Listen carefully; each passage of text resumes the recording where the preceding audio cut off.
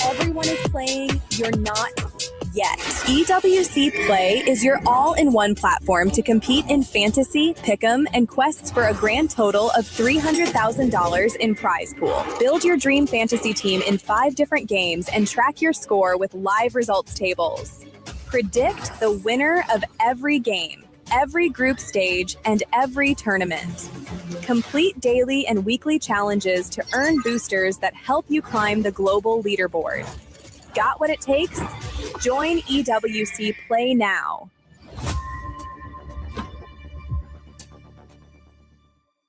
Do you genuinely believe that you are the greatest MLBB player of all time? Do you believe your teammates let you down at EWC 2025? Do you think I'm overrated?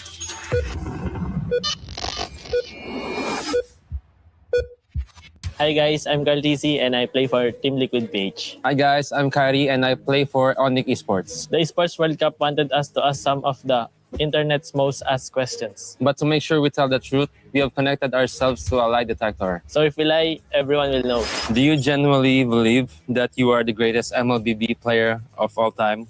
Yes. Yes, he does.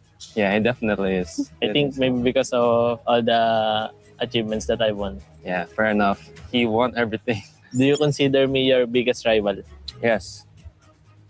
100%. Straight away. Nice. Does it bother you that I have more followers than you? No.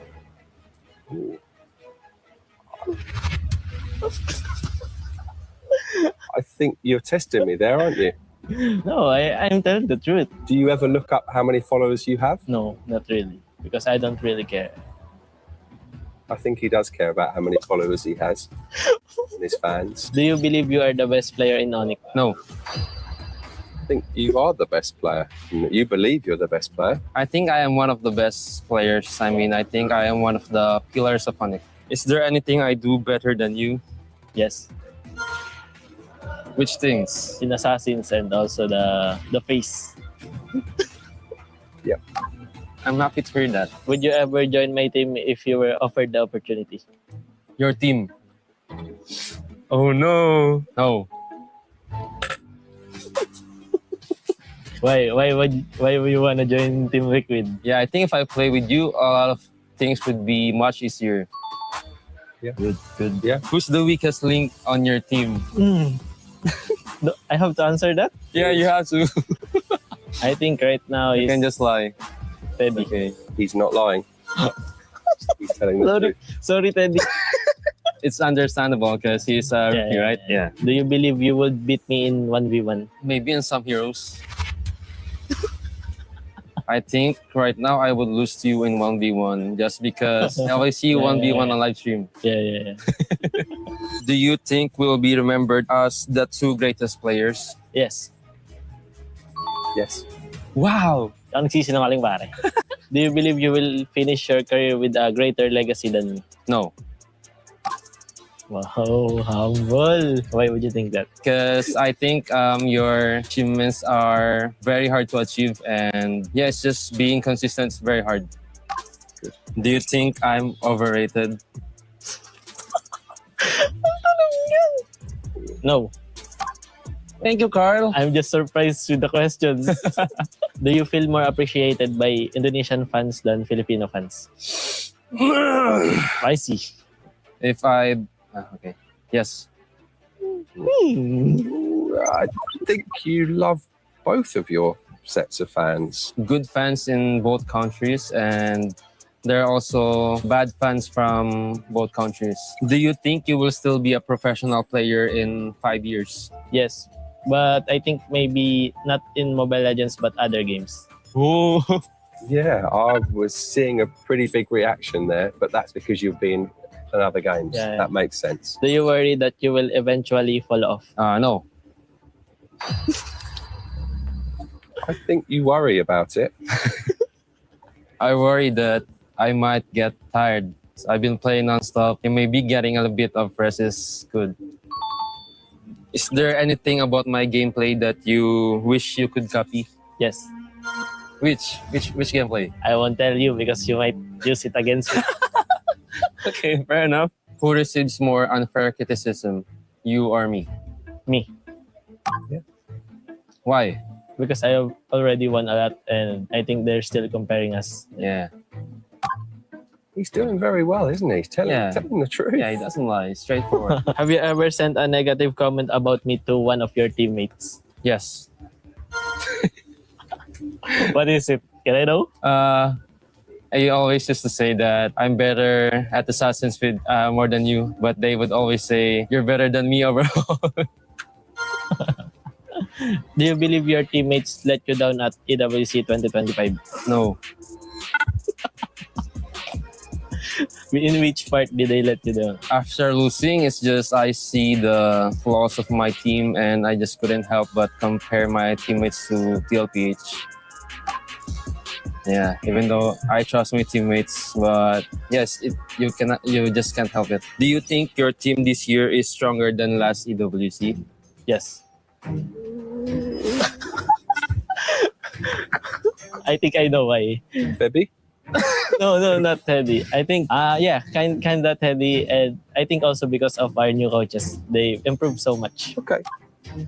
Do you believe this is the year you win EWC? Yes.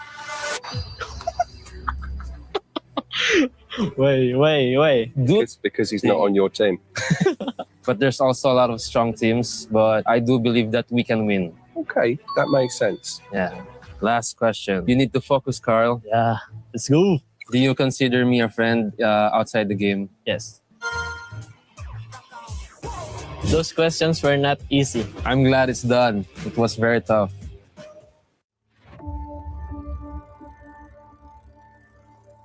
Bloodshed, tears, and glory. The Land of Dawn calls for contenders once again. Against all odds, GK Esports is here to win MPL MENA Season 9. Guangzhou Gaming!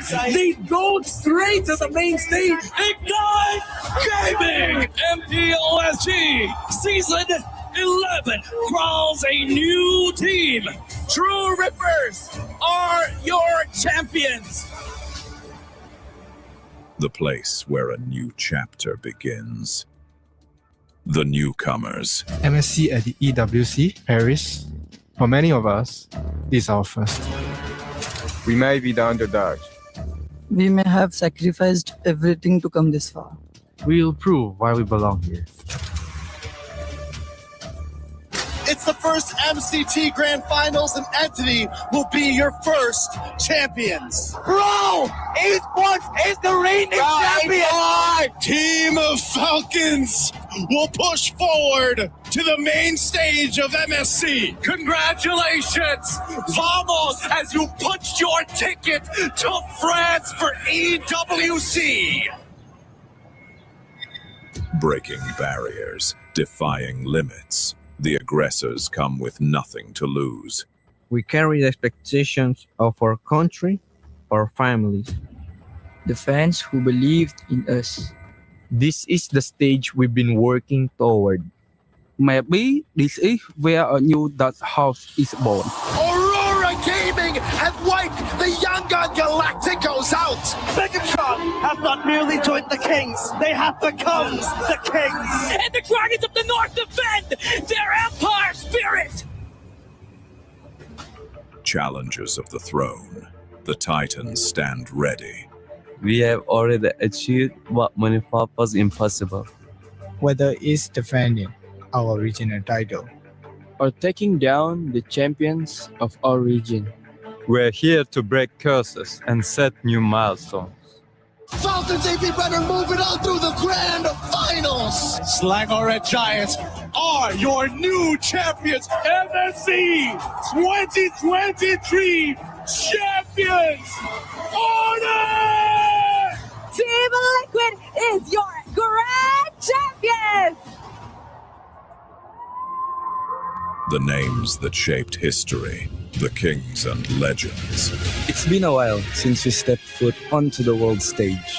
It's been a while since we brought home an international title. Our fight continues because our story isn't finished. Our legacy awaits.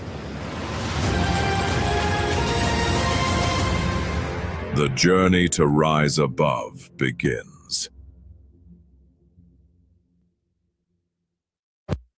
Play is in our DNA. Whenever we let it out, it becomes our superpower. Now imagine an entire city being built to supercharge it. Kadir City, powered by Play.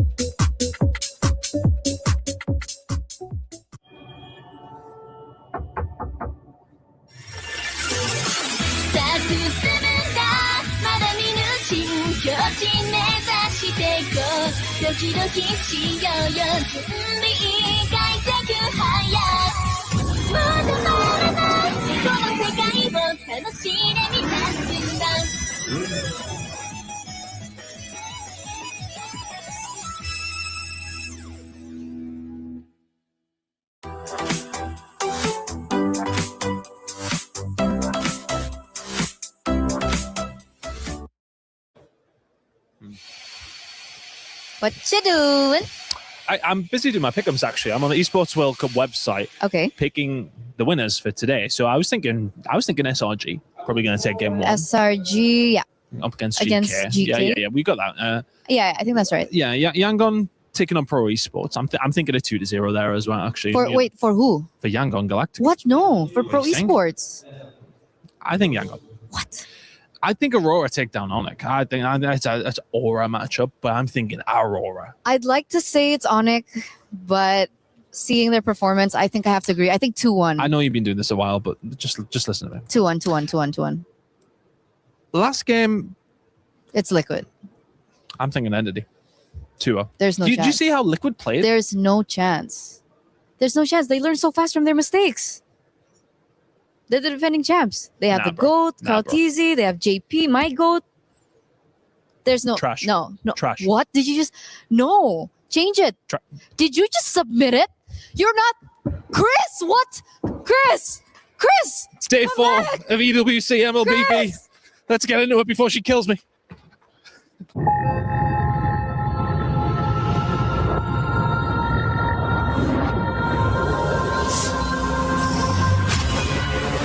In the past, we were always in Asia. This year, we came to Paris. What stories are still left untold? Kami sudah membuktikannya, tapi ini baru permulaan. Tiada siapa akan ingat siapa nombor 2. We need the win. Bukan sekadar keinginan, tapi tekad. Hindi ang pag-abot sa top ang pinakamahirap. Ang corona ang mahirap ipagtanggol. What happened last year became fuel for us this year. This time, we bring us the prize to finish it. A new lineup, new chemistry, new fire. Once champions, not settling for podium finishes. World champions, defending MSC champions. As the final boss of MLBB, can anyone stop them?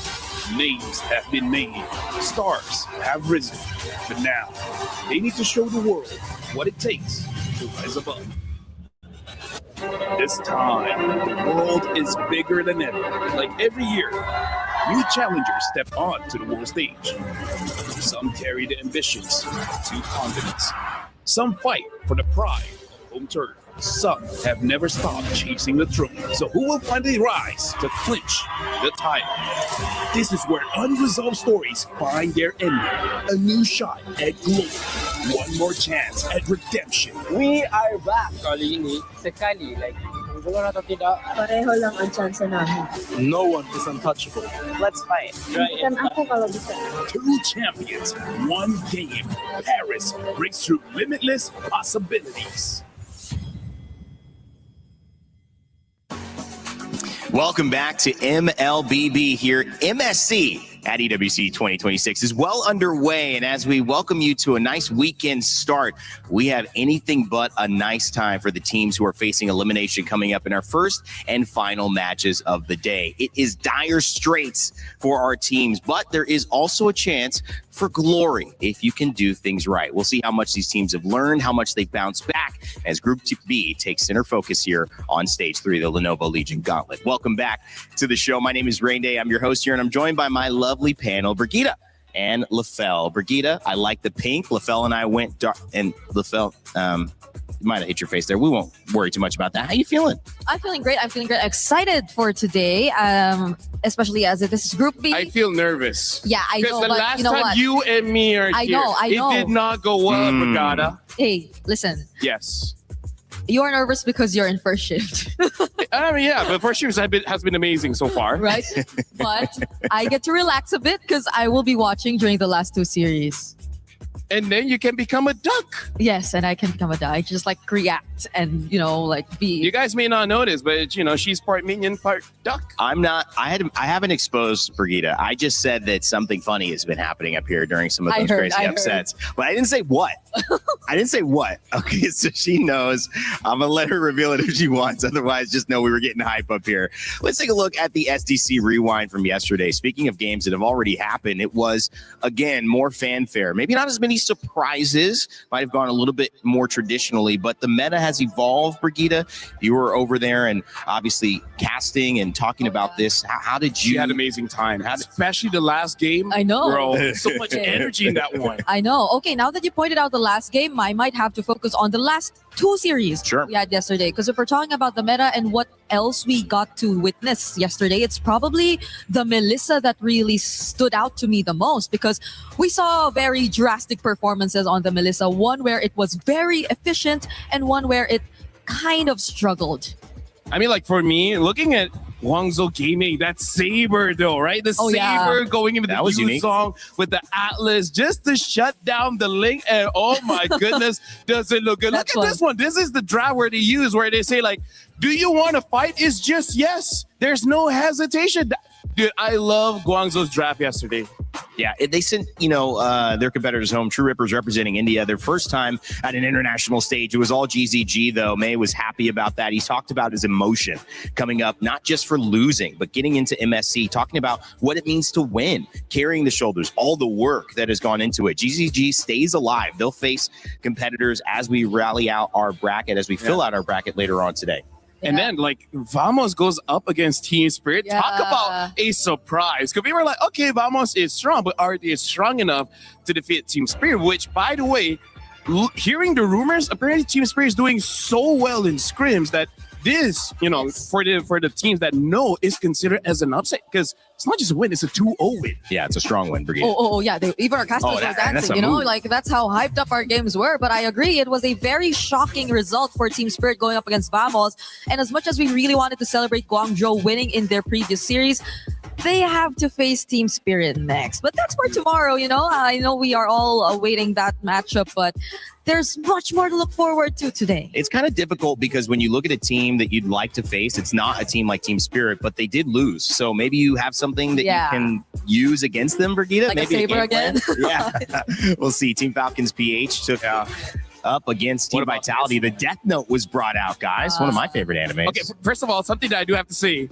Bro, Moreno, on that Selena. How does a Selena... It's already hard for you to get a stationary target. He keeps getting the fanny. Yeah. How does that happen? I also could not explain everything, and the fact that we wanted to really focus on the mid lane matchup, but I think that series was just all Moreno. We barely got to see anything from the KDA machine, at least in terms of the mid lane matchup. And this final one went all the way, the distance, 3 games, but Team Falcons meta was able to move on. It'll be a Team Falcons matchup in the next set of games, so that'll be exciting. And again, it's kind of bittersweet because at least one Falcons member moves through. They have a chance to, add more points to their club championship defense, which they've won 2 years in a row here at EWC. But taking a look at the top side, we've got Yangon Galacticos and Pro Esports coming up. Onyx and Aurora Gaming are set for a matchup. Those will happen today.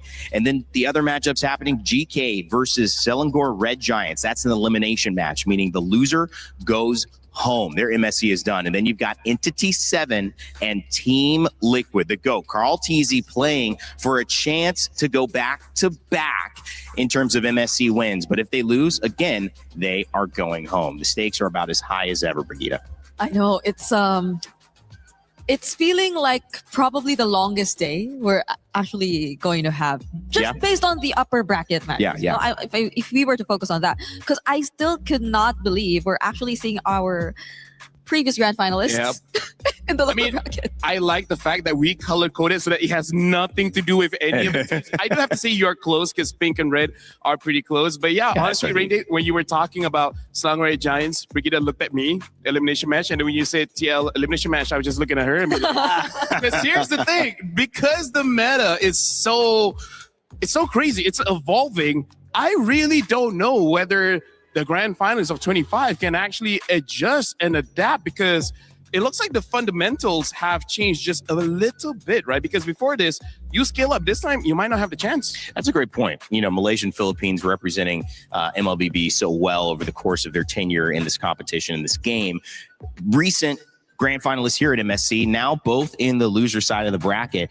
I mean, what does that do, Brigitte, in terms of changing the way you're approaching this tournament? Because obviously things haven't gone well with how you started. Yeah, it's I hope something that will not really pressure them as much, because I believe these two teams aren't really new to lower bracket runs, especially SRG. I believe they've been through this also in the previous year, and having to go through multiple elimination matches is something that they pretty much are used to. But you can't take away the fact that they probably have a slightly more challenging route towards the knockouts. If ever they do get past this series, then they will have to worry about the loser of Onyx and Aurora next, which I feel isn't an easy task. That's not an easy task. No, you've got to keep your energy up, especially when you go through a gauntlet like this. So that's the situation. Just get ready. Everything's going to be a battle from now on. And that's the benefit, though, because now you realize that any game can go any way, which means if you're right about guessing which ways those games go, you deserve something. Earn your share of $300,000 by participating in our EWC Pick'ems. That's right. You get to let us know who you think is going to win the matchups today. You saw a great cold open with Eterna and Chris there talking about a 2-0 into D7 against Liquid. I'm not sure a lot of people will put that as the pick, but crazier things have happened. I mean, maybe like, not. Rain Day, I feel like if I can give any advice to the audience, whatever your intuition says, go the opposite. Go the Because opposite. So far, all the predictions have been pretty wrong. So like, don't trust yourself, basically, little Jimmy. Don't trust yourself. Yeah. For everyone that It's a lesson of life. Be yourself. Don't listen. Whatever you think, it's wrong. Exactly. I love that. Just giving the youth. Have self-doubt. Yes. Listen to the haters. At least for this. At least for MSC. At least for MSC, we got to clear it out. Well, doubt is welcome at MSC. You got to have at least like 9 days of your life where it's okay to doubt everything. And I think this is what Paris has given us in MLBB. Now, as we walk into the camera shots following GK Esports and Selangor Red Giants, the Giants of MENA qualified as champions from their league and able to now face off against what many would consider the ultimate champions, 5-time Malaysian champions in SRG. Unprecedented success from this team, Brigida. Both teams have a lot to play for.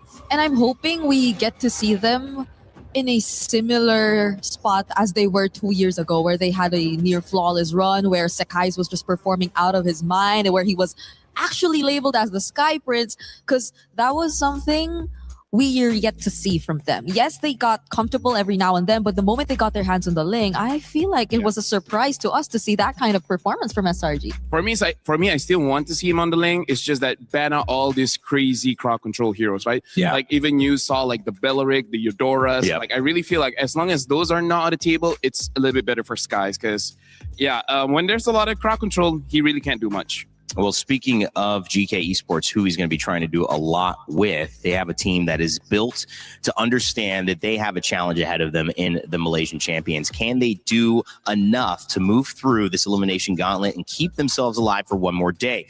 Eterna sat down with Shin to get his thoughts. Hey everyone, it's Eterna here over with Shen, captain of GK Esports. How are you feeling coming to this elimination match? I mean, we didn't get to what we want last match, but today I think we're gonna play better because we got enough time to play more, and we're really excited because we're gonna beat with SRG, so it's really fun to play. Yeah, we're all anticipating this next match. Yeah. And were you surprised that SRG ended up in the lower brackets with you? Yeah, a little bit, but I think this meta, it's there's no really you can say really team gonna beat everyone or something like that. Oh, okay. Yeah, every team has a chance, Every team has a chance. It is a very interesting meta that we're looking at right now. And earlier on, you said that you had a little bit of time, right, to prepare more and so on and so forth. So did you think that was one of the main reasons why you lost your previous match? Yeah, I think we didn't get enough time with each other to adapt to the new meta. But I think now we're gonna play better for sure. Okay. If there was one thing that you could fix from that match that you lost, what was it? I think our draft. Okay, your draft. Yeah. So the drafts have been studied. It's been prepped for today. Did you think that the communication was okay? Chemistry, execution, was it okay for you? I mean, not really, but we didn't get to play the game, so I can't really say that, Okay. But what about you personally? In your performances so far here at MSC, have you been satisfied with it? I mean, not really, because last match I didn't really perform. I think my performance was really bad. Today I hope I can do good in. Okay. We're all hoping. We're all anticipating. We're very excited as well. Is there one person from SRG that you think will be like the main problem later on in your game? I think Innocent. Innocent. Okay, why is it Innocent? I think he's for me is like the most strongest one on the team, you know. So that's why.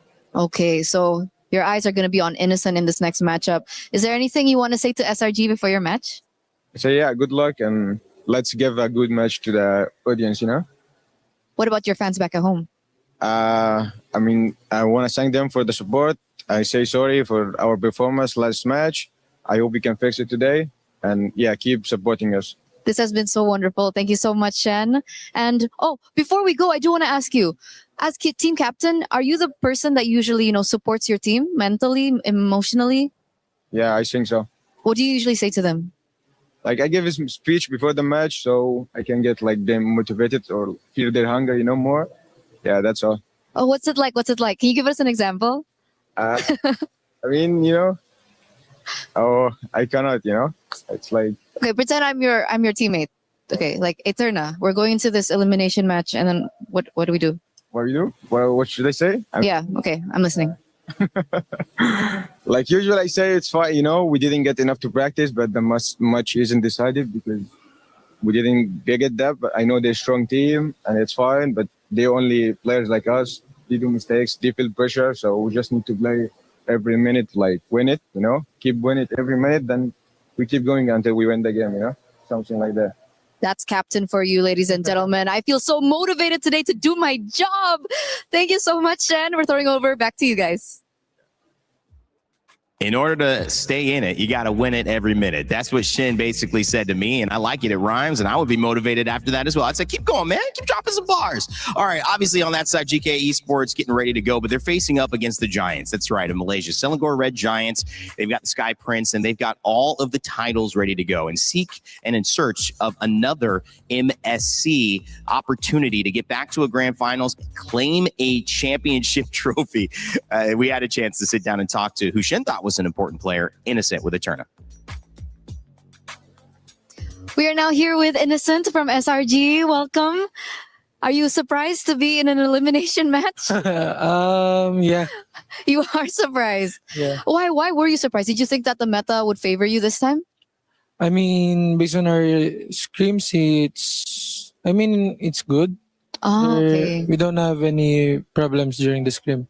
But suddenly, during our first match, it shows that we're lacking something. Oh, okay. They're lacking something right now. And I do want to say, because this is kind of similar to what happened to you last year at MSC, but you managed to go all the way to the grand final. So is this just something that SRG does in the early stages?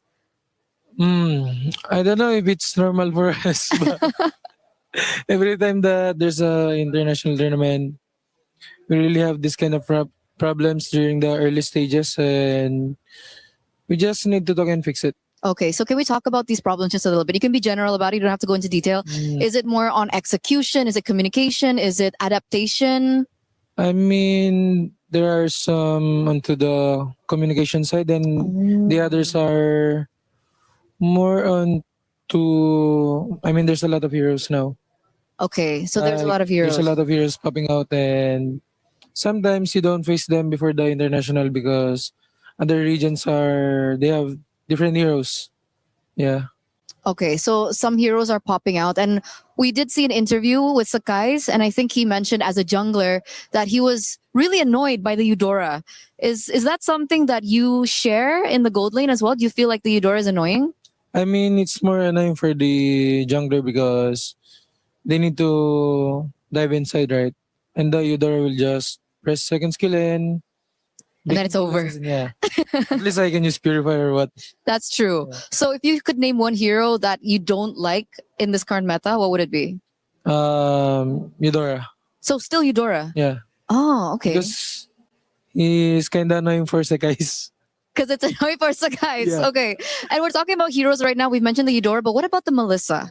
It looks like the Melissa is rising in popularity. Do you think she's the #1 prio in the gold lane right now? Or do you think there's still other options? I mean, there's still other options, but Melissa is kind of safe. Safe pick for Golden right now because her laning is kind of strong compared to other heroes in Golden.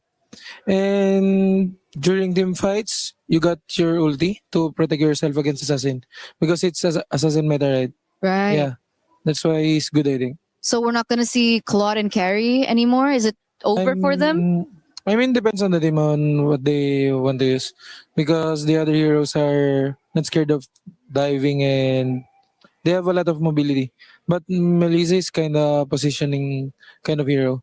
I love the insight. I love the insight. Thank you so much, Innocent. you. By the way, if you could go back in time, and we're going through to your previous match where you unfortunately had to suffer that loss, is there anything that you would do differently in that match, just personally? I think it's fine that we lost that match because we learned a lot of things and we adjusted a lot of, on our play style because of our loss. Champion mindset right there. We're excited for your next match. Once again, thank you so much, Innocent, you. because we're going to throw it over back to you guys. Thank you so much. A little bit of an interesting thought on the meta, guys. You guys are having fun with it as well as we welcome you to the desk, ready to get going on the stage soon. Brigitte, quick thoughts here. How do you think this first game is going to go? Yeah, I think that just proves how we are really not decided on what the actual prio and metas are. It varies per team because even the Brody was rising yesterday. I don't think we've seen it as much as the Melissa, but there are a lot of new picks coming out here and there. Whatever she said. Whatever she said. I double that. I love that. All right. Well, guys, in France, they have a saying, it's c'est la vie. But when your life is on the line, is that enough? I think you're going to have to fight a little harder for it, especially if you want to take down the MSC 24 champions and the back-to-back finalists in 25. The Selangor Red Giants go up against GK Esports. Somebody's life is on the line and someone's going home. Let's get it started.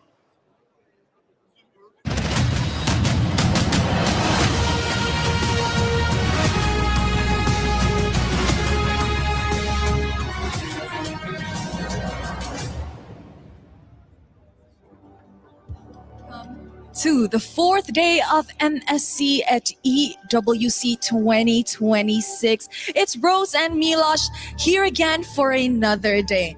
Now guys, yesterday we sent home 2 teams and 2 teams proceeded to the knockout stages. Today, history will repeat itself as we crush 2 keys and promote 2 teams. It's always a lot of fun to crush keys. It's a big part of what we do here at the Esports World Cup, a part of MSC's trajectory, I guess, the history here. Now, as you said, Rose, 2 teams advanced. That was Group A, our focus. There are 2 that went home, and we're going to continue doing that today in Group B. Though, our first matchup is elimination. So a key to crush is the thing I love in the morning. Let's welcome our first competitor to the stage, GK Esports! 1-minute representatives survive to fight another day. Can GK make their own dream come true? A rough ride in day 1 against Yangon Galacticos gave a big set of lessons to learn from. Can they apply them when the pressure is on? Yeah, that's definitely the toughest part. Being able to perform with pressure and, of course, their opponents. It is none other than Selangor Red Giants. The champions of MSC 2024 are on shaky waters after losing in their opening match of the tournament. Have they got what it takes to keep the Giants in the game and attempt to reclaim what was once theirs?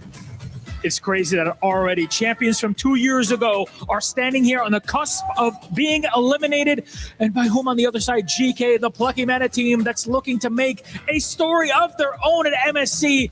This is what you watch MLBB for these sorts of storylines and international games. And I don't think it's time to push us too far. Please, Selangor Red Giants. Please, GK, my friends, you may place your keys. Take your seats, players, captains, you may shake hands because this matchup, once more, is about who stays at MSC 26 and who gets to go home. Let's break it all down and get ready for their desk.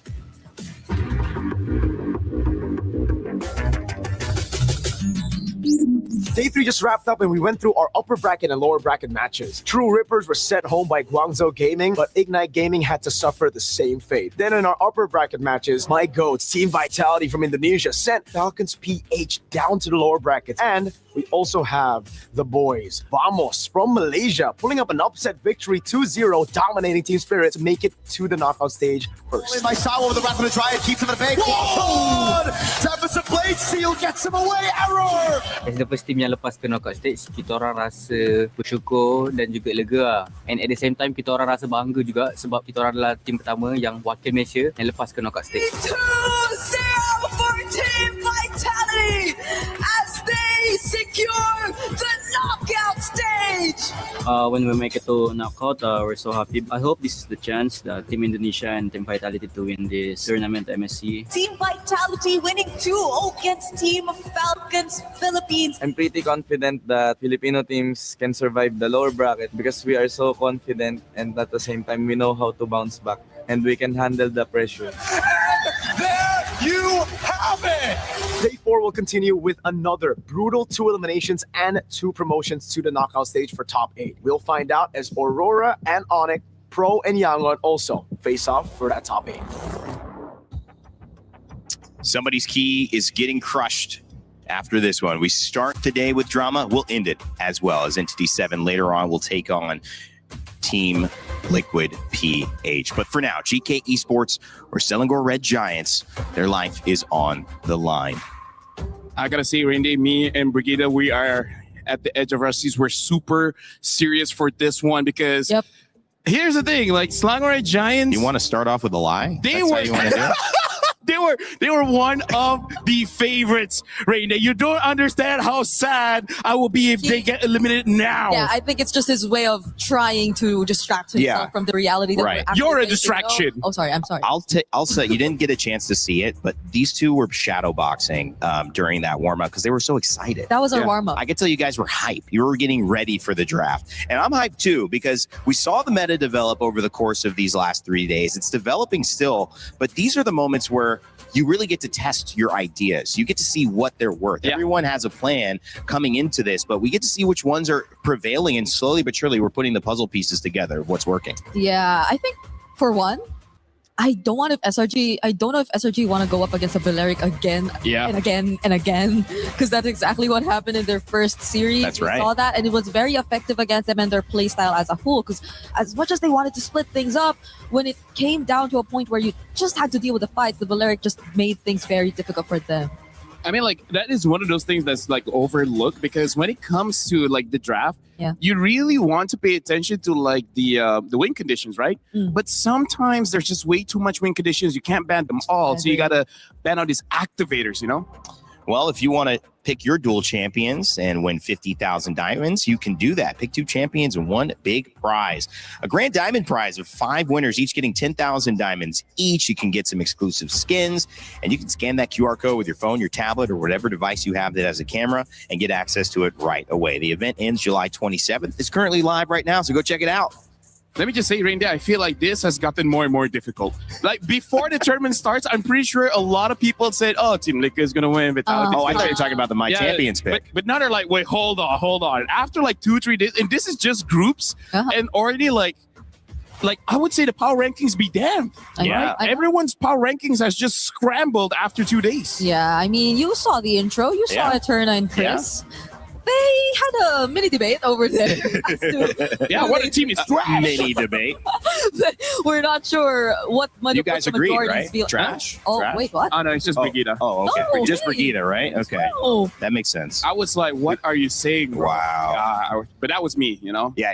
I was supporting them. But either way, jumping into this draft, the interesting thing, it really is, if you have an identity, that's good, but at the same time, your opponents will know how to counter you. For Selangor Red Giants, I would say after their first match against Pro Esports, I don't think it's super defined just yet, their identity, because game 1, 2, and 3, it's different drafts. Even the win condition is different. So I really don't know how they're going to approach this one going up against GK. It's interesting. You did mention, go ahead. I don't want to interrupt you there, but I was just thinking Pro Esports and PPP, you'd mentioned that Belleric, and he was so successful against them. What do they take away from that now going into how they prioritize this draft? I mean, I initially wanted to put a bit more focus on that, but as Lafelle mentioned, it's a bit hard to narrow down the win conditions and what you really want to focus on when it comes to the draft. And that's on top of the fact that SRG themselves, unlike the other teams who tend to just really go either tanky EXP and they just shuffle everything else in the lineup, they've been using either tanky or damage EXP. So you also don't know what kind of approach they want to starting from the EXP lane, which I think is very crucial in this current meta. So let's see if they get to finally establish it here now that they're in a very dangerous spot. Expanding River and maybe expanding conversation of the assassin meta. Two characters, two heroes that have made the biggest impact in that, at least from an eye test. It's been Harara and Ling. But they have a very different win rate. Over the course of these last few days, we got some stats in the green room. Harara, 73% win rate. Ling, 43. And these are two of the Harara Ling assassin users that you might think we might see that matchup again, Lafelle. So that could be a big thing on the ban list or not. Okay, so we're already starting off pretty interesting here. Slangway Giants, they are on first pick blue side, GK second pick red side, and a Harley ban. That's rarely a first phase ban. But just to expand on the conversation of Ling as well as Harara, I'm looking at a Eudora. Either ban it out or first pick, because at this point it's 100% pick and ban. And every single, I would say most junglers, they're like, yeah, we don't like to go up against her. Yeah, but I kind of wonder about the Harley ban. What could have been the idea behind this? Is it just a jungle matchup that they're trying to avoid, or is it a different hero that they're planning to put out and would rather not go up against the likes of a Harley? I see two. One, either they're going for a marksman pick, right? You don't want to deal with the Harley. Or Eudora ban. Nice Eudora ban. The other thing, Break, you remember Aurora? Aurora Gaming with Mr. Big Brain Midnight? Okay. Yeah, when he used the Harley, he just paired up with both side laners that are like very strong and a jungler that's also very strong in the early game. So maybe Harley is also an activator for a pre-10-minute game kind of draft. You know? So I think Slangway Giants right now, get rid of Eudora so that Sakai's has free time, get rid of the Harley so that Innocent has free time, and they just want something that skills a little bit better into the mid. Don't try to, I would say, gamble it in the first stage of the game. Yeah, and GK maybe sense that it could be a setup for a fatty to just have an easier life overall. But you mentioned even a potential marksman that just probably doesn't want to deal with the likes of a Harley and a Eudora. What if SRG, as pointed out by Eterna in the interview earlier on, have plans of maybe putting out a marksman like the Melissa later on? Because I don't think the Melissa would really want to deal with the likes of a Harley Eudora, but that's the thing. We're not entirely sure just yet. We're just somewhat, personally for me, I feel like Melissa fills a hole that is currently there in terms of the draft, which is there's not a lot of siege because look at all the mid so far. The Eudora, the Valentina, they've been mid-range mages, right? They haven't been someone that can really push people away from the turrets for you to get the free objectives. And even the Atlas ban. So this really is just saying Slangway Giants, they don't want to deal with any crazy instant crowd controls kind of thing. I think that's smart because we've seen Atlas punish teams quite a bit. And I think you also need to even consider leaving Eudora open if the bans don't go that way to make sure that Atlas is banned. Because I think we've started almost see some things that can deal with it. We brought up the Vexana as well, mid, that was okay against the Eudora. Maybe there are ways to deal with that. I haven't seen a lot of answers for Atlas. But there's the Freya. One answer is the Belleric, I guess, which is also still open. Yeah. But the Ling too. Like, is it time? I would say Rara. Rara. I think Rara is just a bit better, but to be safe, honestly, I wouldn't mind if SRG just takes the Belleric, because after that, like the other roamer that's kind of like AoE control is the Minotaur. Yeah. And Minotaur is much more manageable, especially if you get the Zushin. If you get the Zushin. Yeah. And GK have been very unorthodox with their roles. Like they went Jawhead. There was a Jawhead Selena, right? Yeah, it was a Jawhead Selena. So, okay. SRG do lock into Hirara. They've been performing better on this hero as well. And the fact that they did take out a couple counters too will make it much easier. But GK, on the other hand, do they lock into Belleric, which is somewhat a really good pick It is a very good pick. SRG based on pro and in general as a whole? One way you could deal with that, my thought is, if you have trouble against Belleric, you prep for that. Teams are going to pick it against you because they've seen, oh, that gives them trouble. But if in these days, SRG have kind of found an answer, Lafelle, and I don't know what that answer would be, maybe give that to you, it could be a nice setup because they're like, we know teams are going to bring this out against us, but we'll have the answer now. Oh, do they consider the Valentina or? I honestly don't know because I actually prefer something with a little bit more range to deal with this Zushin because both Zushin as well as Belleric is very good against melee heroes. So I feel like you need just a little bit more range to counter them before they become a problem, right? But we've seen when Stormy picks up a pick like the Farsa, which theoretically should do good here based on those first 2 picks. The problem is there's still a lot of junglers as well as EXP laners that can deal with the Farsa. Like for example, the Yuzong's still up, so now they pick up an Eve, a much safer long-range hero, and they even pick up the Moskov just in case if GK does want to go for that Ling route. I'm liking SRG's opening draft because this is more honest, but at the same time, it's just very strong heroes. Yeah, and it feels less like them just willingly handing over some of the picks you would just really expect to be prioritized as power picks, as in contrast to the way that they drafted during the first time that we saw them, wherein they were letting go of picks here and there. And that's a Ling which they also did let go of this time, but it's not like they gave up on it. Right. They had the Hirara, which is stats-wise a much better performing jungler here currently in MSC. So now that we're on to the second banning phase, XP lane matchups. This is going to be crucial. We don't see both XP lanes from both sides just yet. And everything's open. Esme is open. Paquito is open. It's only just the Freya. So at this point, I feel like for Slangoray Giants, they're hoping for GK to show their EXP pick on 4th, just so that Cram has a winning matchup, right? Because I feel like that's also something that SRG is trying to do. Get winning matchups, secure the first 2 turtles, and then try to expand from there. Yeah, one winning matchup is a way to win the game. We've seen 2 kind of set them up really well. A gold lane that can push and have an impact, and also an EXP lane where you get off to a good start.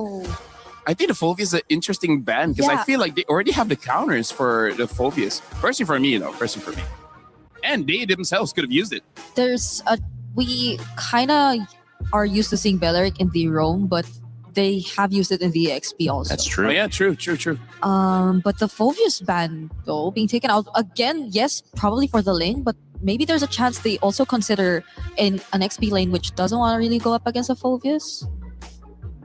And that would be something like a Paquito, I guess. Paquito and Arlo. Yeah, they might try to get that. In terms of Arlo, I can see it because they do have the Belleric as well as the Zushin. And now the Barat. So this does seem more like an Arlet pick coming up. SRG, I think they would be okay to just let the Arlet go and try to fight back with either a Paquito or an Esmeralda. Both, I feel like, should be able to do their jobs quite well against GK's lineup. Or I don't know if they want to go for a Lapu. That's like not necessarily great, but that's definitely one of Cram's comfort. Yeah, even the Arlot or even the Barats ban really tells you a lot. Yeah, it screams Arlet for this one. So Harith is taken out too. I wonder if SRG won't want to consider some of the more recently popping out marksmen or gold laners as well. But like Melissa? Claude? The Brody too. Yeah, there goes the Claude. Yep. And expert Rain Day. Hey guys, I'm learning from the best here. Oh, wait, so they show up the Uranus. This means that SRG, they can get an Esmeralda and basically have a nothing lane. Yeah. Or again, just pick up the Paquito, win that lane, and then just establish pressure. Because as we saw, if you're going up against a Ling and the Ling does not have a good time getting those farms, it's going to take quite a while for the Ling to really be effective in the game. Yeah. And honestly, you don't know the roam yet. I mean, I would have considered Hilda, but the fact that the Belleric and the Juicin are just too good with melee heroes maybe might make you think twice about picking up the Hilda. So other roam options for Yums at this point. I wonder if they want to try healer. You know, something like Matilda. Matilda is open. Yeah, it could be Funky. Yeah. I love Funky. Yuzhong, what about him? Oh, Yuzhong. Oh, Yuzhong is also very good here. Cram used that. Used that. And into he lost, but he used that. He used it. He used it, you know. Oh, Hylos. Oh. And Paquito. Okay, so a little bit of a different strategy there.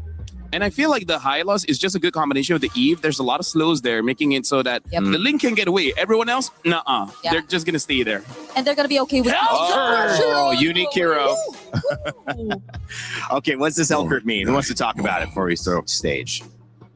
Wait, is this going to be Hellcurt gold? No, it's Rome, right? I mean, no, gold. It's gold. I mean, Belly could go EXP. Yurina. It's gold. It's gold, Hellkurt. Well, so Hellkurt burst, and then he can make the map dark. Burst, and then Vision Deny. Ooh. We'll see. We'll see. I love it. We rarely see it. It's kind of cool. Reminds me of my old Jabberwocky days back in the game. That's very similar, but this game, there's nothing similar to this feeling of under the bright lights, your life on the line. You're playing for hundreds of thousands, maybe millions of dollars if your journey continues, and one team is going to have that key crushed after this. Let's begin game one, SRG versus GK Esports. Send over your casters, Naisu and Trex. Thank you so much, Rain Day. I'm here with Naisu on the desk. Just a reminder, this is an elimination match between SRG and GK Esports. How are we feeling, Naisu? And you know what? It's weird to start the day with an elimination match, man, but that's been the course of things for the past couple of weeks for all the journeys that we've made it up to this point. And now to think about a Hellkurt being placed in the gold lane. If I haven't been vocal enough about how much I love the meta right now, man, this is why. Because we're seeing even this come to play in an elimination match. This definitely makes things interesting. And I got to say, the past couple big upsets that we have seen throughout the past few days have been because of picks like this. Now, the Hellkurt in the gold lane, not something you normally see. A little bit of action in the mid, though. First blood over to Stormy, Naisu. Wow. All right. Already burning a couple the Revitalize there to keep him up. But yeah, I was so surprised that was that early on that you're able to get a kill on Shen. A little bit of a misstep. Yeah, definitely a misstep. Yaga in this gold lane. Back to this Hellkurt, though. Nothing too crazy as far as emblems go across the map. We do have the pull together on Quanok. Overall, though, I'm excited to see how this plays. Are we going to see the Hellkurt roam around quickly? Normally, gold lane doesn't get too much action in the early game, but because of the speed, once he hits level 4 as well, getting the Dark Knight Falls might be able to help GK in terms of getting some of these first turtles. He hasn't hit level 4 yet. May be able to get it before this turtle. I'm wondering if SRG is going to want to rush it because they don't want to have to deal with that Dark Knight Falls. Because even when he's on the opposite side of the map, his team can still capitalize from it. So it's something we definitely have to watch out for, especially with the range, with the possible surprise of Shen hitting a Wrath of Dryad, something of that nature. So I'm excited to see how they utilize this pick. Oh, Eisenberg and the Flicker too. Yeah, you're right about that. The utility that a Hellkurt can bring just with, darkening the map with his ultimate, that Dark Knight Falls, is great, but still, I think that's the main thing. Can he get out of the lane? Can he join these fights? It looks like he wants to do exactly that. They're going to force a fight anyway. Beacon already used Shen, able to flicker out for now. Dark Knight Falls comes through. They collapse on Sakai, so able to pick up one. Turtle still for the taking here. So for this, you got the numbers advantage, and there you go. Yaga's making it work. Gets another. Yaga. Things already turning around for the side of GK. Looking good. They take a death early on. But we're already seeing the possibility that Sakai's is going to have to be careful going off on his own, even if it looks like he can secure a kill, because at any point, Dark Knight Falls comes down, Yaga pops up, helps gets the kill. He is an assassin. He's still squishy. And that's what I feel like is going to be the target. You add that up with Stormy as well.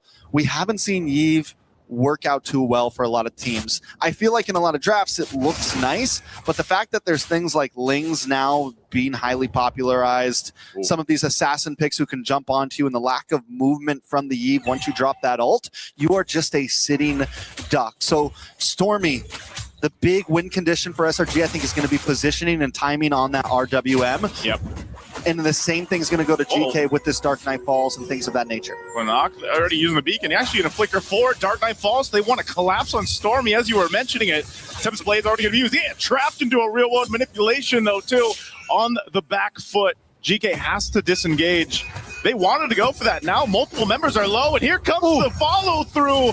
A spear from Innocent will be able to find a double. He does it again in the mid lane. He just never misses. That's the reality situation with Innocent. And I want to go back to what I was saying with Stormy. That last RWM was huge, but Cram. Oh, Cram. Okay. This is why the Paquito's so deadly. Couple combos, and you're half health or less. Yaga's going to get spotted out. He does get stunned here, but he's fine for now. Yes, back to what you were saying, Trex. I think fighting around the real world manipulation is key. We just saw it in the hands of Stormy there in that fight, especially because they know that GK's idea behind this draft is to just kind of go in, make it happen, get a kill if they can. But your real-world manipulation is your biggest counterpunch to that. Not only this, but you can slow them down with a glorious pathway from Yums' Hylos, and they've got a lot of tools. So once GK kind of goes all in, the problem is if they don't catch anyone, can they get out? And sometimes you might see that Dark Knight Falls even be changed to more of a defensive use if they need it at some point. And that's where so much of it is going to be who will pull the trigger first. And Stormy did such a good job in that last fight when GK was invading onto the purple buff. He holds on to the RWM. Dark Knight Fall went down first. Stormy moves around, finds a good position, and then after the fight's already been going on, he drops it. Oh, here we go. Fight for the second turtle. Lower, less than half health here. They're going to force it anyway. Innocent gets a solo kill. The turtle's going to be secured by Sakai's, but he might lose his life for it as Quanok picks up a kill. Looking for Cram. He's trying to get away, but there's just a whole lot of crowd control locking him down as Aizen will pick up for himself. So a bit of a trade across the map, but that's also a lot of gold and push now for Innocent on the Moskov. Yeah, I don't think we expected things to go like this. It's 5-4 right now. GK holding a small, ever so slight gold lead. Still, the game is at a standstill, but every fight has gone back and forth. Neither team finding full leverage. Neither team really getting a full grip on this game. GK Esports, I'm wondering, when is the time to really pop off? Yaga is going to get a couple more items, and I kind of want to see where he's building towards. Is it just full burst damage? Do we have the there's your Sky Piercer. Sky Piercer. I was wondering if maybe we were going to say like a Blade of Heptasy, something of that nature, but no. Sky Piercer up front. Berserker Fury already in for Zeno. On the opposite side, Innocent having a great game. 3-0-0. He's already got 2 items in, looking for that third. We're talking about a possible 8-9 minute third item very early in this game, as long as he keeps on this path. Yeah, Innocent's going to be a problem for GK, and that's why, at some point, Yaga's kind of his game plan will be just to lock down Innocent, try to go in. Of course, he's got the execute there to work with too.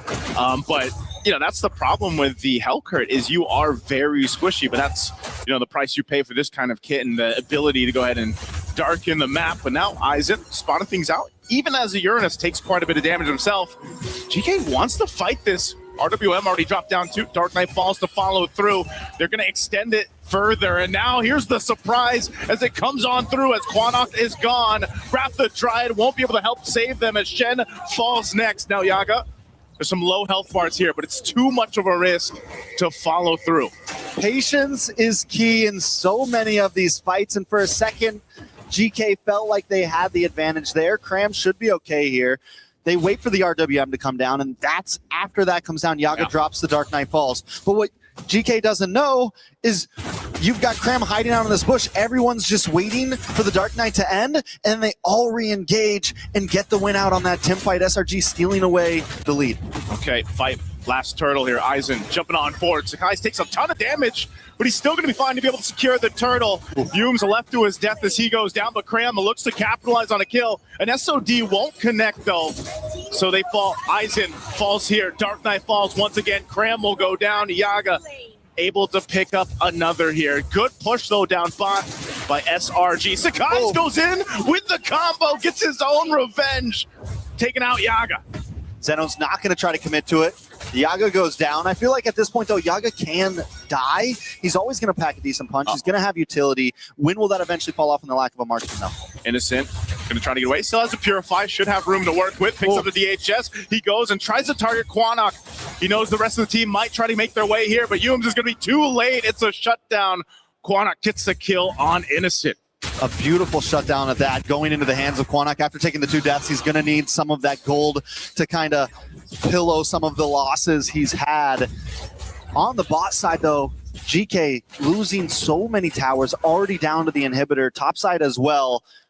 Though GK's been doing well in some of these team fights, in terms of macro, they've been having a little bit of trouble, and I think that's the sacrifice that happens when you pick up this Hellcurt. Yep. And yes, you can use it as a split pusher sometimes, but they've been using it a lot more for these turtles, for these objectives, for these big fights. They haven't really been sending him off to the offlanes, and I'm wondering if there's going to be a point where they kind of change his game plan on what they want to use that hero for.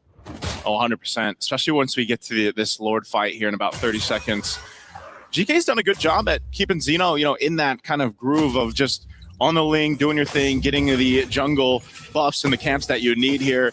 You know, it's not like he's far behind or anything like that against Sakai's, but he needs to win that retribution battle if they're able to set up for that first Lord. That would give a big favor over to GK to work with. So right now it's just kind of maintaining the map.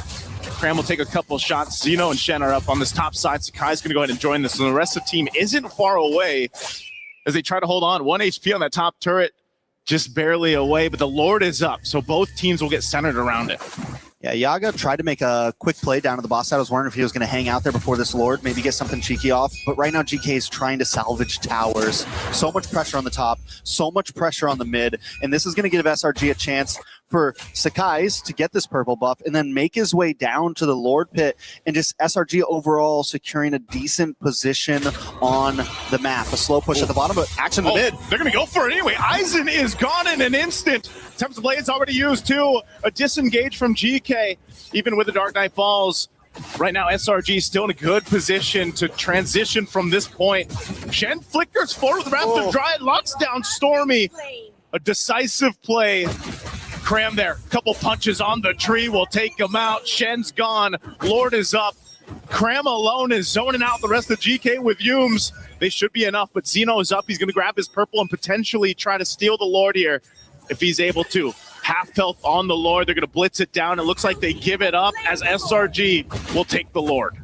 SRG with a very clean Lord take, and though GK is doing well at finding some responses here and there, Cram himself right now is just putting so much pressure on Yaga, so much pressure on Quinnock. Every time a fight starts, Cram finds a beautiful angle and just stops GK from what they want to do. In that last fight, Yaga was looking for an entry in. Cram was waiting for him. Got a couple quick punches off, and Yaga can't do anything. It completely nullifies the strategy that GK wants to bring to this fight.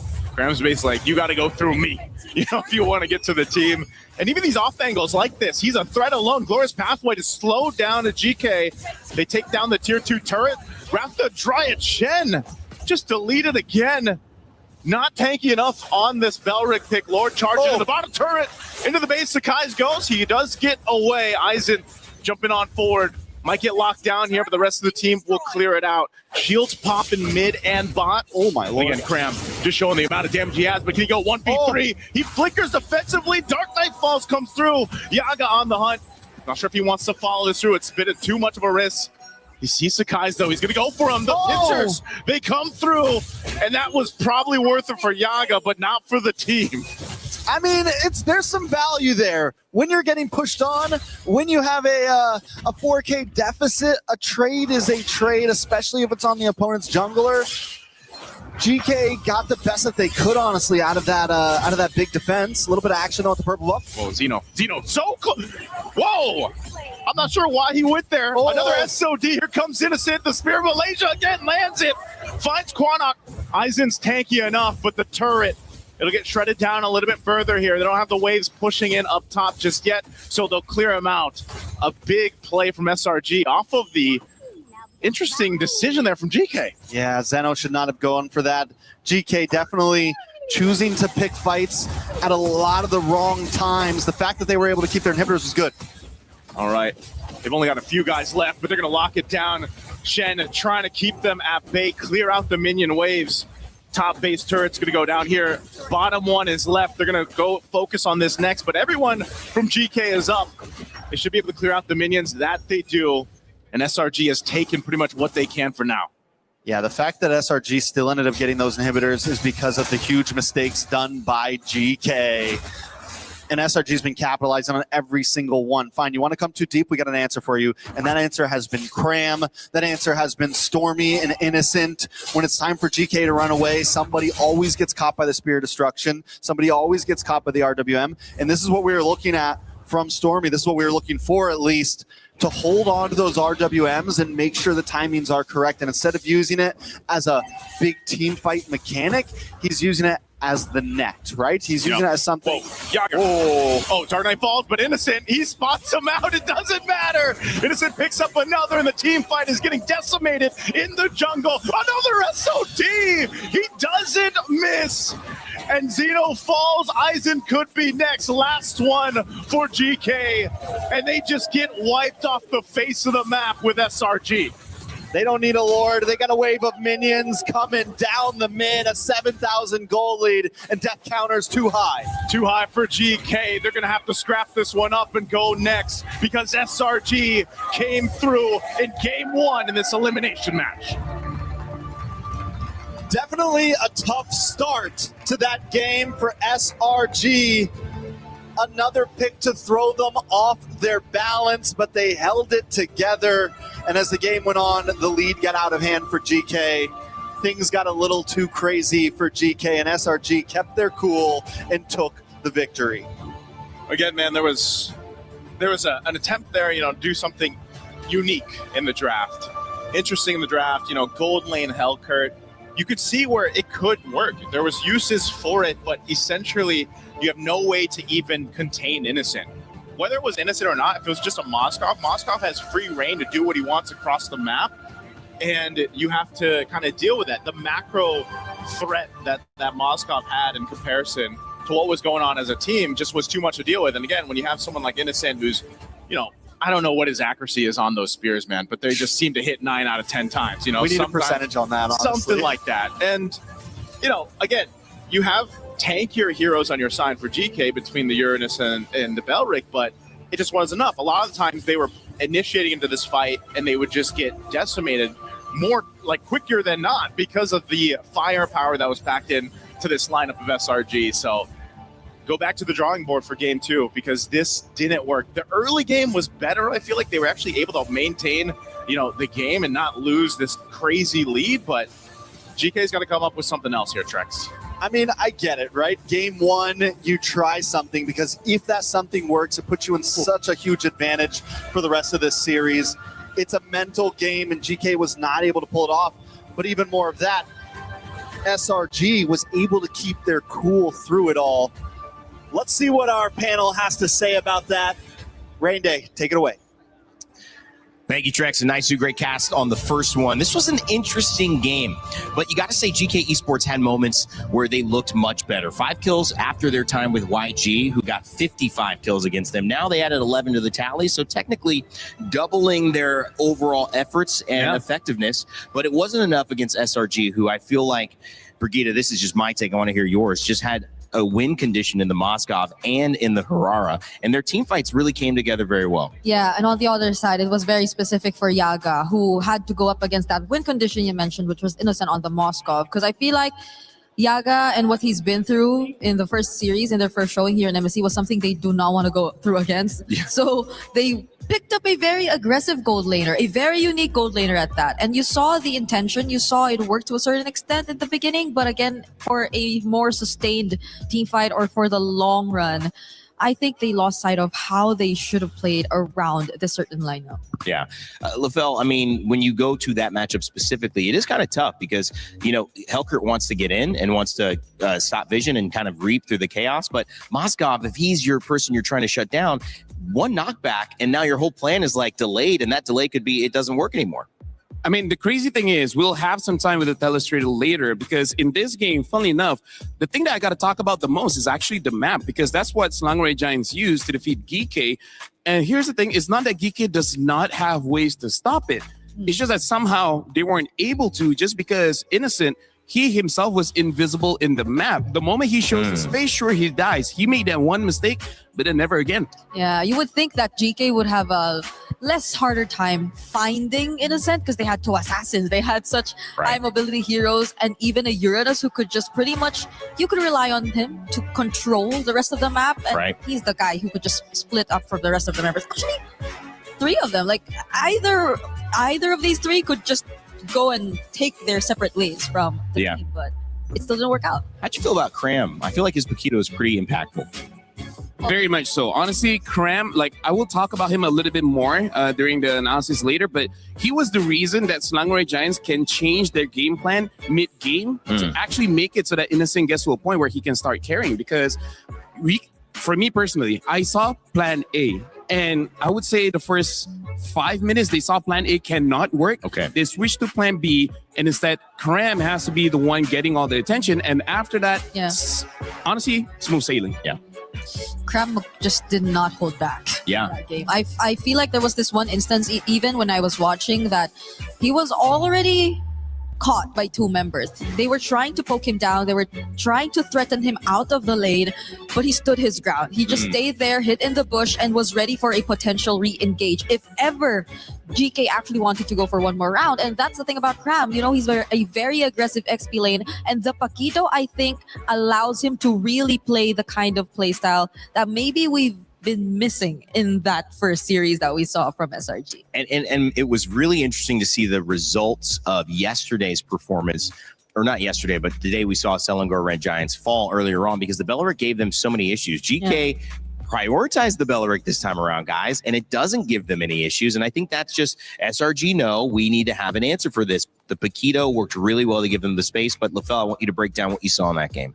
All right, Brigida, I trust you for this one. So we're gonna be looking at it. You know, I'm just gonna stop. We're gonna look at the draft here, and I'm gonna take some time because we're gonna be looking at GK's draft first, where the idea of this Hellcat was to shut down the Moskov, because based on previous matchups, they know that the Moskov will win against Link. So they need an immediate answer, and that answer was this Hellcat, which this is why we're going to see in the game how it really changes. But before that, we got to talk about how Selangor Giants approach the draft, because they have 1, 2, and 3 independent laners, meaning to say that when the game goes above 5 minutes, you can have them solo lane, and then that can attract a lot of teams. But in this game, StaGe was not a solo laner. He was the one actually starting the fights. It was more on Cram as well as Innocent to be in that lane. We're going to be looking at some clips here where in the first clip, we'll talk about how great the Yaga on this Hellcat is, which, by the way, it's a very toxic Hellcat, you know, with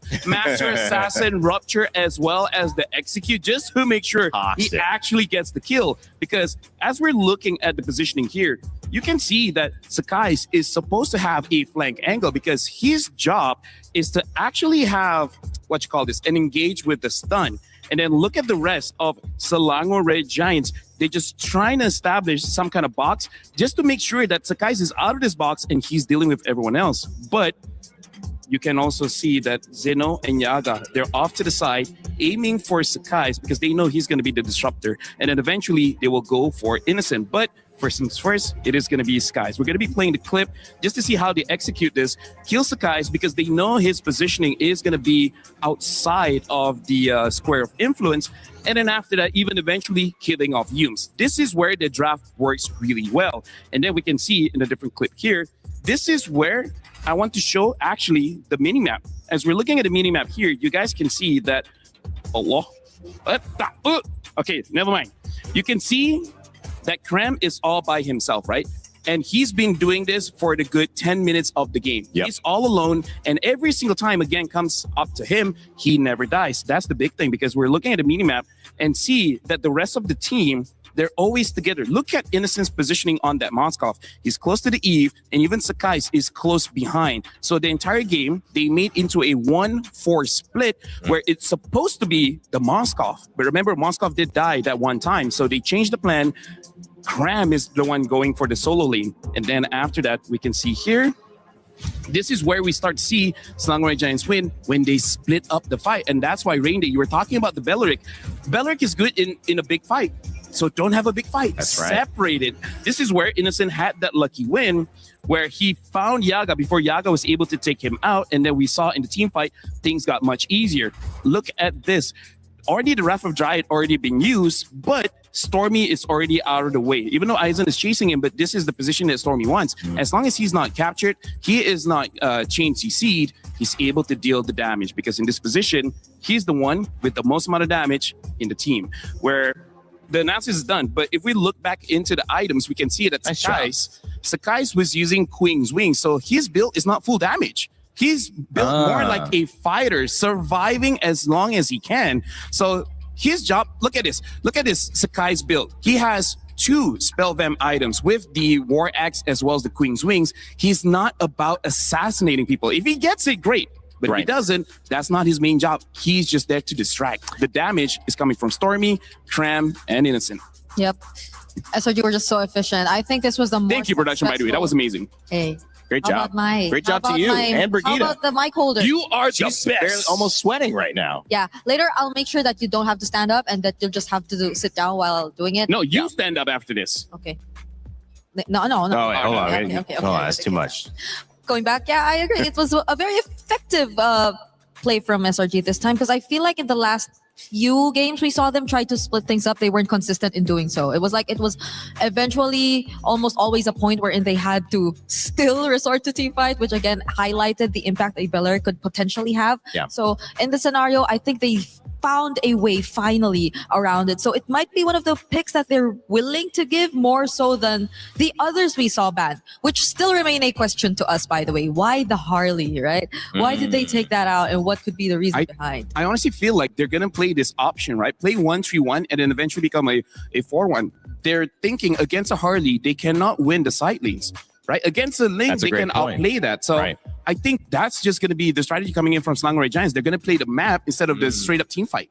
That's a really good point. I mean, they've obviously come in with a plan, and sometimes taking a loss gives you the most amount of information. We talked about it. Even when you look down to Entity 7 and Team Liquid PH coming up as well. A lot of people surprised at some of the loss, but also there's a good chance to learn something valuable, and you might say invaluable, if this is the beginning of another SRG run to finals. Because if you're going to give it up, you need to know how to deal with it. They certainly definitely found a way to deal with it.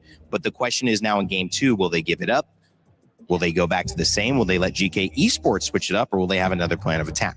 I mean, here's the thing. I feel like GK kind of read into it with the Hellcurt as well as the Link pick. It's just that the execution wasn't there. So I do wonder if GK wants to change it up just a little bit. Because Slangray Giants, for better or for worse, they're showing that they're not interested in team fights. They're going to be playing the side lane. So I think more and more teams are going to catch it. And this is going to force Slangray Giants to basically adapt. But here's the thing. This is an elimination match. Yeah. The fact that if you lose this or the next game or the next match, you're eliminated. So this is actually a pretty tough situation for both teams, GK as well as Slangray Giants. Yeah, especially for GK, because really, you pointed it out. I'm not sure if they want to go for a similar approach in terms of just picking a very unorthodox lineup into SRG to potentially catch them off guard or probably, shock them to a certain extent. Did it kind of feel like they were maybe trying to catch SRG in something and go versus playing to their own strength and finding a win condition? Kind of,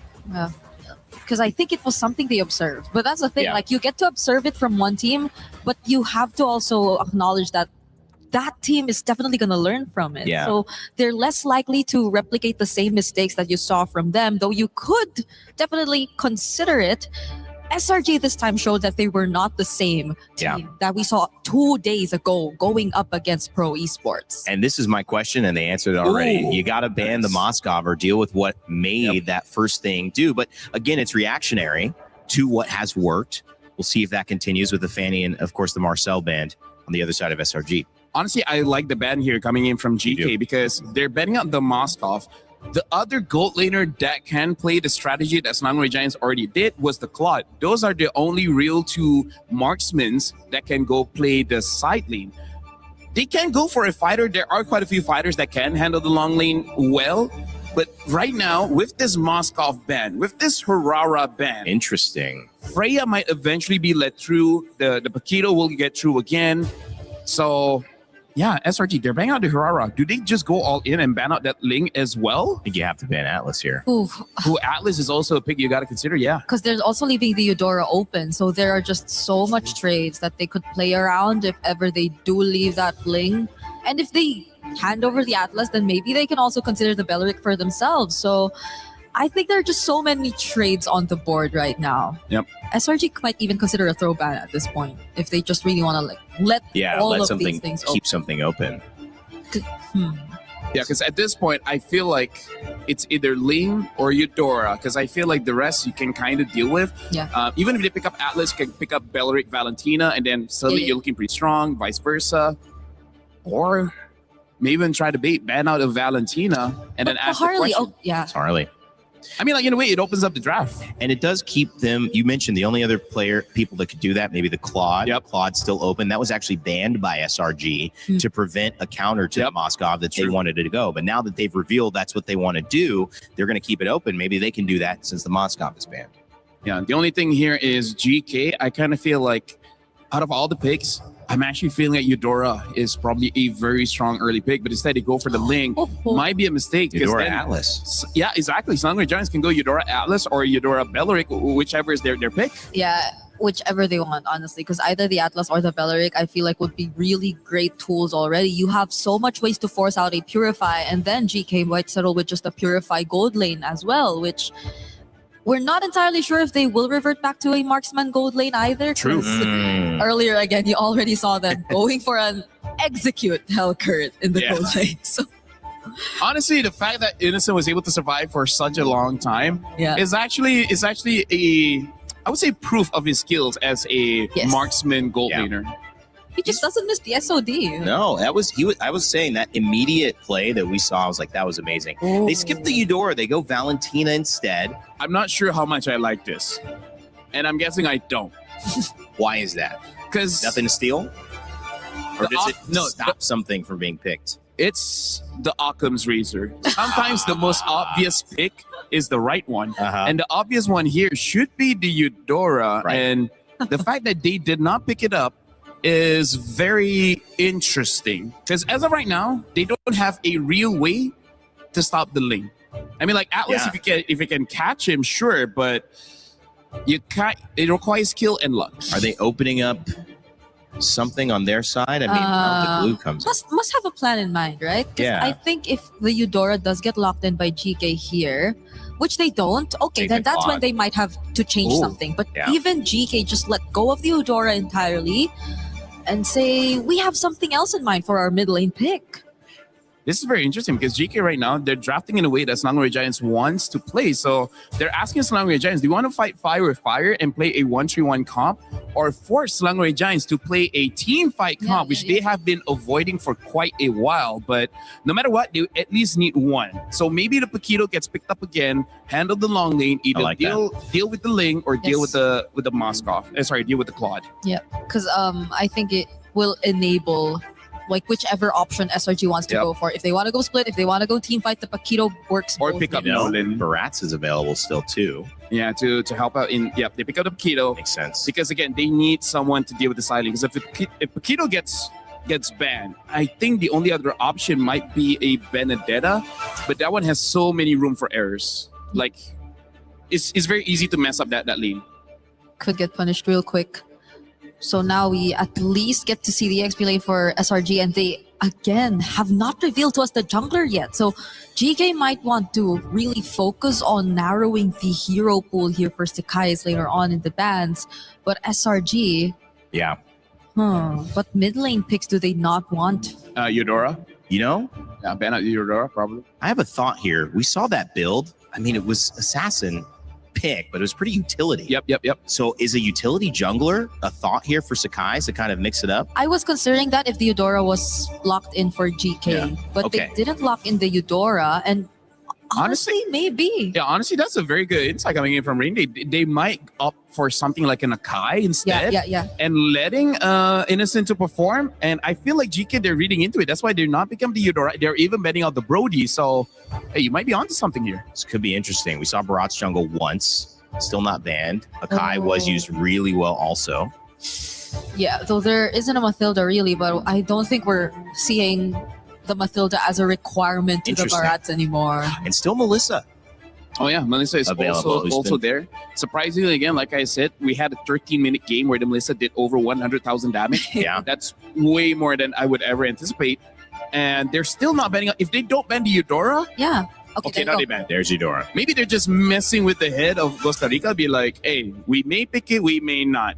Because they are on the red side. They have last pick. Yeah. They can really play with the minds of GK here. Yeah. So do they take out another safe gold lane? Oh, they And there's let the Melissa there. Harith through. Instead, they decide to pick the Melissa. Well, in the words of Innocent, he already described the Melissa as a Yep. very safe gold lane anyway. So And I think there's no more Good point. safe goat lanes unless you want to consider a Bruno with the House Claw where your healing is just enough to survive. But even then, that's not a guarantee. yeah, so it's That's not a probably guarantee. another Harith carry option here for SRG unless they want to go something unique or want to flex the Paquito in gold. It could. Because If they do that, they go for the Yi Shin. But going up against a Ling as well as a Claude, I don't think the Yi Shin will have a good time. It is an option, just may not be the best option. Yeah. Because at this point, it's just the Yi Shin left that you could really consider. So, wow, great call there. Yeah, they go for. Yeah. This is looking to be a Paquito gold given this Yi Shin pickup. Yeah. I mean, again, going up against the Ling as well as the Claude, how Slangray Giants can win this one is they need to have mid prio and then hope that Sakai is on this Yi Shin is able to get one level ahead of the Ling and secure those turtles and then try to snowball off of there. Because when the Claude has 4 items, when the Ling has even 2 items, this Yi Shin needs a lot of help for the Paquito as well as the Atlas. Yeah, but you're already stuck with an Atlas Valentina. So GK might have the upper hand here in terms of determining what the matchup is going to look like. We don't know if the glue is going Rome or EXP, but they could flex that too because they flex it. Oh, they even have the unique Valir. hero. So the Valir is good at denying, I would say, everyone from Slangray Giants. If they want to go in, Valir will just push them away. And they even have Esmeralda to say, if you put Paquito into the EXP, the Esmeralda can deal with this. GK, this is another way to draft, and it looks very effective. Yeah, it looks very cool. I like hot. GK looked very cool and hot because of the Cool Valir. and hot. Look at that. Yeah, it's hot and cool, but Well, what's going to be the cool hot pick from Innocent? should be EXP. Should be EXP, right? If they don't want to put the Paquito against the Esmeralda in the lane. They need someone to do with this Valir, so someone that can dive. Yuzong, a Lapu, Dairav just to deal with the Esmeralda. Oh, wow. This is very interesting. It's only been Falcon's PH using the Daira. So I think the last time... I don't think it won either. It didn't. No. The last time Kram used the Dairav was MSC 25 during the group stage, and he won that one, but that was the only time he used in that competition. So wow, quite a long time since he's used the Dairav, especially here in international. Who gets the edge from you guys? This is... Okay. GK sound very cool to look very cool to Moy. I think GK is easier to execute. All right, we'll see who executes here. SRG trying to go 2-0 and keep their tournament hopes alive to get back to the grand finals. If GK Esports lose, their key will be crushed. It's all on the line here in game 2 as we send it back over to Naisu and Trex. The pressure is on as we jump into the land of Dawn. SRG 1 game away from securing a victory and moving forward. GK just trying to tie things up here. This is Trex and Naisu bringing you the live action in this game. How we feeling, Naisu?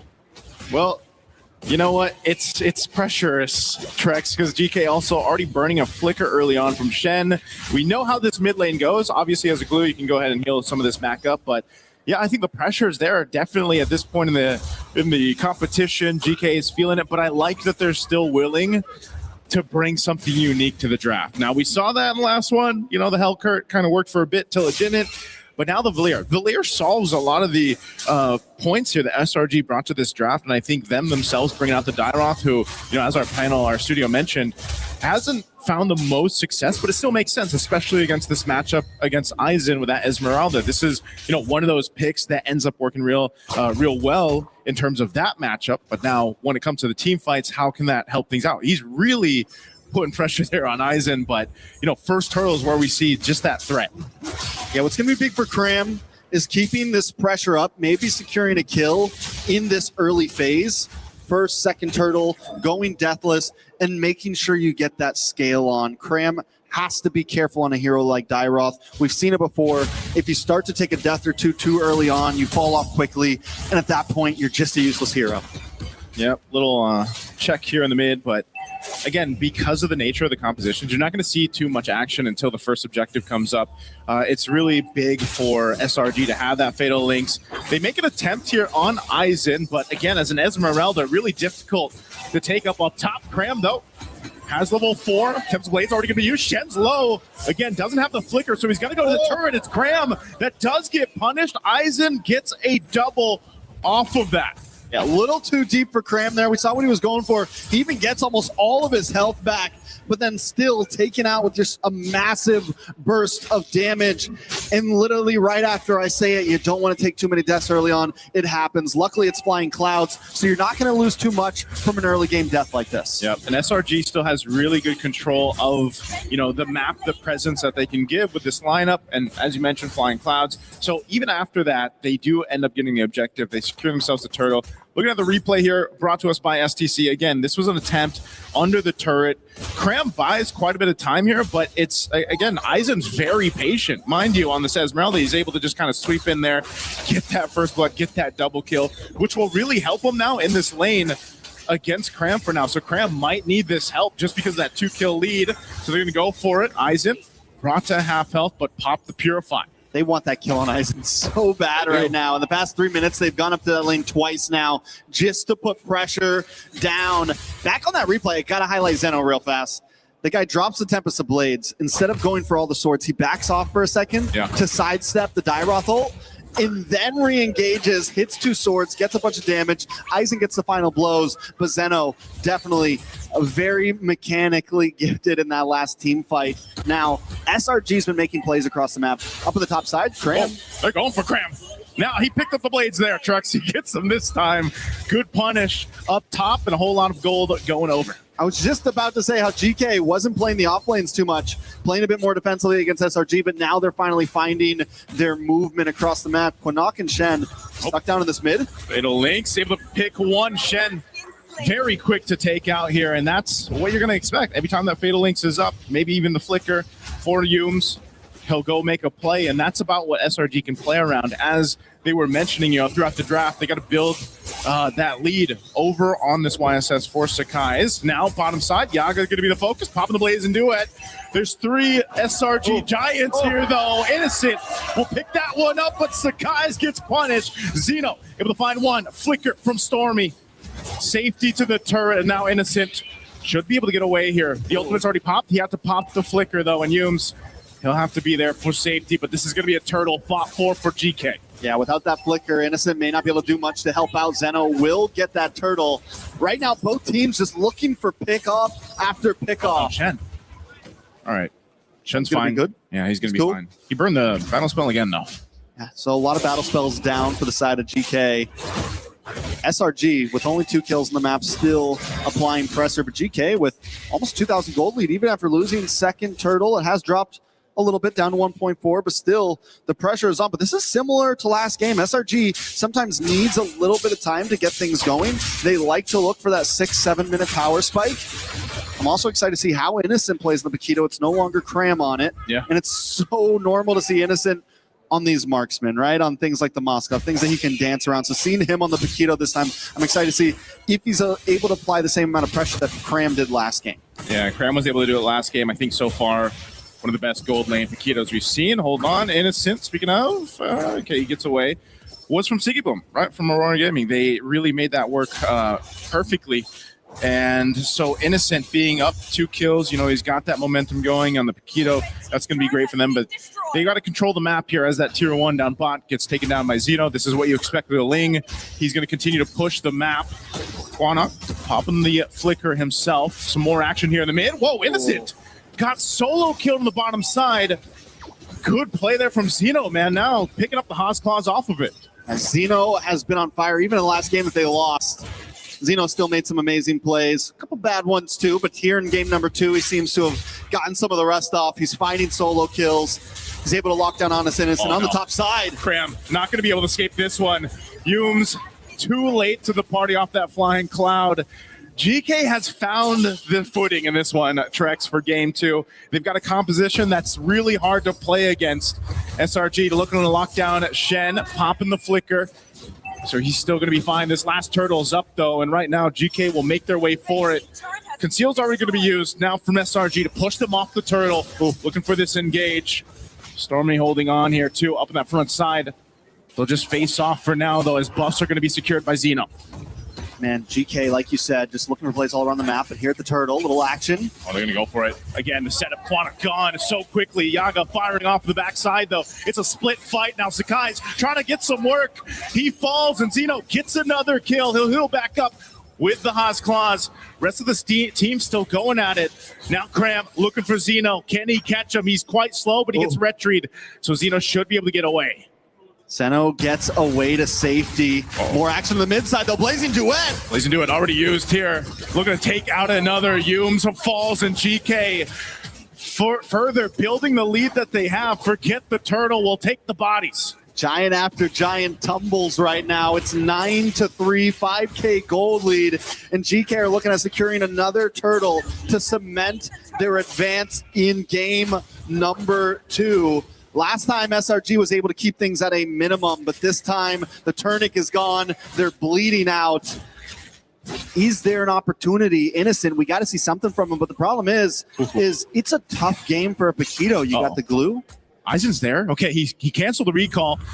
He's there to go ahead and supplement Yaga here. Falling Star on use. Oh, Zeno under the turret. The rest of the team's going to get caught in the jungle. They'll fight. GK wants to take it to them as Sakai's falls. Cram trying to get away, but there's 4 members here, and Aizen leading the charge. Meanwhile, Zeno will push mid. GK Esports has total control right now. All right. A little bit of a Fatal Links used on to Aizen there. Does pop the Purify, but at this point... Popping that Purify. GK. Shout out to Leo. GK. Shout out to Leo. Pop that Purify. GK making their way in. Making their way downtown. And it's not looking good for SRG. Like I said, Innocent's going to have a tough game, man. I was about to... It went right Wait for the Lord. Yeah. Wait for the Lord. Wait for the Lord. So as I was saying, we wanted to see Innocent do great things, but we can't count him out completely because the problem is this is a tough game for fighters. This is a tough game for the composition that SRG brought. The moment we kind of called it, we said big chance YSS could come in and then they go for a double fighter. But the problem is before they even did that, they lock in the YSS and then the Quanah comes in and we just know, ooh, this is going to be tough for a big fighter composition. 100%. You see the Valier, you see the glue. Those are things that are just going to give Cram and Innocent a hard time in this game. And it doesn't give the space for Innocent. It doesn't give the space for Stormy. And at that point, how do you even counter this? And every time that someone's been on their own, GK has been all over the map. Zeno's been finding the 1v1s. And the rest of the team is finding pickoffs as well. So SRG is getting slowly backed into this corner. This has been amazing kind of recoup that GK has done in game 2. I mean, they really had to go back to the drawing board after game 1's win with SRG. Now for game 2, this is a bigger lead than what SRG had in the previous one, and GK has total control. Now, if you're looking at this 9,000 gold behind, if you're SRG, you're almost in that attempt where we just got to go for it because it continues to slip through. And even so, even being down this much, GK will still take things at ease. They'll slow it down. They need that purple buff for Zeno, and they'll just wait because if SRG overcommits into a fight, Trex, they could get destroyed really just because of the economic lead right now for GK. I gotta say, this is something so many teams have really stepped up to the plate on in terms of this MSC. I haven't seen that many super big brawly matches. A lot of teams have been willing to take the Lord slow, been willing to dance a bit, play the macro game, even when they're 8,000 gold ahead, right? Yeah. They weren't trying to rush things. They know that at any point, SRG is still a threat. Sometimes a dog backed into the corner is even more dangerous than one that's on even footing right now. Think about a giant backed in the corner. Exactly. GK respects that. They know what they're dealing with. They know the enemy, and they know they have to approach this meticulously. Right now, they'll have to do that on the defense. Once that Lord comes up, it's going to come down the mid. They still hold on to maintain their shields right now in the base, but those are definitely going to pop here, if not all 3. So they're going to have to hold this on. And, when you look at this composition, you got to think, too, how good is that base defense with this kind of composition for SRG? And it might be okay, but it's not the best. You have to expend a lot, so they go for a play anyway. This makes it better. They take out Yaga. And now Lord will charge in the mid. They're preoccupied here on the bottom side, though. Quanah throwing out the fireballs to slow them down and burn them slowly. Lord finally goes down, but not before it takes out the mid base turret. So GK, that might be all they get because they lost Yaga. Oh, Flicker are going to be burned too. SRG, do they want to go for this fight? Quantum taking a ton of damage. There's their Pism strike. Sakai's able to find them, but they get caught in the jungle again. They forgot about Zeno. They forgot about the rest of the members of GK. And they're still here now, focusing on the bottom base turret. They're going to lock down on Innocent with a 1-2 punch in the shields, but they get shredded through anyway as GK picks up another and a base turret. Once Yums misses that fatal links, SRG had no reason being there because now GK's at their base. Oh, Stormy tried to clear it out, but not enough. GK will hold on to their hopes for MSC and take us to a game 3. The pressure continues to build. SRG is stopped in their tracks. GK brings it to final game match 3, and they do it cleanly. It wasn't just it didn't even feel like a close game, honestly. GK completely just has control, and I think it all started in the draft personally. The draft, I feel like, I don't know if there was a last minute call to change things up, over for SRG side or what exactly happened, but the Valier was also just a big part of this. Aizen, mind you, too, on the Esmeralda was phenomenal.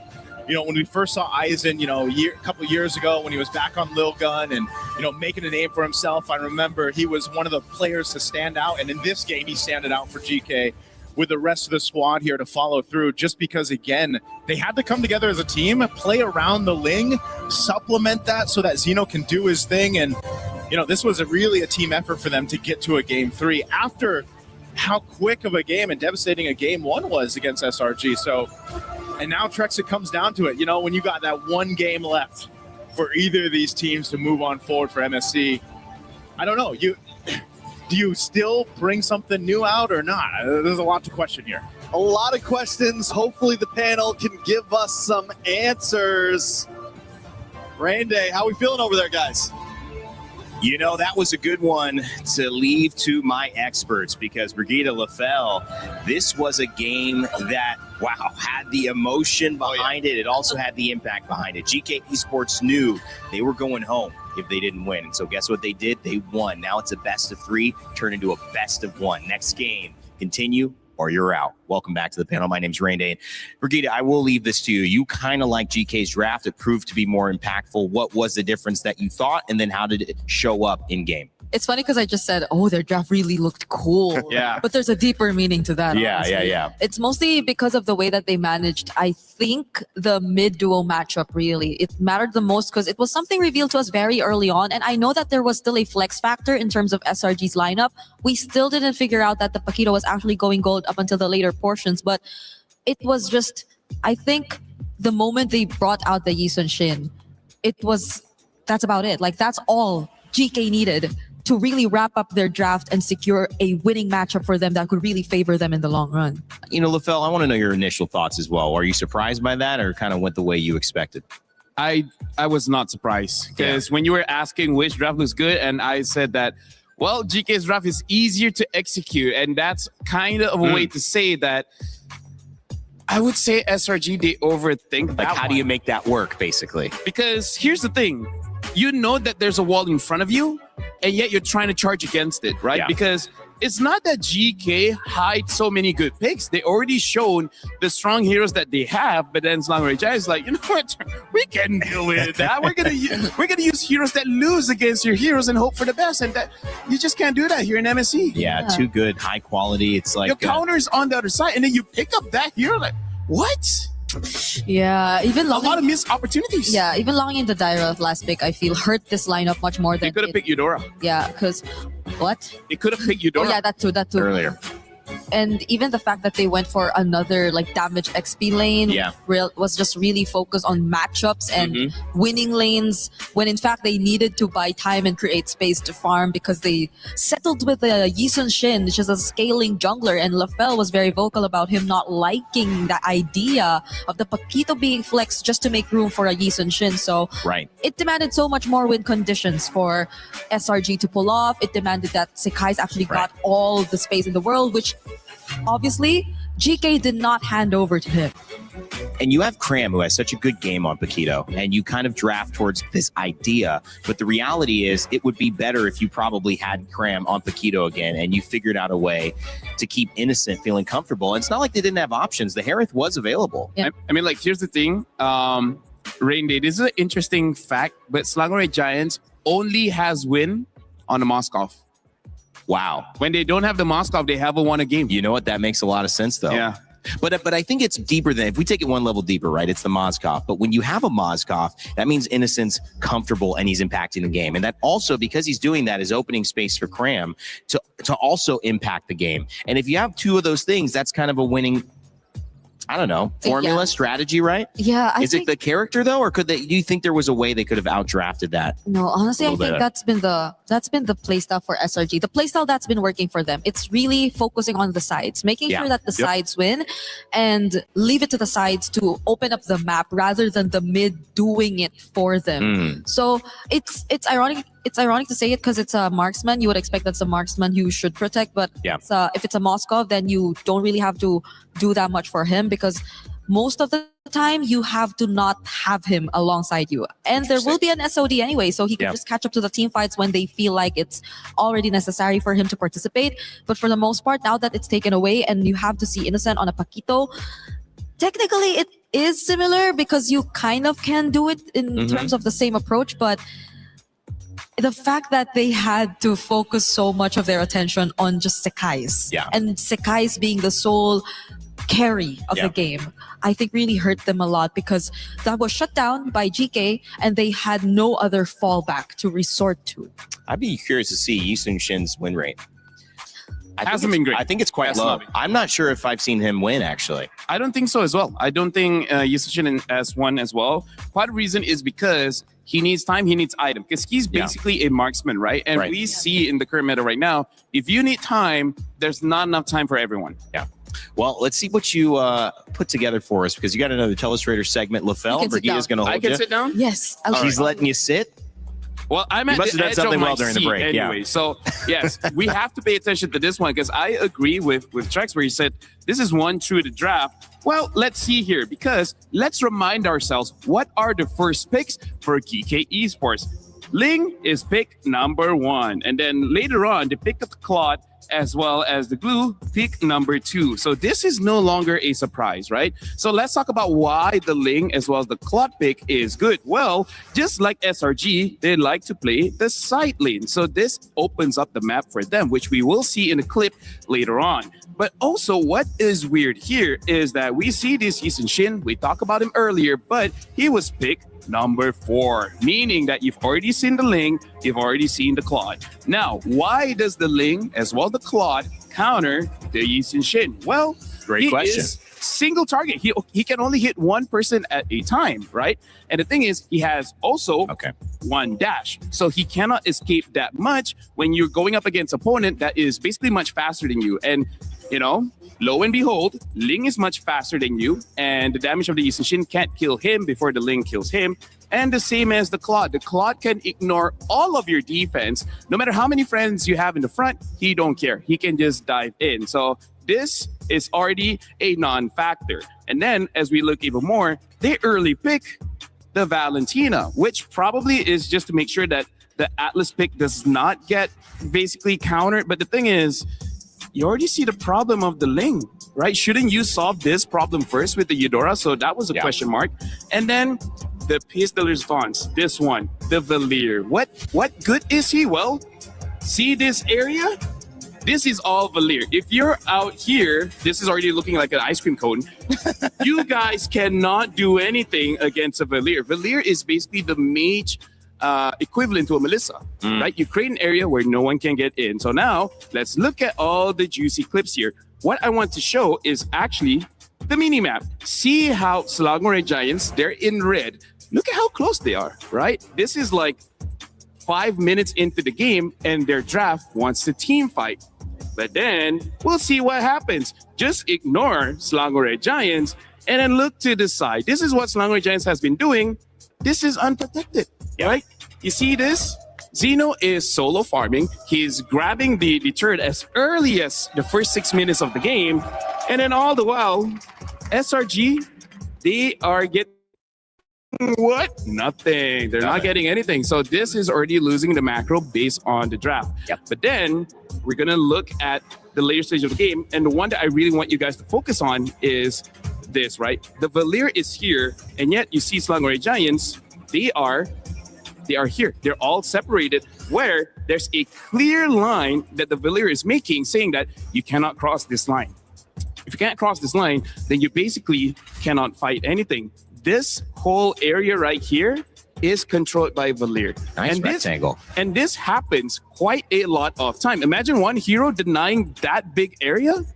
That's huge. That is amazing. The fact that Selangor Giants had no real range lost them the game. Great segment, LaFell. Great analysis as well. And Brigida, and great mic holder. Well, I've considered reaching over and going, do you have anything to say about Which one? just whatever? I just wanted to get involved in holding a mic to you. Okay. So for me, thank you. This is how it feels like to actually have the mic.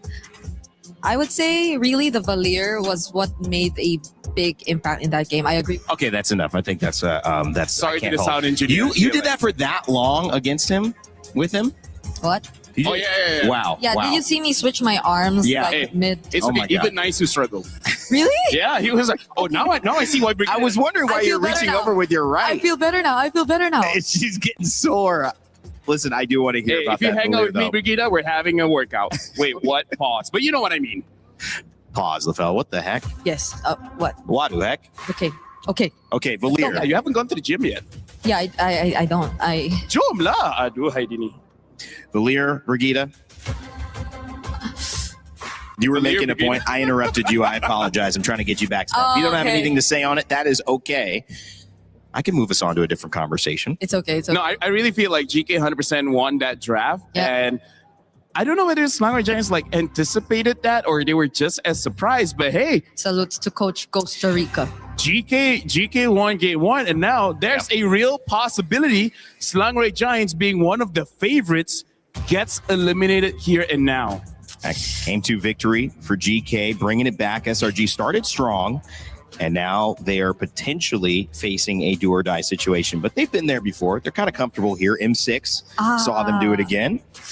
And we'll see if this is just another part of their story or if this is the end. Remember, the winner of this will advance to the lower bracket between Onyx and Aurora Gaming. We'll see that game come up a little bit later, but either way, challenge is just beginning. It's like from bad to worse. Yeah, I know. It's like, hey, congratulations, but also it's gonna be pretty tough. By the way, Selangor Giants, they are first pick here. GK is on the second, Expanded Rivers, and Selangor Giants, they already banned the Eudora as well as the Harley. And the Moskov has been banned out. So I feel like Selangor Giants, if they want to play how they usually play, which is those side lanes, they might have to consider picking up the Ling early and then later on picking the Keto. Because, oh, by the way, ladies and gentlemen, we have a sub here. It looks like Sakai's will not be playing in game number 3. Oh! It's going to be Uni substituting for the jungle role. So wow. Wait. I don't know whether the draft is going to change now with Uni playing or not. What's happened here, Brigida? Your reaction tells a big story, but we can't see it on broadcast. I think it's just more on my emotions of being shocked and disbelief that it's not Sakai's playing in this do or die match. Let me ask, because I'm coming in and wondering. I've not seen this before or in this moment in MLBB. Does this mean Sakai's wasn't performing? Does this mean they feel that Uni can provide a hero pool that's better in this matchup? There can be an angle where you could consider that, but also maybe SRG just wanting to switch up the plan overall, because there might be some difference between their playstyle when it's Sakai's and when it's Uni. Wow. And that is something we will actually get to figure out here as we get to see the draft and how does this change the draft for SRG, because they went for very similar bans. Mm-hmm. The Hirara is open again. We can see Uni on the Hirara if they want to consider that, but you have the Ling option as well, and they banned out the Eudora. Yeah, at this point, it really is their own flavor, because Uni can definitely... Well, I haven't seen him use the Hirara because it's still a very new pick, but you know, when the Ling was meta, Uni was pretty good because in Malaysia, Sakai's is the #1 jungler and Uni was the second, but honestly, after MSC, it looks like Air 4-4 might be taking the number 1 spot. We'll see how Uni performs in this one against GK, because again, this is elimination. This is very serious. And this is nerve-wracking as well. If you're Yes. Uni, all eyes are on you. But the good news is they let the Harara through this time around. And I think that is a big, big part of the win condition. And remember, 73% win rate. That went up in game 1 as they won with the Harara yet again, and the Ling lost. So now we'll see if they can improve upon it with a response pick of the Freya finally let through, and on the side of GK Esports alongside Su Shin. Yeah. I would say this is pretty smart because they pick up the Freya because that's what they want. But they also pick up the Zushin because if it's just a Freya, Selangor Giants will reply with the Phoveus. But now they're showing a Zushin, and an option of a Hyros can come in later, and that will completely deny that Phoveus. So they're asking Selangor Giants, do you want to take the bait? Do you want to pick up a hero that can deal with the Freya, but then basically be useless against everyone else? Or do they deal with it differently? Because I think the Belleric is also still an option for SRG. Yes, true. So if they just don't want to match it, which SRG have been doing even in game number 2, right? They went for a Dairoth into the Esmeralda. It's a very straightforward approach. Then maybe they can consider a Belleric. So, they get the Brody Paquito. Well, they want to win the lane here. Brody is one of those, and I think the Paquito is also a takeaway because I think Brody, there are some tanks that he can deal with or fighters in the gold lane that he can deal with. A Paquito, not so much. So what we're waiting to see is that Brody, kind of just like Moskov, he has a stun with his second ability, and if he wins the lane, level 1, level 2, he can freeze the lane, deny a lot of minions, and basically win off economy at that point. So Selangor Giants, this is a different way that they're drafting right now. Yeah. But still with the identity of having very strong side laners. Yeah, still playing around their sides, I feel, and Uni might just change it a bit because we haven't really seen his playstyle yet. Yeah. We don't know the kind of jungler that he is. We know for a fact that he's on the Hirara, but how does he activate the sides, right? That's something we are yet to see. At least SRG now saved their mid duo for last, so they can also really capitalize on that. But now we're heading into the bads and they're just about to lose out on more options. The Eve also taken out by GK already. But SRG can respond to. There are still roam options they probably don't want to go up against. The Belleric we also mentioned, they might want to consider that taken out. But they focus on the Esmeralda. Yeah, you don't want to add more counters to your lineup. Valentina, most likely not. I mean, my thought is I haven't seen Valentina have the same impact that I think the players have been hoping for. I haven't seen her be the win condition. She's a good pick, and she's good on paper, but I've seen so many other picks be the difference. I'm curious if they let her go. Both teams, she's been picked before in game 2. I'm curious if they let her go here and they look for a different mid option. I guess mostly depending on what the 4th pick for GK is gonna be, maybe, because at this point it's just really nothing that you get to take your ultimate. Right? More so the range is also going to be lacking again to a certain extent. Although you have the Brody. And honestly, Brody is probably one of those marksmen who just really thrives when it comes to range. But other than that, it kind of might limit them a bit more if they go out in the Valentina again without knowing what the EXP is going to pick. If it's not just really going to be a heavy duty ultimate that they can pick up. But there goes the Did they like the Valir? That's the other question. Did they like it? And they say maybe we want to consider that as well. Belleric banned. Into this lineup, I think it'll be. I think it's usable. But I wonder if they want to go for something else because right now, Selangor Giants, they have the damage, right? They're not lacking in that department. They just need utility. They need some kind of crowd control. And ultimately, you want a mid laner that can survive a Ling as well as a Freya. I think that's going to be the more difficult puzzle to solve. Like you have picks like the Valir, which can honestly help you against GK's lineup. But once you use your ult early and you don't have your flicker, then most probably you will die. I agree though. It might be one of the safer picks like the Valentina against the Ling. But I think there should be much more considerations other than that. It really is just the crowd control here because the mid lane is also going to be pretty important. They pick up the Hilda here, which might be a bit dangerous. And now the Kimi. Okay, so now I see the idea from Selangor Giants, which is we have more muscle. We just charge forward and we just show that we have better mechanics and damage in the early game. But now you know that you're going up against Freya in the gold lane. That's going to be tricky. We'll see whether Selangor Giants will gank the gold lane a lot or try to help out the EXP. Either way, they have a side lane that wants to win that and destroy the turrets early. Selangor Giants, high risk, high reward kind of draft. But I would say it's much easier compared to game number 2. All right, well, you heard it from the panel. I don't have to say much more. You know the stakes. A best of 3, now a best of 1. The winner moves on at MSC. The loser, their key is crushed. It's GK Esports and Selangor Red Giants ready to battle for one last time here in Paris, France. And let's send it over to your casters for Game 3, Naisu and Trex. This is the final move in this game of chess between SRG and GK Esports. Let's jump into the land of Dawn as the pressure builds.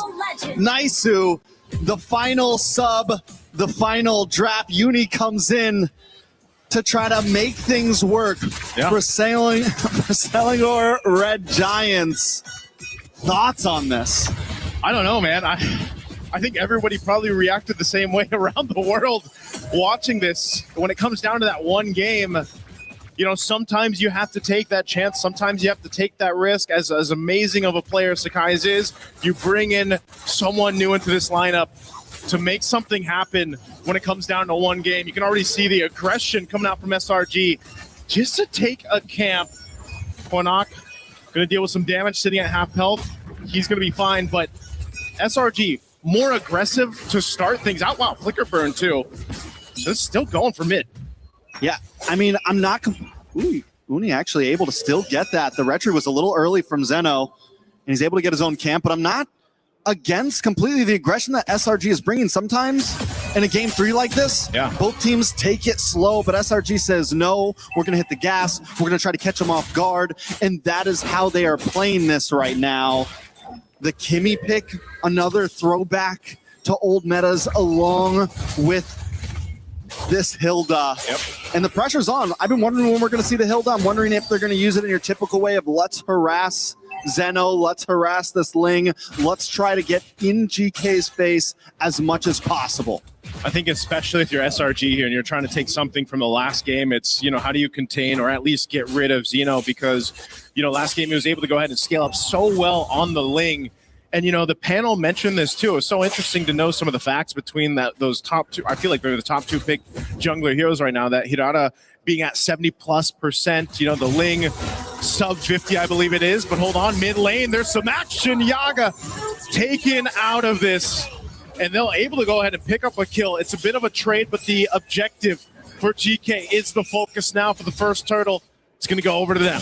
And so Innocent actually gets the solo kill onto Yaga. Down in bot lane. Stormy goes down in the mid side, so a trade for trade. Let's take a look at that replay down on the bot side. Yaga gets ganked by Yums and Innocent. So even with losing, very close call, but even with losing that, still it's 1-1. Turtle goes over to GK. Small gold lead. A small gold lead to work with either team. You know, they can't let this gold lead get out of hand once we get to that mid game. And you know, if you're looking for picks across the map, that might be some of the best cases that you can go for if you can't fight for the objectives yet. An early kill, too, going over to Innocent does help, of course, with that Brody. You know, you get the Blade of Hepsies locked in early. You can start to go ahead and build on that. It is going to be a bit of a difficult lane for him just because, again, you got the Freya to work against. For Yaga, you know, he's running that Warcry emblem, so that's why you want that space to work with. That's why the hero that Brody helps really deal with that.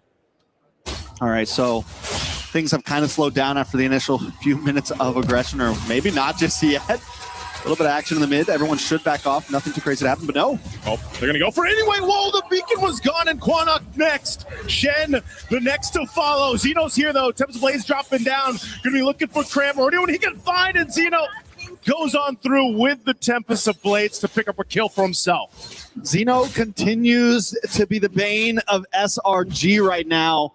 It's been, what, 3 games of Ling, and every game he seems to step it up a little bit more and more. And, you know, this was an amazing play. SRG backs off for a minute, but then they look for the re-engage right after the beacon's about to be done, and they're able to catch him. Luckily, Zeno finds a moment of a moment of saving grace, able to get the kill onto Cram. Yeah. So it's 2-2. Both teams continue to go blow for blow, and that's been the story these past 3 games. So far, it's been such a interesting series for this one. You know, just from game 1 to game 2, how one-sided for each team it was, and now at this point, you know, relatively even as we get our way to the second turtle.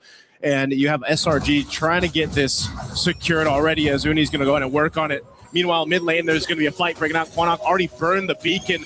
Both gold laners going to make their way. Xeno goes in, but SRG will win the red streak. But can they win the fight as Cram is taken out?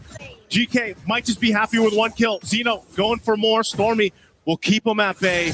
Unless Uni wants to re-engage in the mid lane, goes in, it gets the damage out. Humes is there, but still not a follow-through to get GK down. All right, so Hunter Strikes start to fall in maybe a little bit late for SRG. We just saw Uni get his. Cram gets his after death. Maybe just if they could have got that a bit sooner, we would have seen a little bit more damage, a little bit more possibilities. Luckily, SRG still gets the turtle in the midst of the chaos, but Cram now 0-2. In game number 1, this Paquito was the thing that brought them to victory. Yep. And with the start that it's have, GK's learned that, listen, we don't want to let that happen. We need to make sure we focus down, and Zeno is making a job of that. We do see the Sky Piercer lock in for Innocent.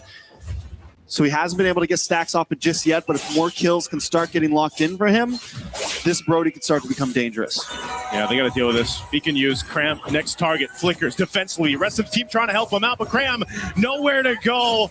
Another kill picked up, and Humes, unfortunately, not able to help him stay alive. So GK, they'll continue to do this, Strex. Look for pickoffs, look to play around that beacon from Quanok, and it's working so well for them for now. SRG, this game, not really waiting for the power spikes to hit. Yes, Cram got the Hunter Strike, but still, you can't just go in like that, especially when you are behind, especially with the composition that GK has.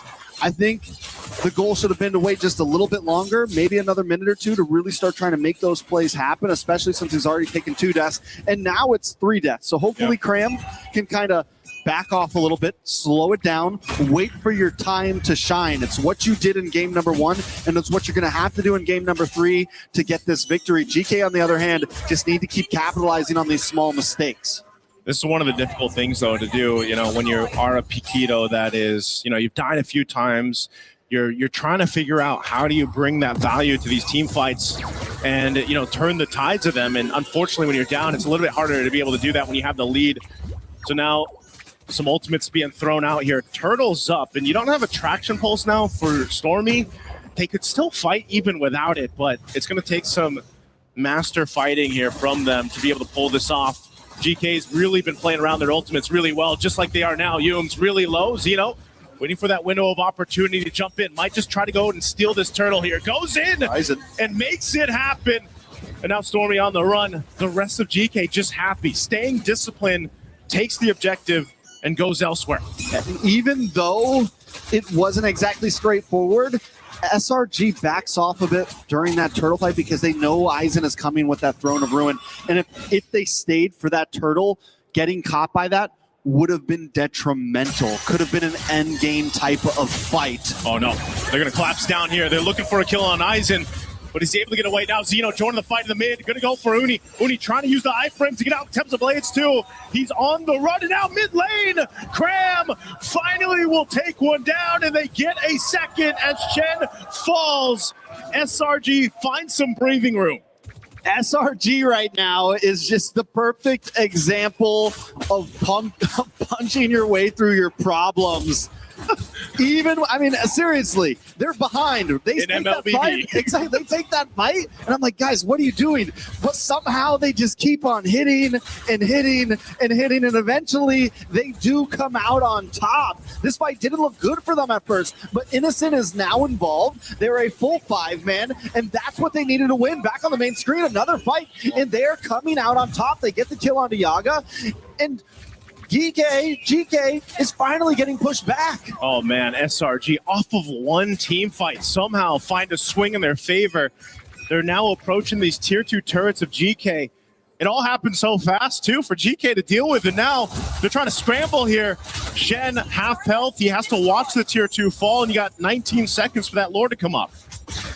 All right, SRG now with a 2.5K gold lead in just a matter of about 45 seconds, they have completely took this game into their hands, and it's looking reminiscent of game number 1. And Cram continues to show that on this Paquito, even with a death or 2 or 3, I can still pack a punch. And Innocent was the sleeper build all along, hanging out in the gold lane. And we were waiting for that moment for him to get involved in these fights. And now the damage is there as well. He's got the Sky Piercer. He's got two stacks on there. 2 kills worth of stacks on there. Yep. He's feeling himself right now. And SRG, this is going to continue to scale upwards and upwards. Yeah, those stacks really are something to worry about. They're going to blitz this Lord, going for it. A Gleeds comes through. Uni, SRG gets the Lord. They're going to be able to collapse down on the fight. A couple flickers on the defense from GK. Cram looking for the reinitiation. They're going on Shen. Shen has nowhere to go. Another stack for Innocent. And they find a double. Add another one to Innocent Sky Piercer. 5-0-1 on Innocent. Shen sacrificed himself to make sure that Zeno can get the purple buff, but the fact that Quinnock falls after that might be a little bit too much for GK to hold on to. It's a 5K gold lead, and a Lord is coming soon. Oh, this was worked so well. Again, they blitzed it. They tried to go in for an attempt. They're knocking on the base turrets now, too. Back in the live cam. Traction pulse already thrown out, sending GK back to heal up. They're going to defend this Lord push. SRG with a swing in their favor. Uni jumps in, bringing down half health bars for GK. They're going to collapse down anyway. Cramps in the base, punching, looking for Yaga. Innocent. Finds him as well. Takes out Aizen. SRG, they brought out a new Titan. No, a new Giant to the mix. And they move forward for MSC, keeping their dreams alive. SRG continues to brute force their way through this bracket. They take some losses, but today they move forward onto their next opponent, GK Esports. They put up a great fight. They tried their best. They brought the Giants to game number 3, but with a quick change, a quick flex, SRG take the victory. Hey, man, that was a risk in itself, but it paid off. And it felt a little dicey there in the early game, mid-game. GK, hats off to them, man. They really put up a fight against a team like SRG, you know, he's accomplished so much. And again, a lot of people probably question the switch in to bring Uni, but hey, it ends up working out. He played this Harara really well, allowing the team to shine, allowing Innocent to get the stacks that he needed on the Brody. And, you know, it just ended up working out so well for them. Sometimes that's what it takes to move on to the next stage of the tournament. You know, when things aren't clicking, things aren't working, where do you go from here? I mean, this was such a great initiation, too, from SRG and the team. Mind you, how much Cram dealt with in this game, how, you know, he has 0-3 at one point, but still punches on through this game, and they punch on through to move forward. That has been what this MSC is all about. Persevere, punch your way through, adapt, find a way to flex your way to victory. On stage, we got an interview. SRG being able to survive their first elimination matches of the group stages in a 2-1 win up against GK Esports. Right now on stage, we are with Uni, who got subbed in later on in the game. Hello, Uni. How are we feeling? I'm feeling so speechless because I just played one game and then suddenly so easy win. Wow, easy win. Okay. We are getting started here on stage. Uni, first of all, talk to us. Coming into MSC, a lot of the people were saying that, you know, SRG has what it takes to probably win back the championship, right? But what happened? Why did you guys start off so shaky? Is it the meta? Are you guys having a problem adapting to it? Maybe we just behind with the meta because we're trying to adapt more. And then, yeah, maybe just lack of comms like that. Yeah, I think that's that. Okay, you said that previously as you guys entered the tournament, you guys were a little bit behind on the meta. But what about now? How are you guys doing now? Is it better? Have you guys found your footing? Has Uni found your footing in this meta, in this jungle patch especially? I'm also not sure about that because I rarely play in training. And I just keep learning with the team, and we all the teams trying to adapt with the meta as fast as possible. Yeah. I agree. All the teams here in MSC are definitely trying to adapt to the meta as fast as possible. But let's talk about your next opponent. Now, your next opponent, I'd like to think it's going to be a tough one because you guys will be going up either against Aurora Gaming or Onyx. Whoever it is, it's definitely going to be tough. So how is SRG going to prepare for that matchup? I think after this, we're just going to go on our training back, and then we just focus on our enemy. We don't care our enemy, who is them. Yeah, we just play as a team. Just play as a team and just play your game. Any message to the Malaysians watching at home, Uni? Thank you for our Malaysian fans that keep supporting us. Whether we lose, whether we win. Yeah, thank you, guys. Now, I'm pretty sure a lot of the people were on the edge of their seat watching this first series of the day. But with that, boys, come join me up on stage. I have a question. Who wants to crush some keys? Uni? No. Okay, let's go. Come follow me. Let's go. I guess Uni is going to be doing some key crushing on his first MSC tournament. All right, come on in, boys. Are you excited, Uni? This is going to be your first key crushing moment. I don't know. Okay, only one way to find out. All right, Uni, you may head to the front. Go on. The key is already in the key crusher. And Uni, all you have to do is press the lever. 3, 2, 1. There you guys go, ladies and gentlemen. Selangor Red Giants has officially ended GK Esports' journey in the MSC at EWC 2026. All right, pull the lever back. Ooh, that was a cut. Let us show it to the camera. There you guys go. That is GK Esports hopes and dreams at MSC shattered. That's it from us. Throwing it back to you guys at the studio. Well, SRG continue their run in the elimination bracket, and it's GK Esports for Meta who will be going home, but not after a valiant effort. In game 2, they turned it around, sent us to a best of 1. You got to say, it's still not over for Meta. We still have Team Falcons representing the region, but overall, GK Esports, they did well. Just not good enough against SRG, who found their answer and maybe that little bit of momentum or spark that they needed in the substitution in game 3 for Uni, a story that many, I'm sure, are already talking about, will be talking about for the rest of the day, maybe the rest of the tournament if he continues to play. My name is Randy, joined by Brigida and LaFell here back on the panel.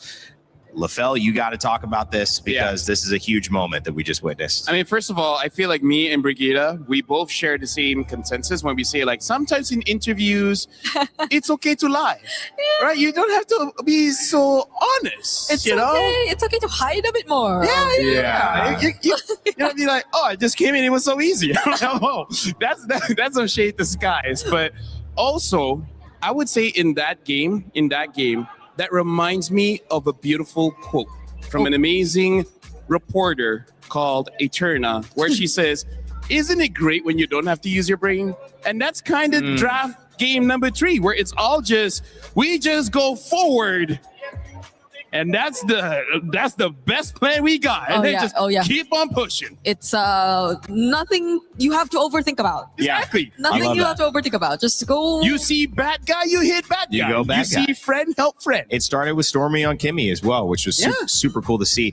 I mean, here's some stats that are pretty interesting. When you look at Paquito, 2-0 when Cram played him. 2-0. Won both games on Paquito. The second game they played Paquito, it was on Innocent. And Innocent, when he's on a marksman in that gold lane, he's 2-0 as well. So the fact is they found a way to, I think, change what went wrong in game 2, get everyone comfortable again in game 3. And that ended up making a big difference. Another win for Harara as well. Yeah. Oh, by the way, let me just very quickly, Selangor Giants has to hope so hard. Yeah. They're not going to fight against Aurora because we see that their early game is not there. Yeah. Right? And they, like Team Liquid, like to scale up. That is Aurora's specialty. Their early game is the best in MSC so far. Yeah. So if somehow, some way, Onyx wins, Aurora goes down, I don't know whether SRG has enough time to get their early game the same level as Aurora. Because at this point, I feel like no team can have the same early game as Aurora. Yeah, I agree. Although Uni did say that they're not really going to pay attention to who they're going up against. They It's should. more on it's more on them just focusing on themselves, because as you mentioned, I think based on their first two series, we've observed which works for them and which doesn't. And it's mostly on the draft, which we kind of see a pattern that it's really just the marksman working out for Innocent here and there, mostly the Moscovs, and then cram on the Paquito and stuff like that. But now that we have a change in lineup, which we don't know if they'll be sticking with this throughout, then there has to be some work done to polish some things here and there, because you, again, never know what to come up against. They put themselves in a really interesting position if they don't keep Uni, because you solve a problem, and maybe it's matchup dependent. We don't know what the conversation was between Sakai and the coach and who made that decision, and how, they said, well, maybe Uni just needs to come in for me. Maybe Sakai volunteered. We don't actually know. However, I do think that when things work, you have almost, in my opinion, the onus of responsibility to try to keep it working. You don't want to stop your momentum after you found it. And it feels like they did have a very easy time on the Harara back when Uni was there. So if that's the meta, if that's what you're going to be playing, it may be nice to see. And as you look at these damage stats as well, I mean, no wonder, second in damage, I believe overall in the game, only to Stormy, who was on that Kimmy. I do have to say, like, outside the game, the difference between Uni as well as Skies, I would say Uni is a better shot caller. He has a very good idea of how the map looks like even when it's dark. And then in game, Sakai's is the guy that's willing to sacrifice himself to get 3 kills.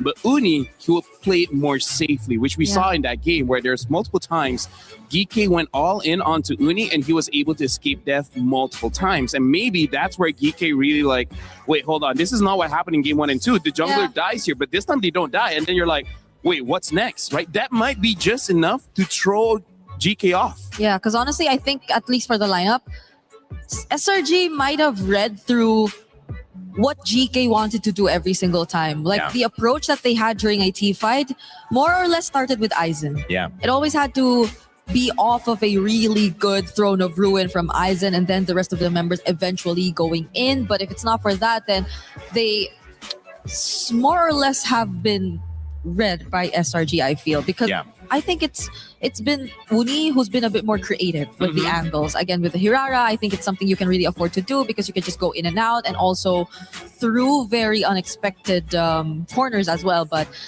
I guess GK was also able to read through that and prepare for this potential switch up that SRG eventually showed us. When you have moments where a team has your game plan, typically, and I relate this to the football world, the soccer world, I played that growing up in my life, and that was football. Yeah, just sure. One, sure thing. Football. All right, football. Especially in France, how can I not?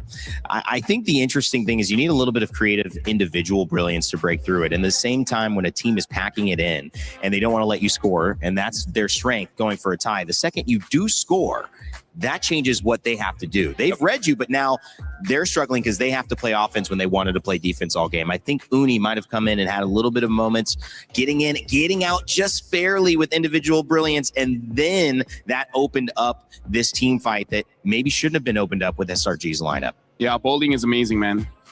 I do like to bowl too. Hey, that's great. I have my own bowling ball. Do you? Oh, really? No, Yeah, I don't. I have two. Custom made and everything. My favorite sport is Mobile Legends Bang Bang, you know? More pay, please. Guys, is that a sport? I mean, it's e-sport. I'll say that. Yeah. Although I do have to say, again, Slangway Giants, they won, but they're not out of the fire because there's so many things they got to fix, Brigida. I agree. Brigida. What? Brigida. Brigida. Yeah, thanks, Leifel. I don't know if it's enough time, though. I don't know if it's enough time. Okay, It's, we'll see. Less than 24 hours because I think they're having their next match tomorrow. Like all other elimination matches are happening tomorrow. So let's hope for the best. Hopefully, though, this has been enough learning experience for SRG moving forward. Or we'll see. It certainly was an experience for GK Esports. Maybe didn't end the way that they wanted, but of course they found a way to bounce back. Got to hold their heads up high for that game too. We had a chance to have an extra interview with Shin talking about what it feels to have his key crushed and what this journey meant to them. We're backstage now with Shen. What happened in that match? I mean, we kind of. You can talk into the mic a little bit. We kind of we're playing good. Everything was good. We kind of like rush every set. Kind of rush, you know. That's why the game get out of the hand, you know. Okay. That's the problem.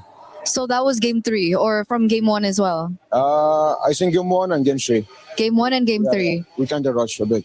Okay, because in game number 2, I think that was a valiant effort. 10,000 gold lead for you guys. You guys are definitely on the right track.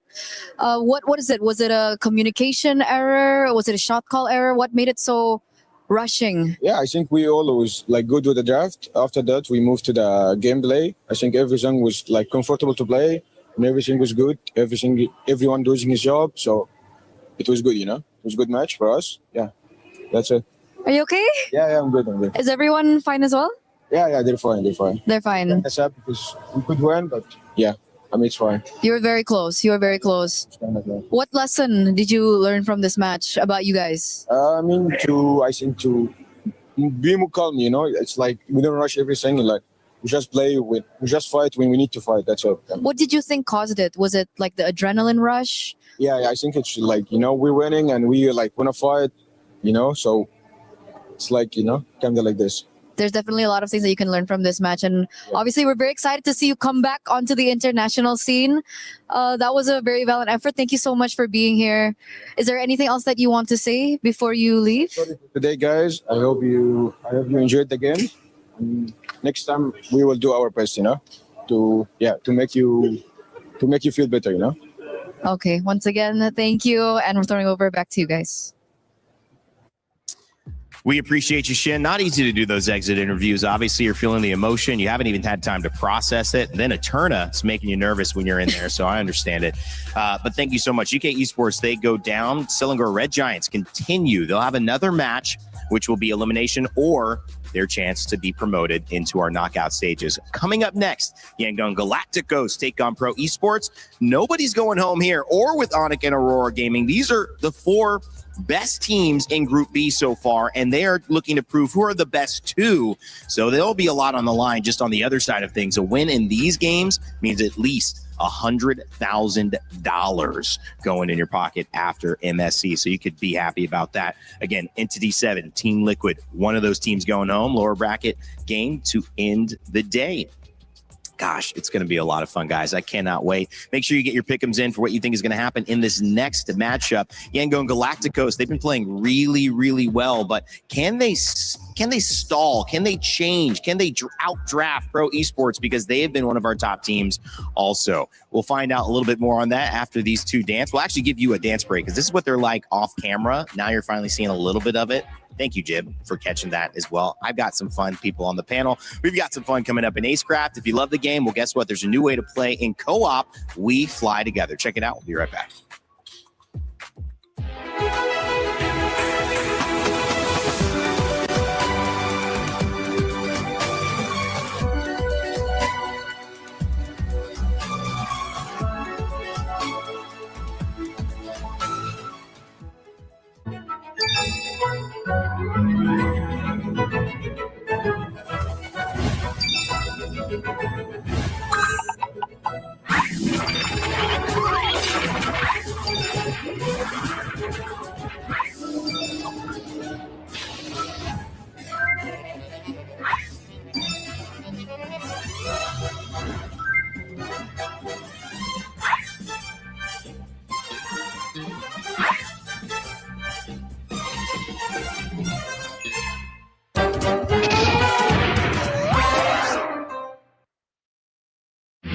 A lot of people are haunted by their past. I'm inspired by it.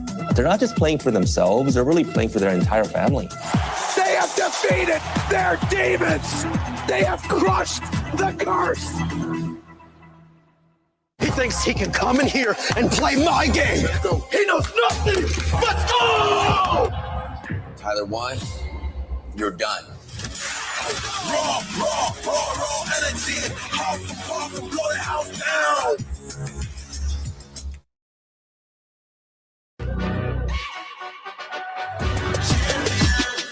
This ain't no regular thing. Came for the ring, you know what I mean. You see my name in the lights, better get right, I'm champion.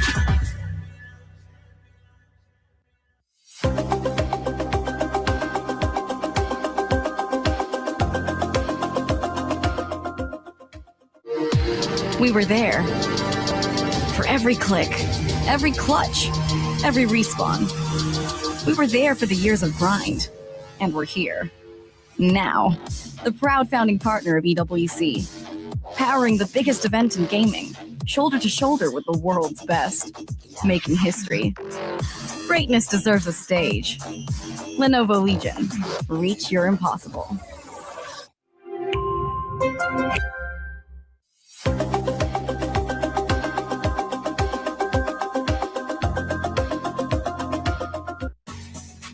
Greatness deserves a stage. That's why we have the Lenovo Legion Gauntlet here, Stage 3 at EWC 2026. And by the way, if you want to be involved, if you're here, maybe you're going here and then going home, maybe you've been watching the games online on our YouTube and Twitch channels, you can literally become a co-streamer and earn prizing. That's right. Based on how many hours you get watched, there are certain tiers of prizing you can earn for your community, engaging in your co-stream, being a part of all the action, whether it's at the Lenovo Legion Gauntlet we've got here, the STC Arena, or the Kadia actually Gauntlet, where we have the Battle Royale Arena where I started this show. All of these stages are great ways for you to cover the action, be a co-streamer, and maybe even level up your stream and the prizes that you earn. Make sure to scan that QR code and check it out if you want to be involved. Welcome back to the Lenovo Legion Gauntlet. My name is Rain Day. I'm joined again by Brigida and LaFell, and they're very, very professional. I do got to say, I don't know how she does this. It's so hard sitting like this. I can't even, it's not. You need to move forward a bit.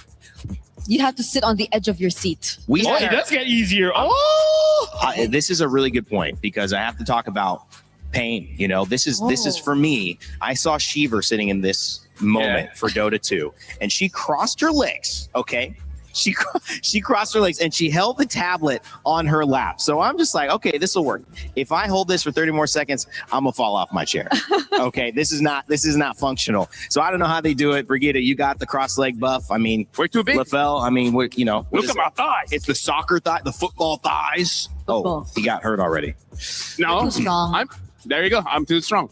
I don't know. She's been kind of winning the fights you guys been having off stage. We don't reveal that. Okay, sorry. That's too much. Well, can we reveal a little bit of how this is going to work as you guys continue to do the Macarena? I'll take over from here because we have a very important dynamic to be determined. You know how we have those upper bracket winners, right? We're going to see one in this next game show up. We're going to have another one in the following game. When you reach the upper bracket, you are going to be ranked based on your ability to go 2-0 and have a total fastest game winning time, which means if you won every game in 10 minutes, well, 4 games, 40 minutes, that's going to probably be the fastest time. But let's say one game was 20, one game was 15. Well, another team who also qualifies, if they have a lower average time, will beat you. Now, let's say there's a crazy scenario, guys, and they have the exact same time in terms of winning every single match to the second. Well, then we will have the single fastest match victory be the time. That will be the decider if it goes there. I can't imagine it going there, but that is how you will do it. And what's the point? You get to choose in that order who you play against. And LaFell, I know you've been at other MLBB international events. It's working differently. You can choose from anybody in any group. I do have to say, though, based on just my memory, I feel like the fastest should be Aurora. They had a game below 10 minutes, and then even after that, it's like only in the teens. So I feel like if they're able to get a quick win over Onyx later on, they'll be first pick. And I gotta say, they keep it up, I gotta say, having first pick to choose who your opponent is gonna be, that's gonna be a huge advantage. Huge. Wait. Huge. Yeah. Huge. I agree. Huge. You know why? Why? I don't think you want to choose anyone, honestly, from the lower bracket. You don't want the Group B ones. Yeah, the Group B's. No, maybe not, right? Whoever gets to advance, honestly. So, like, any choice will be difficult. Yeah. Either way, you'd probably want to choose where you You're feel you'd be difficult. more efficient. How? Rain Day, I love it. No, I will say something here. Game 2 coming up. Let's start moving our way into it. We're having a lot of fun today. Yengo and Galacticos, they're going to be jumping on with Pro Esports, and this is the rise of the challengers. 2 dark horses, one will rise above. But if you've looked at the way that they've played, Brigida, they don't look like dark horses. They're not playing like them. 2-0s for these teams. They have been dominant in their showcases so far. Yeah, Pro Esports pushing SRG to the limit, and their jungler being such a standout player too. You see the highlights from Coily on the Hirara. And I must say it's very MVP deserving if we ever get to actually label an MVP per series. But on the other side, I don't think you can just talk about Coily. You got to talk about Han. Han has also been an exceptional jungler, especially in the current meta. And it's interesting because Yangon Galacticos seem to have a really decent grasp of the meta, other than the fact that you're expecting them to be very unorthodox. But they're coming here into MSC with a not so out of the meta play style just yet, because every single time I look at Blink, I just can't help but think like, is he going for something unique? Yeah, exactly. Is he going Hellcurt? Because we saw the Hellcurt in GK instead earlier today, right? What if somehow there's like a Eudora role? We don't know. Oh, we'll never know. And I believe these two teams played against the teams we just saw, right? They were the ones who took out SRG and GK Esports, which ended up being pretty evenly matched. I mean, especially after that sub, which changed the dynamic. Maybe that would have been a game that went 20 minutes towards the very end of game 3. So both of these teams on the upper side very well could be matched up also. Are you okay, Ringday? She is. Regina, okay? Did something happen? Be professional, guys. We're Be professional. Oh, God, I can't join you. I wish. I got to last all day up here. You guys get to leave after this series, so I have to take care and pace myself. Yangon Galacticos, their squad comes in. You mentioned Han being able to be a star jungler. That has been the focus so far with the Lings, the Hararas, the Fannies being banned. Will Han continue to have that impact? Yangon Galacticos and their road to EWC is hoping to prove successful. If they can get a win here, it will be everything they hope for and put them on the road for even more. Yep, it's a really great showing.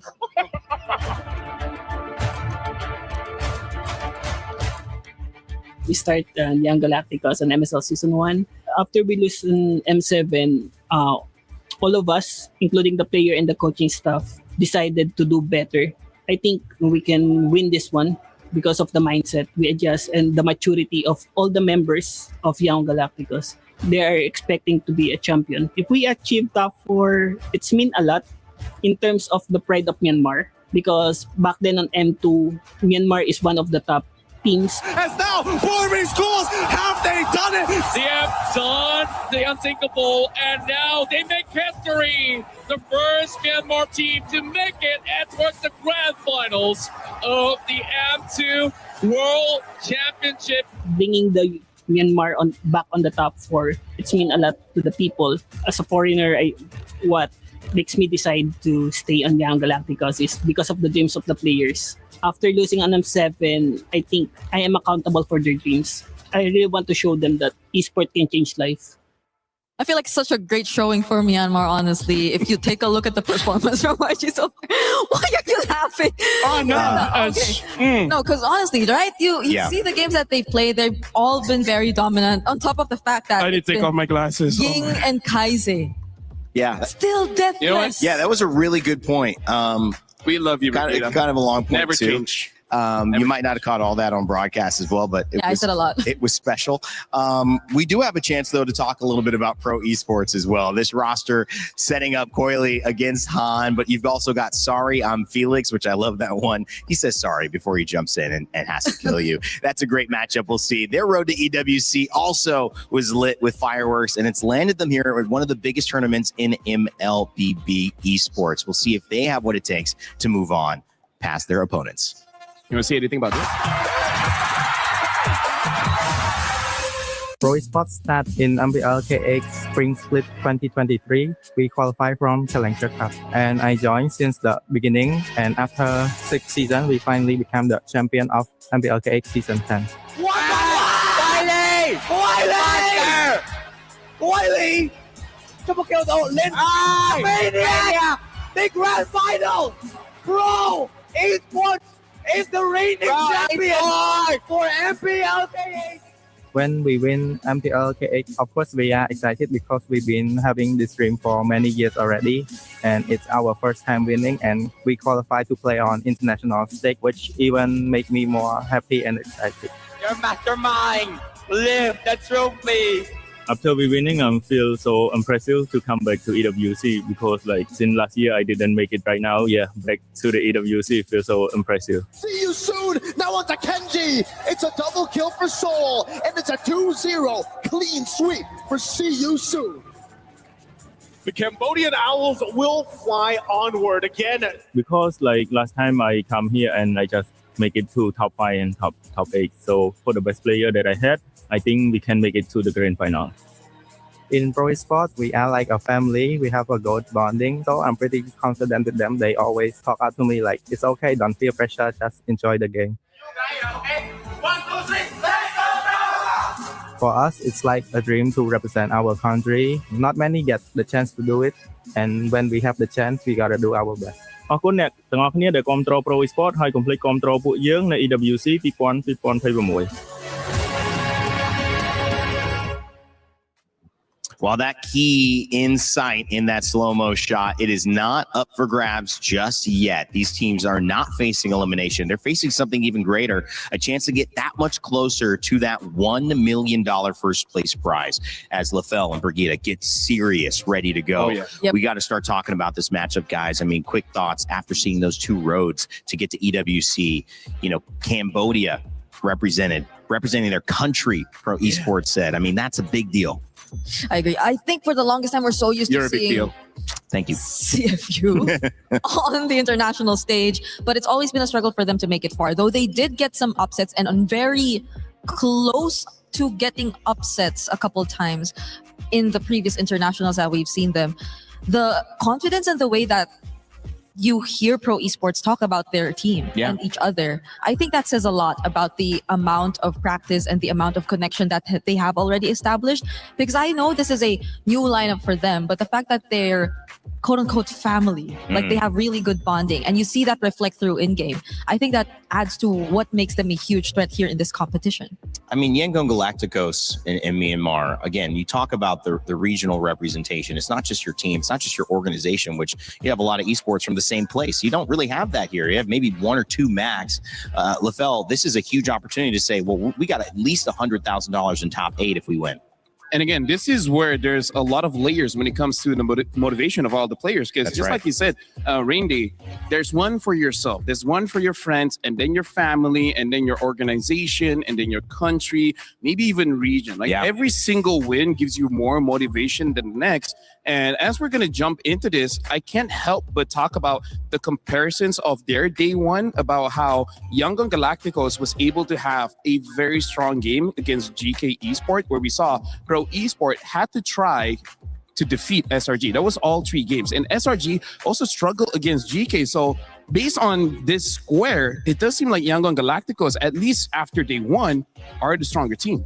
Well, it seems like we have an audience that agrees with you, LaFell. 65% for Yangon Galacticos in the Pick'ems results. Pro Esports get a good 35, though. Brigida, that's not like out of the park. No. And I'm glad it's closer now, because every time it was significantly favoring another side, we always just get upset. So I don't think we can define like who will be the underdog specifically here in this matchup, which really makes it a must-watch. Well, trying to learn about this meta and so much involved in this one is all that we can do to help put these two teams together. Dark horses most likely considered here.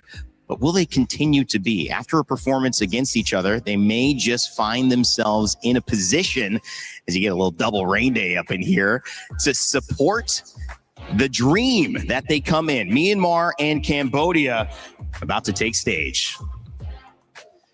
Thank you very much, my friend. Rain Day. I mean, double Rain Day. That sounds like a good day to me, but we've been having a great one so far. SRG surviving. They continue on. GK's run has ended here. What do you think about that game, Rose? Oh, that game, I feel like everybody was on the edge of their seats because honestly, SRG was so close to bombing out of the group stages, and I don't think anybody saw that coming. This is what we get here, right? It's the MSC 24 champions that had to fight for their lives in the lower bracket in group stage just to show you how competitive MSC is. That's what we look for. That's what we're here for. Yes, sir, Milosh. So with that, we move on to the second match of the day, meaning the winner of this match goes to the knockout stages. Ladies and gentlemen, join me in welcoming Yangon Galacticos. This is a team that wants to bring the glory back to their region. Will this matchup get them one step closer to making their dreams a reality? 2 teams and 1 ticket to the knockout stages in this matchup. Who doesn't love a dark horse race with 2 generational junglers, one on every single one of these 2 squads? So let's just bring out their opponents. Please welcome Pro Esports. The crowd has said it. You can hear it. And it's from one dark horse to another. Let me tell you, their stable is stacked. And they showed it versus SRG.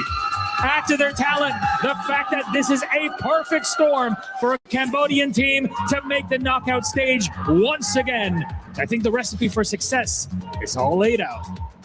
Ooh, Milosh, this is going to be a very spicy matchup with that. Boys, you may actually place your keys. And of course, to the captains, don't forget on that little handshake, a fist bump. Or heck, will it even happen, Milosh? Just whoosh away. Who knows? Fist And bump. there we go. Once again, this is the battle of the dark horses. One advances to the knockout stages and one falls for a tighter shot at the knockout stages. That's it from us. Throwing it back to you guys at the studio. Thank you, Rosa Milos. The dark horse race continues, but again, like I prefaced, anybody who's been watching these games and these 2-0s should think anything but that these 2 teams don't have a chance to win. Their success has not only happened in their region, now they get to do it representing themselves on MSC's stage at EWC 2026. And as we continue to highlight the conversation between who will be the best jungler, which assassin king will reign supreme, we've already seen Prince's stumble, I would say, earlier on in that game. And we've also now got a chance to maybe claim or crown a new king.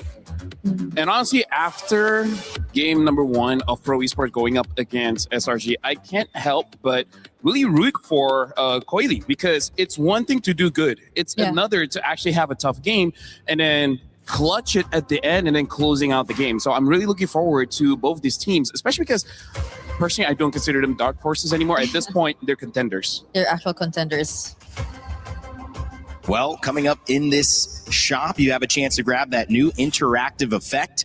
Rhino Day is live. Make sure to grab your cool stickers. What do you call these guys? Emotes? Emotes, yeah. Emotes. So emotes in the shop. You can spam them in your games when you, would get a triple kill, a maniac, a raid. Yeah. Or just do it just to show people that you got it. Before you start laning, just be like, As soon as you get in. As soon as you get in. Yeah, so what you do is that you clear the minions, you stand in front of your opponents, you recall, and then you spam the emotes. Yeah. Okay, great. That's the MLB Good analysis, guys. Show your aura. Show your aura. Aura farm. Yeah. Yeah. The more emotes you have. Aura garden. Nah, it doesn't work that well. Aura garden, aura farm. Anyways, in this game, I really feel like because we know that the junglers is going to be pretty crucial. Funny enough, I really feel like we got to look at the roam matchups because both the Beleric as well. I mean, like as much as we want to build by saying that the roam is, I don't know, expanded, because honestly, there is quite a lot of heroes you can use in the roam position, but just by how good Atlas and Beleric is, there really is no reason not to pick them up if they're open, right? So much roam heroes to expect, especially if you're talking about Blink, but at the same time, he's just only been on the Atlas and the Cho. But you could argue the same. PP has only been on the Beleric because we've seen that spammed throughout the 3 games they went up against SRG. So we haven't seen much explored just yet. I think the most creative they've been in the draft so far was really in the XP lane. Because Yangon, they've never used the more common XP lane. It's always the Barretts or the Ruby that you really got to see from them. So that's maybe something we're looking at. We know for a fact that Yangon can be creative, but where and until or only which heroes are they willing to be creative with? Yes, that's a sentence. And it was a sentence that I liked the first part of, which was that Ruby was a hero we did not see involved in this last matchup whatsoever, because they were really focused on the Mozgov and they were focused on what was working in terms of banning the Harara, the Ling early on, the Fanny. But maybe we do see a different priority here, especially when we start to get towards the later phases of the draft and ban, where the Ruby does either come out or it gets taken away, and that opens something else. Well, we're looking at the map here. So far, I feel like for both teams, Flying Cloud should favor them quite a bit because they like to fight. but now dangerous grass. And this is what I bring up every single time we're in dangerous grass. Sometimes you go autopilot, but where you forget that there's a new grass on the map in front of you, and your opponents might be waiting in there. LaFell, realistically, for someone saying, hey, what's going on? This is cool. What's some MLBB? They're in Paris. Let me check this out. Dangerous, like, what does this really do in terms of changing your draft or your pick? Do you ban around it, or is it just something that once you get what you want, you play around it? It's something that you can utilize an advantage in the draft. For example, you have burst heroes. Since there's more grass, that means there's less vision. With less vision, some people might forget that someone's hiding in this bush, and you immediately kill them all. So picks like the Eudora is good. Picks like the Hilda, where she gets advantages when she gets into a bush, also does pretty good. Catching heroes like the Saber, the Chos, the Kadidas. Pickoffs. All of these pickoff heroes love dangerous grass. I love that. Ling and Beleric banned, Freya and Atlas banned. Do you feel like YG say, PP, what else do you got? Because they take the Beleric away right away. Yeah, they no saw, Atlas and no Beleric. Yeah, they saw how comfortable they are actually with these picks. So it's great. I think now that we're in dangerous grass, it's all the more reason for them to just go more creative. Go crazy with the picks. There are multiple options out there and potential for pickoffs. But the Valentina ban. Interesting ban. Maybe just to open up the draft, trying to force Pro Esports to ban out the Harara. Because if Harara is let through, you know that's going to be first pick. So it's both the Beleric Atlas and the potential Ling Hirara banned out. Actually, no. Maybe YG just picks up the Eudora first and be like, yeah, I dare you to pick up Hirara. That too. That's a good way to do it, but I feel like this sets up a good thing for YG, and this is where you want in this part of the pick. Because obviously, if you get the Harara, great. If not, you get the Eudora, most likely to counter. So they feel pretty good. I think that the question is, if you give Han the Harara, you still have a Fanny you could prioritize. Oh, yeah. Oh, I forgot about that. On the side of Coily. But that was Yangon who also used the Fanny recently. Oh my God, we forgot. I mean, rarely picked up, right? So now they can pick up the Eudora +1 plus the Fanny. Oh.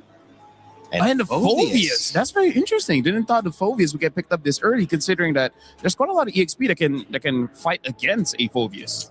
Yeah. Like the Alice, Uranus.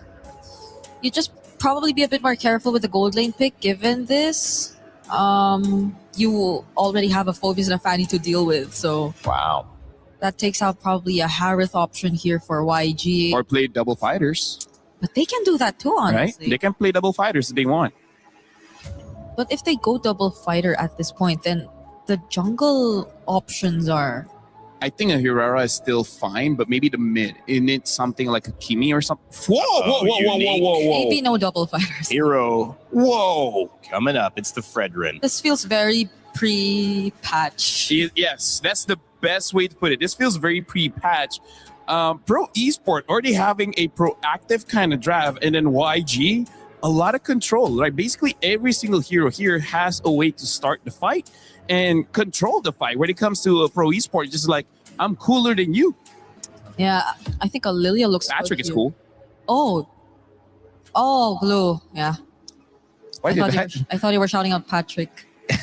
Hey, you know what? Patrick Production is also cool, all right?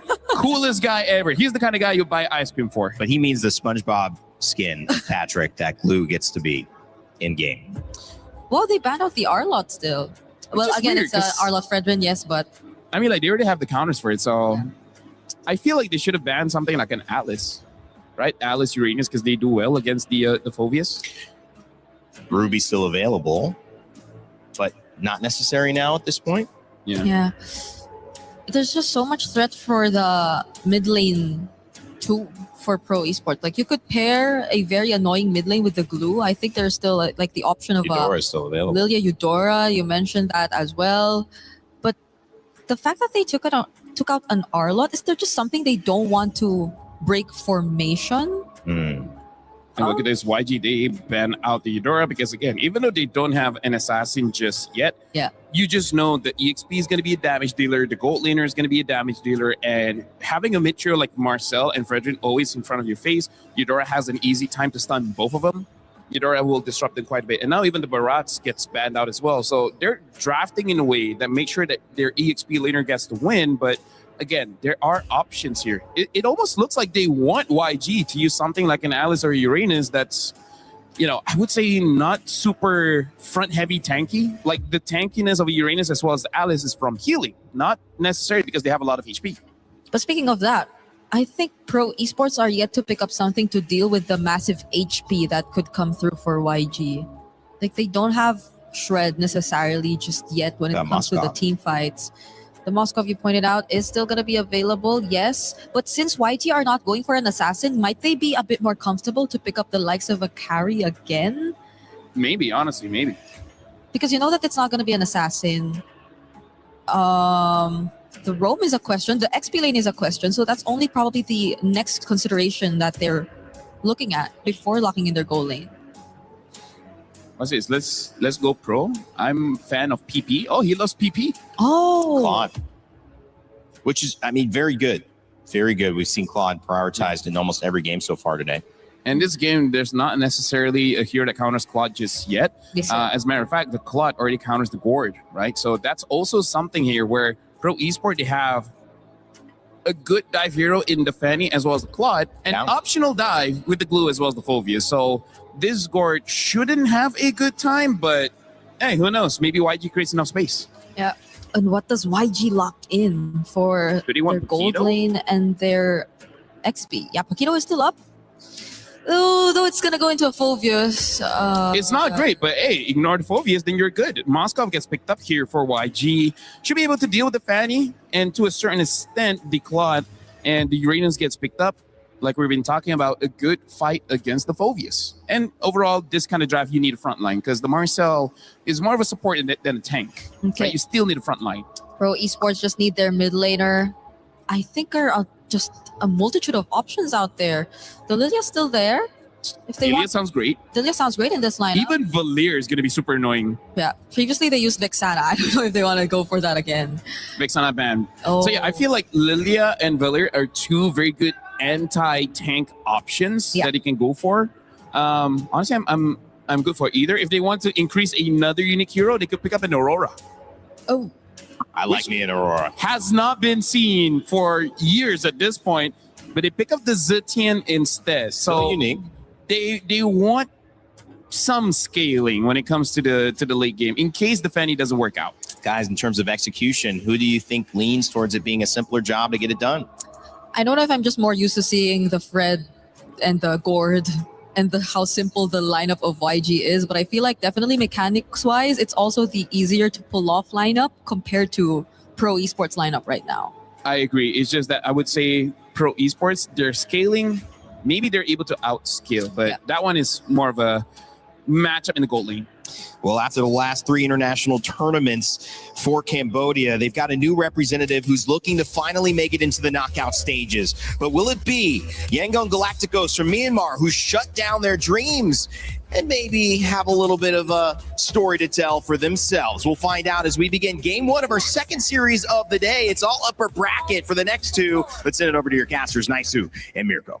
Thank you so much for the breakdown and welcome, ladies and gentlemen. It's our second match of the day here. This one, not an elimination match. It's to find out who's going to move forward to get to that knockout stage. Will it be Yango and Galacticos or Pro Esports? Both teams, Mirko, have been looking darn good. These drafts, though, a little bit of a throwback. I feel like now that we've been through so much versatility and flexibility in the draft, this looks a little more standard. It does. It looks a little bit more of what we are accustomed to, right? Yep. I do think it's kind of weird, though. I mean, the panel already pointed out, but the fact that Pro picked up the Phobia, still, though, banning out the Arlet. And YG really seems like they're going back to comfort, something that they used to win MSL Myanmar back again. It's Han on the Fredrin. Fredrin in the jungle is just a very different change of pace, you know, from what we've seen so far. A lot of assassins duking it out, but now you get a Fredrin, which, you know, makes sense with the lineup because you can play around that durability that this gives you. You know, if you take a look at the emblem setup StaGe too, you're playing with a lot of speed with the Marcel, obviously being that kind of annoying support / roam that he is. Coily, goes in now, the cables as well, shreds him down. Han will fall first blood over to Coily. Whoa! I guess is that a statement of, hey, You're gonna pick a Fredrin. Well, I'm on a Fanny. This is the assassin meta. Is that where we're going right now? I guess. Coily straight into the orange buff set up by P. But I didn't expect that damage, bro. Yeah. Straight up, walks up, flies through, and gets, even though Han was able to secure level 4, he wasn't able to tank up that damage. Now trying to steal this away from Coily. At least he gets a bit of compensation. Okay. Yeah. You know what? At least something. Turtle's up, though. Both junglers have those retributions ready. They'll get in position for this one, but Jungle Galactico is going to go ahead and get that space to work with. There they go. Mystic Gush going to tear PP down with Han. Locking him down. Coily forcing to flicker out now, but Han's going to get caught by the Phobius of Felix. It's everybody disengaging. Ying still holding this angle. Back to level on the board. All right, so a bit of a trade. No one going to get the turtle just yet. Jungler is going to grab their buffs for this one. We'll take a look at the replay by STC. Great setup here, to go ahead and capitalize that Mystic Gush, utilizing the Fredrin kit, but you need a lockdown, and you can see how dangerous it is for Han, though, because if he's, in this vicinity of the rest of the team fight, he's actually shredded down quite quickly. It's just not tanky enough just yet. You got to take a look at the items right now. We were talking about how Han can actually deal with Pro, right? He's on the way to the Dreadnought armor. I feel like he should have just rushed that straight up. He went for the Ares belt first, a bit more HP, trying to play around with the passive and then Appraiser's Wrath. Let's see if it works out. Felix. The turtle. Yep, just walking up. This should be free. Yep. No purple buff on the hands of Coily. A straight up red tree now is Sa. Has to flicker out. Good taunt though. Brings Felix in for the shoulder bash. The Dark Wave lands and Appraiser's Wrath is right there, but Felix is able to sustain for a bit as Coily jumps into the back again with the cables. Tears through Kaiser. He gets another with the cutthroat. Big double for Coily. Han isolated, and it will be fed over to Kuzen. It looked like it would have been okay for YG on the way they went through that. Oh, sorry, Felix. Ying. Okay, he doesn't have enough damage, but yeah, the idea was there, but you always have to remember when you're up against a Fanny that being caught in those choke points around the walls, around the jungle, is not where you want to be. And just after getting that objective, that turtle, it all falls apart here. This was going so well, but then look at the back line. Coily has all the room to work with, just lines them up, and is able to go ahead and swing in, pop that damage out while everybody else gets cut off from each other. So that's really good game sense coming through from Pro Esports and the rest of the team. Also a bit of a whiff from Blink. That golden hour was supposed to keep Kaiser from getting initiated on, but it only found Kaiser. Gave Coily the opportunity to just wait, go for those cables, and find the double. Yep. This is the reason we don't see too many gourds, too many Yees now in this meta, right? It's just, if you don't have Flicker, you're dead. They had their moment, and that, I guess that's one of the things as we gone through the days here for MSC is that development of the meta. And yes, some heroes that just feels like just weeks ago we're doing so well are obviously struggling in a sense, but this is something that I would say Young Galacticos, if they get to, let's say, a late game and you get a little more durability to work with, if you're able to go ahead and play around the golden hour from Blink, then, that's one of the cases. Plus the Moskov, still a power pick in that gold lane, able to move through. You do have generally a safer laning phase to deal with that Fanny, from Coily approaching. But that's the thing. It's more so of Yangon Galacticos really trying to hold on. You can see Brute Force Breastplate now picked up for Han. That's going to help him a little bit to deal with that kind of burst physical damage that's coming through. Second turtle up, though, as YG gets space to go ahead and work around this. Coily in the base can go ahead and swing in here anytime he's ready, but it's just a stare off for now between both, fighting for this space. One thing you got to take into account if you're Pro is Sanji in the bottom lane here on the Moskov. He's chosen the Bargain Hunter for a reason. He knows his job this game is just to farm out. No pressure here. Han's going to be able to take this for free with the Retribution. It's going to be the Mystic Gush now on P, but he's able to flick around now as Kozen gets caught by a ton of big bonk as well. Great Fury of the Phoenix in the bottom lane's a 1v1, and it will be Coily to pick up the mega kill to stop Sanji from scaling on the Moskov. You got to give it to Coily and the rest of Pro Esports. They know that, okay, objective, Turtle's going to go over to YG. We might as well find something else. It looks like he's going to be able to get the turret down nearly. Yeah, should go down here. They trade out a kill and a turret. As we look at the replay, once again, this was a really good decision from Coily. Again, he has all the room to work with, even pushed back by the Spear of Misery. It doesn't really matter. He's able to go ahead and find the kill. I was looking up top. The taunt landed on Kuzen. Then we saw the Fury of the Phoenix. So in our eyes, it was like, oh man, Sa popped that a bit late to save Kuzen. Turns out it was a call from Coily probably down below to go for that kill on Sanji. That's why the Fury of the Phoenix was tying for the pickoff on Sanji rather than to save Kuzin up top. Blink though. Golden Hour, the SOD lands as well. PP going to be able to actually walk away from the Appraiser's Wrath now as that's a shoulder back from Felix. A flicker out, away from the Mystic Gush. Coily with the jump in the cables. Pro, great disengage. Yeah, good use there. Again, to keep him at bay. Coily had an angle to go for, gets stopped in his tracks.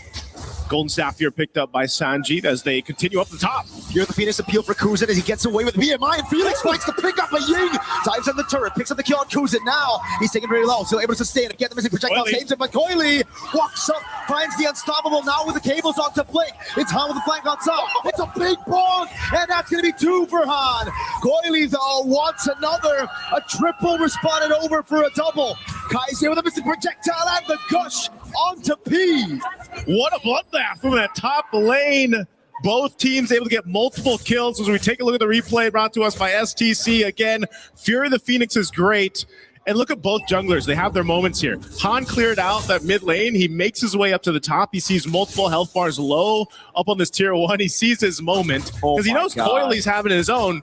So might as well go in for this. Gets that double, but essentially will go down. And also really good response from Kaise to come back and get P down with that Mystic Gush. So this trades across the board, which will all ultimately lead up to setting up for this first Lord here, now that it's up.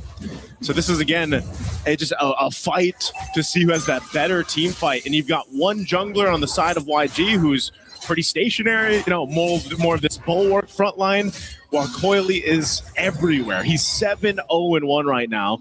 And pretty much if he finds one of the back lines of YG, it's almost an instant guaranteed kill for him. So they have to play around with that in mind. A bit of focus here, knocking down some of the tier 1 turrets up top. Coily. Dude, against a Moskov, usually you'd see Fannies hesitate a bit, like kind of think twice about going in. Coily against a Marcel and a Moskov walks up like that, or flies around like that. Again, it's different in the hands of junglers like Coily. Again, he makes his way through this team fight. Coily! Oh my god, the lethal ignition! What a god on the Fanny! Coily again with the cables. No fear in his eyes. Oh man, fighting for this Lord. As I said, goes to the back line. He's able to get a kill. Now with the numbers advantage. Felix the walk up again, the slam the pass back from P. That's a mount already. That means the Lord is going to be free again. Han he's so trying desperately to get through. Coily's taking a bit of damage now. Goes for the cutthroat as well. Blink with the golden hour. Oh, he saves the game. Han walks up. Goes for the Rec 2, but it doesn't land. It was still the golden hour. The Rec 2 went over to the member of Pro. Goes with the pickup on the Lord. Now it's a big taunt on the Felix and slams on the pass comes through, but Felix gets around in front of pursuit. Almost takes Blink down with him. Woo, that would have been way worse if Pro Esports did not get that Lord. Kozin was able to go ahead and secure it, I believe, just in that midst of that fight because Coily went down. That's also a big shutdown, though, taking out Coily like that. So for now, Yangon Galacticos, they found a little bit of momentum to work with. They should clear out this Lord relatively easy. And now some of that gold starting to build up, starting to go in their favor. Sanji's got the items mainly that he needs at this point, and the rest of the team is starting to get tanky enough to deal with it. It's more about the execution part, the micro part when it comes to these team fights. The biggest threat here, too, is Kaise on that gourd against Coily. If he's taken out and he doesn't have a flicker and he doesn't, have that whatever defensive item he decides to go with, that's just unfortunate because your whole game plan is I'm gonna get a stun off, Mystic Gush real quick, get some people low, and build off of that. But he knows he's gonna be a target, and so now for YG they have to adjust these team fights. And it's just so sad to see the golden hour now 2 times. First time was okay, that was just unlucky by Blink. Second time, miscoordinated by Han and Blink, right? The golden hour was there, it delayed the Lord. Coily was already dead, but Han went for the retreat. Because the Lord was still in golden hour, the retreat went to one of the Pro members, and that's why Kozin was able to seal it away. Yeah, once again, Marcel, that golden hour is so valuable, but at the same time, sometimes it can backfire in a way that you don't expect. Now it's pretty much even across the board, except for the fact that you got a couple extra turrets for Pro Esports off that Lord take, off that Lord push. Helps open the map a little bit for them, but they still have plenty of time to go ahead and find something here. You've got some pressure on this purple buff. Uh-oh, they're going to all in on P. flicker out of the Appraiser's Wrath and a Mystic Gush already. That's gonna be Coily with the damage. Oh, the Mount as well. Big Fury of the Phoenix. Onto a choke point. Han with a taunt. Onto 2. Ying still trying to buy some time as Han pops P. Okay, they fight back again. It's been trades all game long for the past 12 minutes here. And you're seeing it too. Now because of these items falling into place for Young and Galacticos, you can't find whoever you want, aside from the Gord, Kaize, for Coily to go ahead and get, because just again, you have enough durability at this point. And you have to start to rely on your both gold laners to turn the tides of these team fights. But you'll see it here. This is a team fight comes through. P surviving this is also crazy. Good use of the defensive flicker, staying alive. And then he mounts up and brings back into that Fury of the Phoenix blink. So really good timing there. But Han also gets his revenge. Again, he had a tough start to the game on this Fredrin, but so far he's really found footing. And the gold lead is non-existent for YG versus Pro. We should have expected this coming into this matchup. YG with a dominant game against GK to make it here. Pro with a crazy upset victory over Selangor Red Giants. Both trying to fight for that qualification to knockout stage. Han holding on a neutral objective, jumps on P. No flicker, Mystic Gush, and the Appraiser's Wrath to take him down on Felix. Gonna get caught by the taunt as well. StaGe clearing out mid. Kozen doing the same thing, but the wave up top is good for Pro. Oh, they're gonna fight for this Lord here. It's at half health. They know they're down P. They're gonna just blitz this Lord though for YG. Han's trying, the Golden Hour's placed out. Oh, Felix! With a steal on the Phobius! With the help of the Fury of the Phoenix, how did that just happen? Was that just a dark wave? No way! We gotta get a replay on that. What? We have to see it. Again, that Fury of the Phoenix really helping.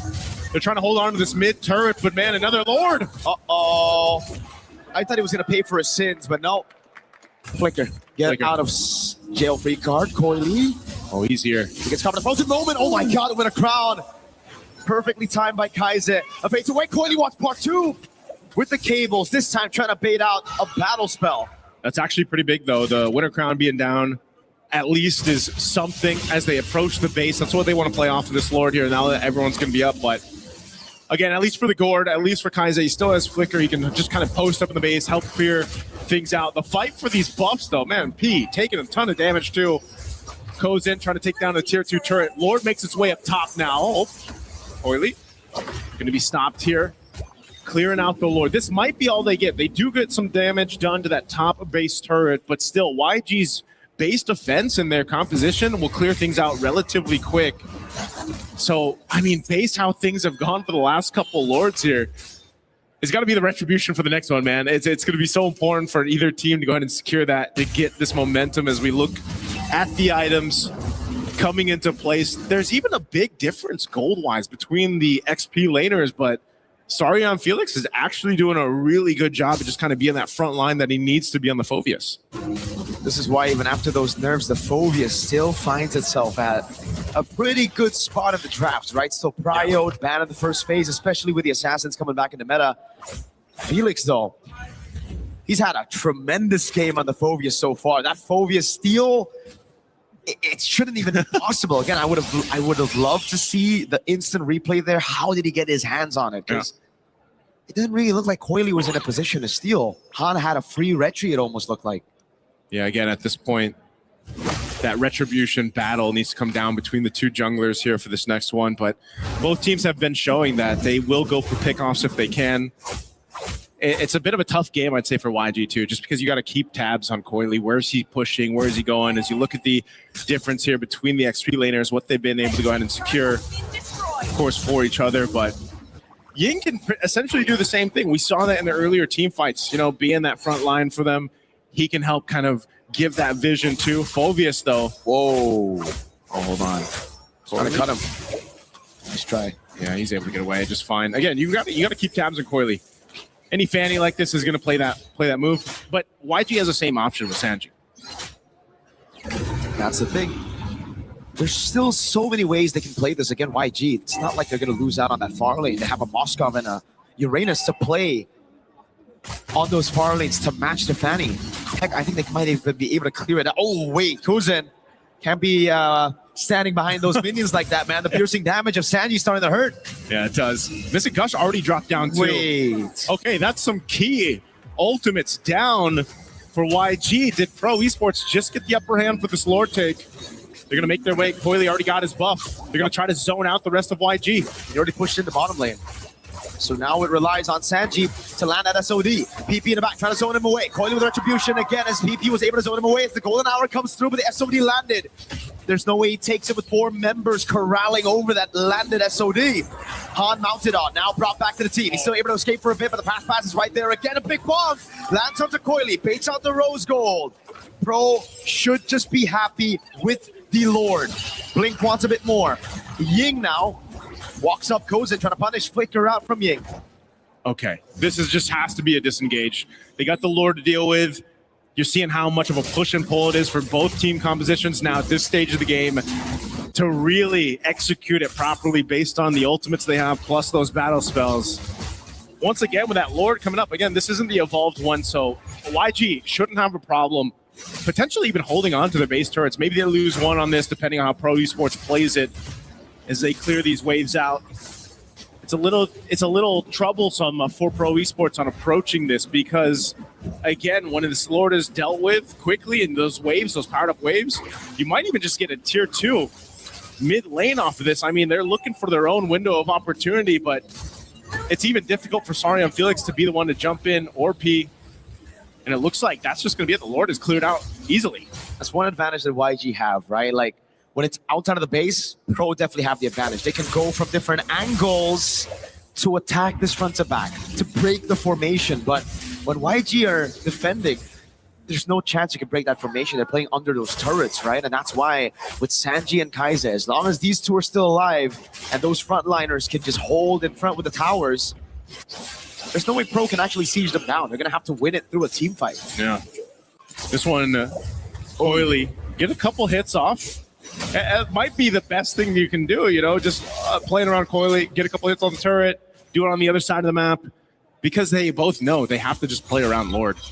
The pick-off potential starts to come down to, can we use a conceal? Can we actually find someone out? But then the teams have been doing such a good job at just going to be in there for each other, answering the call if some pressure comes through. Good little take on that purple buff, though, Coily. Ruthless on the fan. Use the cutthroat to secure it there. And yeah, it just seems like Han's been losing out on these retry battles. Nice to on the retry. Hey, man. At least if he can get it for the Lord here, it's going to be 30 seconds over quality. Yeah, exactly. You know, and that one will be evolved too. This is a very different game one than what we've seen so far throughout MSC, especially, you know, you're reminded once that Fredrin gets picked up and the lineup's kind of built around it, this kind of utility jungle concept, it's very different, bit of a different pace. Pete just walks out of there, blink. Frozen moment. Felix walks up. That's Sa with a massive Fear of the Phoenix. Toilet for the ankle. Big golden hour. How do they utilize this? In the midst of it all, he's giving the slam again from P. He's able to flicker out to safety. Now it's Coily. Looks for an angle to go with the cables. Just trying to bait those resources from YG. Again, nobody falls. Just a flicker burnt for Kaiser and P. And a flicker for P. Ying. Yep. It's all this battle of resources at this point. Coily, as hell of a start that he had in this game, he knows that he can't just throw himself into the arms of YG. And so he's going to continue to push down that bot, it looks like. At least cut that wave through. YG's going to make an attempt on this Lord. It's half felt right now, but Coily will be here in time to face off. P has no flicker. They know it. They're going to try to burst him down. The taunt lands as well. P's able to survive. Oh my God! Oh. The rebound with the Fury of the Phoenix. Good golden hour in the back line, but Coily's able to buy so much time. Sanji caught in the dark wave. Now the blazing duet from Kuzen. Oh, Sanji. It's all up to Sanji now. He's going to be confident slam in the pass with a nature and also the mortality buy. It's a mortality buy for Coily as well. Dark wave lands. Sanji's still there. Ying trying to buy some time. As Blink is in a 1v1 against Coily. It's an all-out fight everywhere in the map. Again, Coily trying to chase Blink down. He's running away. He finally gets cutthroated and assassinated up top. Oh, I thought that was a nice block, though. I thought it was going to land on Coily, but man, they bought some time. But Pro Esports, they want to go for this tier 2 turret. They want to take this purple buff out. Wait, they don't go Lord. They reset the Lord. They reset the Lord. I have to go. Let's look at this replay again. Started things up with Mystic Gush over here. This fight breaks off into 2 areas. collapsing down. Golden Hour used into that Fury of the Phoenix. Meanwhile, also a real cam. It looks like Pro Esports is going to secure themselves that Lord there, but that was a fight that was dissected on through, and that's one of the things that Fanny will do too. You were able to go ahead and split the fights up, focus on the right targets. Golden Hour, it just feels weird in some of these instances because it's like it's clearly there to stop the momentum of a fight, but sometimes it ends up just kind of splitting things off in an odd angle for YG. So now it's back to the defense of YG. They have a good composition to defend, but Pro have an evolved Lord now. At 22 minutes, it's a different kind of Lord. Wind of Nature for Kuzen. Bootless at this point for both of the gold laners. Okay, clear out these waves. Lord is up top. It's going to get that charge in. Taking out the base turret. YG has no choice but just to let that go. They're going to have to deal with the Lord, clear it out. Potentially losing some more base turrets. Conceal's going to be used from Pro Esports zone. Double top from Han now with the forced play as well. Coily with a jump in the back line, but it's going to be the winner crown again. Flicker route, Blink shredded to pieces, but he gets the Golden Hour. All base turrets taken out now as Ying buys the immortality in time, keeps himself alive. Han! With a big taunt on the Brazier strap. Kozen was able to Wind of Nature all of that physical damage. Okay. YG lost the base turrets, but it's okay. They're still in the game. They've got some more waves to deal with here, and knowing that they're down Blink, looks like Pro Esports still wants to go ahead and potentially end the game here. Ying again, pops into Consecration, bending the mini waves over to the right side of the map. Sanji clearing it out. Kaise no flicker. He needs to play far back. Pro are still lingering. That's a bounce. The Mystic Projectile landed. The BMI gets Kozen out, but the Rose Gold was already propped. So that's all they get. Pro Esports off that evolved Lord will take down and strip the base of those turrets. Taking the disciplined route, even amidst the lead they have, it's just YG still able to fight up. They're still able to do well. This is where we start to see the item swaps come into play. Winter crowns even being picked up. You've got multiple across the board here for YG. Wind of Nature sitting on Sanji. Sanji has been doing a great job just staying alive because he's so pivotal for them to actually be able to stay in this game.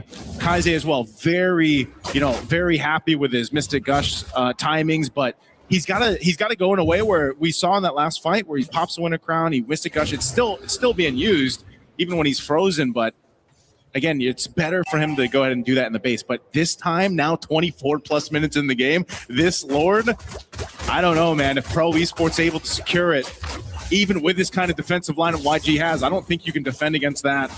Coily still pushing in that bottom wave. He knows it's going to force someone from YG, force Sanji to go clear that out, respond to it. Holy moly. Even with the guaranteed slow push, Coily decides to shove it straight inside the base. This means Sanji's going to have to deal with it. And he shows up on the map. Kozen utilizing the position to go on to Ying. He has to win a crowd, pops in Consecration. That's the Fury of the Phoenix, faded out already by YG.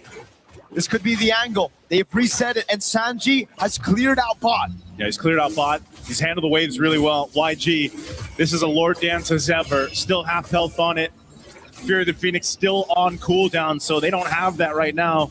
And Han's tanky enough to go ahead and sit here, like we've seen so much before on this Fredrin with an immortality to go ahead and just tank up the shots. Blink jumps in. Golden Hour doesn't land on anybody. Felix is able to evade right now as he lands the Dark Wave, but Coily's going to go up top. Mystic Josh and a Blink appraises trap. Coily in the base. Blink trying desperately to go back into the base to save it. He gets there in time, but Coily has a few minions on it. Now it's going to be the SOD that lands. Sanji gets Coily down. His first kill of the game, and it's a massive shutdown. Both junglers, though, will be taken out. A last-ditch effort from Coily to try to make something happen, knowing that the Lord was secured by YG. Really good timing against Sanji. Might have been his first kill, but it was an important kill. Might be the one to potentially win them the game here. They've got a really strong, evolved Lord to march down this mid lane. Now, 45 seconds for Coily to be up. Can Pro Esports delay this further? And without Han, the same thing. Is Ying going to be the guy to go in and tank this, lead this, or will it be Blink? He's got a Golden Hour that he can play around with. The game plan here might just be to knock down some base turrets.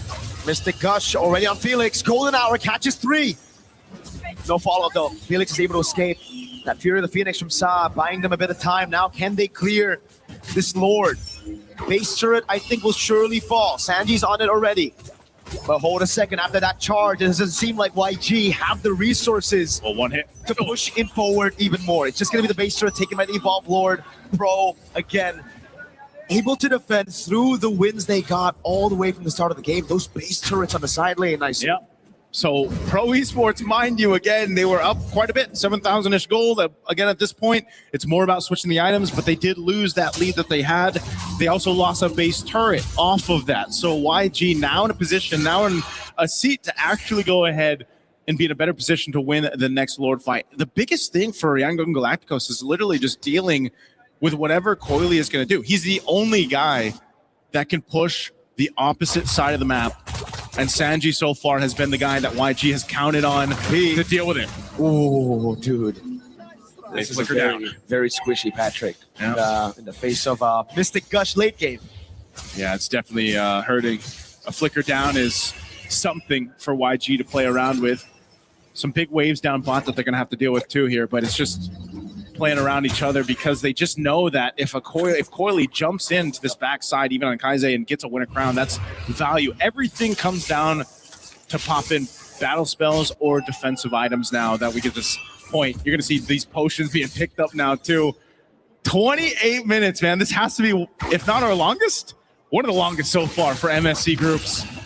Fighting for this Lord up. It's going to take some time to go ahead and take this one down as both teams get in position. A whole lot of immortalities to play around too. StaGe clearing up that bottom side.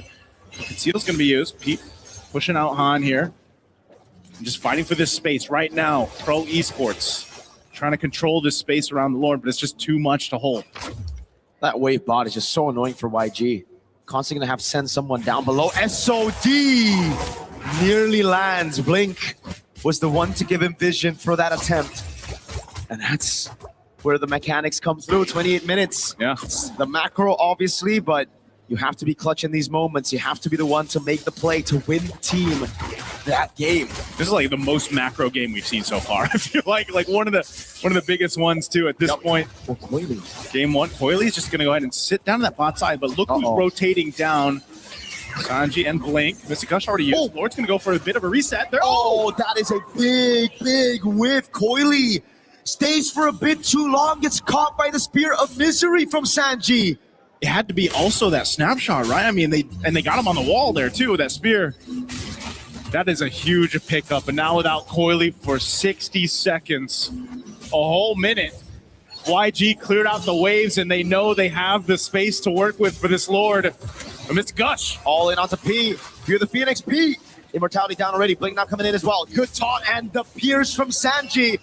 Ying taking very low. Coozing to look for the play. Flickers in the Blazing Duet and the Wind of Nature as well, but Blink is able to get out of the way of the Blazing Duet. Felix, 3-man Dark Wave, has to flicker out. Big bomb with a missing projectile. Coozing has the Immortality, but he's going to go down to Ying. A big bomb sends Han, or rather Felix low, but now it's StaGe with Wind of Nature. That's an Immortality already down. Assault's going to get flickered out, but he buys the Immortality in time. Wind of Nature, everything with the Wind of Crown as well, but it won't be enough. It's a big wipe for YG as they come back in game number one.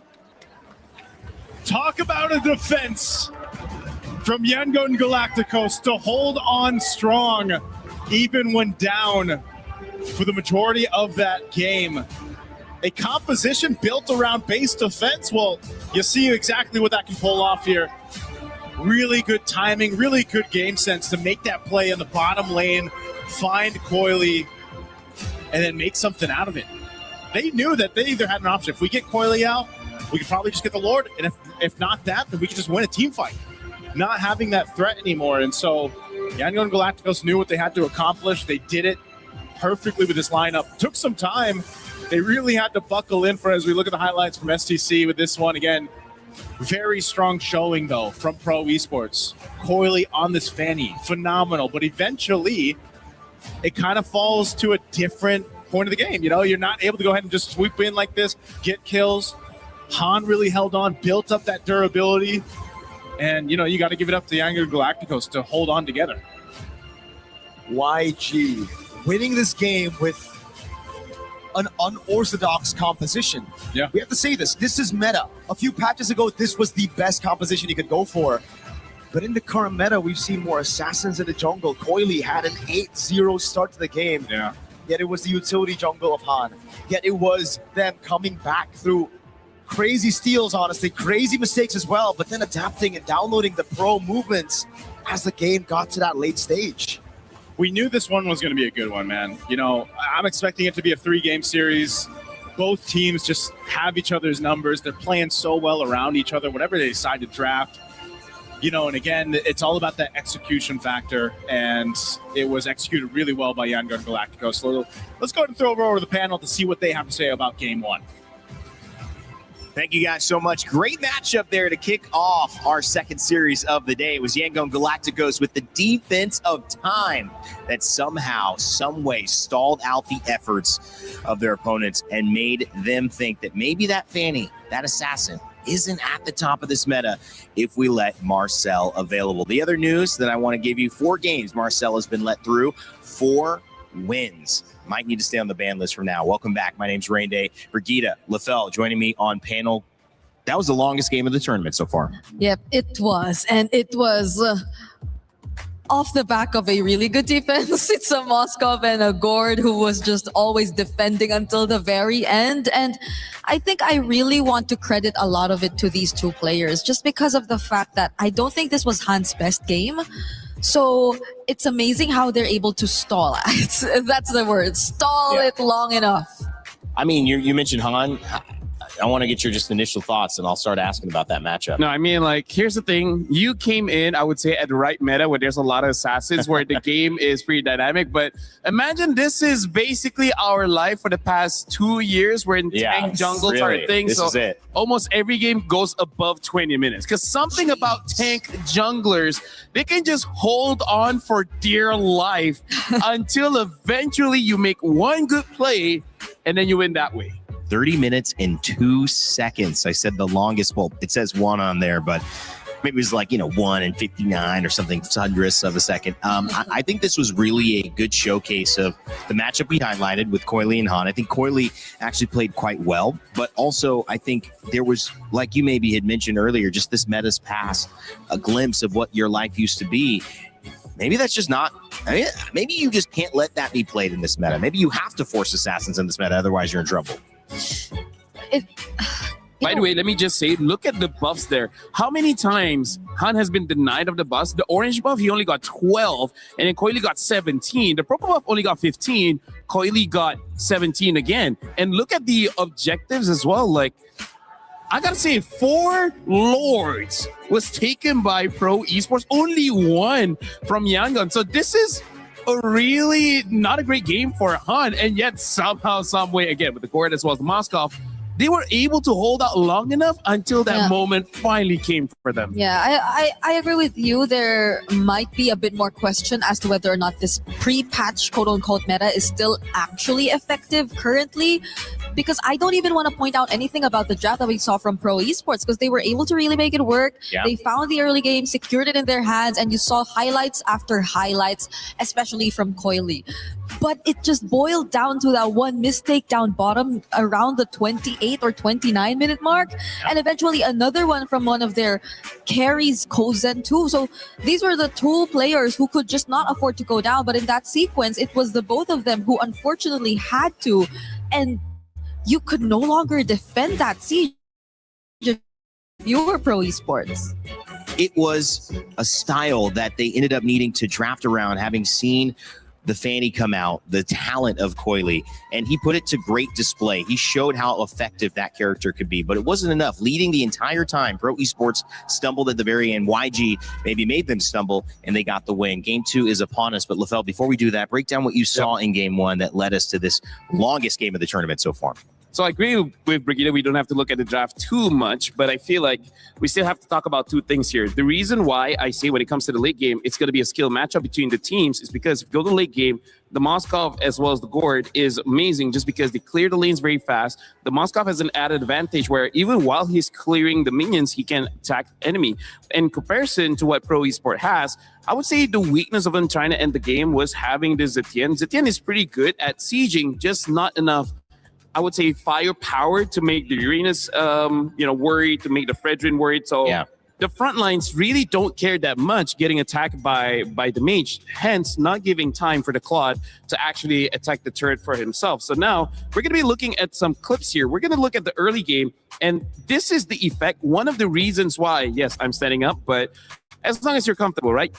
One of the reasons why we don't see a lot of Fredrin is because he has been nerfed in the HP department. Rarely do we see this when Fredrin starts off in his own jungle, and look at how fast Fredrin got bursted down. And in that moment, we even saw Fredrin get level 4 first, and then the Fanny. So not even had a level advantage, and yet the damage is just he can't sustain it.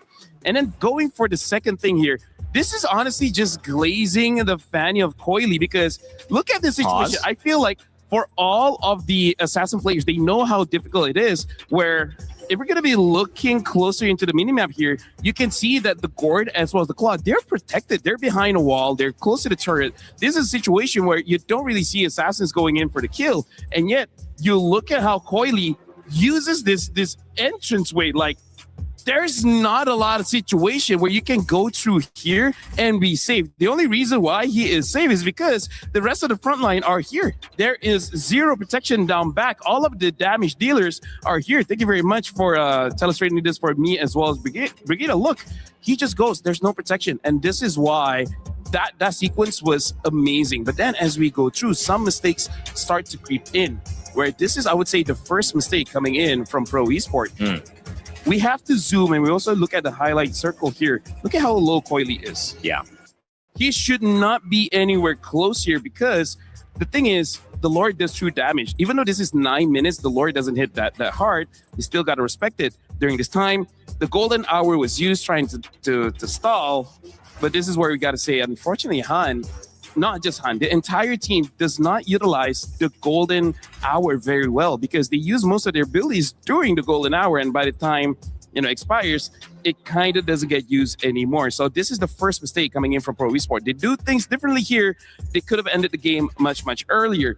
And then this is basically the final one, where this is one of the rare times that Han finally gets a win around the Lord, and that's like 25 minutes. And then at this point, this is where winning really counts on skill and a little bit of luck, because Coily was trying to end the game here. But then as he's reaching forward, he got hit by the SOD. Man. Look at how perfect that hit really was. And then Coily was next to the base as well, so he will get stunned up if the SOD did not hit. I don't know about you, Brigida, but do you feel like Coily could have ended the game? I feel like he can. Thank you so much, Rain Day. There's a world where he can, especially as you could see. What is that? You could see how it's just taking a bit more time for Kaiser to go in. He doesn't have the Mystic Gush either. Yep. So he can only rely on basic attacks. He honestly could have ended the game. And I would say those are the two mistakes that happened for Pro Esports, which is the Lord at the 9 minute of the game, as well as at the end of the game, they just don't have enough firepower to actually end it. She couldn't let her card fall. I get it. It's okay. It's okay. Thank you. We're moving and grooving over here. This could have been a stand. Hey, this is our whole stage. This is our home. We can stand if you want. We sit, we stand, we do it all here at MLBB. What a fun, game. We're a fun bunch. This is such a fun bunch. You guys are obviously fun, but this game is so fun. It's so great to dive into it. I've loved the, coming from Apex, right? We're so focused on the game and where the game goes, how it evolves, how it grows. We are fans of that. We want the best for that. This game, just the sky is the limit. Obviously, so big around the world and so many great communities who are involved in it. Games like that. If you're a fan coming in and saying, it's EWC 26, I want to check out MLBB. Maybe it's my first time checking out this game. That is one of the reasons why you say, wow, this is fireworks. And I can just jump on this right away, maybe play alongside, grab your phone, grab your tablet, jump in. Bang, bang. Let's do it. I love it. Become a bang banger. Yeah, become a bang banger alongside us. Let's go, man. I'm having a blast. I know you guys are as well. Let us know in the chat if you're having fun as well. Any co-streamers also. Hopefully you guys are enjoying this event. Flying Cloud will be where we set up the stage for our second matchup. It was all Pro Esports until the very end. And I guess that's my biggest question to start with this second draft. Yep. Did it go right and you executed wrong? do you try to keep up that playbook and say, listen, there's little ways on the Lord fights, on these little moments where we could have won that game. So let's not deviate. No, if I'm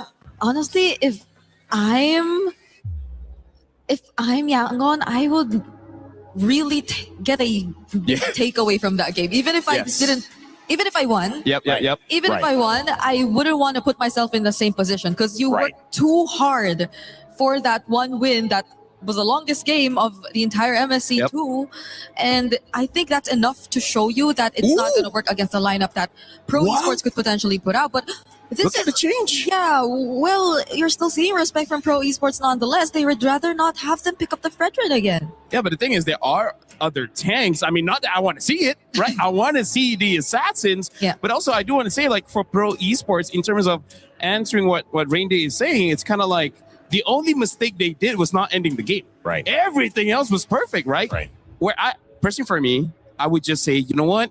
Glue and Phoveus, you guys don't matter. Dive into the turret. If you die, you die. But let me end the game, because that's, I would say, one of their mistakes. They should have just been brave enough to sacrifice some of their members and then ending the game. But again, going up against a Moskov as well as the Gord, it's kind of difficult to end the game. But now the Freya does get banned out. Hirara is still open.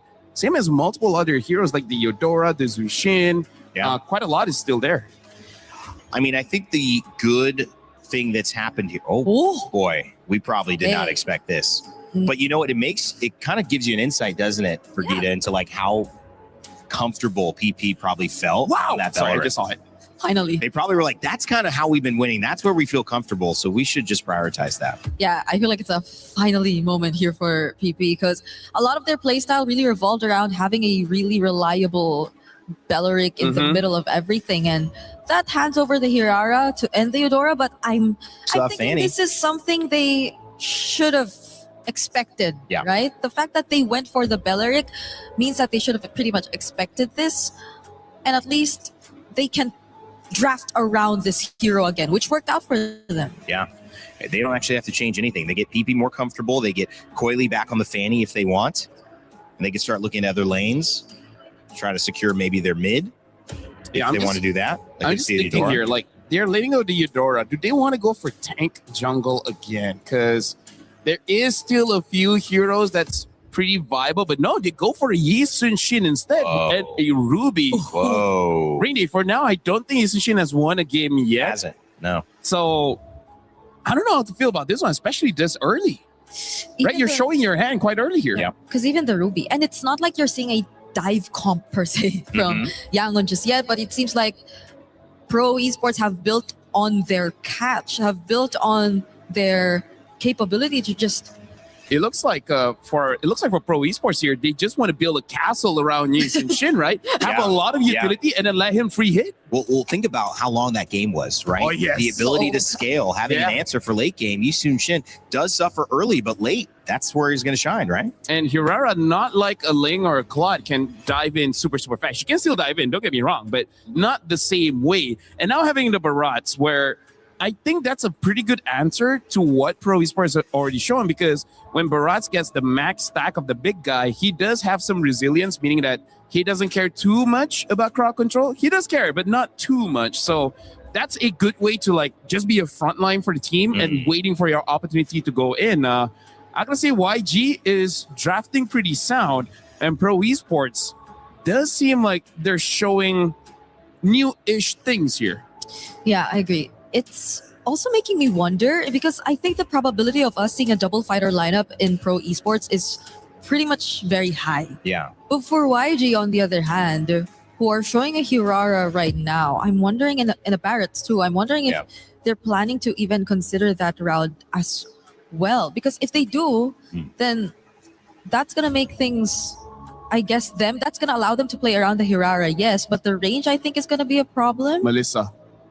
I feel like Melissa would work well against the fortress that Pro Esports is building. Yeah. As of the moment, they still have that option. They can pick it up. They banned out the Carmilla. Interesting. We haven't seen a Carmilla just yet, so maybe they got some information about what's going on with Younger Galacticos here. Right now, they can pick up their gold lane if they want, because they don't have the gold lane as well as the roamer. And I feel like showing either or doesn't exactly expose your draft too much. because it's not like, oh, you show Melissa, I'm gonna pick up something like a Farsa to kill you. There's multiple ways to deal with a pick like that. And you know that the Yi Sun-shin is going to the jungle anyway, so there's less things to worry about. It's at this point really just a potential. What if Yi Sun-shin gold? Oh, I don't like it. But hey, who knows? Oh. Ixia, okay, Unique hero. Another new pick again. Okay, We're going deep here. if they're going double fighter, then the other fighter has to be a backline. Yeah, like a Lapu, Benedetta, Yeah. Yuzong. There has to be someone to reach that Ixia because, well, it can I also think be the CC mage. is okay. I think CC is okay. Yeah. If you want to put CC gold, but Ruby EXP against Barats may not be a good matchup there. Or if they don't want to do that, then maybe the mid lane too can compensate for the range, for the reach. Eve probably is the safest. Yeah. We don't see much Farsas currently, so We see one loss, but we've seen one. let's see. Oh, All right, they pick up the Vexana as well as the Uranus. I feel like I Vexana, like this. Vexana has one win. But Yeah. do you remember how I was mentioning that she is pretty tough against Eudora? Yeah, in my limited experience.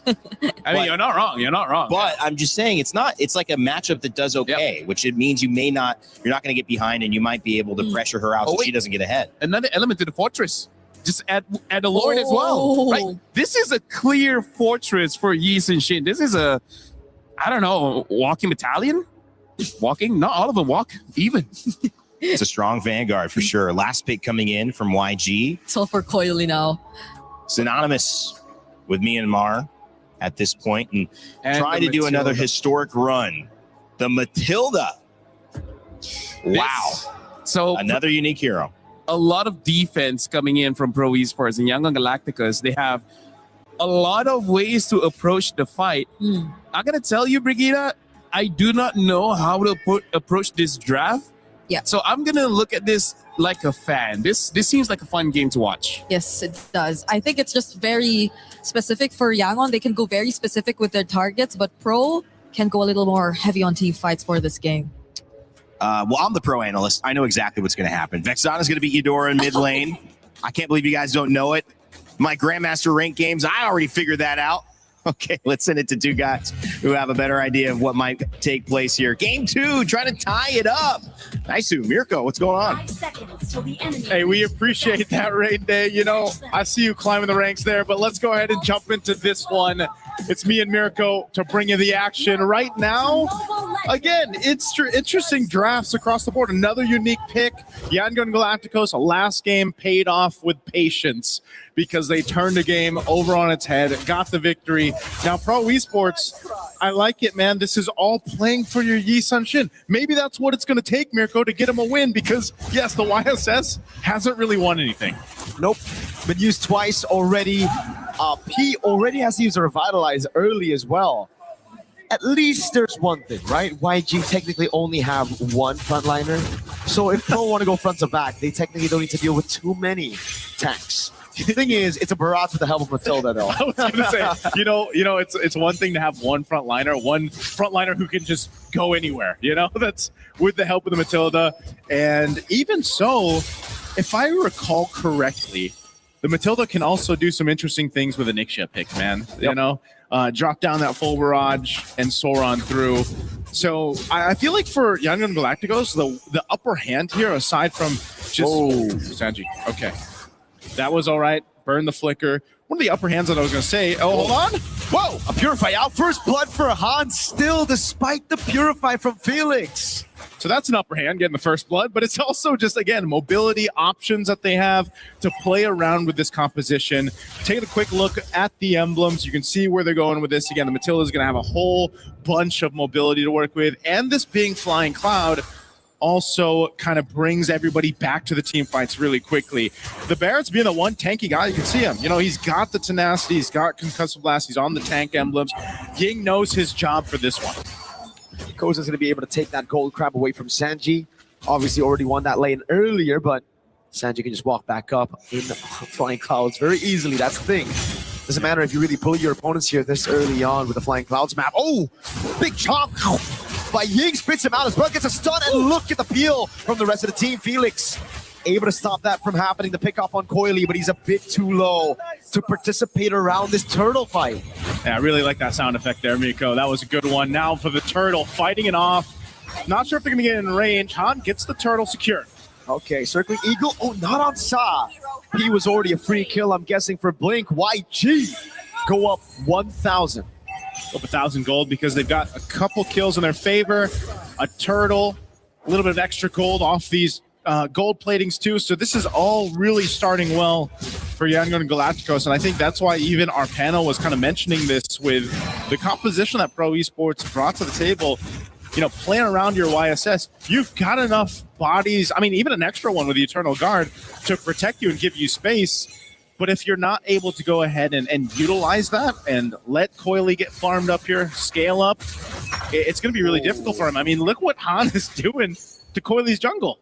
Hey, if he can win on a utility jungle in this meta, imagine what he does on a Hirara. I wonder how he feels after going from a Frederick to a Hirara.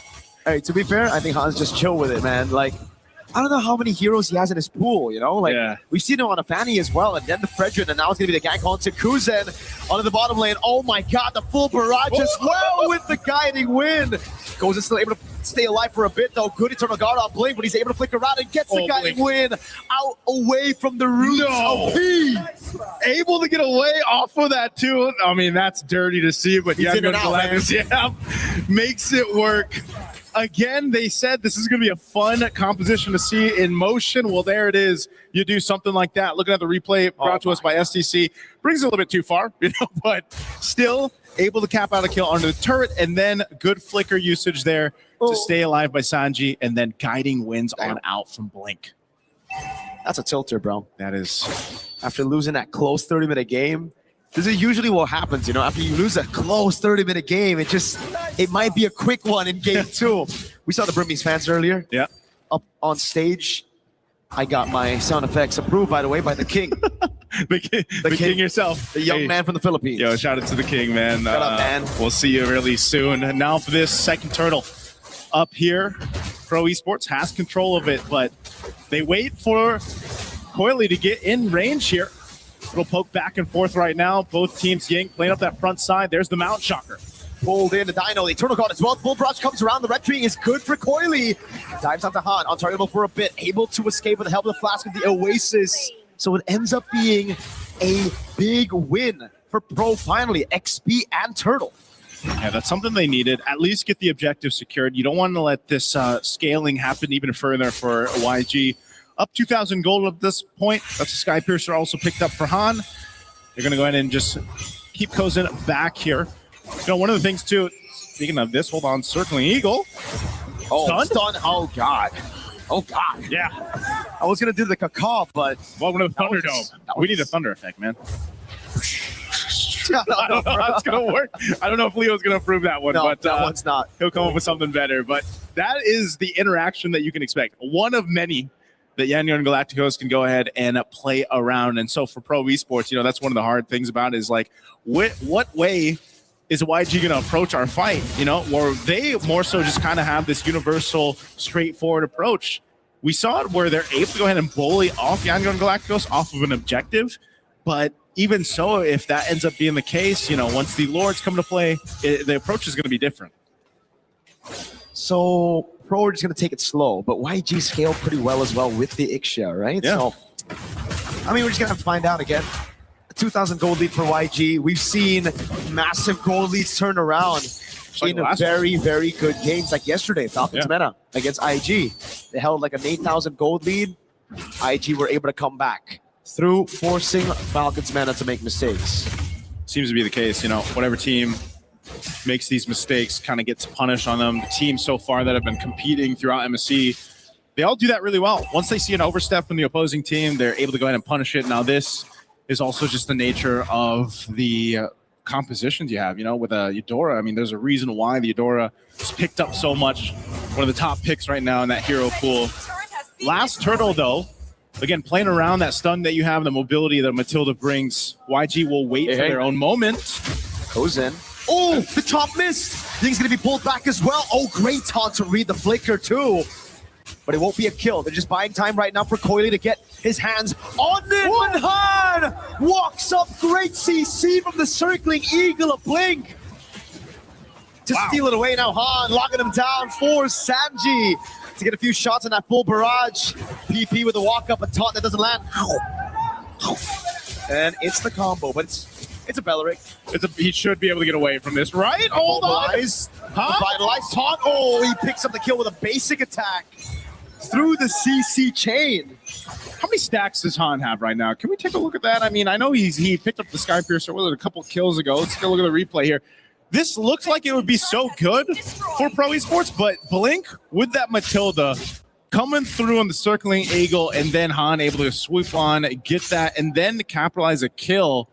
You know, this is one of the things you got to watch out for. We've seen it before where Hirara gets like max stacks on the Skypiercer, and next thing you know, you're gone. You know, and so Pro Esports, even if they want to buckle in a little bit for this, it might be one of those cases where you don't want to wait too long, just because of the scaling that's happening here with YG. Now, bringing it further, you can see, okay, couple stacks, so 2 kills off of that when he picked up that Skypiercer, but it's that threat now, that threat of just kind of almost lining up the kills too easily for YG to capitalize on. Even then, when they're trying to buy some time for Coily to get his hands on a neutral objective, it's just so difficult because they don't really have CC on on Felix. So all he can do is really just stand up front and hope that YG get intimidated by the aura of a Uranus. All right now too, look at this pressure. Ooh, again, no CC from Felix. He can't chain it. So I can drop down as much CC as he wants to. Yep. But as long as it's not going to be followed up by a Mountain Shocker, an I'm Offended, or a Don't Run Wolf King, Han's going to be good, bro. Yeah, Han's got a lot of space to work with, just by himself, basically. Han. Yeah. And Han can do this. Han can do this. As this Lord comes up, they get in position. Again, some of the ultimates were used in the previous fight, but they should be backed up for this, depending on how Pro Esports stalls this out. Whoa. Oh, Mount Shocker used. Oh, good usage. Welcome. 1v4. Oh, spins him out, gets on top! I'm Offended coming through as well. Response over, comes in, flicker through, but Han's able to pick up the kill. Now he goes back in. Onto Kuzen! A double for Han as he outplays Pro completely. Oh, man. Sorry, I'm feeling it's going to survive P as well, but 2 members going down for Pro Esports, and Yangon Galacticos will make their way to secure this Lord. A little circling eagle here to keep Coily back again. There's still an attempt, it looks like, from Pro Esports. How do they want to play this one? Kuzen is down. Coily doesn't have enough damage. Han gonna go in. Wait a second, Han. Oh, he baits him everybody into the full barrage. PP taking a flicker in from Sanji. And Han with the red tree now as he walks back up again and he picks up the godlike. YG up with 5,000 over Pro. That was such a good bait from Han to go ahead and utilize that. They know they have a full barrage in the hands of Sanji. And so just line up Pro Esports into it. And you know they want the Lord. I mean, look at this replay here. Again, Han popping that winner crown. What a bait. And just following through the full barrage and then comes in, help clean up after getting the Lord. That's a whole lot of value for YG off of that fight. And now Lord in the mid lane, they're knocking on this tier 2. Full barrage. Oh my God! Kuzen just got bleeped out of the game. Welcome to the Thunderdome, basically. Lord charges in. Oh, okay. Purify used. There's the shields. They're going to pop in mid and bot. Asanji is still down there right now. Down Kozen for 10 seconds. Pro Esports just has to let these turrets get whittled down here. Han's walking in that wave up top. They're trying to hold on to this one holy defense shield. This is such a problem, man. I mean, even alone, if you go too far forward, if you're Pro Esports, you're going to get stunned. Or you're going to get Circling Eagled, or you're going to get Daytona's Welcome. Like, this is what I'm talking about. There was so many options that YG can play around with, and that's what's gotten themselves almost this 9,000 gold lead. And it just seems like the Yi Sun Shin might not be it in the meta, bro. Yeah. Like, he's done... it's not Coily's fault. It's a pick. He's done nothing in this game, right? Farming up. Oh, whoa. Finds him, as we were talking about, throws it back to 3! Ying, what a play on the barrage! And now it's Han on Kozen, trying to find the kill. The stun lands, and it's a basic attack that gives Han a double. Now on Felix. Can he get it? His hands on the 80 stacks of the Sky Piercer. Han with a triple to send Yangon Galacticos to the knockout stage of MSC at EWC 2026. What a dominant game two for Yangon Galacticos after an endurance test in game one. They just came in to this one with a different game plan, and my oh my, did they execute it well. Talk about draft diff for this one and just execution. Again, Yangon Galacticos, familiar names across the board for the most of us here that have watched international MLBB, and they are a team that just does it so well in so many different ways. And they're definitely going to be a force to be reckoned with in the knockout stage, man. Again, that mobility that Matilda brought to this, and I mean, to make an Ixia work, Mirko it's insanity, but it's the insanity that I'm really liking with our meta. No front line except for Ying, but that was already enough. And again, we saw those moments come through again. Nice zoom. Full barrage, pulled back by the guiding wind. So many times here was just them corralling onto Ying, but then forgetting the plot, everybody else having the time to deal damage, to pick up on those sacks. And once Han got the first 20 sacks, it almost seemed like it was over. Yeah. Han did again. This Hirara, there's a reason why it's 70% win rate. Plus 70% plus. Because you do things like this, man. I mean, Han was what, 10-0-2 by the end of this? You know, multiple stacks. But also the Eudora. Like, if you get Eudora and Hirara right now, it's almost like, okay, what are we going to do against that? Because even when you thought you were able to get away, look at that. Boom, stunned. You have nowhere to go. Han can just kind of swoop in, clean up that kill. And, you know, sorry, I'm Felix. He's sorry, but Han's not. He goes and gets that triple. So it's just phenomenal execution here. We're going to have to throw it over on stage, of course, with Milosh for our interview. Hello, my friends, and yes, congratulations, they advance on. It's Yangon Galacticos. What a performance we had, especially that game one. What a long bout. Sanji, thank you very much for joining me on here. That game one was incredible, a 30-minute back and forth between you and your opponents in Pro Esports. I want to ask you, why did you pick the Fredrin to be on your lineup? Because it's mostly been kind of redundant at this point. What was the plan behind it? Sanji, အရင်ဆုံးတော့ဂုဏ်ယူကြောင်းပြောလိုပါတယ်ပထမဆုံးပေါ့နော်ဒီ Pro Esports ပေါ့နော်ကိုယ့်ရဲ့ပြိုင်ဘက်ဟာလာဒီလောက်မိနစ်30ကြာခဲ့တဲ့အချိန်တာအရှေ့ကြာဆုံးပွဲပဲဒီမှာ Fredrin ကိုဘာဖြစ်လို့ရွေးခဲ့တယ်လဲဒီအနောက်ကဒီ view ဟာပါလဲFredrin ဘာလို့ရွေးခဲ့ဆိုတော့ကျွန်တော်တို့ ਨੇ ပို့ပြီးတော့အဆင်ပြေမှထင်လို့ပါကျွန်တော်တို့ player ဟန်လဲသူ Fredrin မှာ confidence အများကြီးရှိရဆိုတော့ကျွန်တော် Fredrin ကို pick ခဲ့ရပါ The reason that I picked Fredrin was this one will be match for us. And one of our teammate, Han, experienced a lot with this Fredrin. It worked out really well for you. Now, this was the longest game we've had so far here at MSC, but how do you bring it back? Because there was so much back and forth in that game. How do you bring it back given the pressure that there is in this game on you? အဲ့ဒီတော့ဒီပွဲဟာပထမပေါ့နော်အကြဆုံးပွဲဖြစ်ခဲ့တယ်အဲ့တော့ဒီလိုအရှုံးကနေပြန်ပြီးတော့အနိုင်ရအောင်ဘယ်လိုမြန်ပြန်လုပ်ခဲ့လဲဘယ်လိုပြန်လုပ်လဲဆိုတော့ကျွန်တော်တို့တယောက်ကိုတယောက်ယုံကြည်ပြီးတော့ပဲအကောင်းဆုံးဆော့သွားတာပေါ့ဒိန်းနေ defend ပြီးတော့ပဲ We trust each other and then we fight back together. And it was honestly a beauty to witness. Now, you're the only Sanji that's qualified, the first one and the only one so far that has qualified to the knockout stage. We've all seen the Spider-Man meme between all of you here. What does that mean to you? အဲ့ဒီတော့ဒီ Sanji တွေရှိတဲ့အထက်မှာပထမဆုံးပေါ့နော်ဒီ qualify ဖြစ်ခဲ့ပြီးပြီအဲ့ဒါဘလို့ရှိပါလဲဘလို့ရှိပါလဲအရင်ပြောပါလေ I'm so happy. Should be, definitely. And on top of that, you're the Myanmar representative. What does that mean to you also as a representative of the region? အဲ့တော့ဒီ data အတွင်းမှာ Sanji တွေရှိတဲ့အထက်မှာဒါမြန်မာတွေကပထမဆုံးတစ်ယောက်ဖြစ်လာတာအဲ့တော့ဘလို့ပြောချင်ပါလဲဘယ်လိုပြောချင်လဲဆိုတော့ကျွန်တော်တို့ကအခုနှစ်ပွဲနိုင်သွားပြီးတော့အရင်တက်သွားတာဆိုတော့ကျွန်တော်အရင်တက်သွားတဲ့ပုံစံမျိုးပဲအဲ့လောက်ပါ I would like to say that we have won 2 games already and then so I'm the first one who is in the next match. It's a great thing. Is there anything you'd like to say to all the fans that are watching you right now and also for all the teams that you'll be facing off against in knockouts?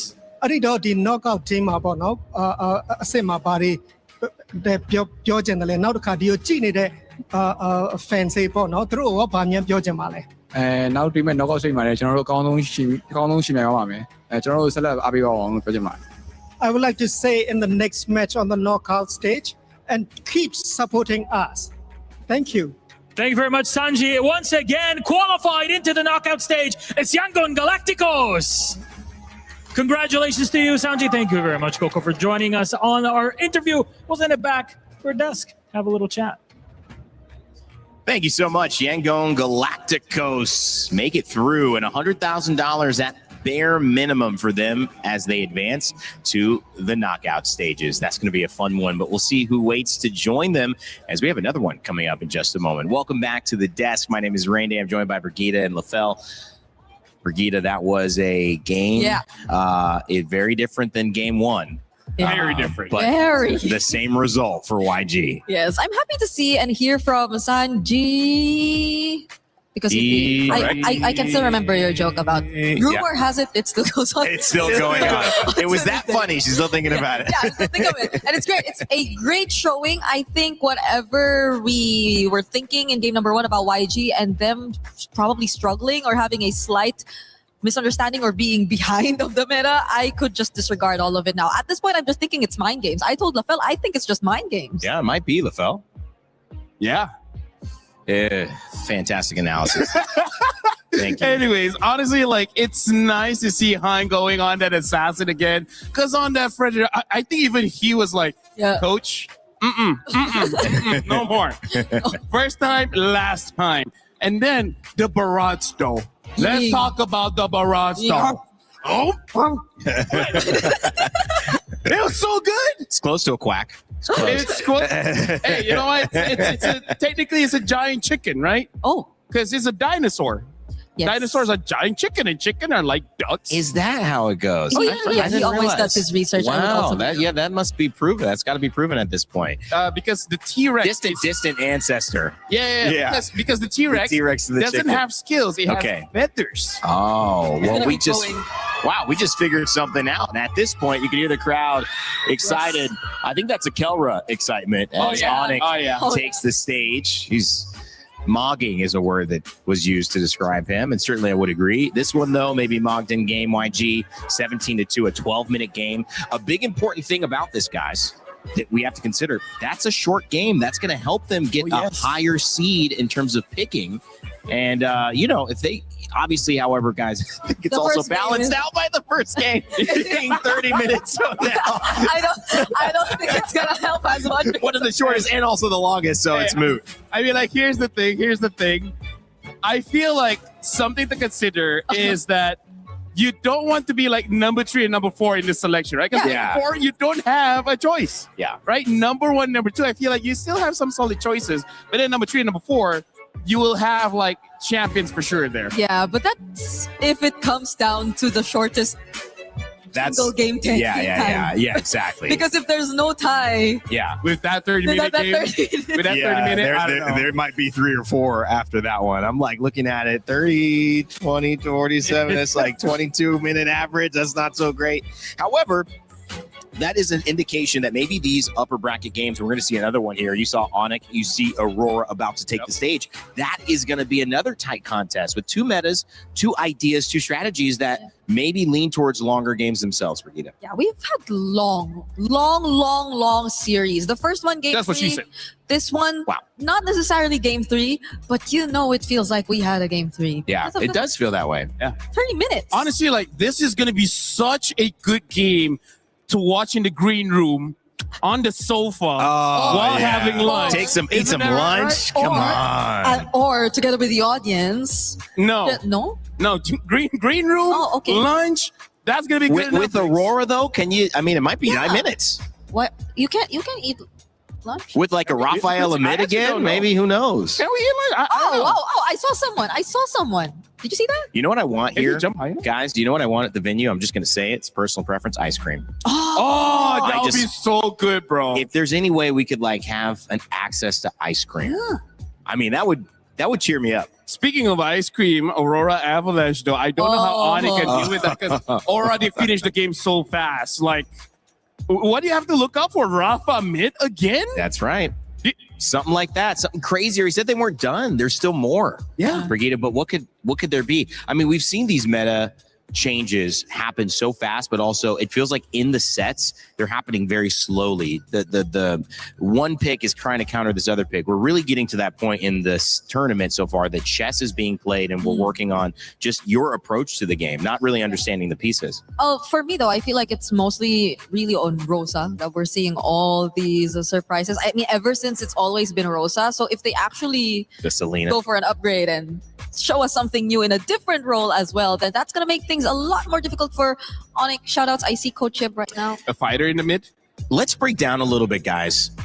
I think maybe a learning lesson there. If you are pro, you do get to go ahead and play again, and that is a benefit for you. You don't have to worry about being out of the tournament yet. But yes, I keep going back to that Belleric first pick and leaving Hirara and Eudora to YG. Yeah. I feel like although it was a comfort pick, that was probably letting too much go. And in hindsight, it seems like it was.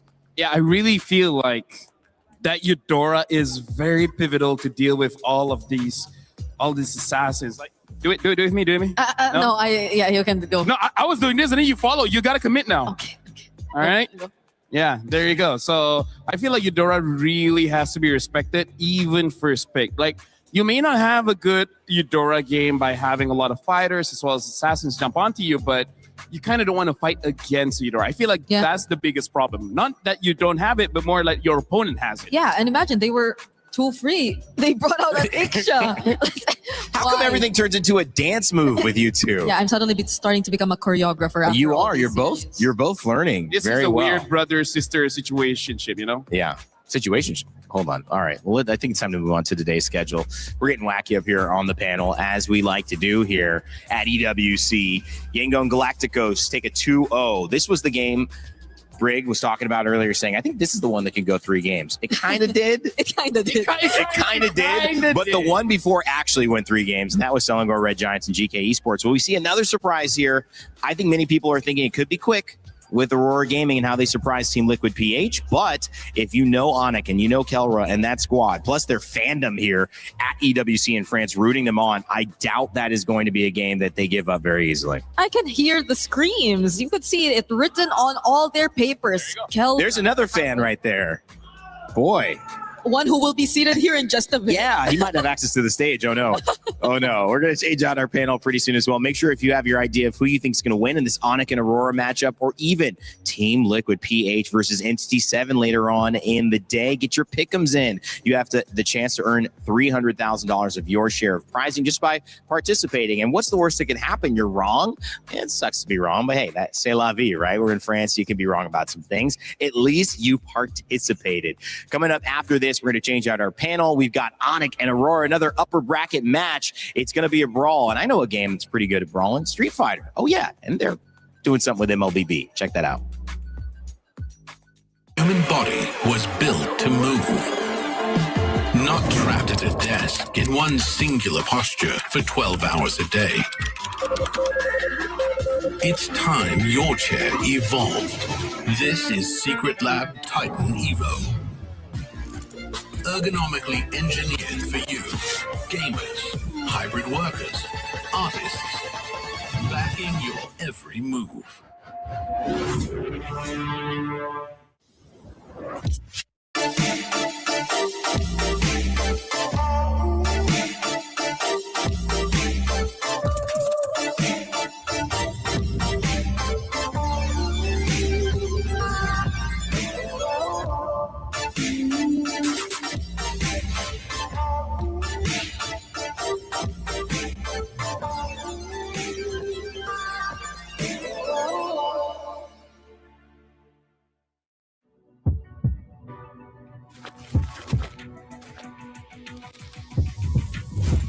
Round 1.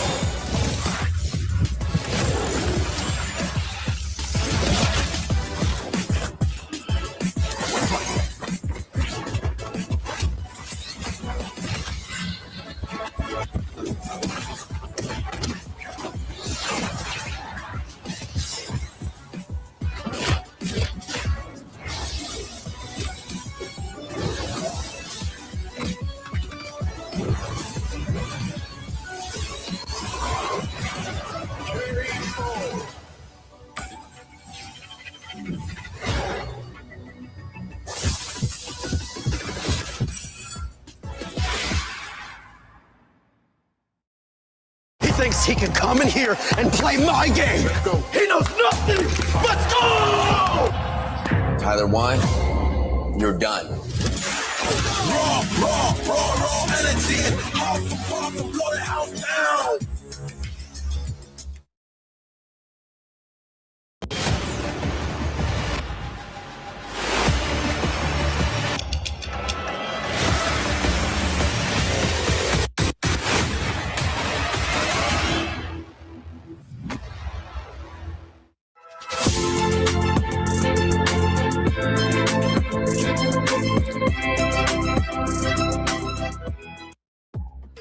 Welcome back, ladies and gentlemen, to the Lenovo Legion Gauntlet here at EWC 26. We've got MSC action all day long. 2 series down, 2 to go. And this one's another upper bracket match, which guarantees the winner of a spot in the final 8 and also $100,000, something that you can be very happy about leaving Paris, France with. For the loser, they're still alive, and they will face off in an elimination match later. But of course, I'm joined by 2 amazing panelists to talk about all the storylines that will be developing. Renmar and this time, Gideon, my man, off the desk, joining us on panel. I'm gonna start with you. How you feeling, brother? I'm feeling really good. You know, these past couple of days have been really interesting, seeing some of the highest highs for some of these teams, the lowest lows at the same time. So I really got a good scale to what's been going on, at least on the ground, for a lot of these players. Renmar, too, this has been a game where we've seen developments across the scene, these 2 series. Yeah. I mean, that first game between YG and Pro, 30 minutes, longest game of the tournament. We've seen some mistakes. We've seen some great drafts. A lot to talk about. Oh yeah, definitely. And still the meta is so wide open. Like a lot of people were wondering, hey, can we get, like the global ban and fix? We don't need it in this meta. There's so many options, so many permutations to consider. And at the same time, it translates to some really great action as well. It's not just all about the picks, it's all about the drafts. Teams are balling out this MSC. Yeah, I mean, this is honestly a tournament that to me has given us a little bit of a surprise, Gideon. But it's continued to kind of balance out, in my opinion. Have you felt that we've caught our footing here, or do you feel like there's a little bit more to go? I think there's a lot more to go, actually, because especially when you're casting the first couple of days, you're expecting a lot of these teams to come in with their comfort picks first, put their best foot forwards, make sure they get the games that they're looking to win, and then solidify their lead. However, I think we've seen that as of right now, the meta is way more open, as Renmar mentioned, and a lot of the draft starters, they're not linear anymore. And I think that's the biggest problem. A lot of these teams here today are still adapting from the day before. We've already seen 2 different variations as we've seen the past couple of 3 games. It's great. Adapt to the adaptation and just keep going. We'll see what mutation of this meta shows up. And speaking of what mutation shows up, because that's benefiting certain teams that are ahead of the curve. If you are ahead of the curve in terms of your win, the upper bracket is not settled once you get there. It's settled how you get there. So if you are one of the teams like we just saw, Yango and Galacticos making it to our upper bracket, you're going to have a total time that it took to win your games. That total time will be compared against the other 4 teams that make it 2-0 without losing a game. And the fastest total game winning time will have the first pick of the other 4 teams that qualify, having had a loss 2-1 in our elimination matches, who they want to play in the knockout stages. So essentially, you get the fastest time, you win the fastest, you're going to have your first pick of who you want to play in your quarterfinal. The lowest time is going to be given their quarterfinal in the 4th position, which Renmar means there's another layer of drama, spice here in France for MSC. Yeah, and it fits the meta so well because teams are encouraged to go faster. Teams are encouraged to not really wait for a certain point for their winning condition. They want to get their winning condition as early as Turtle 1, as early as the first few kills in the first 3 to 4 minutes of the game, and then you snowball from there. All right, well, it's time to bring up our Crunchyroll story of the day. And of course, when you take a look at it, this gives us some nice highlights. But this one is done with the GOAT, now with the Sky King. We've seen Carl Teasy and Team Liquid, the GOAT, find their way into an elimination game. Maybe something that they'll be able to work on. We'll find out in just 1 series from now. But it is up to the Sky King here on this stage to prove that he has maybe the main narrative in this tournament. Yeah, because now people are looking at TNZ based off all of the rumors and the scrims, quotes from the players. They're all looking at TNZ as the best jungler right now at MSC. Well, you can ask Niall. Niall would say, well, I'm number 1. Yeah. But a lot of other players would definitely say TNZ. And yeah, it's interesting in the in a meta in an MSC where you have Carl TZ, Sek Guys, Kyrie, Kyle TZ, all these fantastic jugglers around the world. TNZ, who's always made a name for himself every international, now it's much more obvious that you really have to watch out for TNZ. He might just be the hitman here. He's already found one headshot already on Carl. And I mean, luckily, you know, there's still a second chance for Team Liquid side. But I think against the Sky Kings, until we see Kyrie on that box here, he might have a shot, he might not have a shot. I want to see how they force it in a meta like this that's so rigid. One of the interesting things about these two teams, and we saw it before, is that everybody had a game plan that worked. We saw a lot of 2-0s in these upper bracket runs to get here, and Aurora Gaming was no different. But Onyx has had their own traveling fan base. They have had some incredible moments with this roster. But Aurora is not anybody that you can just sit back and say, okay, let's show up and play. You actually almost have to expect the unexpected, Renmar. Yeah, that's what I'm expecting. The unexpected. I want to see a very tailored draft again. We saw the Rafael in mid lane the last time from them. I want to see if they have something like that prepared for Onyx, that Coach Midnight and the team come up with something very specific to deal with the Sky Kings. All right, well, Onyx Esports, let's take a look at that roster that's showing up as well. We've got a chance to see Lutpi, we've got Kyrie, and one of the main stars of this, Kelra. I mean, Mog is an understatement for that guy. Had a great interview. The fans were cheering for Onyx. Let's hear a little bit more about them before this day's match. Eterna here, and we are now with the Gold Lane Standard, Kelra. Hello, everyone. You're still the Gold Lane Standard, right? No. What?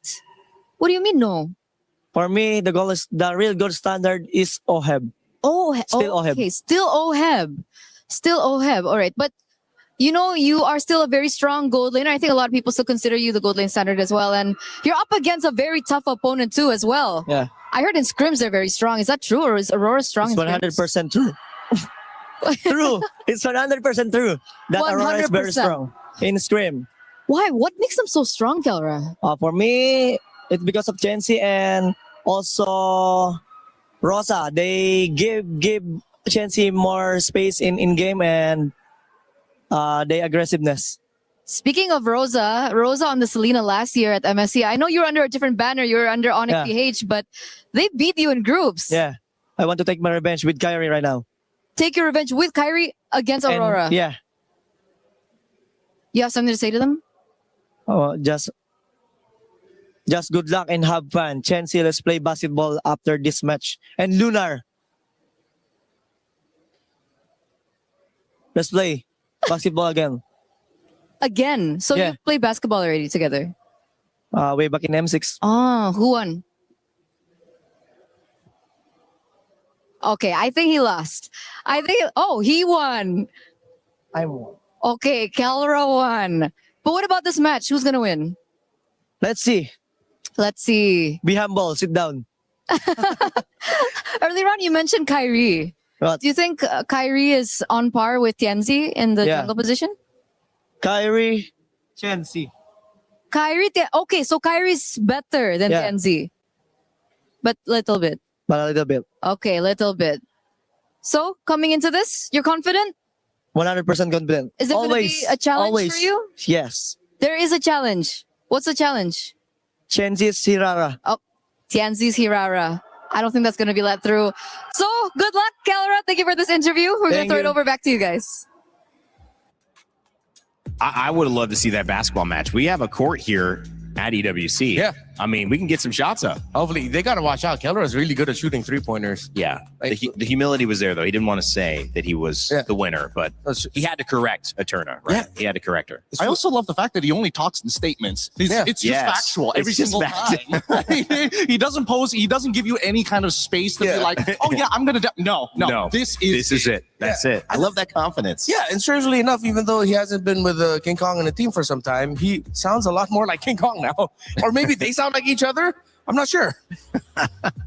Well, when you look at that team, obviously they've got to go up against an opponent that's been surprising everyone. And we thought, can it be the Sky King now that goes down? TNZ has been a threat, but so has Rosa, bringing out that Rafaela and Coach Midnight as well. Even Lunar got a call out. I mean, you know, the only person not mentioned is Pagu here. This is a team that we need to see. And when you put this team together to get here to MSC, their journey just beginning. Now they have a chance to make it into the knockout stages and do it by taking down some of the best.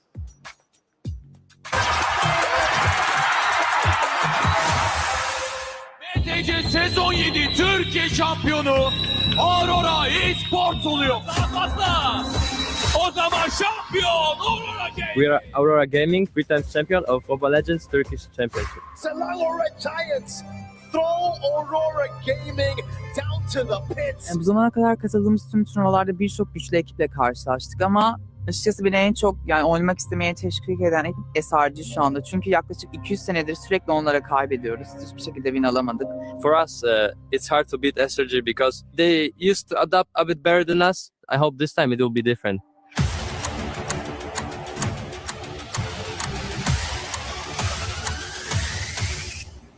M8 Türkiye'de olduğu için MSC bizim için önemli bir hal aldı. Çünkü M8'de bu MSC'de gerçekten başaracağımızı düşünüyorum. Kesinlikle çalıştığımızın hakkımızı vereceğimizi düşünüyoruz ve kesinlikle bize karşı güvenen herkesin de güvenini kıracağımızı düşünmüyorum ve kesinlikle bu sefer birinciliğe oynayacağımızı düşünüyorum. Finale kalacağımıza inanıyorum. I want to prove that we can compete against the Southeast Asian teams and we can actually be the strongest team. To do everything they can to defend, but Aurora Gaming have locked on the base. What can they do against this force of nature? The upset of the day happened. The champions go down. To all the fans around the world, Aurora fans, we want to prove that we are very strong and we want to make you guys proud. So keep supporting us, guys, and keep watching. Well, Turkey very, very happy with that result. Aurora Gaming looking to continue. Rinmar, with everyone knowing you're putting up a surprise, I mean, can you keep surprising people? I still think we can, and I still think they can. But for a lot of people, I feel like if this was at any point in time, it would be very unexcited. But I think it's one of the first rare times where we've seen Aurora Gaming is leading a prediction against Onyx. I think there's amazing. It's some really good arguments here. I think that this is one of the few times that Aurora Gaming are coming into this with the perfect storm. I mean, our international at the end of the year is going to be in their home country. So this year is going to be huge for them. On top of the fact that the meta actually supports a lot of their players in their previous history. They played it before. So they've got a backlog and plenty of wealth when it comes down to creative drafts. That M Series being held in Turkey. What a great place. To stop off normally when we head to Riyadh. However, this time around, it's all Paris, France. Aurora Gaming representing Turkey, trying to keep surprising their opponents, and they'll face off against Onyx, who want to represent not only the yellow, not only the fans here in the building, but their shot at taking down the team that looks untouchable. Will Kelra really claim the gold standard in this matchup? Because if he's going to do so, it puts Onyx in a dangerous position. Getting ready for our third series of the day, $100,000 and a spot in the top 8 knockout round on the line. It is Onyx versus Aurora Gaming, both 2-0. Somebody's going to lose, so let's kick it off. Thank you very much, guys. And oh, wow. First off, before we even talk about match 3, let's touch on match 2 because the first game went on for half an hour, the longest thus far in MSC. But the second game, it flew by in a blink of an eye. It was clear that the first game was kind of the big, I guess, the piece that broke the camel's back. Because in a moment like that, you're thinking, all right, a back and forth 30-minute, there's no way we can continue having this for game 2, for game 3, and that was indeed the case. It's so exhausting mentally to keep that up game after the other. And honestly, it just worked out well, right? Myanmar moves on. We get to see them in the knockouts, but that's for later, Rose. Because now, in the present, we are going to be watching the third match of the day, where we will see the Sky Kings going up against Aurora Gaming. So, ladies and gentlemen, join me in welcoming Onyx!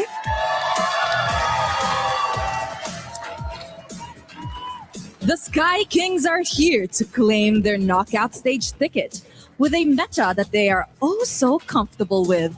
Is that enough to push them through the day? All right, the Sky Kings, not bad, not bad. They're great in their own way. They got fans here even all the way in Paris. There's always somebody looking to cheer for Onyx, but I'll raise you one. On the other side, a team looking to prove themselves. Please welcome the King Slayers, Aurora Gaming! Word on the street is that these guys are an absolute menace in scrims from how we saw them send the Liquid Cavalry packing. Our current MSC champions, Aurora, are not slowing down anytime soon. A win here isn't merely a spot in knockouts, it's proof that they are a contender to be feared at MSC 26. This match will be a menace. This match will be chaos, and oh boy, will it be fun. That's all we're looking for here, so please, Aurora, please, Onyx, my friends, you may place your keys, take your seats, and captains, remember, quick handshake before this one. Rose, if you ask me, this could even be a final in its own right, and we're going to get here. There we go, respect between both of our teams. Let's see, will it be the Sky Kings? Will it be the King Slayers? Our panel, break it down. So exciting to be in a moment like this at MSC where the fans are ready, the audience around the world is ready, the players certainly ready, and I know my panel is ready. Renmar, Gideon, it's time to break down this draft, start talking about what these thoughts could be, what else could catch us by surprise. Could be a performance, could be a lineup, so many different ways. I think first starting off with Aurora, you have to look at the gold lane in Siggy Boom. Great on the Freya, great on the Paquito. That's one thing that Onyx needs to look at. Next, of course, you're going to be trading around the centerpieces in the center of the map with the Roman trio. But then you also have to consider, wait, what are they fielding for Rosa? Are they really going to go on with the rumors? So we've been hearing that there are some teams still considering fighters even in the mid lane and then just shifting around there. Is that a knockouts thing? Is that going to be a group stage thing? We don't know. It seems like the more we talk about the draft and consider the permutations, it's more difficult for Onyx to think about Aurora. I agree, but we have to listen to, what not only the fans have said, but what we have on data so far. So far, the permutations when it comes down to that mid trio has been devastating. Do you attack the jungle? Do you start attacking the supports? The big Belleric Atlas Valentina trade is still up in the air. And I think right now, Coach Midnight is already thinking about it in his head. How could I either blind pick or have flex picks in that particular area to keep teams on their toes? 2 champions, 1 pick. Make sure to grab your My Champions pick in game right now. 5 winners, 10,000 diamonds each. Scan that QR code. Events live until July 27th. Good points they're getting in as well. I mean, talking about that Atlas and that Valentina conversation. Also, I think it's just a matter of how far do you go into the assassin pool, because we started off with Hirara and Ling, and then we started getting Hirara Ling bans, and now we've gone into sometimes Marcel's, which has a 100% win rate after being let through 5 times, to the Fannies being much more allowed versus they were banned earlier on. And we're even seeing YSSs, which have a 100% loss rate every single time. So Gideon, I think, still trying to figure it out on that backside of the assassin bans too. Well, I think the backside of the assassin bans, it really just boils down to whether or not Hirara is in play or not. I think Yishin Shin into the Ling has been a matchup that a lot of these junglers have faced off before in previous metas, that it becomes somewhat a little bit more comfortable. And honestly, the matchup hasn't really changed in terms of item progression or even power spikes. But is it tempo? Is that the problem? I'm glad you mentioned this. I'm looking at Remar. Both of us agree. It's all about tempo. That's why everybody is looking to pull yourself together on that flicker just to make sure you're just 1 second faster, just 1 moment quicker to catch you off guard. I could be in the club, though, that is asking, may we no longer see Claudes and the YSSs. I don't know. It's just not doing it for me in this meta. The YSS feels cursed. The Claude has less than a 30% win rate right now with multiple picks. And there are 2 very talented gold laners in this matchup. You have Kellera, you have Siggy Boom. I know they can do a fantastic job with the Claude, but I feel like in this meta is such a dangerous spot for him right now. Hell, even Onyx was able to bring back a Granger and make that work. I'd rather see that right now instead of the Claude. Well, these early bans are going to set the tone, and what they've done is answer at least one question. Marcel, not allowed. Neither is Atlas or Hirara or Zushin or Paquito, which has been kind of a flex potential gold lane or EXP laner that's picked up in that second phase most often. Atlas a first pick, so is Marcel, and obviously Hirara. So it leaves some things open, Gideon. What's your thought? This is an interesting opener, because I think from the get-go, I think that JWay has already figured out, hey, we want to make sure that we can, start to alter some of these matchups. As much as Midnight is saying, you know what, the Belleric Atlas trade, CW is telling them, you know what, let's take it 1 step further, right? We're going to get rid of Hirara. Now, do you want Ling or Freya? This time they go for Fanny, but that just means that it's less likely for them to go for the double fighters. So let's see now where Onyx will be putting the pressure on. They don't need to pick the Ling right away. That could show up with a red 3. Just don't consider the long time to carries anymore. No more long farming. Go fast as well. Something maybe to make it comfortable at the center of the map. I mean, we've seen some surprise Selena, surprise early Chose as well from both Vitality and Onyx in the past. I wouldn't. Whoa, they picked it up right away. They didn't need to wait, and then they went ahead and picked up the Eudora. I thought they'd want to pick up maybe one of their roamers already. You don't want to play with your food, because I think what may end up happening is they're worried about 2 bans or 2 picks from Aurora that would force them to have to change something in the EXP lane or roam before it gets banned out. And so they're prioritizing having the Ling just to be safe. You're killing it. You're killing it, Rainer. You're absolutely right. And now instantly we see from Aurora's side, right? They're still going to try and fight for that tempo. And a lot of it is really going to boil down to how fast you can actually clear that mid wave. Now we have Selena, probably going to have Season Hunter as well to kind of speed up the leash. So not only are they going to get that Fanny like extra fast coming out of that jungle looking for a gank, but at the same time, at least with the Selena, you have that vision of where they're going to move without having to commit too much. Yeah, this is MSC 2026, not 2025, right? It's Kelra in Onyx going up against Fanny and Selena. I saw this last year already. That was the matchup that was getting referred to in the interview with Kelra, wherein it was Aurora then who were able to surprise Onyx Philippines that time. Were they ready for this to show up already? Because it feels like you're just getting reminded of the ghosts of your pasts.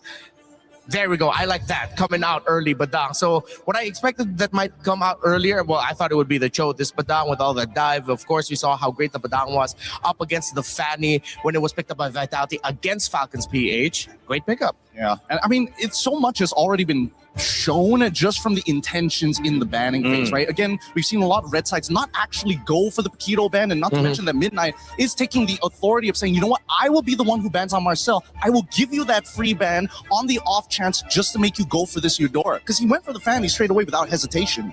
Yeah. So now you have to look at the gold laners. Cho gets banned out by Onyx. You still want to consider the Moskov, the Brody, both still in play here. Both great against the Fanny, but then this Uranus, I think, is putting a big question mark for Onyx in terms of their overall damage profile, especially early on if they want to fight for the major objectives, because you have the Uranus there. Aurora, rightfully so, take out the Brody. I wouldn't be surprised if that becomes a Moskov ban later on. So you're really dwindling down the picks that Kelra could pick up. That would be great against a lineup of Aurora. Yeah, it makes a lot of sense here. And I think even for Onyx, they understand that even if they do end up having to play against the Belleric, they can either ban it out now or look for something that utilizes Concussive Blast to kind of help them clear that wave. Because so far, based on what we've seen, Selena's kind of by herself right now. And the only other thing they have to worry about is single target lockdown. Yeah, we saw one great combo from Vitality, the Badang, and the Melissa that is also still in play here for Onyx if ever they want to pick it up, because you know you're up against a Selena that would want to get close. Once that arrow gets hit on the Melissa, if ever the rest of the team is going to collapse and they have the Badang with it, we saw that a team that's just rolling through with the Fanny up against a Melissa might not be enough. They will leave that open. They take out the Esmeralda instead. I feel like they're trying to set up for potentially Harith here, right? They know that the EXP lane is kind of out in the open, and more importantly, they've got the Uranus as well. They just want to make sure that it doesn't overlap. I do want to see this Melissa, though. I am interested whether they want to go for red for Melissa or they're going to wait up till the very end once they got the final confirmation. Could be until the very end. They could also be thinking of damage profiles and considering, are we crazy enough to pack a Granger up against a Fanny? We do need someone with a Sky Piercer, if ever, to start giving difficulties for that Uranus. But can you even start snowballing kills around that, considering that there is a Fanny? That might be one of the conversations that Onyx is having right now. It's early game stuff, but like, I'm thinking about the late game as well. Because at this point, now Melissa doesn't really have much contention anymore. I don't think there's actually a quote-unquote winning matchup, thanks to, CW getting rid of both Freya alongside with the Paquito, forcing Aurora to kind of play, you know what, we got to start team fighting, but majority of the heroes don't scale, and there's the Harith. They needed that to match up with the Melissa. Minotaur as well, very good at the initiation. We'll see if they have enough peel, and that's the conversation too going on the side of Onyx. What are they going to bring to round out this lineup? I think maybe an Alice would be their best bet. Alice versus Uranus in lane, and then you also have the AoEs to mess up with the Harith. If ever, wherever the Minoan Fury is, that's where you drop your Throne of Ruin so that the team fighting is a little bit more awkward for Aurora. I do like the Harith and Minotaur getting picked last. It's one of the heroes that, despite you not having a ladder reach, Minotaur covers a lot of space with the Minoan Fury that would make Melissa quite troubled but not countered. Yeah, I think there's also an argument for, even Phoveus to a certain degree, right? Do you want to have a strong side lane or a weak side lane or something that is contestable? And it looks like they actually want to go for something contestable, right? Interesting. They want to fight, they want to engage, they have it all in this package within Sora. Wow. Honestly, looking at the lineup, you can cover up the names and it would be hard to tell who's who. Except so far, Melissa has just been great so far in this tournament that it's hard for me to lean away from the Onyx draft. Maybe it's really just because of the Melissa's record right now that I'm favoring theirs a little bit more. But don't get me wrong, Aurora has answers. Well, this is going to be a matchup between the jungle and really between all the roles here, whether it's Kyrie or TNZ or whether you got Kelra and Siggy Boom. It's a matchup of even coaches and minds and maybe just the leading edge to MSC. Who knows what to play a little bit better than their opponents. Both teams have knocked anybody who's challenged them back down to the floor. One of them will take their first blow today. One will move on into the knockout stage. Let's get it started and send it over to your casters. Thank you so much, panel. Here we go. This is the most anticipated match of the day. It's the battle for knockout stage. One whole match. Could be 3 full games of this incredible matchup to send us one team to the top 8. The last one. I mean, Aurora has just shot into the limelight, and now they're going up against another huge, fierce opponent.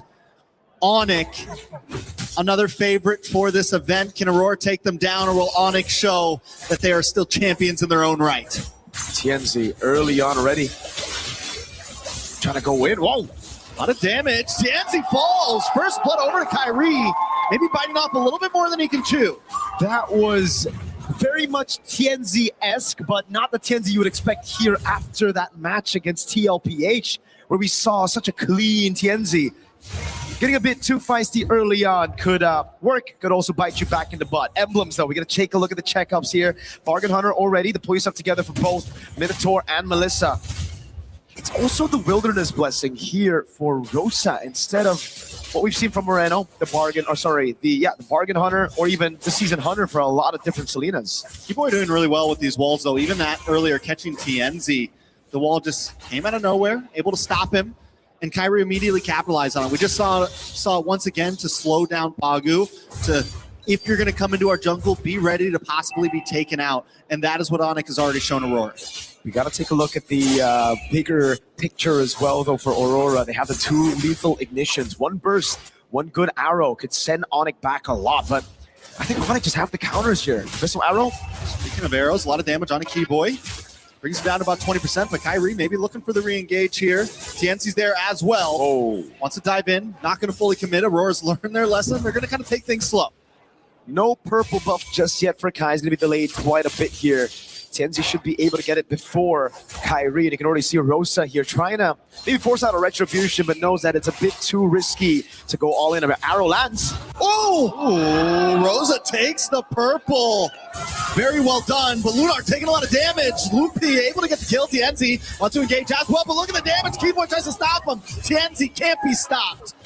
Gets the kill on a Loopy, but now Pagu in a little bit of danger under the tower. Kyrie doesn't want to let him get away. Tempest Blades does come down. Kyrie in a bad position, though, under the tower. Has to back out, but Keyboy wants to chase it as well. The response, Keyboy bites the bullet for diving 2T. No purple buff on the Ling, and you can see instantly a massive mistake, I'd say.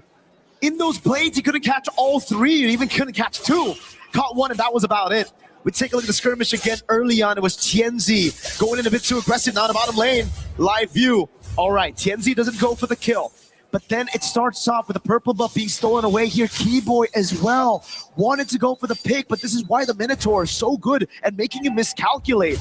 You can see a bit of frustration there for Keyboy. The heals from the Minotaur, it gets bigger as you get lower. All right, so each team has now made their small mistakes and recovered from it. Gold at a standstill, and it's still first turtle. We're almost 4 minutes in, and the first turtle has not been taken. Blade does get locked in for TNZ, going to be able to see a little bit more damage for this turtle. The thing is, Strex, and I think for a lot of the viewers, man, we are so used to seeing tank jungles that they usually just don't retreat for their buffs. For Assassins, I think their buffs, purple mainly, is more important than these turtles. So as Kai, I think you gotta be a little bit more concerned about your purple buff. You need to take it away. If it's getting threatened, retreat. It's all good. Aurora, though, with those 2 kills up top, will be able to pick up the neutral objective for free. And now it's back to a level playing field. Oh, what an arrow there. Crazy angle. Sigiboom and Kelra have been going head-to-head.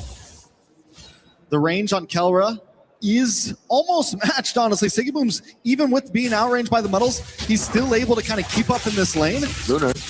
Down on the top side. Lunar may not be able to get away from this. Tempest of Blaze does come down. They're able to collapse on him. Loopy gets the kill. Tienzi's got to get out of town. Over to safety. Another kill into the Book of Onyx.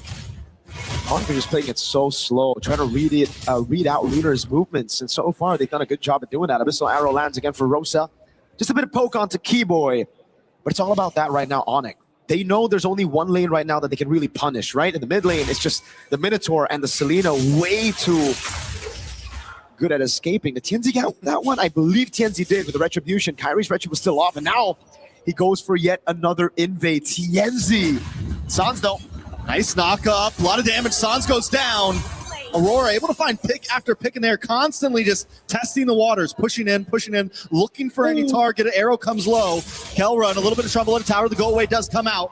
Rosa doesn't have another arrow to fire off. And Pagu can't connect. No wonder we've heard shouts for Aurora being #1 with another team and scrims, dude. They're so good at taking these awkward fights. Onyx built a composition that wants to go in, that wants to just dive straight.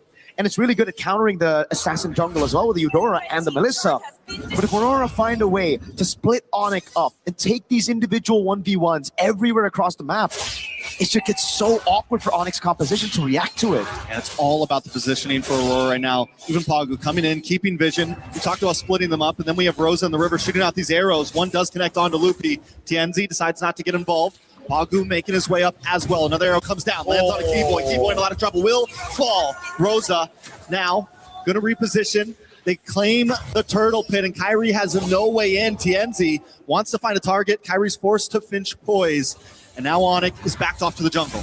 Rosa on the Selena, an absolute beast. We saw them knock Onyx Philippines down to the lower brackets of the group stage just last year in MSC 2025, and it was also with Rosa on the Selena. Loopy in mid. A lot of damage. Loopy trying to defend. Big Minoan's Fury on multiple members. Whoa. In the back line, Tempest of Blaze does come down. Kyrie able to find Tienzi. Loopy very low, but still survives. But Rosa gets a kill on Sans. Rosa looking for more. Looking for another air to shoot out. Decides not to do it as Pagu and Rosa back off. It's Tienzi for Sans. Onyx wins out on that one. Crazy skirmish. Kai's recall gets canceled. Now Lunar wants to go with the cut. Ooh, Kyrie under the tower. Not a safe spot. Does have full energy. Should be able to get away from this to safety. But the tower will fall on that top side. Again, it's Aurora just making these moves proactively around the map. Yeah, they went in under that tier 1. It was a bit of a mistake, but it was a risk that they were willing to take to push their lead even further. They didn't lose too much. You got to remember right now that even if Tienzi dies, Lunar, or even Sigiboom, they're not going to give out any bounties. It's all about Rosa. He needs to stay alive, but the others can die. If they can pull out these gambles. And Onyx are still behind. A whopping 3,000 gold behind. Kelra's not given space to actually farm out, and it's because of these arrows again from Rosa. Not only that, but even when Onyx able to get a kill, they find Tienzi earlier. Aurora's movement on the map has been so crucial. They find both offlane towers. They're consistently hunting for this mid lane tower. They aren't only evening out or winning the skirmishes, they're winning on map play. Just truly have become a whole new into this MSC. It's all about defending the mid lane right now for Onyx. Damage control, trying to get space for Kelra to farm out. Haas Claws built up by Kai. The Flask of the Oasis as well. The Orange secured by Kai, his own, but he's still falling behind a whole level down of Tienzi. Onyx gonna look for a big set, but even then it's gonna be very, very tough for them because Aurora have ways to deal with it. You get a stun on Sigiboom, Rosa, Tienzi. Then you're going to get AoE'd by Pagu. There's the healing as well that just keeps them alive. Kind of want to see the items on where Kyrie is in terms of gold compared to Tienzi. Just 700 gold behind. Not too far behind. Definitely still capable. Loopy as well, holding his own, actually ahead of Lunar right now. That could be the big play. Keyboy sets something up, and those two can output the damage. Not to mention, Kelra has been free farming, hasn't taken any deaths. It's definitely not GG's for Onyx just yet. Nope. They can definitely scale with the Ling and the Melissa. They will have enough damage later on to actually pull out a comeback. But Aurora, they're pretty good. They've got pretty good scaling as well with the Harith. Even the Selena when it comes to map control. If they continue to pushing these turrets, take away these tier 1s, Onyx will be choked down even more. They're going to be forced to suffocate inside of their own base. And that's what Aurora are trying to do right now with a massive lead on Rosa and Sigibuma can see onto the mid lane. And an arrow that lands. Does land. Lupe kind of walked into that one though, but Tianzi to the backside. Looking for an angle. Going to walk into Keyboy. The wall does not come out. He's able to safely move. Lupe forced a dash away. Onyx positioned back into their jungle as Aurora takes over the Lord Pit. Watch for Lupe and Sands, looking for an angle in as well. Kyrie forced up to the top side to try to defend the tower. This could be the play for Aurora to burst down this Lord. Tianzi will get caught by the fist crack. A lot of damage. Everyone piles on top of him. Ooh. But he's still able to get away. Onyx now in a little bit of trouble. Sans to the backside, taken out by Sigiboom. Zwan's forces dropped, and now Lupe will be shredded down as well. Rosa finding that kill for himself as Kelra tries to pop off. Doesn't have to go away. Caught in the midst. Kyrie able to find Sigiboom. Tianzi finds Kelra. It is hell in the land of Dawn as Keyboy tries to get away. But Aurora comes out on top once again. Tianzi goes back to base, and the Lord is still up. They're just too good in this meta. Oh my god. The healing coming in from Pagu with the Minotaur and Tianzi with the cleanest cables to get away from Kai, who's hunting him down with the Finch Poise, even with a purple buff. And you can see that delay from Tianzi got Kyrie into such an awkward spot because he already used so much of his energy to use the Finch Poise to try to chase Tianzi down. Then Aurora through that skirmish, really just utilizing it to stay now. Oh, these guys. Live game, thought we were still in the replay person.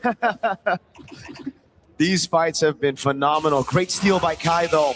We're seeing the glimpses of that M3 Ling Kyrie that really shocked the world with his crazy pattern. Again, reacting to the moves around. Shout out to Seer there. Shout outs to him. Biggest Aurora fan in the building. I like to see it. Both junglers right now, Tianzi, able to get out of that fight earlier, getting hit by the fist crack. No purple buff, this is true. Maybe we get the anime battle right here. Kyrie, Tianzi does not have vision on him. He's going to go back to safety. Kyrie's not going to force it. He's just, I mean, they know. They know. Either one to probably, oh, wait, no, Tianzi's like, let's do it. Back in the mid side, a little bit of damage. They're able to take the tower. An intense game of MLBB with the Lord still up top. Aurora taking things slow. Abyssal Arrow lands onto Kelra. Not going to bait out any of those battle spells just yet. Kyrie sent into the bottom lane again. 2 holy shields. Oh, it's down right in the 12th minute. Very well done. Lupe takes a lot of damage, forces dash back. Pagu comes in with a big Minoan's Fury. Able to get the pop off. Tianzi finds Lupe into the backside. Kelra and Keyboy also taking a lot of damage as Sigiboom drops in. More damage on to Kyrie now. Kyrie looking for an angle, and as Kelra gets free shots from the backside, the Lord has broken through. Aurora decides to back off. Lunar still keeping vision as the rest of the team moves back, waiting for the next wave. There's no mid side. They're waiting for the minions to drop. Onyx has lost an inhibitor as another wave comes crashing down the mid. These arrows are landing like it's a point-click stun. Sans! Tianzi takes him out. Kelra forced to dash back. They've broken through. Still 2 towers on the bat side, but Aurora doesn't want to let up just yet. Lunar backs off. Rosa keeping an angle, waiting for those arrows to come through. And this is what I was talking about, man. Aurora, they have the scaling when it comes to map control, especially if they get these turrets. Another arrow lands on Kelra. Mans has no damage on minions right now, and the Abyssal Arrow will just constantly keep on coming.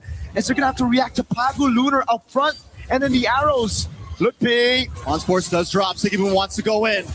The arrow puts out a lot of damage on Lupe. Another arrow drops, and Keyboy drops as well. Sigiboom with a double kill. Tianzi under the tower. Sans has no way to escape. It's Kyrie against the world, along with Kelra. But the damage is just too much. Rose into the back line. He wants Kelra. The go away comes out. He dashes back. Aurora not done just yet. They got one more inhibitor, and Sigiboom finds Kelra. Aurora Gaming under the tower, take out Onyx and take Game number 1. Rosa on the Selena, an absolute masterclass from Aurora Gaming. We've heard the shouts. We've heard the rumors of how strong they were in scrims. And they're doing it, they're pulling it off on stage. Clearly the number 1 thus far. Aurora Gaming just looks better and better every game we see them play. Dude, it looked like Rosa was playing with Eudora's second skill with the range of Selena. It's definitely disgusting at this point. And every one of them, you've got Rosa, Siggy Boom, played an amazing game up against the gold standard. TNZ, even after taking deaths early on, was able to pull through and still be a menace. Midnight Parating Handa. We're going to throw it back again. Towards us. Yeah, towards us. Towards maybe a few words from our boys. What do you think about the early game, though, right? A few mistakes. TNZ went in a bit too aggressively onto those waves, onto the creep up top. They took a fight under tier 1. But then everything just fell in place. Aurora continues to surprise us. And I think after this match, we can no longer be surprised. We just have to know that Aurora is the real deal at this point. They are aiming for not just the top 8 finish, they're aiming for a finals right now. Still 2 games to go, though. Onyx played a good start, honestly. Keyboy was able to do well in a few moments. Everyone kind of had their moments. But Rosa on that Selena, even at the end here, just hanging out, knowing that even if I don't get the kill, I am a nuisance with these arrows. Is it crazy to say, but this team gives me vibes that I haven't seen in a long time. Prime Onyx Philippines of M6 vibes, no? Okay. No? I see, like M6 Onyx Philippines when Kelra was on the team, finally gets the world championship.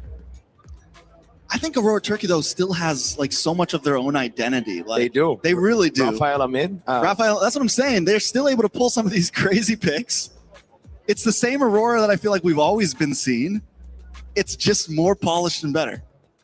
That's crazy to say, right? Because all this time, it always just feels like Aurora, they've been good. They've been kind of like creating the meta here and there. They were the ones who started the Harley as well at M7.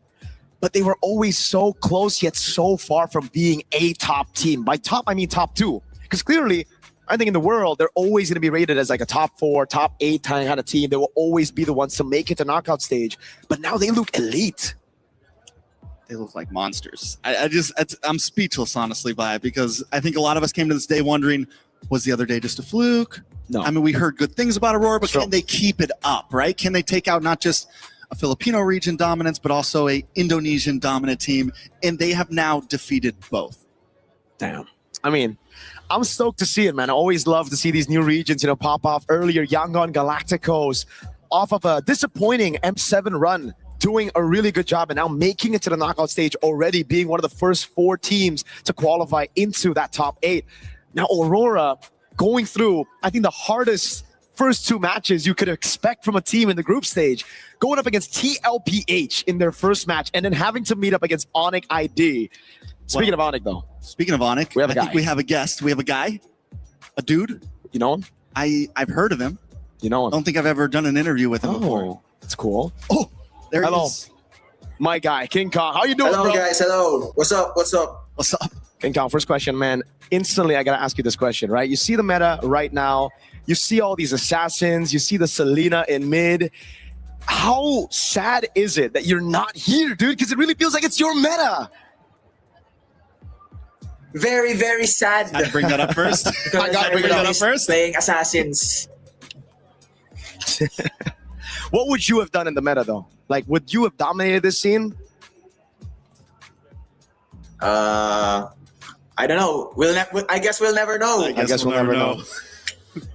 Any tips for the sister team, the brother team, Onyx? Did you watch that game? How we feeling about it? What went wrong? Oh yeah, I watched. Give us your Game viewpoint. 1. Advice: maybe just be aware of Aurora's early game dominance, especially the first minute of the game. Earlier, I think they were aware, but it's just that Rosa's Selena, mind blowing. It is mind-blowing. You know, you played with a very, very good Selena as well, one of the best in the world. You know, any advice to deal with a Selena for Onyx, or maybe just, for Onyx? Advice for Selena, maybe. Let me think. 1 second. I think just ban it. Just ban it? Just straight up? Just ban it. Just ban it. Makes a lot of sense. No advices, just ban it. Just ban it. Okay, that's the advice for CW and Yeb. Let's see if they actually take that into game number 2. But now I want to ask your thoughts on Aurora Gaming, because they have looked phenomenal right now, right? They beat CLPH. Very phenomenal. Yeah. Very phenomenal. And now they're on course to actually getting a 2-0 win against Onyx ID. So thoughts on Aurora? Thoughts on Aurora? Actually, our preparation for the next season, every time we have a scrim versus Aurora, our scrims convinced me that as of now, TNZ, best jungler, TNZ. Whoa. Mechanically. Best jungler. Best jungler. All right. Better man. than Yeah. What about you? Yeah. Would you Better than me. Wow. Better than me. Yeah, if I will base on our scrims, because we don't do scrims with Team Liquid, Team Falcon. So for me, yeah, TNZ. All right then, man. Thank you so much, King Kong. It's always a pleasure to have you on the mic, man. Always great, always charismatic. Thank you so much. Thank you nice so hair, much. by the way. Good Oreo hair. You call it that. Thank you so much, Sir Mirko. Thank you so much, King Kong. And with that, Trex, I believe we're gonna throw it over to a segment. Yeah, Brigida's got some confessions. What confessions? Let's see. Play is in our DNA. Whenever we let it out, it becomes our superpower. Now imagine an entire city being built to supercharge it. Kadir City, powered by play.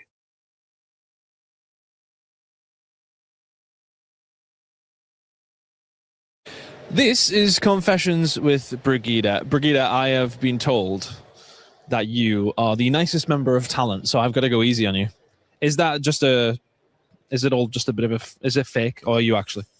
I don't think so, or it's probably because I'm a bit quiet, honestly. Okay. So they probably associate it with being nice, but at the same time, I think I'm nice. You seem nice to me. I've known you for 3 days, and you seem lovely, which makes this even harder. Okay, I need to use my hand for this one. What does this mean to you? This means a little, like when you try to use body language, right? You say, "Oh yeah, it's a little." But does it not have reference to something in particular? Yes, it does. It does. It's I think referencing a birthday greeting photo I made with someone. Yeah. So I was making a pose. That's the reference, Chris. But what did I don't understand why. What did this have to do with anything? Same question. I don't know how it got so big. It was just a birthday greeting. Right? Right. Right. Right. Right. So I hear. I heard Khalid has a new name for his ultimate as well. What is going on? Where are these questions coming from? No, he did not change his ultimate name. It's still Raging Sandstorm. Check it again. Make sure you got it right. Raging Sandstorm. Okay. Who's your favorite minion? This is so... Okay, my favorite minion right now... it's See, I Bob. don't know them. You're going to have to explain. Bob. Or maybe Henry. Or James. Since the new movie just came out, guys, please check it out. Wow. We're not promoting movies. Okay? We're not doing that. Okay. It's not what we do. I heard you're a big BTS fan. No. I'm not. I like girl groups. I like Twice. I like La Seraphim. I like aespa. I like ITZY. I like Eugene's. Says that you look like Momo? Do I? I probably haven't checked. I don't know. Yeah, but that's an honor to be considered someone who looks like her. She is my bias. So I probably try, or my makeup is probably inspired from her. I maybe need to start redoing my makeup to make me look like somebody. I can do it. What kind of thing do you think what would work? Maybe eyeliner? The eyeliner, yeah. Eyeliner? That's for the next one. We'll try. We'll do that for the next one. Do you normally open the MLBB chat on stream? No. I don't. Whoever made these questions, I am going for you, I swear. You will have your chance at revenge. Don't you worry. Okay. You will have your chance. Thank you. Brigida, thank you so much. Are you still going to be the nicest member of talent after that, or? I still am. Good. We always stay good. We always stay nice. Nothing can change that. Good. Keep it that way. A lot of people are haunted by their past. I'm inspired by it. They're not just playing for themselves, they're really playing for their entire family. They have defeated their demons. They have crushed the curse.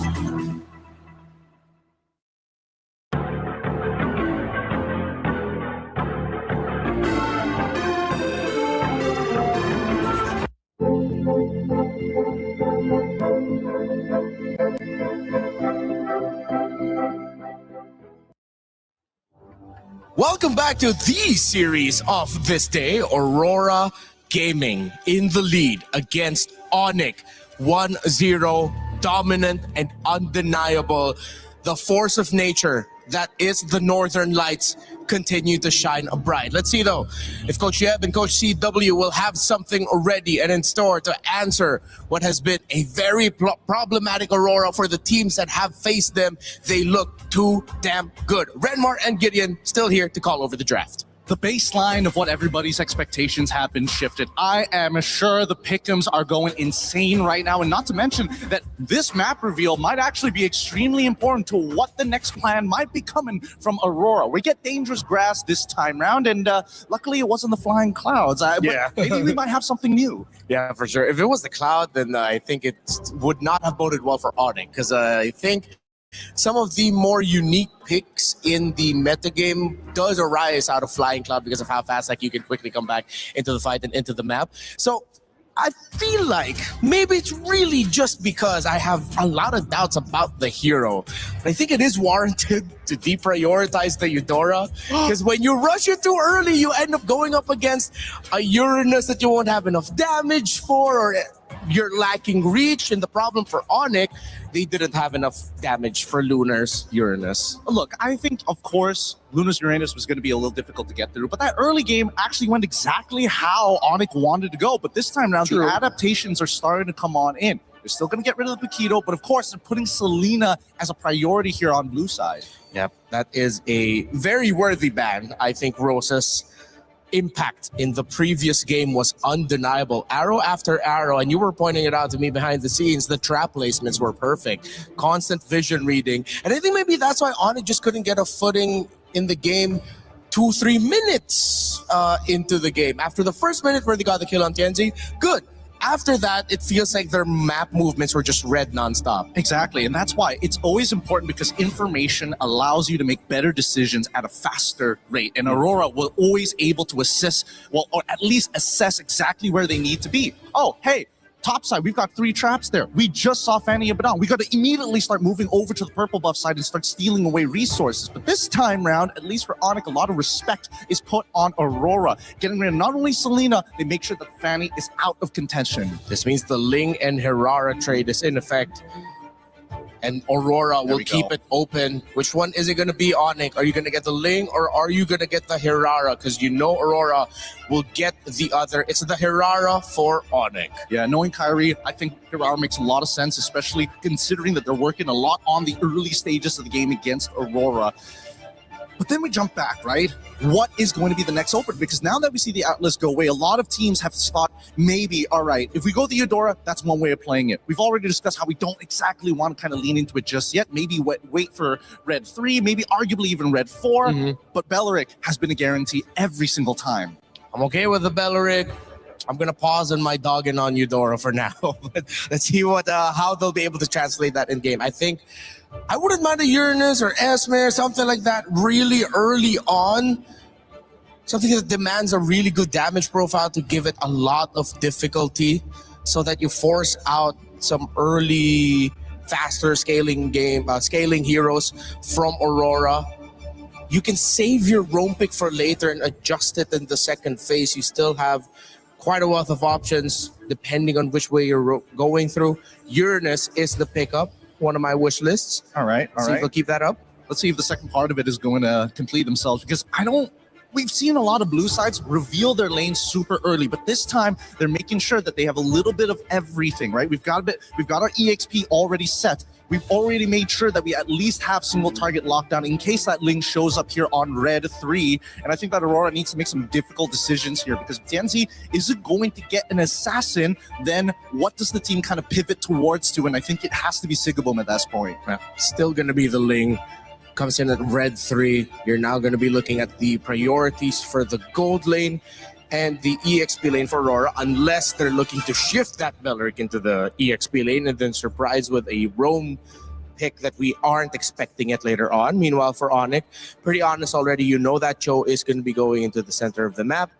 And then you're waiting for their mid and their gold laner. Oh, really great ban here. Good ban. Yeah, I mean, I'm expecting Esmeralda on the side of Onyx side just to kind of, free up some space here and make sure at least Lutfi is going to have a much better matchup to try and control this lane. They knew that Paquito was kind of out of the question, and thankfully Freya got banned out for the side of Aurora. Now Esme, the expected ban. We come back to Aurora one more time. Is it going to be heavy? Maybe even a Lilia? I feel like, unfortunately, Lilia now, her HP is just way too low against these assassins, against these burst mages. It might not be worth it. Wonder if anyone's cooking up something unique here. So far, though, we can still expect the usual options in gold to pop up. You could even think about maybe Aurora is still considering the Harith, knowing that you wouldn't expect something like a glue to show up. The Vixana in its range plus its AoE would have been detrimental for a Harith. Maybe if you take away a million, no, okay, they'll take out a Brody. So you still have Moskov, Harith available. Claude, maybe I'll have to reel back a little bit into what I said about Claude earlier. He still might be viable here. I think it's something that Onyx might have to pick up, because I'm feeling like Aurora is trying to set up for another Harith matchup into Melissa. That might be what they're trying to repeat here for Midnight side. I am interested though. Onyx, getting rid of the Brats, get rid of the sandbags, and now all that's left is going to be the Alice and the EXP. We're still looking for a means to not only engage upon your opponents, but not to mention that there's like a decent amount of iframes. We don't get the Harith, but at least the Claude gets locked in for Aurora. Yeah. If Aurora will make this work, they play Claude, they play Ling, they play Eudora. I think they need a little bit more tankiness, and then a little bit more sustain would be great. Meanwhile, for Onyx, at least you get an honest mashup in the gold, and you can field any of the usual picks. They do have dives, so if you want to go for something like the Itcha, as we saw earlier, it wouldn't be worth it. Yeah, there's a lot of things that could go wrong here. I'm thinking whether Valentina might be worth it just to steal the Wrath of the Dryads, but really, it's kind of tough overall, right? Because you're still not going to be able to get the correct battle spells out of certain targets, and I think Eudora never is going to take Purify ever, especially with the meta, the way the meta is shaping. Moskov, as you called it, has already been locked in to deal with the Assassin instead of the Melissa matchups, and now we get the Hilda at the very end to round things out, and I'm liking this a lot. I really thought the Hilda might end up onto Onyx side, but with their opener, there was just kind of no way. All right, you get two aggressive roamers that field around the map, and hell, the Aurora draft, they were blitzing right through it. Gideon, last thoughts about the lineups. Last thoughts about the lineups. I'm going to say that this is a lot more even than I thought it was going to be, but most importantly, Lunar on this Hilda is going to have to do a lot of work, especially in the early stages of the game, that Uranus has full control. So you know what's strong side, you know what's a weak side. Maybe that might be enough, but that mid, that's number one. Aurora Gaming at the cusp of history to make it into the knockouts. They already took down Liquid. Will they take down Onyx in a sweep as well? This is game number 2. Will Onyx force game number 3? Drex, Mirko, let's go. A back-to-back win, a back-to-back clean sweep from TLPH to Onyx would certainly put them up there when it comes to greatest performances for a team in a group stage, but we'll find out here. Onyx have some solid answers as well. And just like Gideon pointed out, it is much more even here this time around. Yeah, this seems like a much more straightforward draft from both teams. It's honest, it's simple, the game plan is there. There's nothing cheeky, there's no crazy Selena, there's no weird healers on the field. I'm excited to see how Lunar decides to rotate. How much is he going to harass from the CXP lane? All right, quick check on the emblems again. It's going to be the Bargain Hunter, this time for Kelra on the Moscow. Trying to get that item power spike. Quick, Suns! A lot of damage on Hassan's first blood already, but Tienzi in a little bit of trouble. Keyboy will respond with a kill of his own. Jungler for mid lane. Feels like a win for Onyx, and now Kyrie's looking for more. Dashes in the mid side, gets some good damage on a Rosa. Pagu as well, but Kyrie can't get the finish. But still, they may have to go back after this lane. Keyboy. Kyrie once more! Pagu falls, but Keyboy gets the kill. Deja vu to game number 1. It's Onyx who strike here early on, getting the lead 2-1. Last time it was a 1-0 pickup on TNZ. And just like in game number 1, it seems like Aurora are going to have to force, or are going to be forced to climb back in this game already. No purple buff on the Ling, but everything still is relatively calm, right? Some pretty good picks here and there. Yeah. Just that. I mean, overall, they're going to go back and forth. It's the same thing we saw last time. Like you said, last time it was 2-2 in the first 3 minutes. Gold sitting at a standstill. TNZ, just like last time, takes a death right in the beginning of the match. Can he recover like he did last time? Kyrie, though, it's sad that those kills had to go into the pocket of Keyboy. 2-0 would have looked a lot better in Kyrie's hands, but still, a win is a win in the book of Onyx right now. Turtle is up. Tempo-wise, Aurora have been able to keep up with Onyx, and the thing is, with Rosa staying alive earlier in that skirmish, he'll be able to get level 4 before Sans. Sans has gone to the XP lane, soaked in the entire wave, and still isn't 4 just yet. He'll get 4 very soon. But that means Tienzi will almost a steal. What a crazy SOD to be sending there. Sans steals the Wrath of the Dryad. Lunar again with a tempo in the bottom lane. Onyx on the turtle.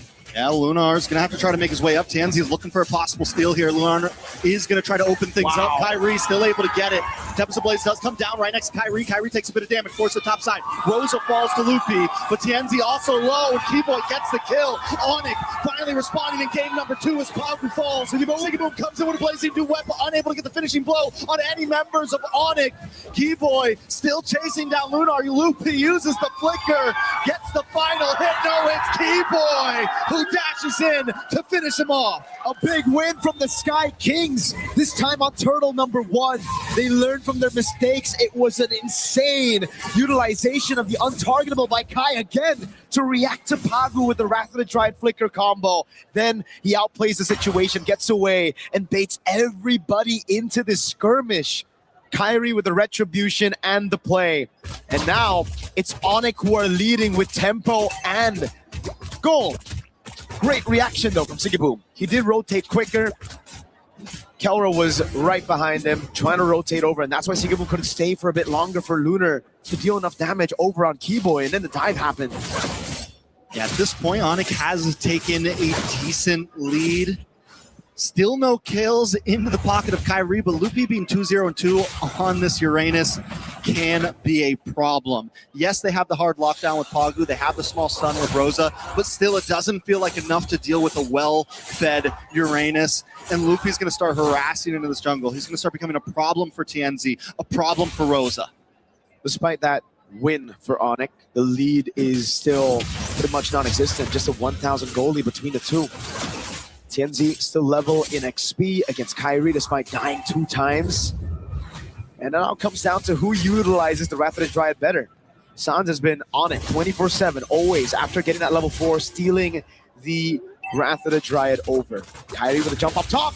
A lot of damage. Sigiboom might not be able to get away from this. Use the BMI, and in comes TNZ. Just to try to ward him off. Keyboy is there as well. The disengage is clean from Aurora. That's a massive win for Onyx. They were able to bait out the Purify, a Blazing Duet, and the Tempest of Blades with the Retribution as well. This should be free for Onyx, but it's always awkward. Rosa. Boy, trying to get the knock-up, will go in, gets the kick, but it goes the wrong way. Well played by Rosa, but another utility gone. Flicker off the map for Rosa. Lupi now harassing them away. They know they can't fight for the turtle. But Onyx doesn't just want the turtle, they want a little bit more. A lot of damage onto Pagu. Wrath of Druid does come out from Sans. It's enough to buy time to take out Pagu. Kyrie gets the kill, and Lupi continues to zone Sigiboom and Rosa away. A stack on the Sky Piercer for Kyrie. He wants a bit more now as Sans rotates over to mid, but that is a Hilda. Lunar is still going to be able to survive right now as Pagu wasn't... Oh, wait a second, a dive perhaps? No. Lunar gets away. The SOD thrown into the bottom lane, but Tienzi is still able to clear it out. Purple buff gonna be threatened now. Onyx know what they need to take, but they will play it slow. Sans in mid! Sans takes a lot of damage. Lunar gets the kill. And now Aurora's gonna just, I mean, at this point, they just want their purple. You guys are in our territory. They don't want to fight. They're just trying to gain some ground on the map. And this is where you get to see Rosa and Sans be a lot more vulnerable than in previous metas against tanks. If you walk up too aggressive, which is both their tendencies, you are going to be punished. This isn't the tank meta where you can actually stay up front and then just escape. This is the assassin meta. You get caught, you're dead. Keyboy setting up for something. Keyboy looking for a possible kick, lands it on Tienzi. Kyrie gonna be able to get the final blow in, and that's another kill into the hand of Kyrie to stack onto that Piercer. In the mid side though, Lupi taking a little bit of shots. Whoa! Kyrie goes down, Sigiboom able to get the kill. As Lupi tries to move in, but Kelra with an SOD into the back line, forcing them under the base. Lupi flickers in, and Rosa goes down. Kelra getting the kill, and now Lunar's in a bad spot. Keyboy looking for the knockup. Pagu also hiding under the tower. Onyx are moving on to that tier 3 in the boss side as they push Aurora back once again. Oh my god! It's so beautiful to watch. Chaotic MLBB, but amazing nonetheless. Aurora trying to respond over by being proactive after Tienzi got picked off, but then again, it's Onyx improvising their way into a teamfight win, just playing and threading the needles over these turrets, finding those skirmishes, and literally just brute forcing their way into a teamfight win. And that's what it's been for so many games. We saw it in the last series, SRG. It would brute force their way in. And now Onyx showing that they can go toe-to-toe, play the same type of game as the others. Last turtle on the map, Aurora. Probably won't even be able to fight for this. They just want to go for their purple. Nope. I think they're going to have to give this away unless Tienzi finds a miraculous steal. But on Cho, on the hands of Keyboy, I don't think you're going to try to actually walk up there. There's been a couple of times already where he's been caught by the Jeet Kune Do. Keyboy just has a way with the Cho whenever he's up against an assassin. And that's why Tienzi, the man who's been popping off all throughout MSC, is now 0-3 against Onyx ID in game number 2. Yeah, Aurora can't really start these fights at this point. They have to kind of let Onyx come to them and look for the bait. They have to get Keyboy a little bit too deep, or Sans a little bit too deep, to where they can respond and envelop the enemy. Onyx, on the other hand, has been able to catch Aurora off guard time and time again. Lupi going to take a couple shots, should be okay. Doesn't have the consecration right now, but still not a huge problem. Oh! Into the backside, Tienzi with the Tempest of Blades does land down onto Kelra. Kelra's able to backstep, a lot of damage back onto Lunar. Kyrie, way the dragon jump in. A nice way the dragon. Tienzi goes down. Every time Aurora tries to make a play, Onyx responds quicker, and there's Keyboy. Lands onto Pagu. Zoning the rest of the team back. They're able to get another kill. Double for Sans. As Onyx advances, Holy Defense goes so down, but in the backside, Keyboy once again setting up the fight for his team. What a play. Sigiboom able to still get a shutdown, but Keyboy goes in with the Jeet Kune Do, baits out the flicker from Rosa, but finds the Jeet Kune Do on Pagu. So at the end of the day, it's still a forced error. They're still able to utilize all of their resources well enough to punish Aurora and their awkward movements. It really comes down to these members playing as individuals. You got to win those 1v1s. It's been a lot of 1v1s across the map in game number 1, but now Onyx have read it. They finally are able to adapt to the circumstances that Aurora have put them in. And Aurora, they're the ones who are struggling to even find a structure right now. That's going to be their first structure in the game. Turret tier 1 down below, but Tienzi's a level down on Kai, about to be 2. And look at Keyboy in this bush. Sigiboom needs to be careful. May get caught out here. And I feel like so much is on the shoulders of Sigiboom right now with the game that Tienzi has had. He is just not able to fully pop off. He has been a target for so long. Holy moly. Sigiboom, on the other hand, still has the ability to scale up. But to be able to do that, you need Pagu, you need Lunar to be able to set something up for the team. I'm surprised Onyx aren't just blitzing the Lord right now, knowing that Kyrie is 3 whole levels ahead of Tienzi, and they have Moskov to play out in the side lane. But they're going to take it slow. Aurora are the ones holding the Lord, but look at Kelra up top. This is a bad move. Kyrie forced away. A big kick by Keyboy with the way of a dragon onto Rosa. Rosa's going to go down. Kyrie able to get the kill. Now Pagu also caught in between 3 members as Loopy in the backside zones them all back. Kelra up in the top side, chipping away at this tower. Wars is trying to defend the base. Now look at the damage on Tienzi. Tempest of Blades comes down, but it's just not enough. Saw to the backside. Lunar, Aurora are scattered as Onyx close in onto the base to tie this game, tie this series. But they got to wait for another wave. It's Lunar, 4 seconds on the clock for Rosa, 8 for Pagu. Can they bide enough time? Can they hold the defense? Onyx knocking at the door. Another wave of minions comes out. Pagu's there as well. Doesn't have a Wrath of Dream, but look at the big stun. Look at the damage from Rosa. Aurora Gaming live to go another day as Lunar dashes in, gets pushed back, and Onyx has to run away at this one. That was a bit of greed from Onyx. They got everything. Yes, good place by Aurora, but Onyx stayed too long when the Lord was up as well. They could have backed off, went straight for the Lord, but instead they tried to double down on the end and they got caught. That's the thing. That's the beauty of this meta. Doesn't really matter if you're 8,000 gold ahead. One mistake can set you back, and it almost did. What is that damage? It's a whole 1,000 gold difference in the mid lane, yet Rosa was able to burst down these squishy members of Onyx. Oh, Aurora really wished for Tienzi to be up right there, dude. That would have been a dream for the burst to come through, Tienzi to respawn just on time, get in the pitch boys. But even then, Onyx still have an 8,000 gold lead. They have that far lane control. They're going to try to burst this Lord. Even if Pagu had the Wrath of Dread in that split second there, he was still waiting on cooldown. All it took was a couple more seconds. That could have gone horribly, horribly worse for Onyx. And I think this is why they've been taking it slow. This is why they've been careful at their approach in these fights, because at any moment, the combo play is there. We're down to 12 and a half minutes, and Aurora still has some ways to respond. So now we got to talk about the wave clear. Honestly, not too good for Aurora. In a way, usually when you have a Ling, you can actually split these minions apart. You can stagger the waves just by clearing the side lane. But with a Moskov on Onyx's hands, with a 9,000 gold lead as well, don't really think that's going to happen. Onyx are going to be able to handle all 3 waves. So Aurora, they might have to lose all their base turrets if they want to survive in the game. All right, Aurora going to be able to defend down the mid. They clear the tower, but a Lord is coming down the top as Onyx moves on to the boss side wave. They want to try to crack another inhibitor. Keyboy dashes in with the G-Kundo. A big stun from Rosa. The ult doesn't quite connect. Kyrie able to phase out. Aurora defend the tower. They move on to the top Lord, and Onyx get nothing in that push. Wow.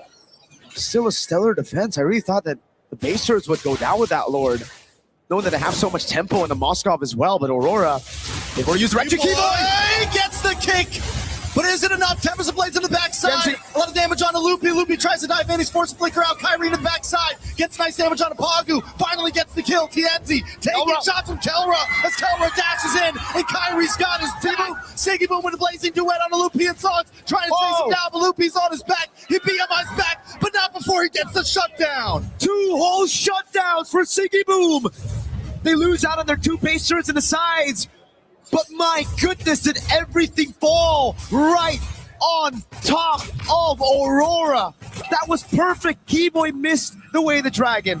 He didn't get the right target, didn't get the right angle. But look at this crazy move by Tienzi. I mean, a tad bit of luck, obviously. The fact that the piercing spears didn't get him. Oh my God.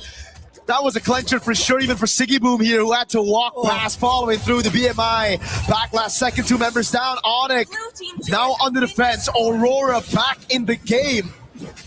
Trex, 10,000 gold leads in this meta. It doesn't really feel like the normal 10K. It doesn't at all. Big SOD doesn't connect Aurora, getting their second structure of the game. Oh my God. At 15 minutes in and hanging on a prayer right now. But showing that at any moment they can still outplay, and Onyx has to respect it. And now it's back to that slow build.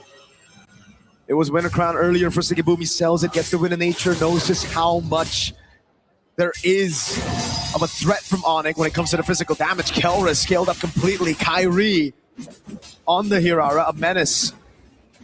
Shut down, but still a menace. Not as many stacks on the Sky Piercer, but that survivability of his. Now Aurora, the key boy. Do they read it out? Do they do housekeeping properly, right? Pagu's done it. doing it, but it's already on Rosa. He's already looking for the kick. Rosa flickers, stops him. SOD. Key boy makes the whip, but it's an SOD from Kelra. Able to still find it in the back. But wait, Kelra's in trouble. Oh my God. Able to wind of nature, very clean. He backs up, he sidesteps, but he's still pushed against the wall, and he finally goes down. That's not worth it. Kelra for Rosa is not worth it. In trouble. Lunar, maybe in the bat spot as well. Kyrie able to pick him up. It's two members out on the side of Aurora. Pagu, Siggy Boom, trying to defend. Sans moves on. Pagu goes down. A double kill for Kyrie. TNZ, where are you? They need you. You got to get back to base. Up top, Siggy Boom clearing out the wave. Final baser of the game going to be falling. Keyboy. A lot of damage. He will go down. Keyboy finally gets the kick. And it's Siggy Boom. 6 seconds on the clock for Rosa. Siggy Boom may not be able to do this alone. He doesn't have the blazing duet. He doesn't have the damage. He's trying to defend. The base is low. He's clearing it. Rosa's back. And Kyrie's down. No way. Aurora still holds on. The iframes are there, but Onyx wants to end it. Can Rosa do it on his own? And Lunar's back up. The base not down yet, but finally, Kyrie and Onyx tie the game. What a game! What a series to the end of that push. Rosa keeps everybody on the edge of their seats. Onyx still though holding on, utilizing the leads and pushing through with the iframes to touch from those Suns. Kyrie said it in an interview. This is our meta. And to level this series 1-1 in a battle from a promotion to knockout stage, yeah, that's exactly what we needed. That's exactly what we anticipated. My goodness, what a good game of MLBB. What a good series. We still got one more to go at this point. I want 4 more of those. Yeah, give me the best of 7 of this play. Let's just keep it going. Oh man, God. That was just beautiful, beautiful, beautiful MLBB, man. From both sides, even Aurora defending for that long, trading off. Rosa comes back up, Siggy Boom hangs on, but Onyx did not want to they didn't want to turn around. This is all or nothing right here. We're either finishing this or we're losing this. There were no breaks. They took it out, right? There was a nitro button and they definitely put it on. The gear from 1 to 6 as well after that first turtle. And it was Aurora playing on the back foot for such a long time. It's impressive, honestly, how they were able to turn things around for just a bit, especially here. It just came down to hero plays after hero plays for Aurora to stay in the game. That game was only, 18 minutes, something like that? It felt like a 25-minute game. Dude. It felt like that game had to be on the edge of my seat throughout the whole thing. And I mean, so many great plays. Siggy Boom here, able to save the base. This is when they had a slight entry back in, but here's the end. Rosa up, Kyrie gets the immortality, Winter Crown's back, able to get to safety, iframes out of the shot, Keyboy Loopy re-engage, and iframes the Forked Lightning once again. The SOD landed. We're gonna throw it to the panel to dissect this game and break it all down. Man, that was a fun one. Onyx tie it back up, and we go again. Best of 5s coming up soon, but best of 3s for now. So we turn it into a best of 1 to tell us what the story will be, who's moving on, and for a match so that's about at least a minimum. If you win versus if you lose, $40,000 on the line. Oh boy, that's kind of the way it should go, huh, Rimar? Yeah, I love the show that we are getting. Yeah, clearly that was a one-sided on the game, but Aurora on the defense. But Keyboy went into this game with a mission, man. He wanted revenge, and he got it. It's some hot stuff. Honestly, it's some of the best Hiraras we've seen so far, the best plays that we've seen so far, and really high caliber decisions that are being made from both sides with compositions that honestly, one mistake should have been kind of over for. It was a lot of like base holding almost and continuing.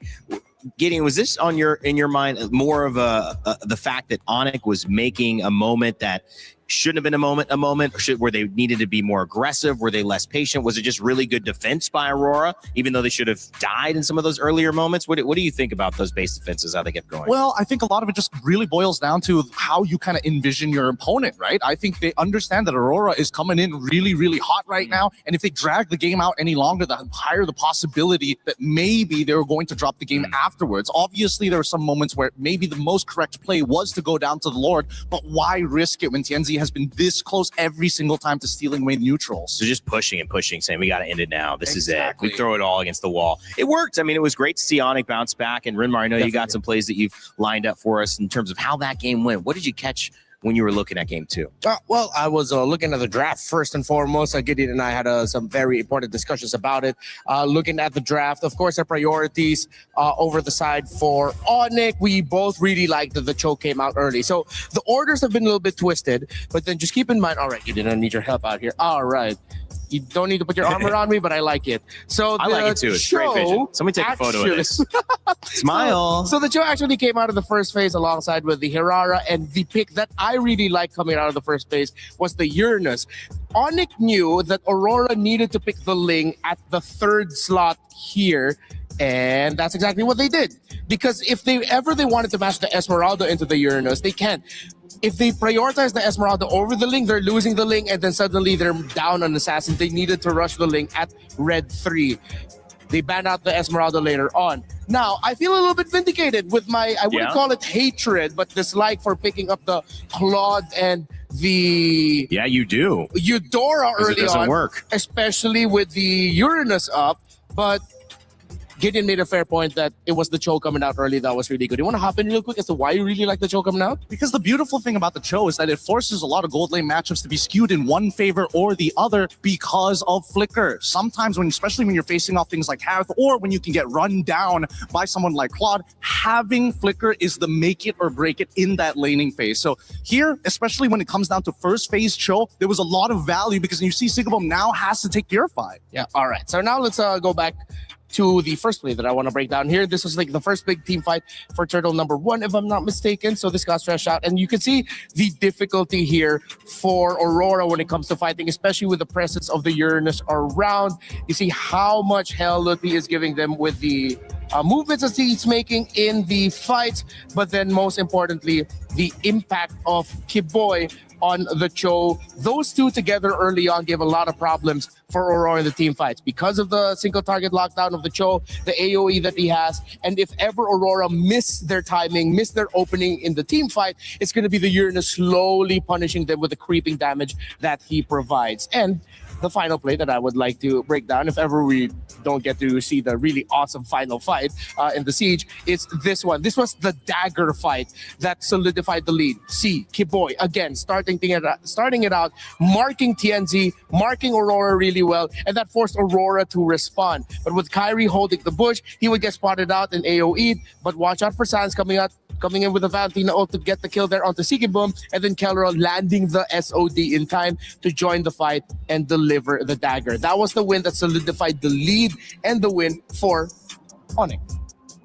I hope it was Onyx. Otherwise, we're here for no reason. It's a 2-0 to Aurora. Just kidding. It's Onyx. They tied it up. It's 1-1.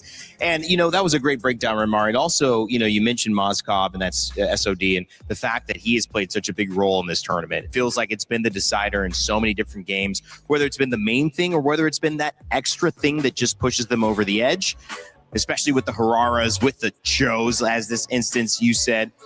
Valentina worked out pretty well in mid as well and kind of like stabilized for them. And, I just wonder, what do you think? The lane continues to go down in win rate. We see the Harara go up in win rate again, Gideon. Do you really think it's that matchup? I mean, other question, how do you enable the Ling enough to where you start moving this around back in the other direction? That's a great question, man. I think a lot of it comes down to priority, right? That's why we see a lot of these highly defensive plays coming out from a lot of teams who is like, oh, you know what? Because Hirara is actually so good at clearing these waves early on, especially at level 2, they look for these fights. So it's a game of rock, paper, scissors. It's either I invade, you defend, or I attack your mid lane, try it, make sure I get some battle spells, or maybe I trade junglers. Either way, it's about punching above your weight and getting as much of value as you can with as minimal discounts as possible. Yeah, the tradings early on, especially for those picks, is can be really quite difficult. I think Hirara is just such a really great pick. The multiple iframes that you get, the multiple dashes. I know Ling has a slightly similar kit, but again, it's the difference in what happens if suddenly one of the main pieces you need around to help support the Ling. We think of Ling as an independent hero, as an assassin, but it does need some help as well. It needs some sandbags. It needs someone to help crowd control and peel for itself if ever it decides to finally join in with the Tempest of Blades. But what happens when the Hilda gets taken out early? What happens when the Bellary gets taken out early? It gets difficult for the Ling and TNZ to start making a move of when to go in. It feels like it just has a higher floor than the Hirara, right? I mean, in terms of being able to execute it, I would say. I think I might have reversed that in the way that I was trying to explain it, but you need more elements to make sure your Ling is absolutely dominating the way that a Hirara feels like. If she's a first pick, there's so many different ways that we're seeing lineups built to exploit what she does well, and she's getting the job done. I mean, you can't have a 75+ win rate without that, right? You have to be flexible. So it seems like maybe that could be a priority going into it in terms of, even though somebody gets Ling, somebody gets Hirara, is it really an even trade anymore? Yeah, I think it's the acceptance of I'm going to play for the later stages of the game and Hirara wants to play in the early stages of the game, right? It's very clear identities when these jungles have to actually battle against each other, because even so, there are some pros and cons, right? Despite Hirara having 4 abilities at level 2, Ling can cross the map in less than 3 seconds, right? You're giving away pressure for extra strength when you are playing this Hirara. So that's why it really boils down to that mid lane. And I think that a lot of teams have started to recognize right now, hey, if we can influence the lane with our picks, Cho, very good example of this, to force people to take out Purifies, I think then it starts to open your mind to what other options you have of what truly is strong side and weak side. Yeah, so we might need to revisit the importance of showing up Cho a little bit earlier in the draft, as Gideon pointed out. For me personally, the type of mid laners that you have and the damage profile that you have, looking at the opposing EXP laner. If Eudora's up, I really don't like to pick it up if the Uranus is around, if the Barret's is around. Yeah, Onyx coming back from that first win. We thought Aurora was going to continue on doing what they did, early, quick success, and now Onyx has forced Siggy Boom, and the first time Aurora's coach, Midnight, to come up with another plan. This is their first loss of the tournament so far.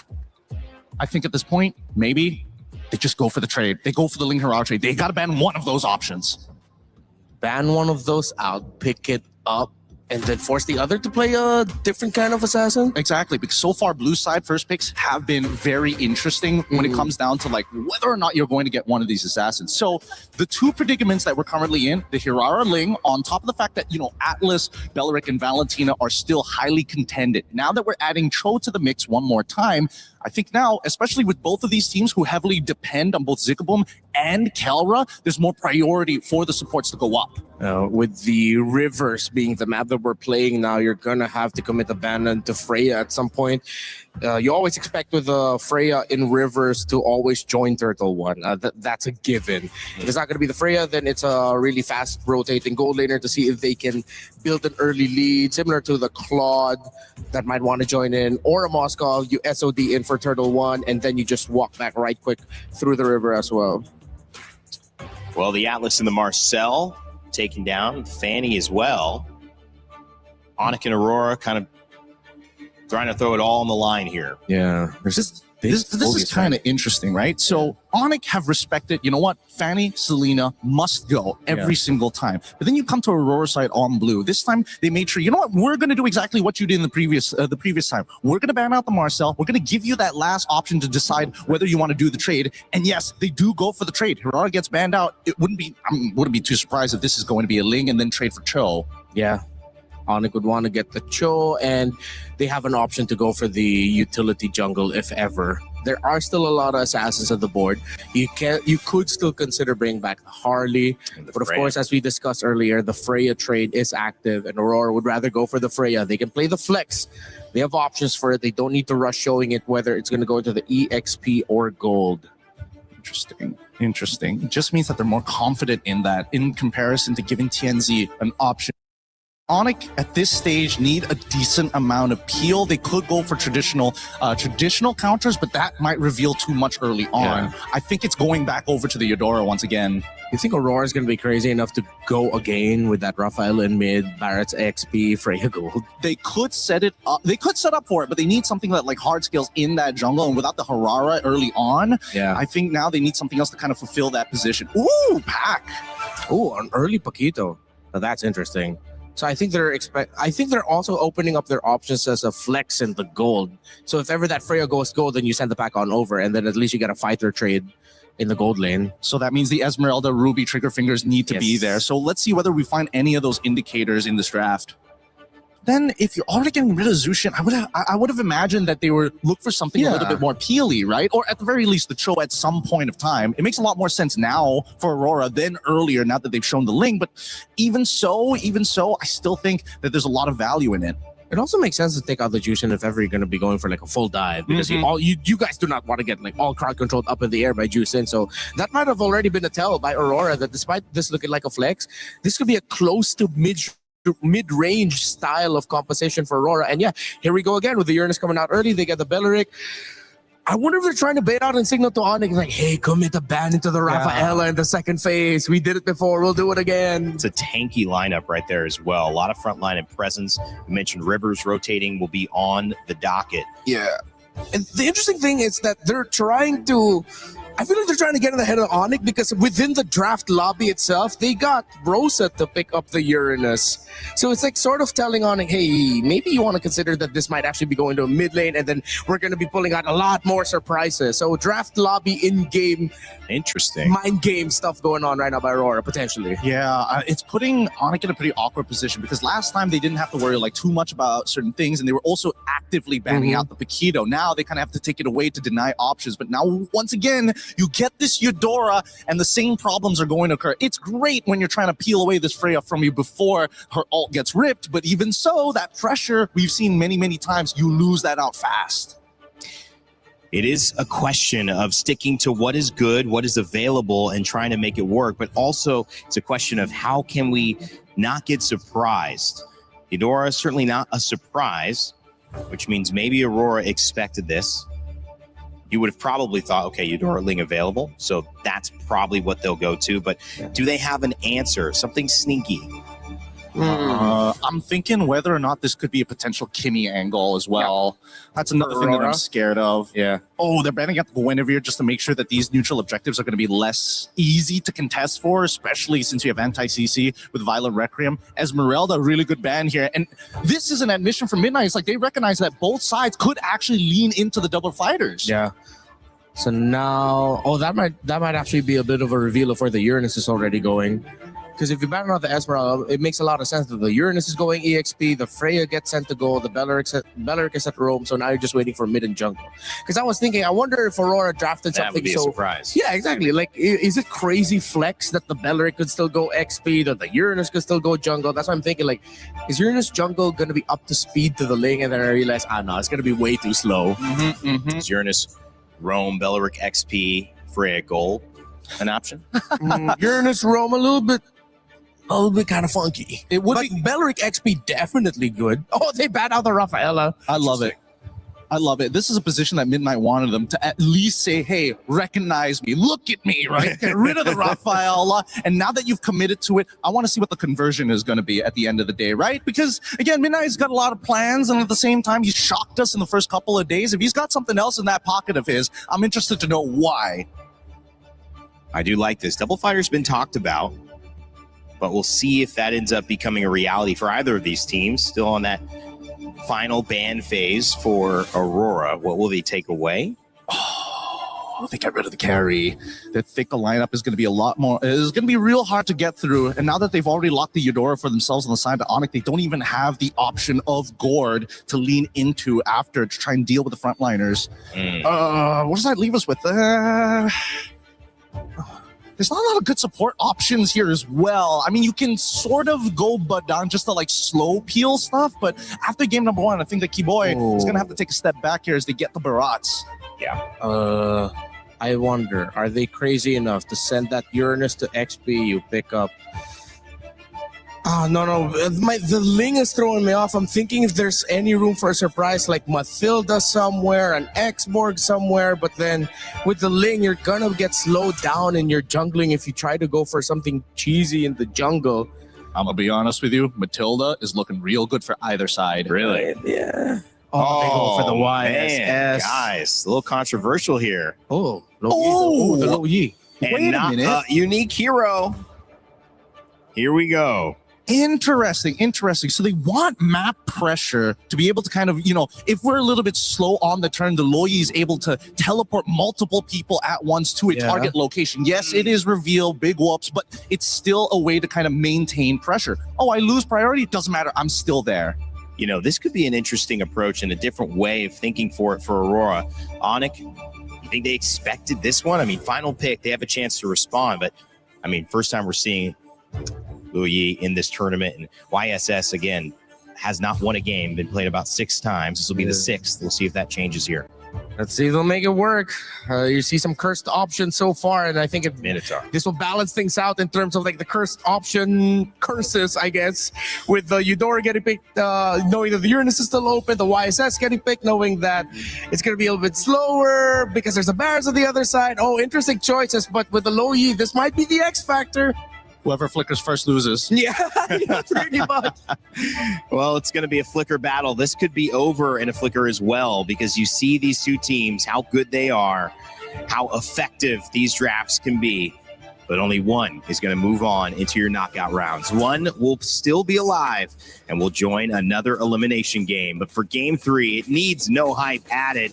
It's a big one. Onyx trying to take down Aurora Gaming. Let's send it over to our casters, Mirko and Trex. Here it is, the final game of the series. It's Mirko and Trex to bring you the action of this game 3, and conclusion awaits us.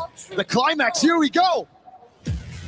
I'm not ready for it, Mirko. I'm not ready for it. We got a Lu Yi. Midnight's either cooking or overcooked with this one, but so far he has been a chef in the draft.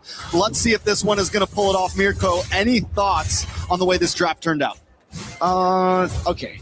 Just against these very low range targets, the Loyi makes a lot of sense. I'll be honest with you. Back in the day as well, when it comes to the utility jungles, man, like the Barat's over, everybody who wants to stick together, they kind of get countered by the Loyi, right? So it's AoE damage that Aurora are playing around, and they have a very good front to back. If they can somehow get the tempo, which should be kind of like the win already just based on the composition here on those side lanes, they can play around Rosa early on. So we'll find out. Again, it's the Wilderness Blessing with the Brave Smite Rosa. Even though he's on the Loyi, does a lot of good damage on Onyx composition, still got to get that safety net, man. A little bit of sustain.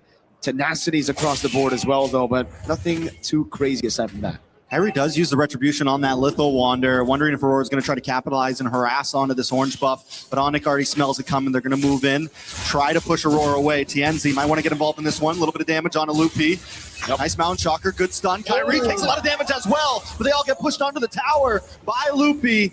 So well done to disengage by him. Aurora's forced to back off. And that's what I'm talking about, man. These melee targets clumping up together, it's just so good for Rosa to find the constant yin-yang reactions on them. And it's gotten them a free Golem. Yeah, they should be able to get this one. Let's see which way it goes. Oh. Tienzi actually does. Oh, Tienzi down! First blood, I think that's 3 games in a row. First blood's on to Tienzi, but Rosa does find Sans a quick trade. Hasn't been the best 2 games for Tienzi, man. Onyx really have set their sights on him. But Rosa has done a good job taking down Sans. Now it's 1-1. Tempo up top for Aurora. So Tienzi should still be able to get the orange buff and make it in time into the turtle. So let's see again what happened here. It's just Sans with the flicker in, dude. Gets it, shut down, a stun. Kyrie is Chicheri on top with the Tempest of Blades. But it will be traded. So not the worst. Still really good for Onyx, but not the worst for Aurora. And Aurora is not, whether it's game 1, game 2, or game 3, they're not going to stop their style of play. And that's that early aggression. That's exactly what King Kong was talking about in an interview. They have to watch out for that first minute or 2. And Onyx has been dealing with it well. Diversion play up to the turtle. Kyrie's already there, forced to back off. A nice pullback from Loopy. Good stun. Nice stun on Loopy as well, but a nice stun from Sands as well. Rosa trying to get involved with the yin-yang overturn, but not able to land. TNZ able to take the turtle. Tempest Blades does come down. Rose able to flick back. The Keyboy's in a little bit of trouble. TNZ falls to Loopy, and now Loopy drops Siggy Boom. They're going to try to move on to Kelra. Kelra might not be able to get away with this one. Enough damage, and Kelra goes down. A double kill into the hands of Siggy Boom. TNZ is nothing but a bait to reel Onyx in for the rest of the team to corral over and just pounce. Siggy Boom with the rotation, similar to Kelra. Kelra had the instant rotation first, but again for Siggy Boom, it's about waiting for those resources to be depleted by Onyx already from the rest of the team for him to come in as the main carry. 2 kills over, now the gold lead as well. They even got the neutral objective with that turtle earlier, so man, Aurora really cooking. Maybe that's how you make the Eastern Shin work. Every other team, they pick the Eastern Shin, they play around the Eastern Shin. Aurora like, this is the Eastern Shin, he's a support. He gets the turtle, he dies, then we kill you, and that's just the goal. You know, but honestly, this has been the start for TNZ in all 3 games. Even in game 1, he got hit by Keyboy, died very early on. So I don't think we completely count him out. Yes, right now on a YSS, you don't want to have 2 deaths this early, but at least this time Siggy Boom has something. They have other heroes to rely on this game. And I really gotta say, man, very underrated member of Aurora, right? Everybody talks about TNZ, Rosa, even Pagu at M7 because he was the newest member, but Siggy Boom, just a constant growth from this man right here. From his debut on Aurora, actually from his debut in S2G at M6 to then joining Aurora. He's now all alone, but that's why Freya's meta, you know, never really out of the meta since M7. Thank you, Arfi. I hate you, kind of a little bit. I like the Freya. I like seeing it. It's fun to watch. It gives us a little bit of taste in the gold lane. But you were mentioning Siggy Boom, and the fact is, yeah, a couple of years ago, would we have said Siggy Boom's going toe-to-toe with Kelra in the gold lane? Nope. That growth right there shows how far this team has come. But Onyx has the talent to match it, has the talent to snuff it out. Keyboy works his way down, gets caught by the yin-yang, will have to back off. Loopy taking a lot of damage as well, may not be able to get away from this. Siggy Boom gets a knock-up, and Lunar gets the kill. A nice taunt on to Keyboy as well. Keyboy able to dash away to safety, but Aurora get another objective. And the diversion again, sending them over to orange buff. Kyrie isn't even going to try to contest it. Wow. They know there's no chance. Hey, it's just so good from Aurora. Dude, they're... Oi! You get reactions! That's it. Bada bing, bada boom. Sanj just got cooked. Again, he's been getting cooked. Kyrie gets an orange buff, though. He steals one back. So Kyrie's constantly being proactive on the map. Now, Siggy Boom up against Kelra. Siggy Boom up against Kyrie. Siggy Boom up against the world. Looking for the next target. Kelra might not be able to get away with this. Siggy Boom along with Lunar now. And down they go. He buys the time. Who is this man? That man, Siggy Boom. Really puts the boom at MSC right now with the Freya 3-0-1 in a 2v1. He likes those odds. Just go straight through Onyx. Lunar with the backup. Immaculate. Now another diversion. Tier 1 in mid. Tier 2 down below. They're moving. They're flowing. They're grooving. They're in flow state right now. Aurora has achieved perfect flow state. They're 4K ahead. It's game 3. And normally in a moment like this is when teams start to crumble. But Aurora's just getting stronger. No way. Rosa. Okay. Ooh, able to flick back. One more shot. One more shot. Kyrie. Can Lunar chase him down, at least even the playing field? Lunar doesn't have a flicker. Kyrie should be able to get away. He gets out. Wait. Oh, was it close? You thought that was actually over? Hey, wait, no, that's Keyboy. That's Keyboy. Looking at how chaotic the game has been, how many flanks we had in the last game, I don't blame you. For a second, even my eyes deceived me. I was like, yo, is that Pazda? Is that Belric? No, it was Keyboy, just to conceal to help him in case the chase went a bit too far. But Aurora, 4,000 ahead. TNZ gets away. Onyx trying to tie Keyboy. Ooh, Keyboy does dash in, but TNZ's on phase because of the traceless. Keyboy now, Siggy Boom on to Sans. Keyboy gets the knockup, but Siggy Boom doesn't want to let him stop him at all. Keyboy will fall, and now Siggy Boom's under the towers. Loopy's taken out up on the top side. Bring me back to the other tower. What do they do? And Lunar finds Sans, and Siggy Boom goes back to base safely. Not even close, baby. Siggy Boom. Wait, Kai. Kyrie with the Tempest of Blades. Look for TNZ. Kyrie still steals a turtle, but he loses his life. Was it worth it? I don't know. I don't know if that was worth it. He took the purple buff as well. They got the turtle. It really comes down to how Aurora are able to convert now off of that kill. Because Kyrie got the purple, I guess there's not much resources in the jungle to take away from him. That very clearly should have been a free turtle for Aurora. So I guess if you look at the conditions, sure, it's pretty worse, right? All right, it's the only thing they can get. It's the only thing they can At least get. you got something. They got something. That's what we're looking at. Fair enough, fair enough. Lunar on the Uranus this time. You know, Who's last gonna time. deal with this guy? Nobody. They have they got a little quick sun from Suns. They have the big knockup. They do have crowd control, don't get me wrong. But are you going to waste all of that on Uranus when you got Siggy Boom jumping around? Nope. Uh-oh. No purple buff this time. Yenzi. Kyrie with the back and forth. Will not get taken down, but Siggy Boom's there. He's forced to jump off the wall. Pagu not going to chase him down. Back in the mid side. Onyx just trying to defend. Tienzi is up in levels. 3 whole levels up against Kyrie. Remember, folks, this is a 0% win rate Yi Sun-shin that he's on right now. No other team has made the Yi Sun-shin work. I've seen worse odds. You've seen worse odds. Yeah, Again, Onyx, it almost seems like they have the seal from Pagu. Son's got to be careful. He doesn't have flicker. They're trying to bait something out here. Pagu's on him. Pagu's on him. Loopy won't be able to get away, but look at Keyboy with the knockup on to 2. Tienzi, though, still finds Loopy, and they're all dashed in. Pagu falls. Kyrie trying to dash back, but he gets pulled in once again. It's a double kill for Tienzi. It's a full team wipe. Aurora, the holy defense. They need another wave. They shouldn't be able to end it here, but wait, they still have the Lunar cannon tanks minion. it. Lunar tanks it. This is bad. Lunar taking the shots. That saves the cannon minion. Oh my God. Aurora are going to move on to the base. Can they finish it here? Another team crumbles. Another team falls. And Aurora walks over into the knockout stage. First it was Liquid. Now it's Onyx. Aurora with a statement, a declaration as they make it to the knockout stage. Winning on a Yi Sun-shin that looked unwinnable. 0% win rate before Tienzi got his hands on it. The Loyi, another pick by Midnight Parating Handa. Siggy Boom with a performance of a lifetime on that Freya. And in the backup of Pagu, the tank of Lunar. Impeccable. MLBB from Aurora Gaming, one of the best to do it. One of the best group stage runs ever. TL, then Onyx, are you kidding me? There are no more excuses. There's no one saying, oh, they're overhyped. Oh, it's a fluke. Nothing like that. Aurora have just taken out 2 of the biggest teams in MSC back to back cleanly, performing perfectly. Wow. I mean, who's next in the chopping block at this point? I don't know, man. At this point, Aurora, it almost seems like they're not scared to go up against anybody. You meet the first 2 teams on your opponents, the first 2 teams that a lot of people thought were the favorites to win it all. Well, guess what? Coming into the knockouts, Aurora are the favorites. Let's get an interview with Tienzi on stage.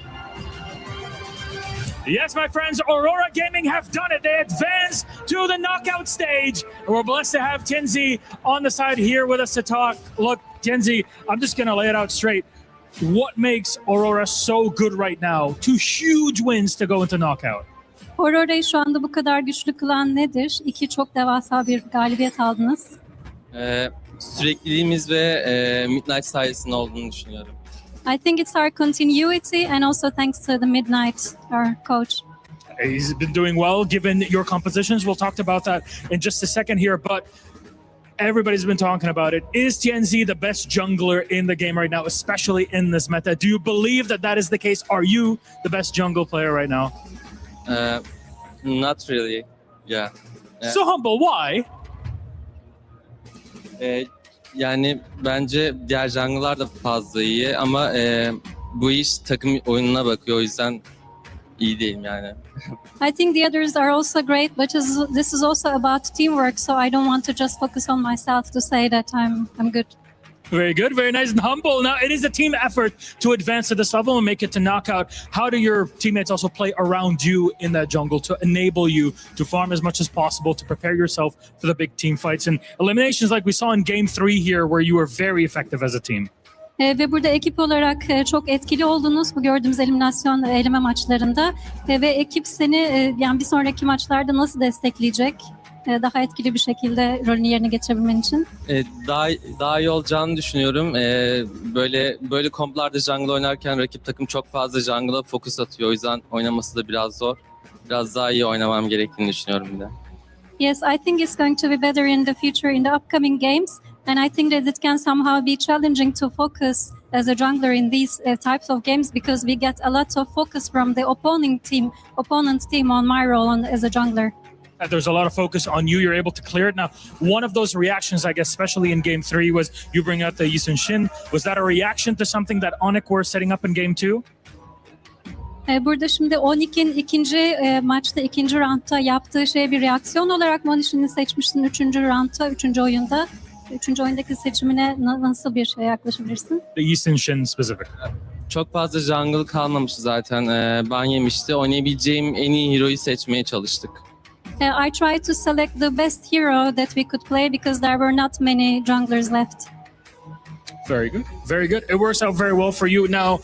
Now that you've advanced, right? Aurora is in the knockouts. You've took down 2 teams that really are incredibly tough to make it to that spot in the top seed of the group. Do you feel that you're no longer a dark horse, that people are looking at you as true contenders for the crown here at MSC 26? Evet, şimdi çok böyle başa baş geçen yoğun rekabet gerçekleşen maçlardan sonra yani senden ne bekleyebilirler? Yani bundan sonraki maçlarla ilgili olarak artık yani bir dark horse olarak görülüyordunuz. Yani beklenmedik bir şekilde çıkış yapan bir ekip olarak görülüyordunuz. Ama artık yine daha ciddi bir rakip olarak kendinizi kanıtladığınızı düşünüyor musunuz? Kanıtladığımızı düşünüyorum. Uzun süredir de Dark Horse değiliz yani. Diğer STR takımlarla birebir olduğumuzu düşünüyorum. Diyeceğim bu kadar. Yes, I think we have really proven ourselves with the game that we have played at so far. I think we have also not been a dark horse actually for a long time, so I think we are very much comparable to the other teams in that sense. There you go, seeing yourselves as one of the greats. Thank you very much, Genzi. Congratulations. Teşekkürler. There it is. It's Aurora Gaming advancing to the knockouts. What a story. Onyx, they're going to have to work through it. Panel, what do you think of that? I love it. The Turkey A representative getting ready for Turkey and the M Series. We'll see what happens all the way over there. But right now, we got a tournament that they just advanced the knockout stages in, and that means $100,000 at least for Aurora Gaming. That's not a bad game of MLBB. And I love the humility as well. I'm learning that that's kind of a bigger conversation here than, some, I'll say it, braggadocious pros that we have in other esports. Yeah. It's kind of a pleasure to see the difference, and also the fact that everybody is really focused not just on themselves, but the fact that this is a team effort. And yet, in the same face, Renmar, the second that the comment Dark Horse comes out, he says, whoa, wait a second, whoa. We're not quite, I think we're very comparable. And so, yes, hesitant to take too much of a leap forward, but if anyone puts them down where they don't belong, they're ready to correct it. Yeah, so something I'd want to share about Coach Midnight, he's the type that if he knows he has players that have an ego, he would want that ego to thrive in a healthy fashion. Sure. But he also understands that if he looks at his team and sees, okay, maybe they're not about the ego, but they're more about looking at their efforts together as 5, as 6, including the sub, like what they can do as a whole team, then that's what I'm going to be focusing on. So it's good to see that these players, historically, they have also always just been very humble as well. And to see that thrive now and be really damn good in this meta, it's a sight to see. We've seen them grow up over the years, Gideon. Yeah, no, Genzi, he always had that jawline. It only gets sharper every single year. Same can be said about Rosa. Everybody on this squad has history, and I think. Oh, they're going to say jawline. I mean, I was gonna say that too, but I'm waiting for the M series so that everybody has got that cut. But overall, I think it's really unique to see Aurora in a position where they've not only gone through multiple iterations of their own lineup, but they are finally settling into themselves, saying, this is it, this is the moment, this is the culmination of an entire region working together to get to a 15-4 score pre-10 minutes against the Sky Kings. I mean, going to a third game, it's going to hurt their overall time. But I mean, if you go to a third game, you want at least under 10 minutes. Yeah, and at least they were able to clear that out. And it was fast, it was clean. Clearly, you knew that Aurora Gaming and their conditions early to mid were clear. They can play around their Freya, they can play around the disruption of the Uranus, and Lunar was definitely a presence to be felt just to set up for TNZ and the Yi Sun-shin eventually to climb up. And TNZ was given some difficulty here by Onyx. He was targeted, his rotations were somewhat slowed down, but it wasn't ever completely disrupted to the point where it felt like Aurora had no movements. With the Freya on board, with Uranus on board, even if the Yi Sun-shin's movements are nerfed, the side lanes can flow the game, the tempo of the game so much better. Let's not forget about the logistics problem here. Oh no, my jungler keeps on dying. What do we do? And now you're really utilizing Rosa here on this low E, being able to not only teleport you from buff to buff to save you the walk time, but always continuously reaching further and further on those conversions when they do actually get those picks. And that's why I really love seeing Loyi come back in this particular game, playing from behind instead of ahead for the first couple of minutes of the game until they really started to ramp up and hit the nitrous button, because then they took everything. Gets me excited about when we start heading to best of fives. I mean, that's going to be fun, because then you're going to have adjustment after adjustment. Now, after what we just saw was a great and first time seeing Lil Yi that worked out for Aurora Gaming. Renmar, I want to get your thoughts. You've got some Telestrator lined up for us. Yeah, okay. So we're not going to be looking into the highlights of the game specifically here a lot. We're just going to go back into the draft. I marked here for you all what the first three picks were on both sides. It was Freya, Blue 1, and then Belleric 2-3 alongside the Uranus, and then the Paquito as the first pick alongside the Eudora, and then they picked up the Link. Again, okay, maybe I wouldn't once push the issue about picking up Eudora when the Uranus is open, but I feel like the pick that actually delivered the death knell was, well, two of them specifically. You get the Barretts over here, which would eventually get picked up at the red 4 slot, if I'm not mistaken. The Loyi that Gideon got to mention. So the interesting thing about the Loyi, besides the fact that with what Gideon mentioned, with it being able to deliver the team around the map faster if ever the Yi Sun-shin's rotation was nerfed, look at it from a team fighting perspective. You have the Paquito in the gold lane that I feel like was decided very early on by Onyx, but then there was a reaction from Coach Yeb by the end of the draft where he realized, man, I need to pick to round this out. They picked up the Minotaur, because in every team fight, once they were all fighting as 5v5, there was so much difficulty for the Paquito to get close. Even the Barretts didn't feel chunky enough up against all that shred and the burst that the Loyi has.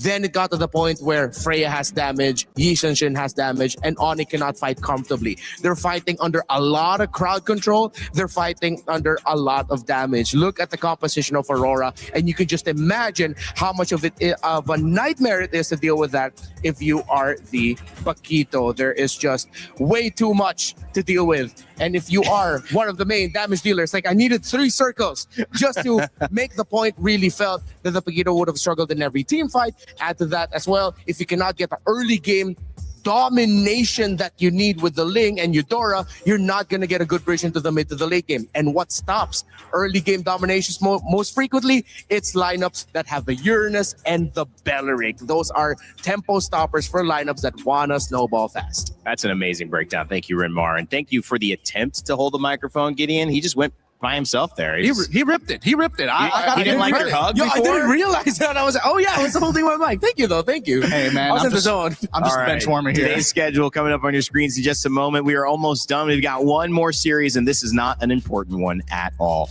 Just kidding. It's Team Liquid PH, who are your champions of last year, going up against Entity 7. Ooh. The GOAT, Carl Teasy, will he find a way to come back after a loss against Aurora Gaming and stay in this tournament, or will this be the end and we will guarantee a new champion?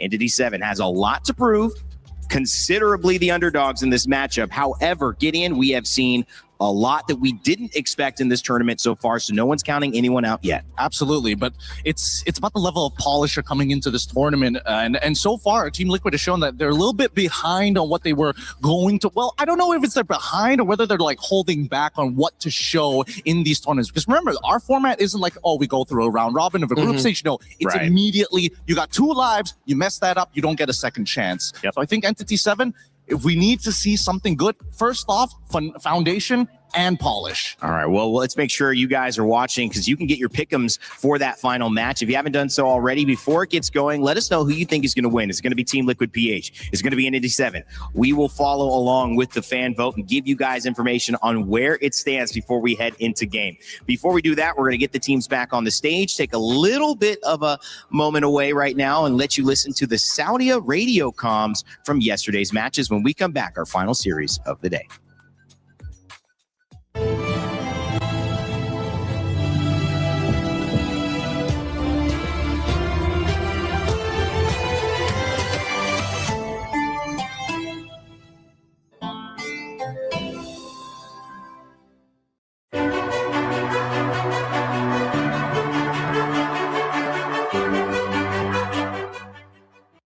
草没人啊，一个瓦伦而已。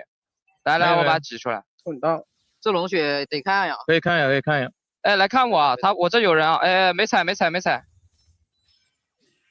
哎，跟过来。哎，等我被动结束，我可以看啊，我可以看。没有人看一下。Go, early May. 这边。Sorry, may ulti. Wah, ada mana guys? Pan, bantu sana pan. Aku tak ada mana. Aku boleh sekali label ya. Tutup batas satu. Aku recall. Burak macet. Aman. Atasnya gua ditutupin Uranus sih. Gua bagi dulu ya. Kau buat Justice kapan? Aku nih brute force dulu. Ya buat Justice. Wah, anjing. Yes, son, yes, sure. Кайте, дальше формите. Мид, я засейблю. Даем черепах, да? Да. Просто байтаймите, формим. Я готов на ней. Чекан будешь? Не. Можешь пушить чекан, я зоню. Я понимаю. Я иду, кид. Парень, мы точно не можем? Херара, блядь, одно хп бегает. Я ответ все скиллы.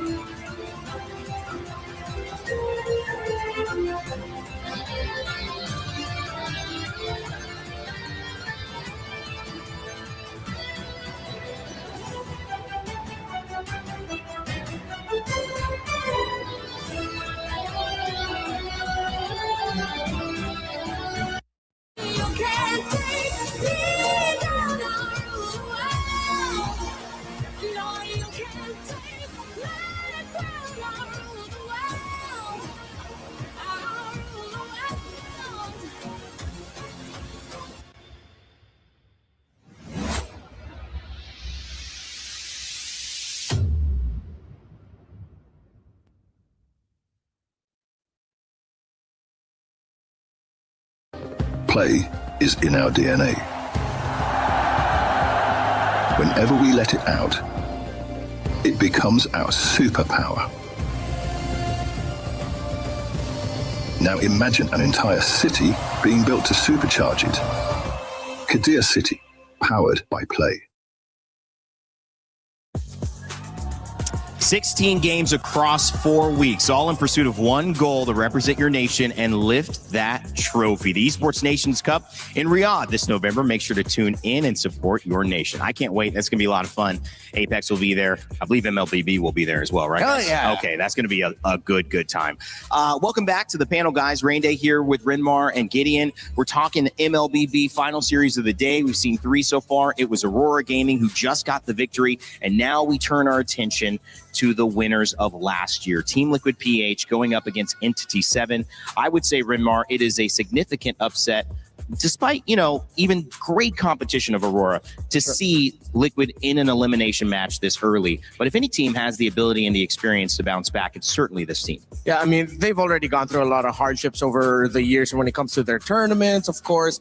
They do have that DNA to bounce back. And we do have this very specific thing about Liquid. We call it Galit na Liquid, which is angry liquid, right? Yeah, angry Liquid. When they come from a loss that they least expect, suddenly they bounce back in the next series looking like killers. And that is something that Entity 7 should be kind of afraid of. I mean, you got to play your own game, Gideon, but like the fact that you're going up against the caliber of players on Team Liquid PH, it's got to mean you can't just play your own game, right? You got to be aware of who you're playing against. Oh, absolutely, 100%. Especially, at least there's a lot of material to kind of look through to see how Liquid is going to play in the first place. And I think that, unfortunately for Entity 7 in that region of the world of the Americas, the Scrim partnership and caliber of practice that they can get there in comparison to coming to this international and seeing who is available to play, it's going to elevate them no matter what. So I think this is a great experience for Entity 7, but at the same time, if by a chance of God, or if they have a new plan to take down Team Liquid and it works out by winning this series,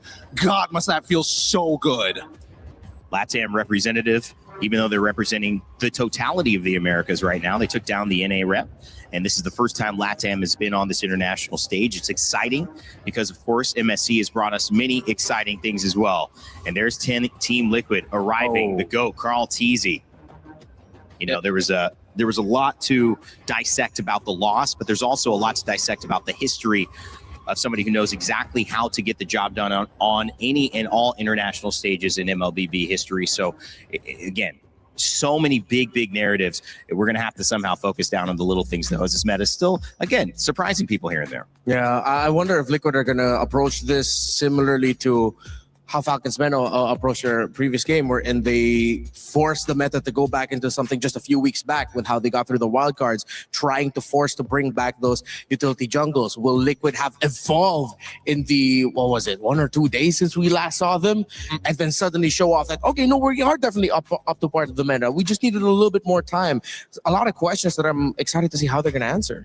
Yeah, and especially seeing, well, I've been in the scene for a very long time, and Aeon, an ex-player now turned coach, seeing him smile walking out of that bus makes me a little nervous. There's only 2 times I've ever seen him smile like that. One, when he was already looking to win a championship locally, and the other time is when we saw an absolute destruction of a Malaysian team versus a Singaporean team that he was playing on. It's the exact same look, and it's already making my spine just crumple up and fall. I thought number 2, you're going to be like, eat McDonald's or something, eating some type of burger. I was like, yeah, he always smiles when he gets his thing he likes. But at the end of the day, that's a great storyline to pick up on. He's going to be going against Entity 7 and want to make sure that smile, unfortunately for them, is wiped off their faces if they have anything to say about it. Latin America, of course, the ability to prove themselves on this major stage would be massive. But just getting here is an accomplishment. Here's the road that they took to EWC, and it was anything but easy.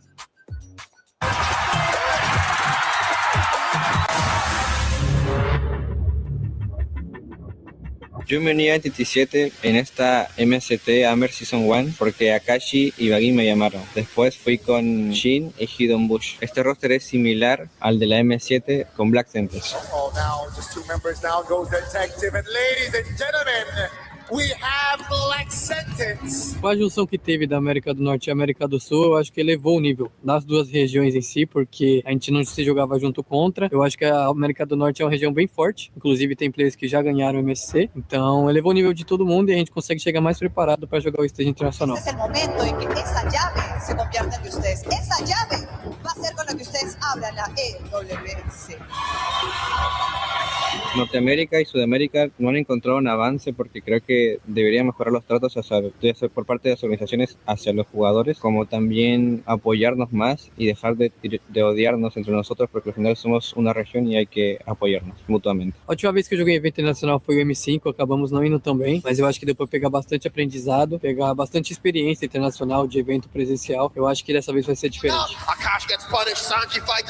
Yo creo que este roster es mejor que el de Black Sentence porque con la experiencia a la M7 fue muy buena, como también la sinergia que tenemos con el nuevo equipo es muy buena. A Onyx é um grande time, estão sendo campeões faz bastante tempo na Indonésia, tem jogadores muito bons, ainda mais que entrou o Kelra. Eu acho que eles são muito fortes nas lanes, eu acho que a gente se pegar alguns heróis que tem pressão no começo de jogo, eu acho que a gente pode lidar bem contra eles. Para todos mis fans, espero que puedan apreciar a este nuevo y mejorado equipo gracias a la nueva competencia MSC Amer. Eu acho que os fãs podem esperar bastante coisa de nós, mesmo que caímos contra time forte, e se ganharmos, caímos contra o atual campeão do MSC, eu acho que eles podem esperar bastante coisa da gente. High expectations for South America here. Yeah, they are looking to show off a little bit more of their play style. I feel like they got the short end of the stick. They went up against Onyx, now they're going up against Team Liquid. Against Onyx, they tried to bring back what made them work out and get success in Amber, but the problem was it looked like they were drafting 2 metas behind. They were drafting before even wildcards, and even though they got some of their picks, it was picks that we were thinking it's not the picks that we're looking for now. So maybe they learned a lot from Onyx. They said they learned a lot from their previous experiences. Hopefully they learned from the Onyx matchup. Well, honestly, I think they've got a lot of ambition going behind them because it's totally understandable from their POV that it's like, not only are we looking for organizational support and the fact that, they've combined the region to raise them up, but they have yet to have that amazing international finish to show, yes, this region has what it takes to play against the best. So again, this may not mean much for a lot of people out there, but for those players up on that stage facing up against Liquid right here, right now, if they could take even one game away from them, that could put that extra chip, that one extra chip to say, these boys are worth investing in. And that's what I'm hoping that this game and this series raises up the region as a whole. Yeah, and we started off the day with a result like that. We didn't expect that it would get to the point we were wondering, is GK actually going to eliminate Selangor Red Giants? What if how we started off the day is how we're going to bookend it? What if we get to the point where we're wondering, I can't believe NTT7 might be close to beating Liquid. This is the MSC where surprises come every single day, every single match. I'm not going to completely turn off the idea that NTT7 might come running right out of the gate. Yeah, you can't do it because again, you have expectations and sometimes you just set yourself up to be surprised. On this side though, we have to look at Team Liquid PH, and when you look at this roster from Sanford to Sanji to JP to Teddy to the GOAT Carl Teasy, who back at MSC 25, I tried to say this in a different way, but said, yeah, I've done it. I've accomplished everything that can be accomplished, and accepting that honor is a very good thing for him to say, this is where I am at now. Where can they go from here? Because as defending champions, of course, they have high expectations and high hopes. They're going to work their best. But what if they learn from that earlier loss this week? We had a chance to sit down and talk with Sanji about it. We're now here over with Sanji. It's so good to see you again, Sanji. Yeah, good to see you again. Good to see me again. That's great. It's mutual. So Sanji, we didn't get to talk to you after your match loss yesterday. What did you think happened in that match? I think we're surprised. Their drafting is so good, and now we're very confident. You're very confident now because I think a lot of the casters, especially the ones on the panel, they were talking about the early game. I feel like TL usually dominates the early game, but Aurora gave you kind of a hard time. And your upcoming opponent, E7, likes to play the early game. So what do you think about that, Sanji? Now our enemy is like, we read, it's like, and before we face entity, we have a scream, and we know that's their gameplay, and they love the early game. And Aurora, we're not having the info. That's why we lost. Okay, so you didn't have a lot of info on Aurora, but upcoming against E7, you're confident? Yeah, I'm very confident. Very confident. So talking about the picks, you mentioned some surprise picks, and I think a lot of us were also very surprised. Rafaela mid lane, Sanji. What's going on in the mid lane? I don't know, maybe a lot of heroes came back, and I think even if you pick like Angela or like Matilda, I think it's okay. Okay, so there's a possibility for those two heroes to come back in the mid lane. Have you heard about the new rumor? Fighters in the mid lane? Yeah, I heard. Is that something that could possibly pop up here in the meta? I think it's possible because of the like strong mid. So that's why fighter is good also. Okay, but do you like it? Do you like this meta? Does it suit you, Sanji? Yeah, I like it. You like it? Yeah. So are we expecting some crazy picks maybe coming up from you? Not for me. I think for my teammates. Okay, we got a little bit of info there. Thank you, Sanji. But after that, obviously you're coming into this. Do you have maybe a message for Entity 7? I think good luck and have fun and give the fans the best team. Oh, Best the show? best show, the best show. The Yeah, best show. Okay. Thank you so much. This was very fun. Sanji, good luck on your next match, and we're throwing it back to you guys.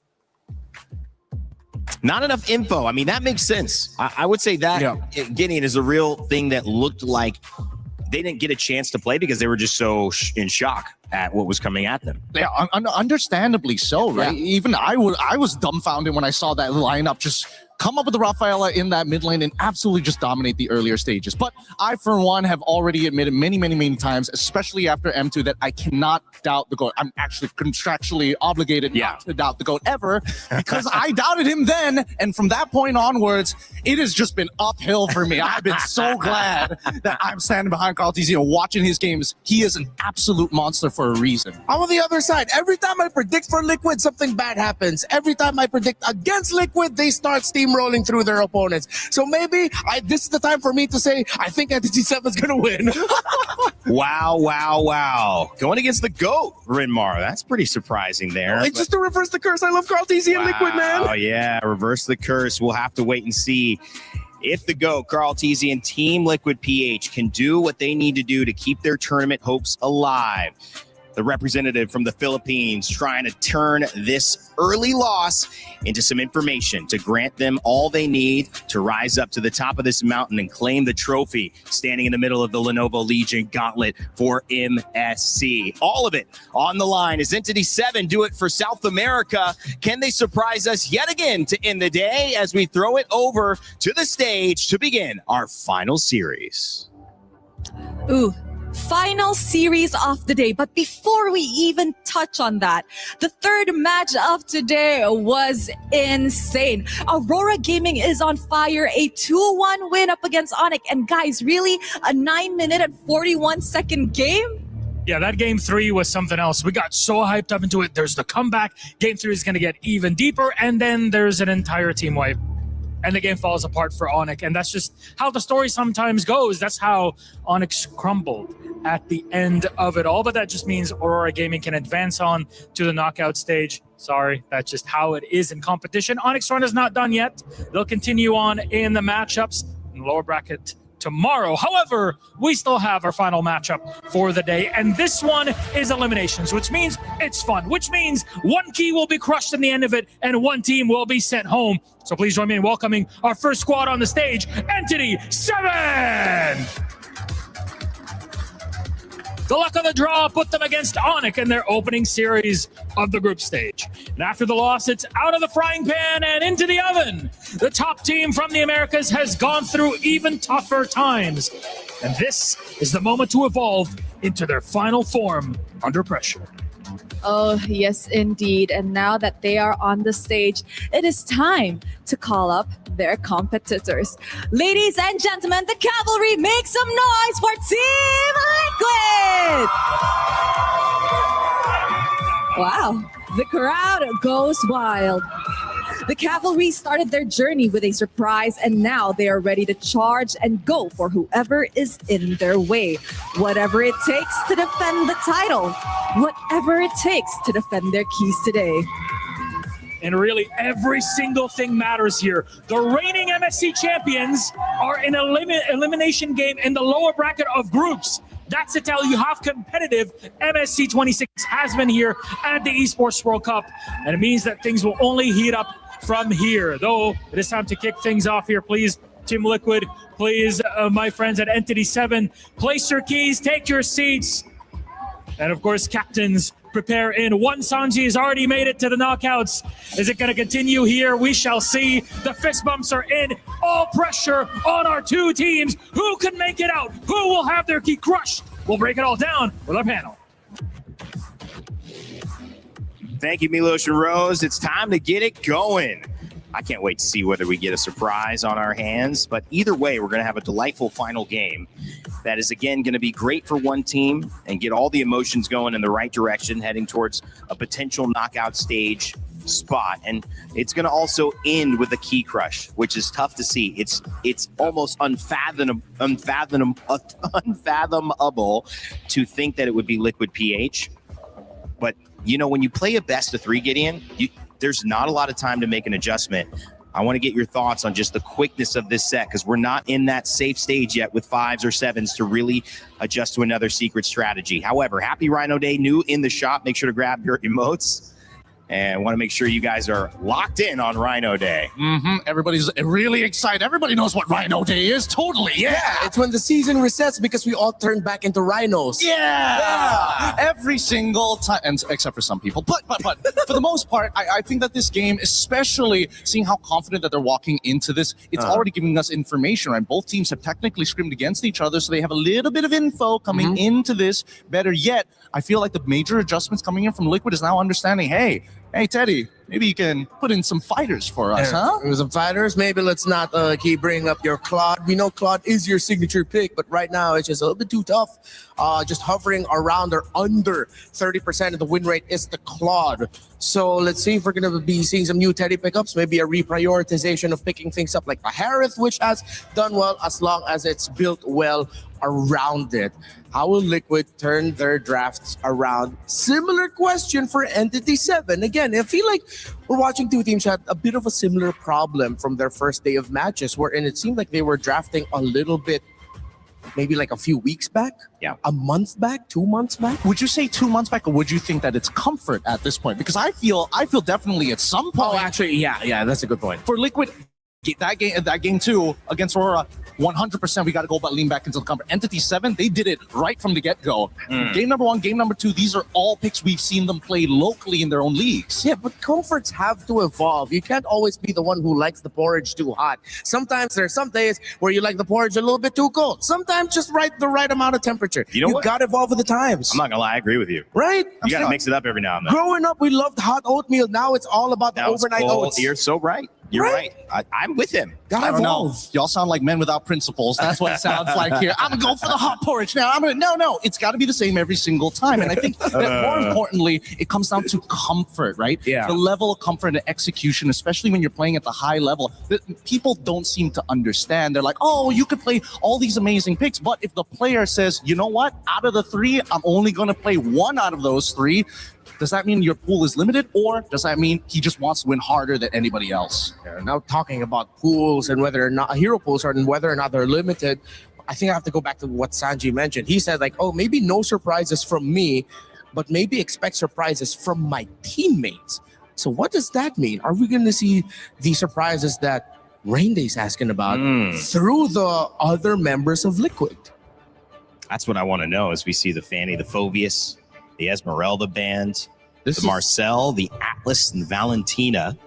Are they gonna either prioritize Freya or Hirara? Okay, Yeah. Hirara over the Freya. Wow, this is a lot more standard than I was expecting, to be perfectly honest. I thought maybe a slight adjustment, but man, right on the money. My interesting awareness was Entity 7's comfort was actually not in this meta, so it kind of didn't keep up. Liquid were surprised by the actual non-meta, but like kind of counter to the meta, that it was Aurora Gaming ahead of the curve. So Liquid, they don't have a problem playing this, so they're going to be drafting as we expect. But I think the goal for Entity is to get to this meta and come present with it. So I expect that we'll see a lot more consistent stuff in this first draft without many surprises from them, because they haven't even shown us that they're playing this kind of tournament meta yet. Yeah. They took away the Atlas, they pick up the Belleric. So now once again, similar to the previous one, the roam options for Liquid are kind of, I want to say gone, but they're depleted. Now the Freya sub, are they just going to put JP on the show? I think they might actually. They might kind of have to, but at the same time, we don't know where this Freya is going to go just yet. And I think that's the best part. That Entity 7 is playing with cards very close to their chest. But my favorite band so far, the Valentina alongside with the Atlas, to make sure that the Ling Hirara trade becomes that much more, well, I don't want to say impactful, but the weight of it is felt. I like this too. It's really going to be a big 2-3 for Liquid. Does that mean that they go straight into their mid lane at this stage? They could technically lean back into the Eudora if they wanted to, but we've seen how that works out most of the time as well. I think they're deciding between Paquito and Uranus right now. Okay, they pick up the Paquito and they get the Eudora. So they have the Hirara Eudora together. Entity 7 can just safely pick up a Ooh, a Selena. Now that's Okay. unexpected. Going back to Shin, this is a pick that he's picked up over the years, and he's not only regionally but internationally as well. Yeah, which begs the question. Now that they've kind of secured their first 3, they've opted not to go for Ling at this stage of the game. I mean, the Eudora counter on the opposite end was in preparation to maybe expect the assassin. Does this mean we're expecting the pivot here? Because I feel like at least for Entity 7, they've got the guaranteed scaling from that Freya side. No matter if it's gold or EXP, right? We get to late game, she's gonna punch a hole in the wall. Yeah. I think Entity 7 will want to keep their options open, put that Freya in the gold, because having a Belleric and Alice together in the comp is actually going to be really tough for Liquid to deal with once they start jumping up together and then fighting together as 5. The Eudora, Paquito, and Herrera would not be happy going up against a Belleric, Freya, and an Alice. Are they trying to replicate Aurora's draft in game number 2 It's against pretty Liquid? similar. It's eerily similar, actually. Yeah. I don't think the order is exactly the same, but a lot of the picks are starting to show up here. That means if, let's assume, put the template on Entity 7, that's the lineup that they're trying to go for. How does Liquid actually adapt? And I think this will be interesting in the second half because they're already getting rid of the Guinevere. They're trying to make sure that the other jungle options don't feel as good anymore. If not, go back to the Ling. We've already got the counters ready and set. Yeah. Oh, the show gets banned out by Entity, so they read into that. Maybe the order could have been a little bit different for Liquid, but what are they going to end up with in the roam? Gata Kaja doesn't completely cut it anymore. It's still an all right pick. I've seen Minotaur come out. Oh, yeah, Minotaur. Minotaur is not a bad idea. Yeah, you're right. But at the same time, it's one of those like trigger fingers. Do you want to like fight on a dime, or do you always just want to like wait for that big ultimate? And I think right now it's very flexible for Liquid, right? A lot of their heroes can go in and out of these fights. Yes, they can't fight forever per se, but the push and pull is a lot easier to pull off. Last ban. I mean, Liquid already said they were able to get info on Entity, but I feel like this last ban is taking a little bit too long. Maybe Harley? They took away the YSS, but the Ling, it's still open. Are they not worried about the Ling? Oh, maybe they're considering an Akai roam. A Cairo might be... That would be interesting. Yeah, that's why they're not worried. If not the Akai roam, then maybe the Grok for JP, because you don't have to worry about the Valentina stealing the tech charge. That might be the top 2 in their list. Yeah, that's actually a pretty good catch here. Considering everything that's going to happen, this Red 4, I would imagine, then would have to kind of reveal, the EXP lane. Baratz is going to try and lock that down. I would have imagined Alice would have been the pick, like you mentioned, but I think the Baratz more so just in case it's a double fighter on Liquid side. So it's also a precautionary tale. Yeah. Sure. Still 2 picks for Liquid, as one more for Aurora and for Team Entity 7 in response, kind of doing what Aurora did earlier on. And now 3 more picks before we jump into game 1, which will set the tone for this elimination match in our final series of the day. Seems like they're going to be stuck with just one source of magic damage, and that's the Eudora. If they go either Akai or Grok in the roam, it's going to be stacked with physical. Oh, they go the Uranus? Okay. Oh, they're going to go gold lane Paquito up against the Barretts, the Belleric, and the Freya. Yeah, this one's tough. This one's really, really tough. And Rainday, he's got it right on the money. The Minotaur gets locked in here. And Entity 7, I'm looking at their composition. This last pick, I mean, they played this draft real nice. Yes, really nice. And then they end up with the Moskov. Wow. This, I like it, man. This looks like it's gonna hurt for Liquid. Entity 7 might have walked away with this one draft-wise. Hey, it's not over just yet. There's still a lot of micro mechanics when it comes down to like the laning phase. Absolutely. I'm most interested in whether or not Teddy on this Paquito has what it takes to go up, especially against the Moskov on the opposite side. The good news maybe is that even though they're seeing some good heroes here, not a total surprise for Liquid. So caught off guard, maybe not. And for the side of Team Entity 7, the fact that they are in this meta now and not playing maybe a meta you could have seen 2 months ago, it's got to feel good for South America. It's SA versus the Philippines. It is an elimination match. It's our final series of the day. Man, oh man, MSC is only getting more fun from here on out. Let's kick off our last series. It's Entity 7 versus Team Liquid PH. And here we go. It's our final match for today. Today's been jam-packed with quality. Let's see if this one can bring it as well. Team Liquid Philippines facing elimination after, as Coach Aeon put it, getting punched in the face. Can they readjust this quick against a team like Entity 7, who, yes, I have to agree with the panel, Trex, I like the draft from them in game 1. Yeah, they are picking up little things that we have been seeing throughout this event and implementing it into their own strategies right now. Whereas on the side of TL, this is textbook for them, right? Yes, we do get to see Carl Teasy on the Harara, but everything else is comfort in a sense. Teddy, we had a couple hiccups the other day, right? And this time we're going to get to see him on the fighter, on the Paquito. Hopefully he's able to play through, but whoa, a lot of damage on the Begin. JP, first blood. First blood going to the hands of JP, but nonetheless, TL scoring that first kill here for the game. You know, an arrow's going to land. Oh, good rockets too. They'll burn the flicker out from Sanji. A lot of damage. Shin able to get the kill onto Sanji. It's going to be good for E7, able to kind of tie things up. Okay, so E7 gets one back. JP dealing with some pokes here too, avoiding that arrow. That's going to be a very important thing for TL as they approach this. We've seen only a handful of players play the Selena currently.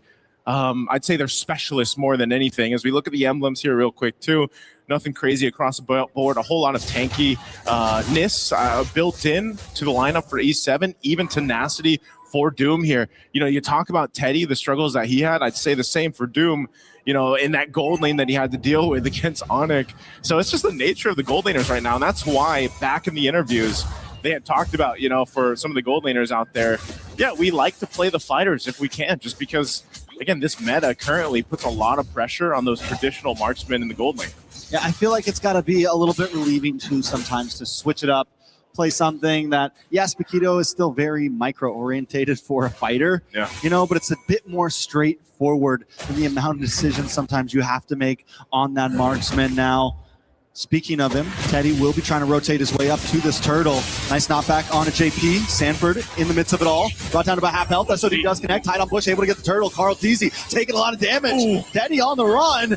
And Entity 7 is collapsing onto Team Liquid. Entity 7. They gave the call there, and they're going to take more as well. Sanford in a little bit of trouble as well. Forced to dash through. Entity 7, they get a purple. They get a turtle. They get 2 kills. They're looking good right now. Man, what a play. I was expecting Teddy to look for that opening to go and initiate that fight. I'm not sure what the call was there, but look at the replay brought to us by SCC. Again, it looks like they're in position for this, but then they just kind of decided this wasn't the fight they wanted to take because of that tankiness up in the front line that E7's lineup gives them with that Belric and, of course, even hide on Bush on the Barretts, plus that Freya. So, you know, and at the same time, Doom just got to go ahead and chill in his lane. All right, on the top side, Akashi and Sanford just having a little standoff, nothing too major. And everything kind of goes back to a standstill. I'm wondering if, honestly, this might be a time that NC7 needs to push in a bit. You have the Barats jungle. You have that tankiness. You have that Ube-type strat that can bully a assassin jungle. Oh, Teddy. Teddy takes a lot of damage, gets caught up. Entity 7 just collapsing once again, consistently looking for plays across the map. Hey, man, we talked about, you know, you pick up the fighter so you don't have to deal with too much of the bullying. You're still going to be bullied. It's just you can survive it a little bit more, as we saw, even though Teddy had to burn the flicker. We'll see where TL looks to make a play. They're really centered around that top side of the map. Again, a part of this is, again, allowing that Harara in the hands of Carl Teasy to go ahead and get farmed up, get what you need to do. We've seen it also in the previous series where, Ooh, beautiful play by Team Liquid. The stun, the knock-up, and Carl Teasy comes in to help clean things up. A kill goes to Sanji, a kill goes to Carl. As I was just saying, hold on. They're going to push Hide on Bush out of his jungle, so getting some back here. But that's one of the things I was about the Eudora. Oh, Daytona's welcome. Daytona's welcome. Gonna get him against the wall. Sanford does pop the consecration. Should be able to get away from this, though. Turtle is up. NT7 does back off a bit as Shin fires off an arrow. Okay, no Daytona's welcome available. There is a Retribution, plus the Wrath of the Dryad. So they're still going to contest this. They're actually going to get in range to fight for this Retribution for the Turtle. Wrath of the Dryad does connect. Onto one. Hide on Bush able to take it right out of Carl Teasy's fingertips. Carl Teasy trying to dash back, trying to get to safety as Hide on Bush gets chased down by Sanford. Carl Teasy re-engages, gets a kill on Shin, and Sanford up at the top side. One more hit, and Hide on Bush goes down. Sanford doesn't want to let him go, but he doesn't connect. Sanford gets the dash through, but he's going to take a tower shot and fall down himself. Hide on Bush gets a kill for that one. It's a back and forth battle, but TL does come out on top of this one. Yeah, they might have lost the turtle in that, but they definitely got the kills. And I think that's what TL wanted to go ahead and get. Again, they're scaling up Carl Teasy here on this Hirata, and Sanford goes in just to, you know, it's a bit of a sacrifice whether he went down or not, but ends up pushing them off of that space so they couldn't follow through the team fight. That's big for them. Looking at the replay, again, we expected Entity 7 to fight this with the tools at hand, but again, fighting into this whole mid lane. Penguin. Big attack from TL here. Entity 7 just trying to defend. They don't want to force anything. Gold still at a minimum, only about 750 into the hands of TL. Entity 7 has taken the first tower on the map. TL needs to start converting this lead into something more than just kills and gold. Yeah, Entity 7 letting Doom kind of build up on here on this Moskov like we've seen many times. That might be a play in itself that they want to lean towards, but they're going to just watch this tier 1 turret up top get taken down. It's worked on slowly but surely, but Doom, again, a play here for them is to build it up. The problem is because of you have JP on this Minotaur, and I think his first item that he locked in was the Chastise Pauldrons to go and help with some of that attack speed. His setup plus Sanford's zoning potential is what is the obstacle for Entity 7. Plus that damage that we saw, you know, with the Eudora needing just basically 2 items to really pump out that damage. The stun that comes with that, and then followed through for either a Paquito from Teddy to come through or Carl Teasy on the Harara is what is working so well synergistically for TL's lineup. But still, you know, fighting for this turtle, see if they can secure it. E7's done a great job securing the 2 turtles already, as, again, playing around this tankiness. An arrow. Big stun does land on to Sanford, forced to use the Consecration plus the Purify. He is a sitting duck at this point as Carl Teasy moves in as well. Nice detonus welcome on to Sanford. Wow. But a big dive in from Akashi.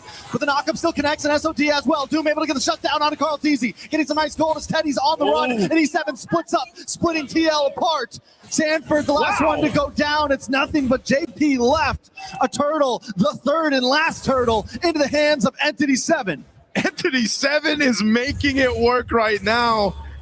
Again, give it to Hide on Bush to go and win the retry battle against Carl Teasy now. That's 3 for 3 for Turtles. And the rest of the team to fight into that team fight. Again, Doom has been farming his mind out, and then he just joins the fight with an SOD and helps turn things around. This is why they were talking about it in the draft. How good this composition from Entity 7 is and how well-rounded of a profile for damage that it has too. I mean, the tankiness alone helps place things up. And then if you just follow up an arrow from Shin, it's almost an easy catch with the Daytona's Welcome, the Wrath of Dryad, and then to pump out the damage. Now they're going to start moving into buffs, and this is what we used to see in the days of Barat's Jungle. Against assassins like this with a bulky lineup, you just slowly push forward. You slowly strangle the life out of the opponent, and that's what NA7's trying to do. They now sit at a 3K gold lead. Another tower falls. This is a bit different, too, just because of the nature of the lineup from TL. You know, you would think typically when you have that Claude or the Moskov like E7 have, it's like, well, eventually you're going to hit that power spike and you're going to be able to play for that. But right now, TL's just got to play for each other as a team to get back into this game.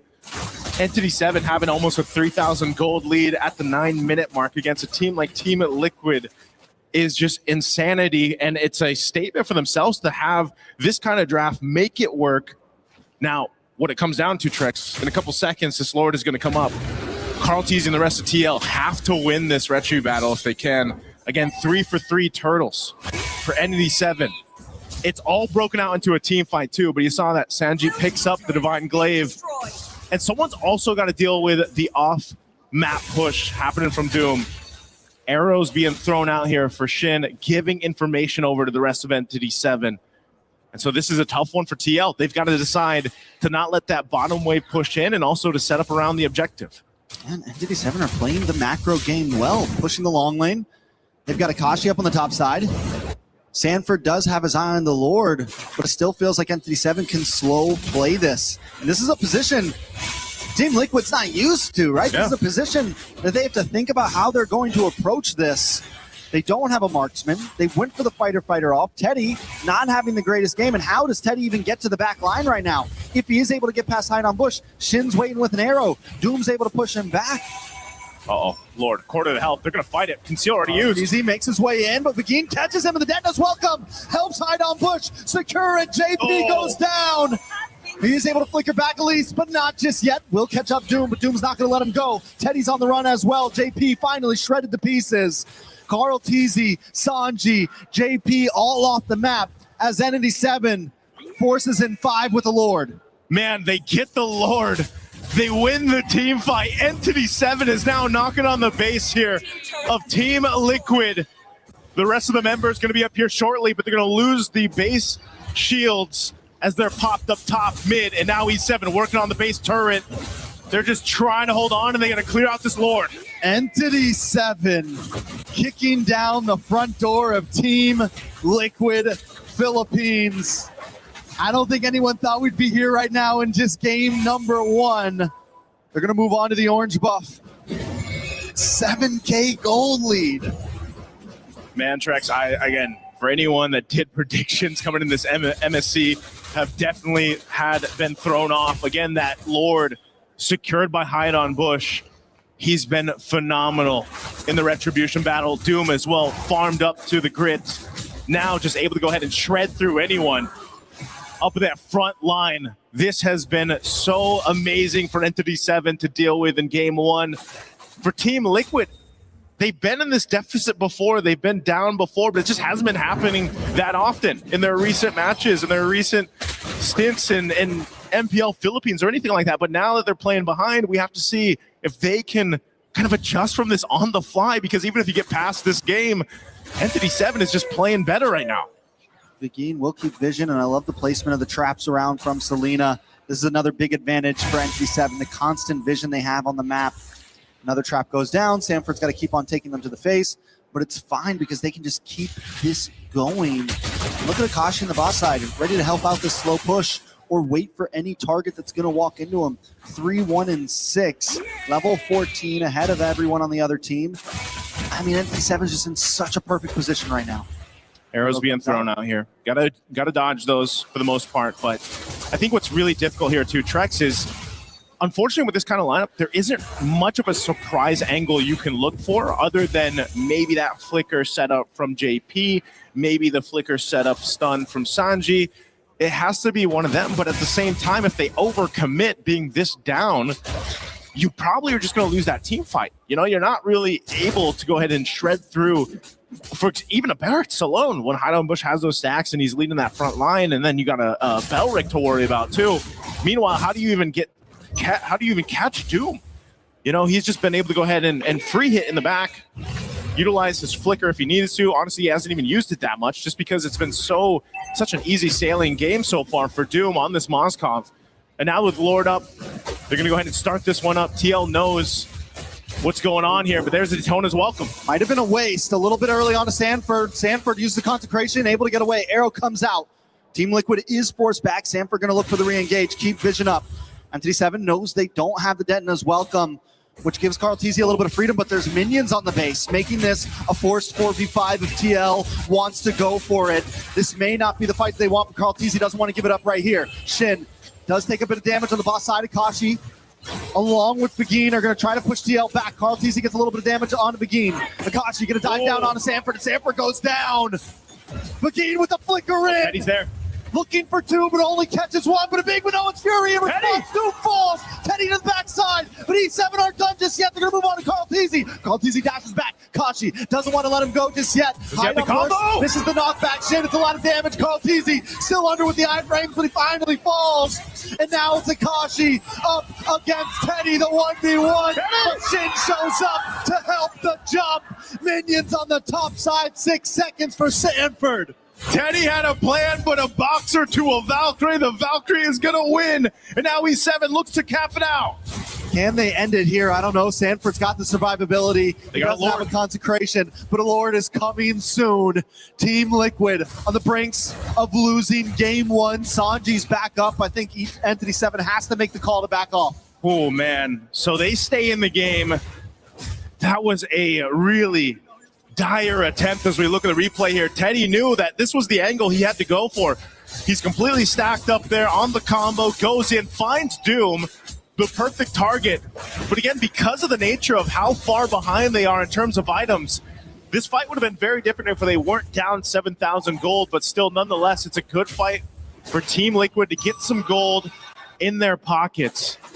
Again, you can still see some of the frustration across the faces here of TL, Carl TZ especially, but they still have 2 base turrets. I think the question still stands, can they actually contest the next lore that comes up? Because even that fight was all just started up. I mean, they do get lucky with the RGN, right? Lord will be spawned on top side. They still have a disadvantage in the long lane, but it's not as bad as before. Yeah. Not as bad as it was before, with the fact that inhibitor is gone on the top side. Sanford already kind of holding positioning, but again, the traps from Salida, constant vision. Akashi just combing out in this bush. The positioning from E7 is good. Man, you're looking at this across the board too, you know. There's not much of a difference too much across, except for the XP lane. But Sanford on the Uranus is still going to be that tanky guy to go ahead and do this. Again, part of it is given that vision around the objective. If he has to pop the Consecrate, that ultimate, it's fine. He can go ahead and sustain himself. Obviously, if he gets a little bit tankier, then he's able to go ahead and do that much better for TL. But still, most of their fights that they're going to have to come through these weird angles into the team fights, or just a setup of the lifetime for JP or Sanji. But they'll buy time as much as they need to go ahead and kind of catch up on the itemization here. You know, across the board, 10 seconds for that lore to be up here as we look at this. Once again, you know, it might take some fancy footwork from Carl Teasy too. And Sanford getting a little more defensive built in now for that physical defense. Lord is up. They have to get in position. And yes, as you mentioned, that RNG, at least it's on this top side where that turret is busted for TL. So they can clear out and manage these waves, but it's already going to be started up very quickly by Entity 7 here. Half health on the Lord. They'll still respect what Sanford and the rest of TL can do. Yeah, they're letting the reset happen a few times, still taking it slow. They know they have the general push on the bot side. Entity 7 doesn't need to rush things, but the thing is the clock is ticking, and TL are getting more and more items. We already saw in the last fight they could almost break it even, and that is in a deficit, let alone when things get tied out. This is still Team Liquid we're talking about, but the Tonos welcome does lock on to JP. Maybe not the best target, but it is a target indeed, but JP responds back with a beautiful Nut Fury. Item push brought down low. Carl Teasy forces a dash away, but looking for the re-engage. Unable to connect on anyone. Doom in the backside, able to push Sanford away. JP trying to run as Entity 7 closes the space. They're going to go for the Lord instead. They don't want to force the fight, and I think it's a smart move. As you're seeing through that fight, Teddy has no option to go in.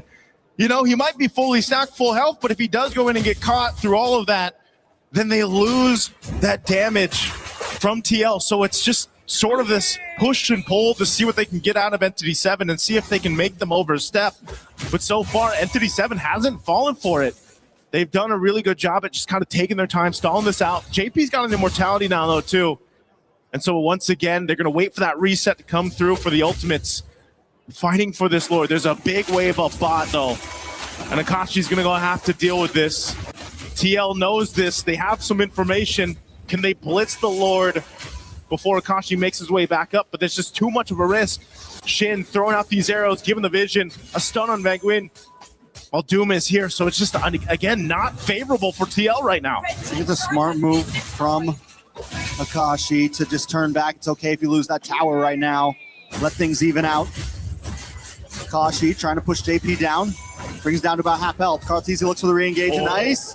Big hit from Begin. Akashi able to find Sanji. JP. Immortality pops. Akashi finds Carl Teasy. And Entity 7 is taking him down one by one. Immortality pops onto Teddy. Entity 7 doesn't even want the Lord. They're going to go for the base. They're going to go for the base here, It's Trex. Sanford. Carl Teasy still on the map. No, everyone's gone but Sanford. And Entity 7 with the upset of game one. Take it. They take it, man. They take it from Team Liquid. Entity 7 surprising everyone. I mean, they looked a little surprised themselves, but what is going on here? Is the meta that different? Is the drafting that different right now that it might be almost too much to handle for even a team like TL? I don't know. Question mark? Question mark, dot. What is going on? That's a question mark, exclamation point, question mark, exclamation point. Surprise. Yeah. Questioning so many things that need to be answered right now. Entity 7, though, honestly, did adapt. They did. They were able to implement so many things we've been seeing and make it work with their composition. And I feel like TL kind of tried to do the same thing. Yeah. But maybe at the wrong time. I don't know, man. I mean, even there was a lot of these fights, a lot of these instances where you're thinking, okay, there may be room for them to engage into this fight. Even Teddy, I felt like he was really struggling to find that window of opportunity to jump in, utilize this Paquito. But maybe it was just, again, big draft difference. They couldn't actually utilize what they brought. The counterplay was there, and it was just really difficult to see Team Liquid try to make this happen. But props to Entity 7 for getting game one. Let's throw it over to the studio to break it down.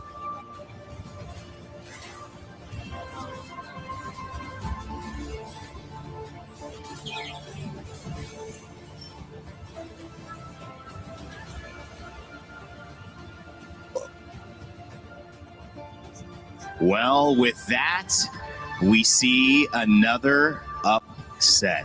And I love how this is giving us an MSC to remember, and definitely one that has shaken this MLB world, BB world by storm. It is a Entity 7 victory in game one over Team Liquid PH.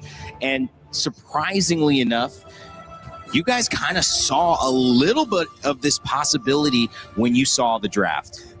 I don't think just a little bit. We saw it. I mean, maybe you didn't say it as heavily as you could have, but man, this draft kind of spelled it, right? Yeah, a lot of questionable decisions by Liquid, but instead of looking at Liquid, I want to look at Entity 7. Tremendous growth for the Amber squad. The changes that they made. That's true. The changes in priority, seeing that they really looked at all the games and then adjusted based on what gave them problems and what have given victories to teams.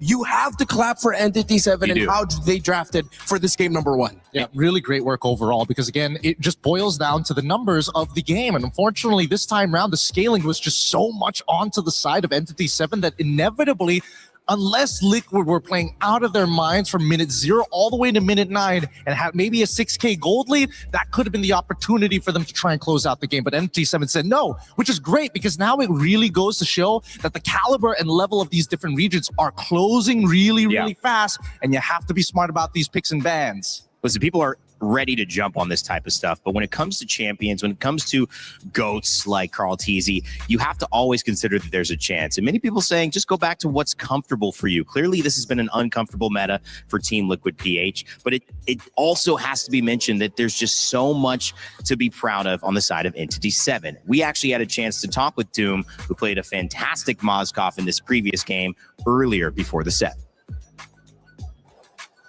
We are now here with Doom from Entity 7 before his elimination match. So we're going to get a pulse check with him right now.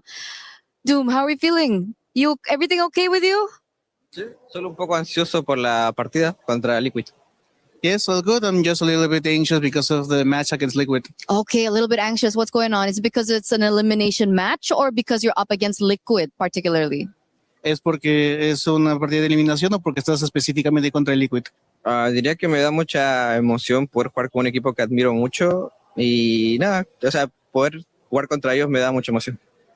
I'm really excited to be able to play against a team that I admire quite a lot, and so that just has me excited. Oh, wow. He's excited because he's admired them for a very long time. If you admire them so much, do you maybe have a message for Liquid before this match? Nada, decirle que los admiro mucho, que siempre los veo y espero una buena partida porque son unos grandes jugadores. I just want to say that I admire them a lot and that I expect a really great match because they are really great players. Wow, that's beautiful, Doom. That's beautiful, Doom. Okay, we didn't get to talk to you after your match loss yesterday against Onyx. What do you think happened in that match? Creo que no veníamos tan preparados como lo pensamos. Además que tuvimos un problema con el bolo de mi amigo, que es el como líder del equipo, así que no nos pudimos adaptar tanto, pero bueno, intentamos dar lo mejor. I think we weren't just as prepared as we thought we were, and we also had a little bit of hindrance because of one of the flight of one of our players that is basically the leader of the group. He wasn't here, and we just couldn't click on that match. Okay, so wait, there wasn't a player that they needed. Is that what he said? Dice que no había un jugador que ustedes necesitaban, que hubo un problema con los vuelos. Yeah, exactly. We couldn't practice because he wasn't here for practice. Oh, okay. But you guys are not together, right? Ahora están juntos, ¿no? Sí, yeah. Please, ahora sí. Yes. Okay, so what lacked in that preparation? Was it like comms that you had to go through, or maybe execution? ¿Qué es lo que faltó en esa preparación? ¿Les faltó comunicación o la ejecución? ¿Qué es lo que faltaba para prepararse? Creo que un poco la comunicación, y yo no estoy seguro de mis amigos, pero creo que ellos sí estuvieron un poco ansiosos por la partida y creo que también no nos adaptamos tanto al meta, por así decirlo. I think it's more about the comms, and I can't speak for my friends, but I think they were a little bit anxious because of the match. Okay. And I think we haven't really adjusted our gameplay to the meta. Okay, so haven't really adjusted. There's anxiousness as well. I mean, it's understandable, right? You went up against Onyx yesterday, and then today you're up against CL. So everyone is handling it a little bit anxiously. Is that correct? Es verdad, porque bueno, son equipos top, ¿no? Como uno de los mejores del mundo, ambos. Yeah, because they are top teams, basically the best in the world, both of them. So how do you reset? Like, who usually brings the morale of the team back up? ¿Cómo resetean? ¿Quién es el que regresa los ánimos al equipo? Muchas veces lo hacía yo. Actualmente no estoy de la mejor manera, pero creo que de alguna manera cada uno lo lleva a su manera, porque no todos somos iguales, ¿no? Bueno, no todos son como yo en ese sentido. Que yo sí soy como más, me adapto más al ambiente, a los temas, o sea, al ambiente en general. Most of the time it's me, but I haven't been at my 100% this time. And I think everyone takes it and deals with it in their own way. Everyone has their own personalities. And I just feel like I have this tendency to be more cheerful and to adapt through everything that's coming to me. I love hearing it. Good luck in this next match. You guys got this, okay? Be confident, all right? Anything can happen. The meta is so flexible. All right, Doom? Thank you so much for this interview. Thank you so much for this translation. I'm going to throw it over back to you guys. Thank you for that conversation, Eterna. Doom getting out in front in this game, never looking back here. Obviously, Teddy still getting the damage lead, but it was all E7 from the very beginning, and this scaling, it just worked in their favor.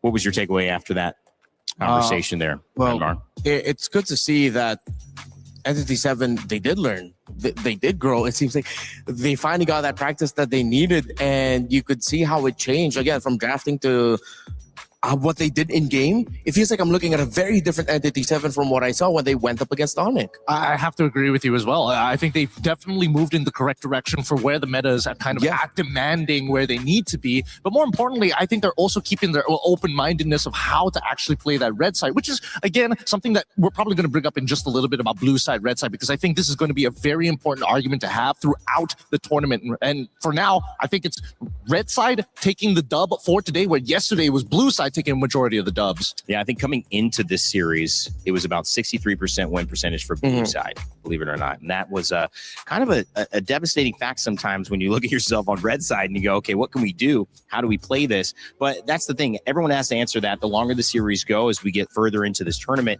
you have more chances to answer that question. But right now, best of three, it's one game. One game, and Entity 7 have knocked out our defending champs at MSC. Yeah, it's shocking, really. And I feel like what's shocking to me is, again, the decisions in the draft. For now, I think it's time we look at Liquid. Entity 7, we've already talked about them. I've put arrows on the priorities. First three picks on the side for Liquid and for Entity 7. Hirara is the first pick to me. As great as she is, and despite her very high win rate, I really thought Liquid was setting up for a Freya on their side and then willing to give up the Hirara, meaning that they'd end up with probably a Freya Ling together, and then they'll build around that, see whatever they could get to pick up for Teddy. But it seems like now, looking at the Esmeralda Phoveus 2 bans, it wasn't the setup for a Freya, but the setup for a Paquito that they already looked at as the centerpiece for their draft heading into this game. Well, for Entity 7, they flowed with it. I did not see that Selena pickup come in, and it worked out. Despite it going up against a lineup that can heal through the damage of the Selena, what are you providing with the Selena? Vision and that little bit of burst, that means that you'd have to spend a skill from the Uranus to regain, or just make sure that he gets his passive up so that he can heal through it, or maybe a quick little motivation roar from the Minotaur to be able to regain the health that you lost. But Shin on that Selena, what he provided was really just the vision and that constant little bit of crowd control that would make Liquid hesitate. And I feel like Liquid did hesitate in picking up the Moskov in the end, that we felt like, both for me and Gideon, was something that they needed. After seeing the Barretts and knowing that you're up against a Belleric, you cannot double fighter playing an assassin that isn't even basic attack based into this. You have to respect your opponents and acknowledge that at some points you're gonna need basic attack to make this lineup work. Anything you want to add, Gideon? Yeah, you know, I also wanted to add that, you know, the carry bank was the big indicator that this lineup was going to be so thick and beefy that you're gonna, it's just well done, right? It's just too much to cut through. Yeah, and them banning out the Yi Sun Shin. Liquid, they banned out the Yi Sun Shin right there, right after they banned out the Guinevere. I felt like they did not see this Barretts at Red 4 coming. They didn't expect that a Barretts would be slot into the jungle instantly, making it such a difficult lineup to go up against for a lineup that has an assassin and 2 fighters in the side lanes, no basic attacks whatsoever. It is a very difficult thing to anticipate all of this, especially in this position. You have to kind of feel for Liquid PH, who got up against Aurora and we're like, okay, what is this? No one's played that at all. We haven't seen it still. We haven't seen that come back out. And then you go and you look at a situation where you don't have a lot of time to iterate. You don't have any other tests. And now when you get a test, you're seeing something a little different as well, although it's a little bit more on pace, guys. I mean, this is going to be a masterclass in one way, or it's going to be an amazing story. The masterclass side is Team Liquid PH went back in there for those 10 minutes and they came up with a plan. How we're not going to get surprised, how we're going to get the edge in this draft. And getting, if you're that coach, if you're looking at this team with the tools you have, what does that conversation look like? A lot of it is going to come down to how much can we scale into this game. And I'm sorry, Carl, it can't be you this time. We are dependent on the side lanes to make this happen. I'm looking at Teddy specifically here in this particular matchup. And hopefully we're not going to Flying Clouds, because maybe then there will be a time that... What'd you say? Oh, man, you know what? Never mind. I'm out of here. Now, boys. See you later, man. All right, Remar, what's your thoughts? Just kidding. Flying Cloud. This is not going to bode well for Liquid, knowing that Entity 7, they have the momentum. They know that they have a chance to make history here and etch themselves in the history books of MLBB as the team that eliminated Team Liquid in MSC 2026 as the defending champions. That is nuts. Liquid, Coach Aeon and Coach Snap, they are running through all the permutations. They have to get creative. We know Aeon and Snap to be very logical dudes. Yeah. They have proudly proclaimed themselves to be huge nerds for the game. But this meta is about creativity.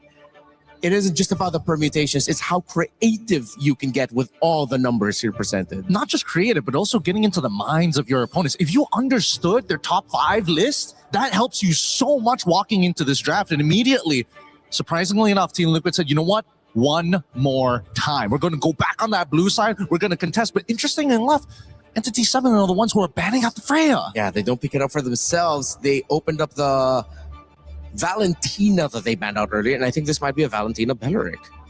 Unless they're thinking about it, they're taking their time, whether or not they have, they don't need to rush their assassin. I think they're also considering what does Liquid have in store in their pocket that might come in as a surprise for Blue 2-3. I want to say, I mean, they're changing things up, right? So if they're changing things up, I would only imagine that they want to kind of show their jungle now, just to keep it like really, really honest. Maybe give that Valentina over to TL and then just overload them with really, really nasty ult to maybe unlock Akashi a little bit. But for now, at least they got the Eudora on their side. We'll see how that plays out. I think just pick up either the Uranus or the Barretts here. The Esmeralda's gone. No need to go for double fighter. There's the Barretts, and then you... Okay, if it's not the Uranus, you're good. Oh, maybe they're... Oh, wait, no. Yeah, you can get a gold later. It's fine. Get a Moskov or something like that. Or Cho, just lead them on a little bit. Red herring them. Make them take purifies. Yeah, that Cho was taken away in that second ban phase, so not available. This time it is available. Oh, yeah. Barat's Cho. Maybe prioritize the Cho and then readjust your mid lane and gold lane picks for later. Liquid doing something. Kind of close to the edge you were looking for. Are we getting there?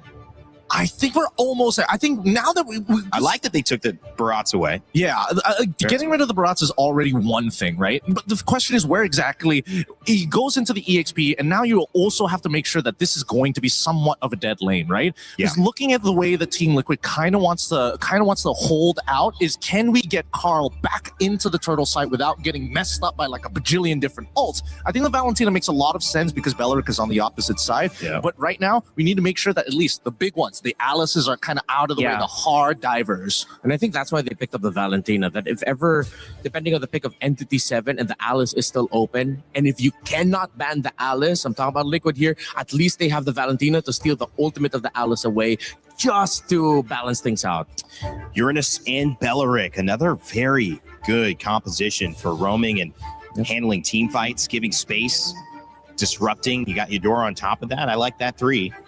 Yeah, that was the trade up. Now, what are the odds? What are the odds that we're going to see Uranus go flexed into the jungle?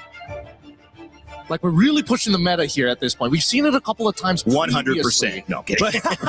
But even so, it's one of those picks where I don't think Hirara can actually deal with you even at level 2. Wow. Unless, if ever they decide to invade it, that could actually be really deadly. Joe taken away again in the second. It will work out. Yeah, if the problem of the Uranus against the Hirara and farming is speed, then why don't you take away that problem just by invading? You have the Belleric and Eudora together. Okay, yeah, I think Liquid do need to watch out for that. Yeah, even a Paquito is kind of dangerous on either side. So this could be interesting. These 2 picks at the very end determined a lot as well, but it was already looking good last game for Entity 7 after the first 3. It still looks good, but definitely by stealing that Barretts and then having the Hirara, the Valentina, Liquid playing with a little bit more of an option in case another surprise, the Spanner is thrown in the works. Okay, with the Moskov taken out, Liquid and Entity 7 still have a pool. If ever Entity 7 decides to pick up the carry, you can still trade out Melissas, Brodies, Claudes. I think you have to be careful of when you pick up the Claude, because if you pick it up too early, it's going to be an easy Brody pickup. I completely agree. At this stage, I think we're now stepping on like really dangerous territory for either side as they're looking to try and make sure that they get one over the other. Troll bans make a lot of sense. I agree with the Claude at the same time, but now that we're getting rid of the high loss, it will give us an idea. It feels like Entity 7 might just be leaning back into, you know what, we need that scaling marksman just one more time if we're going to have that invade, because we know which side is strong. But if mid doesn't push out, it's not going to happen. Look at that. 4 bans towards the heroes of JP. That's 4 roams taken away. It's a lot of respect on the side of Entity 7. Are they setting for a Melissa? I feel like they're setting up for a Melissa. Yeah. Melissa with an 83% win rate coming into today after 6 games. Claude, you mentioned as a counter, actually only a 33% win rate, guys, despite being the most picked. Because bit of a Ling Hirara conversation there. Yeah, exactly. If it's not the Melissa, then it's something like the Iksha. There's not a lot of dive by Liquid, because if this Barretts is going into the EXP, you don't have dive, and then you force picking up something like a Gata Kachu for JP just to access it. But then, Entity 7 can hold off onto their gold pick for last. I think they just need to take a deep breath here. We need to see if this is going to be an assassin, or it's just going to be something else entirely, right? I think that's the one confirmation that we need, because the Ixia is 100% possible for TL side, plus they can add the Matilda on top of it to really tie this composition together. Yeah, EXP Barretts, Matilda, and then close it out with an Iksha.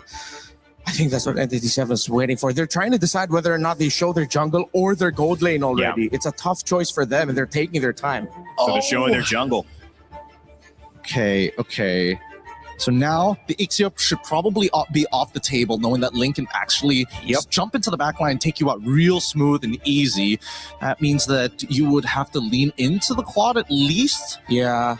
It's either the Claude or the Brody, maybe.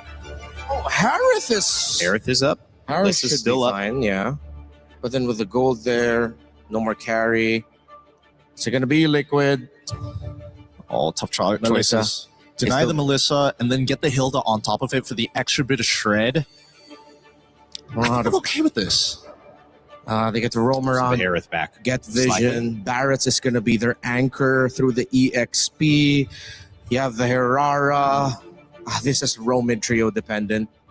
Very Roman trio dependent. I wonder if there's a pick Entity 7 can pick up. They can just mess everything up in the lane for the Melissa. It's not a lot can actually do that. I would say that the Harith probably is safest. Claude would also be really, really good. Just Yeah. BMI on top of her, blazing duet, get it over and done with. With such a heavy front, I wonder if Granger is viable. But then Muddles, yeah, Granger, Skypiercer, Muddles. They're not gonna do anything crazy like a Leslie, right? No, yeah, Claude. man, it's Yeah. Claude. Play it safe. Play it safe. Go past Claude. Maybe one of the points that we prepared back in the green room before this, because of the win rate, lose rate in this case, 33% when a Claude is picked up. But ironically, Teddy had been playing a lot of Claude, helping to contribute to that. Now Teddy on the other side with Melissa, who has an 83% win rate. Will this trade in the gold lane make the difference as we send it to a Team Liquid and Entity 7 Game 2, that if Entity 7 win, they will knock out your defending champions of MSC and guarantee that MSC at EWC 2026 will have a new champion here lifting that trophy. Get ready, get excited, because we're Game 2 here. History could be made. It's Entity 7 versus Team Liquid PH. History is already in the process so far with this one. After game 1, surprising and shocking, everyone around the world watching this one, Entity 7 gets game 1. Now for Team Liquid Philippines to move forward, it starts here with game 2. They brought a draft that I think it looks better, at least for them in this game 2, Trex. They got to get it, and it's a Melissa, yes, that has a high % win rate right now. I like it better than the Paquito for Teddy. Yeah, definitely better than the Paquito for Teddy. It gives the possibility to defend these big pushes. It gives some range. It adds a little more dynamic to the draft of Team Liquid. Entity 7 also comes straight forward this time. They pick up the Ling, hide on Bush on the Assassin. The only game he's been able to win so far has been on a utility jungle, and that was the Barats that he played last game. So things are going to have to definitely be a little different this time.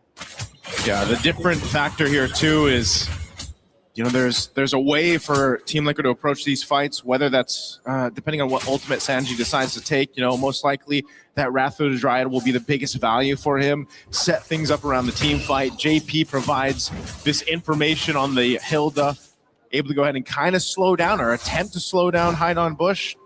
Again, the previous game, Hide on Bush was just on point with the retributions. This is a challenge now for Carl Teasy to make it happen on the heroic, running it back, but the mid lane is also where things start. Oh, a lot of damage on a Begin there. It's going to have to go back to base. Team Liquid definitely controlling the pace of this first 2 minutes. But honestly, it was similar in the last game, and Entity 7 was able to find the big punch back. Yeah. It's when those first few turtles came up, that's when we saw the difference happening. Akashi is on this Uranus. Uranus hasn't had the best games for a lot of teams, honestly. Can Akashi make a difference? Yeah, that's a big question. You see him at quarter of the health here. Sanford burning that flicker. He's not going to have it available. He's trying to get that level 4, so at least he's got the Daytona's welcome. Turtle's going to already be started up, though, by Carl Teasy. We'll pull off of it, though. Let it reset a bit. Some of the buffs are up. Oh, flicker. Ooh, nice stun on to Shin. Shin going to take a lot of damage. First blood going to the hands of JP. As Hide on Bush has to work on his purple buff. Team Liquid should get a free turtle here. It is taking them some time, though. If they can clean up this purple buff soon enough, maybe they'll go for a steal. No, they decide to back off as Akashi keeps vision. Yeah, better for them to go ahead and just secure the buff for now and not get a little overzealous around it. It's just the first turtle there for Entity 7. Yeah, they lose that first blood over to TL, but they can adjust from it. We've seen this, especially with the Ling. Ling able to go ahead and move around the map pretty quickly here. JP, again, this is going to be his job. And you can see E7's kind of dealing with it now. Whoa! Ooh, another kill into the hands of Sanji. This Hide on Bush brings down the Tempest of Blades, doesn't connect on to Envy. Now he's going to take a lot of damage. Gets stuck on a double kill over to Sanji. Man, JP, he planted himself in that bush. And he's like, you know what? I'm going to hide on this bush so I can heal back up. Very well done. I like your way with words, sir. Thank you. On the top side. You know what? That's what you do. That's what you do when you have this job. But yeah, dude, it's already an early lead for TL off of this composition. This is a very different start. This is the flow that Team Liquid is usually used to. And a big part of it is just the amount of damage that they can do early on, and setting things up around, again, the information that is provided by having a Hilda in the hands of JP. Oh, he could be in trouble. Nice hit on the JP there. Wrath of Dryad as well on Sanji. Sanji's going to back off, get a couple free shots in as Carl Teasy does miss the skill. NT7, TL, both go back to a standstill. But wait, no, Carl Teasy. A lot of damage on a Shin. Is he going to go for the dive on the tower? Sanji tries to get another shot as well. Carl Teasy going to move over to this purple buff. Doesn't have vision. JP's going to open it up for them. They push Akashi back. He does have the consecration. He can deal with a little bit of crowd control. TL just testing the boundaries right now. Yeah, all that pressure for the purple buff, right? To take it from Hide on Bush if they can. But also TL can't risk it. You got to think every decision here up to this point, because you're down in the series 1 game and you're facing elimination here, you really have to stay calm and collected through this. They can go ahead and kind of thread that needle as much as possible, but they want to maintain this lead they've already built. They want to go ahead and scale it up even further. The second turtle is up, and right now they're fighting for this space to work with. Hide on Bush is going to make his way here. Wrath of Dryad already used. Carl trying to run. Carl looking for a way in. Nice then as welcome on Hide on Bush. Sanford able to lock him down. Akashi will secure the turtle as JP gets brought down low. Tempest of Blades does come down on Sanford. Sanford just trying to walk away behind him. Bush doesn't want to let it happen. He's able to get the kill. Back in the mid, Carl Teasy's forced to go back to base, and on the top side, Doom and Teddy continue to battle it out on the bot side tower, though. JP's not going to be able to defend it. This should be a good tower for Entity 7. Really surprised Carl Teasy didn't go down there. I mean, he had 1 HP. He tried to attempt to take the turtle, but E7 able to secure it, get themselves an objective too. So for Entity 7, they pretty much just dealt with that bit of a lead that TL built up. That was a 2,000 gold lead now taken care of as Sky Piercer is picked up for Carl Teasy. So if he starts to get these kills, we've seen it before, those stacks can really build up and be devastating for Hirara. Conceal going to be used on JP. They're going for him. If he will get stunned by Shin, a couple more free shots from Dune, and he will go down. Sanford and Sanji are forced to just watch from the tri-bush. A nice terrifying onto Akashi, but he's going to continue to get vision for the team as Hide on Bush goes back to the jungle. That's the difficult part there, Trex, too. You have these tanky heroes like this Uranus. Whether he's, as nimble as the other XP laners, he just tanks up a lot of damage, and he can just go ahead and be that front line for you. You pair it up with a Belric, and it's nearly impossible to just kind of barge your way through the front line. Carl Teasy will be able to get his buff, though. So E7 is pretty much mirroring what Team Liquid has done minutes ago when they had the lead. Now mid lane. Nice Wrath of Dryad on Shin. Doom comes in with a blazing duet. Look at the damage on Carl Teasy. Doom gets the kill. And Hide on Bush comes out with a Tempest of Blades, securing the kill onto JP as well. Entity 7 popping off at 7 minutes. Team Liquid is trying to make things happen with the Wrath of Dryad stolen by Sanji, and then they get punished in the mid lane. 2 kills for E7 to scale up further. That last turtle of the game is going to be up here. Oh, we did see a stun alive cam. He's going to be able to get away, I think. Should be okay. Oh, they're still chasing. Comes in. JP engages as well. Big Wrath of Dryad once again, able to lock up JP and the rest of the team. Sanford gonna come in with the detonus welcome, able to lock on to Shin. Get the spin out against the wall, and Shin still survives though. How is Shin alive? Bush keeps going. Sanford down. Entity 7 is pushing the Stampede away. How was Shin alive again, TL? They try to make something happen, and they get punched to the ground off the decision. That is not what you want happening with your backs against the wall in your tournament life. But for E7, looking to make history, they're a step closer at that point. Each objective that goes down, Entity 7 is looking to make a huge statement across the world of competitive MLBB. We saw them the other day, and I think everyone came in today down-seed Entity 7. Another ult lands down onto Sanford. Entity 7 are controlling this game, and this is match point. Oh man, Hide on Bush. Here's a conceal. Oh, Hide on Bush. Force use Tempest of Blades. Will be able to get away. Dennis Welcome does get wasted as well. There's nothing left in the kit of Team Liquid now for another fight. That's so unfortunate for TL. They're trying to expend what they can, a conceal, a play, try to get the jungler of E7 down, and when you go for that, and then he just kind of Finch poisons away, that is unfortunate, you know, because what else can you find across the map? Entity 7 is doing such a good job also just protecting the core members here. You know, again, having a Belric, having a Uranus on your lineup, you can just give so much space. Mind you, Doom has just been able to go ahead and farm up on this Claude, man. 2-0-3. You know, when he hits that Trinity, which I believe he might have already, if we take a look at the items, there it is on point. He does get the golden staff right around the 9-minute mark. So this is the thing to be cautious about now, because that power spike is available for Doom, and they've just been playing around the setup that happens here. A lot of damage onto Akashi. Does pop the Consecration. Will get away to safety. Sanford does have the Den as well. Decides not to use it on the top side. Teddy and JP just try to defend the waves. It's a tier 2 on the mid, tier 2 on the bottom, and an inhibitor standing at the top. Team Liquid getting brought down to their bones at this point. Orange buff is saved by Carl Teasy, but every time Entity 7 makes them fight for it. Oh man, they're going to make them fight for this Lord here. Purple buff go and taken by Hide on Bush. Carl Teasy's trying to get his. It is going to be a reset on the Lord, but Doom will hold it there. They've got that small wave trying to push up top. That should be cleared out. Oh, they're going to start this fight. Kashi takes a lot of damage, pops Consecration once again. And Team Liquid still have ults ready to go along with Entity 7. It's a dance, and last time we saw this in the previous game, Entity 7 was willing to go the distance for these Lords. They don't need to rush them. They know they can slow play it. This isn't what we expected from Entity 7, but right now, they are bringing it to Team Liquid's face. JP looking for the tri-brush. Oh, he's looking. As Teddy's up in the top side. Carl Teasy takes some damage. Doom comes in with Blazing Duet. Does not capitalize too much with that damage. BMI's back, but it does the job. It zones them away. Sanford able to get that in his welcome. Raptor Drive comes out. Begin ready to lose his life for the rest of the team. Hide on Bush comes in, doing some nice damage. Akashi does go down. Teddy shows up. Entity 7 backs off with the Lord. Okay, they back off. Shin's still there. Carl Teasy going to be able to get away. Doom's just around the corner too. Did they want to go for this? Again, Lord was secured. They got one kill. But you're seeing how much of a struggle it is right now for TL for these team fights.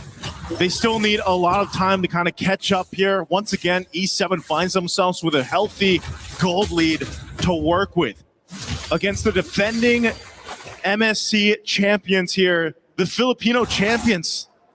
This is such a big game, a big series for Entity 7 and everyone else watching this. Look at the item different factor here as they try to put some pressure on that purple buff. From Carl Teasy is able to go ahead and secure it. They do have to go ahead and slow this down a bit to deal with this Lord push up top. Entity 7 slowly taking it to them right now. A wave of minions down the mid. They're going to take this tier 2. TL on the defense. Good taunt on Sanford. Asanji tries to come in. Asanji does have the Wrath of the Dryad. We got to watch out for that one. But there's one in the hands of Agin as well. Lord crashing in. There's a lockdown. Lockdown. Teddy able to get Agin. Lord does go down, and TL defend well, taking a member along with the Lord and losing no inhibitors. It's one small step in the right direction for Team Liquid. They got to go ahead and scale up here on Teddy, especially this Melissa, again, has a great win rate so far throughout MSC. But you can see, you know, he's a bit behind. 2,000 gold. That's more than a bit. That's quite a bit of gold behind. You know, working on this fourth item. He's at least got the Trinity locked in. So that's why the damage, when they're able to go and set it up, it's there. But again, you're susceptible to being collapsed down on. You've only got your go away and you've only got your flicker. That's about it. So TL is really just, it seems like they're just trying to slow it down, keep things maintained in the base till that, you know, they're ready to actually fight into these fights right now. They just know that the power is in favor of Entity 7. They have to dissect these fights really carefully, especially with Hide on Push on this Ling. As we've seen so far, a little bit of stun here on JP. He'll be able to tank that up. They want to go ahead and secure, once again, this buff for Carl Teasy. Sanford's going to try to bring it back. The game does get pushed back as well, but Hide on Bush takes the purple. Now Carl Teasy doesn't have the buff to go, and Lord is up in just 16 seconds. It's going to be a big advantage over to Entity 7. Not to mention as well, they're sending Doom up to the top side to create a slow push on the long lane. Team Liquid has to think very clearly about this next Lord. This Lord is crucial. Approaching that 14-minute mark up to this point, Entity 7 with a 6,000 plus gold lead is in charge. just like they were in game one. And now for this Lord to go ahead and start up, Akashi will pull it through. And Sanford, he's got to get those stacks. He's got to be that front line. They got to allow Teddy that space to work with. And Sanji has been holding on to that Wrath of the Dryad. It's going to be crucial here. If they decide to fight, that's the main thing. Quarter the health on the Lord here. Does TL go for the Lord? It's just going to be secured by Hide on Bush. So they choose to defend again. I think that's the right play, honestly.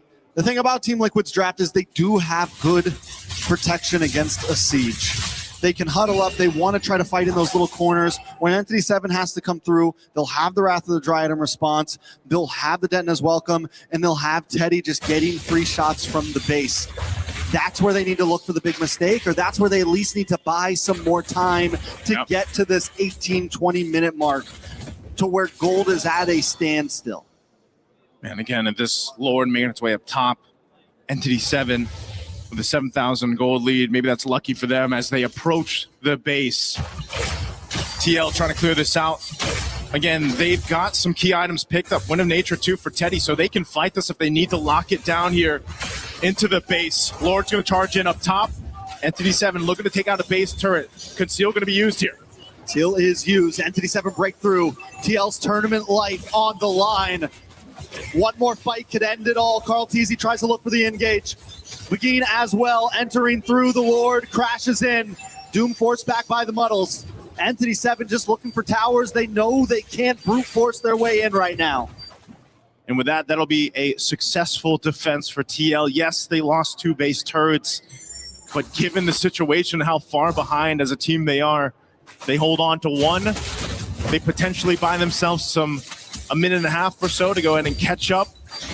But we've seen this before, Trex. It might be one of those cases where it's like, do they just continue to let the Lord go and then try to get that miracle-based defense?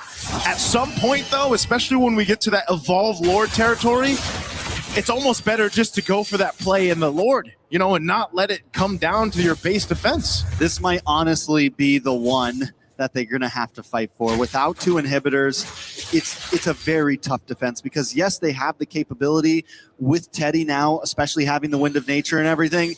They can hole up for a little while, but it's not like Entity 7 doesn't have the dive potential either. They have the big Blazing Duet. They have Begin. They have Akashi who can harass. They have so many opportunities. And look at them now. They're just huddling outside. They're freezing lanes, but they're not giving much space. And a big threat to just stop Team Liquid in their tracks is, again, Shin. And that's why this Eudora has been so deadly in the drafts. Whether it's Shin and just playing off the Wrath of the Dryad even, or that taunt that comes through the Balric, that could be an almost automatic kill. That numbers advantage that Entity 7 can potentially get is what's so deadly and why Team Liquid has to pretty much just stay in their base unless they're all going to go together here. JP can spot some things out. He's tanky enough. Has that magic resistance too. So now that this Lord is up, Teddy goes and handles that wave a bit. Doom will start this Lord. And this could be a crucial one. This could be the game-winning Lord take for Entity 7 unless TL could somehow, some way make this happen. The stun's coming through, plus that ultimate from Shin already. I think they know this is going to be drawn out, so they're willing to use it just to force them away a little bit. It's a slow push on the boss side towards Team Liquid's last inhibitor. At some point, Entity 7 knows you got to send someone over there. That's your only option. You also have to worry about top lane. You also have to worry about mid. And look at Hide on Bush. He's even willing to commit. Listen, I'm going to force this thing in. You have to send someone now. Ooh. And I'm quickly going to get back to the Lord. And they know Teddy's got to go there. That wave pushed in. There's the conceal. They got to stop this here. It's on a quarter of the health. They grab the Dryad, and Doom comes in with a Blazing Duet along with a Tempest of Blades. The Tona's Welcome does lock on, but it's not enough. Carl Teasy finds Shin in the backside. Can Teddy get now, there? Taking so much damage, and Hide on Bush with the double. The go away does come out, but Entity 7 doesn't want to give it up now. It's just JP and Teddy up against them all with Carl Teasy. Entity 7's not going to force it in. They're going to go back to the Lord. They want to make this a guarantee.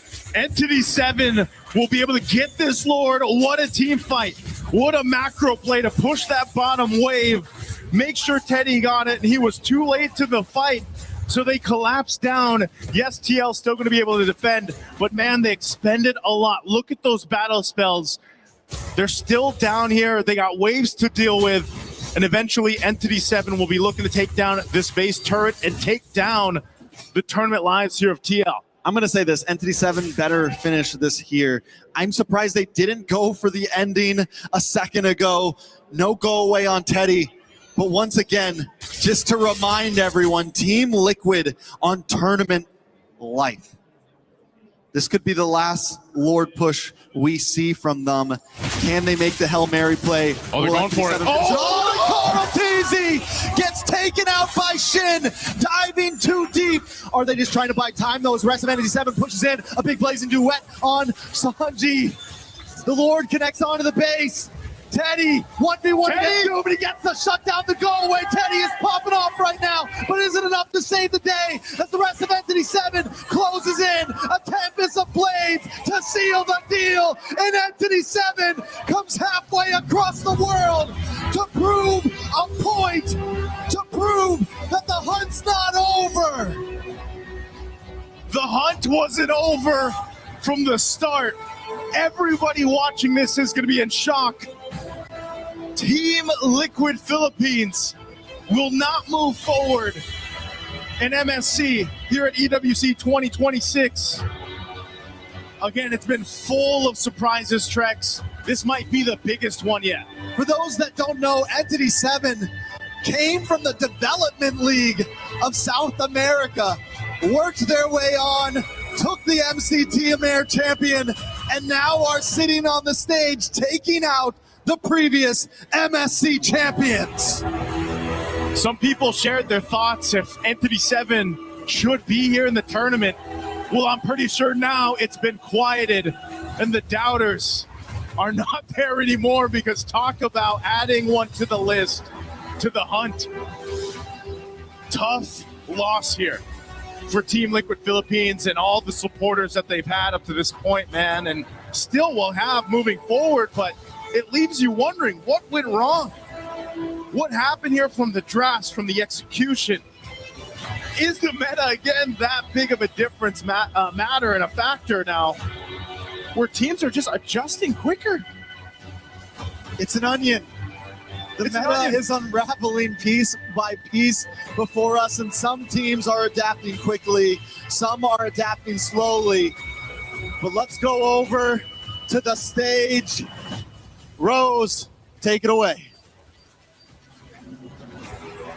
To say I am shook on this stage is an understatement. Entity 7 actually eliminates the defending champions from MSC at EWC 2026 in a sweep. Wow. First of all, Shin, congratulations. How are you actually feeling right now after doing that? Ante todo, Shin, felicidades. ¿Y cómo te sientes después de esta gran victoria? Sí, me siento bastante feliz, bastante emocionado. No le ganamos un equipo fácil, la verdad era un equipo que a mí me gusta mucho, los considero muy buenos y me siento bien, la verdad, haberle ganado. I'm really happy, I'm really excited. We didn't get a win against an easy team. There's a team that I really respect and admire a lot, and I'm really happy we won. I agree. This is definitely not an easy team to beat. So what does this victory mean for your region, South America as a whole? ¿Qué significa esta victoria para tu región, Sudamérica en general? O sea, no sé si se puede explicar con palabras, pero esto es demasiado para mi región haberle ganado a un equipo de tan alto nivel. I don't think I can put this into words, but it is immensely big that my region won against an opponent of this caliber. I agree. I think this match is a statement that the other regions are actually beginning to step up in the land of Dawn. So I have to ask you, after your loss up against Onyx in your opening match, what did you guys actually worked on to achieve such success today? Después de su derrota en contra de Onyx, ¿qué cambiaron y en qué trabajaron para conseguir la victoria hoy? Yo creo que el draft, porque nosotros no estábamos acostumbrados a este draft, fue totalmente diferente a lo que nosotros jugamos anteriormente, y yo creo que si ahora cambiamos el draft, sí vamos a conseguir ganar también. I think it was mostly the draft because we weren't used to the draft we were playing, but now we adjusted the draft, and I think that if we just keep adjusting the draft, we're going to continue winning. Ooh, I like that. Very draft reliant. And I gotta say though, the meta this time around, it's crazy. So many possibilities. So of course, your next match will be up against Pro Esports, right? So how are you guys preparing for that matchup? Tu siguiente enfrentamiento va a ser contra Pro Esports. ¿Cómo se están preparando para ese partido? Pro eSport, no los recuerdo quién eran, pero bueno, obviamente ahora voy a revisar. Creo que sí nos vamos a preparar bastante bien. O sea, obviamente vamos a seguir entrenando y bueno, a darlo todo. I don't really know who they are. I'm gonna check them out right now, but we're going to definitely prepare and study them.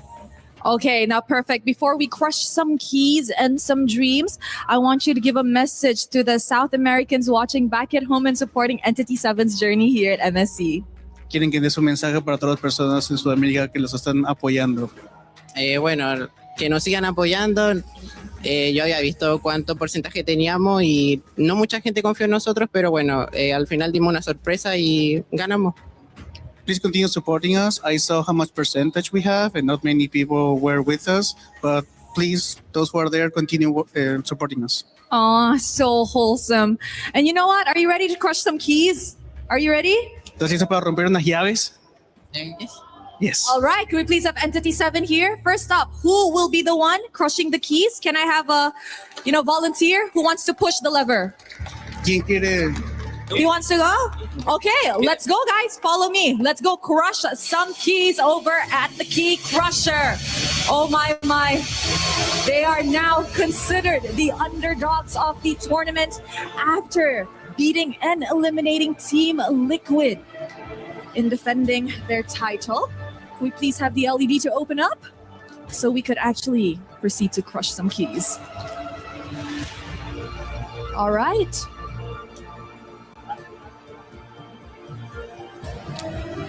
We are waiting.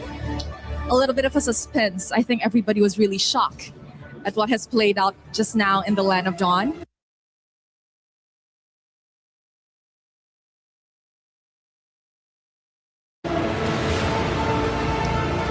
Let us wait for a little bit longer. Oh, okay. Maybe we could ask Doom, how are you feeling? Excited.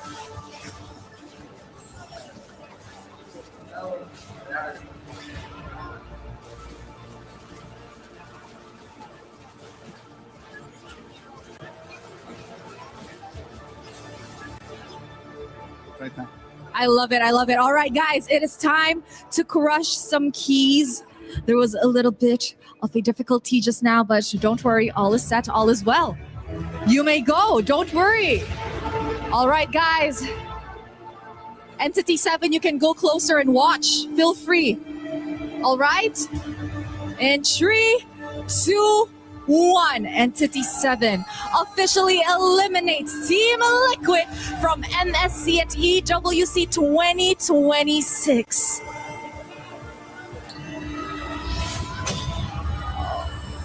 Oh, there you guys have it. And now we could pull the lever up so that we could see the keys of Team Liquid. All right, thank you very much, Entity 7. We will see you in your next match up against Pro Esports. And of course, we are going to show the key to the camera before we throw it back to the studio. All right, guys, there you have it, ladies and gentlemen. Throwing it back to you guys. Well, it's not Vamos Team Vamos. It's Vamos Entity 7. South America not only gets a win and stays alive in this tournament, they take down the defending MSC champions, which guarantees this year's MSC at EWC 2026 will have a new champion. But more upon that, despite all the shock, despite 92% of you thinking Liquid PH would take the win, only 8% of people thinking what just happened on stage would happen. It is important to recognize the valiant effort of Team Liquid PH. It was a meta that didn't obviously work out to suit them, and it was a meta that they felt a little behind in, but you cannot doubt the greatness of what they've done in the past. We are sure they will be back. A big salute to all of you. I know you might be hurting right now, fans, but there is still so much more MLBB to happen. And to switch gears, guys, what a valiant performance from Entity 7. Yes. To have that loss and to turn it around in such a way. I mean, goosebumps, but also pride. Also, what do you have to add to that, Rimar? Because it's an amazing thing to see when esports gives us surprises like this. What an image that was, and I can't believe it's the Filipino in the panel that's going to have the first word on this, just watching the champions of the Philippines get eliminated. But it was doomsday for Team Liquid Philippines with Captain America's hide-on bush. He was the one that popped the key of Liquid. And yeah, patent pending, Captain America's hide-on bush, you're welcome. It's not just Captain America, it's Captain America. Is that the one after Winter Soldier, or?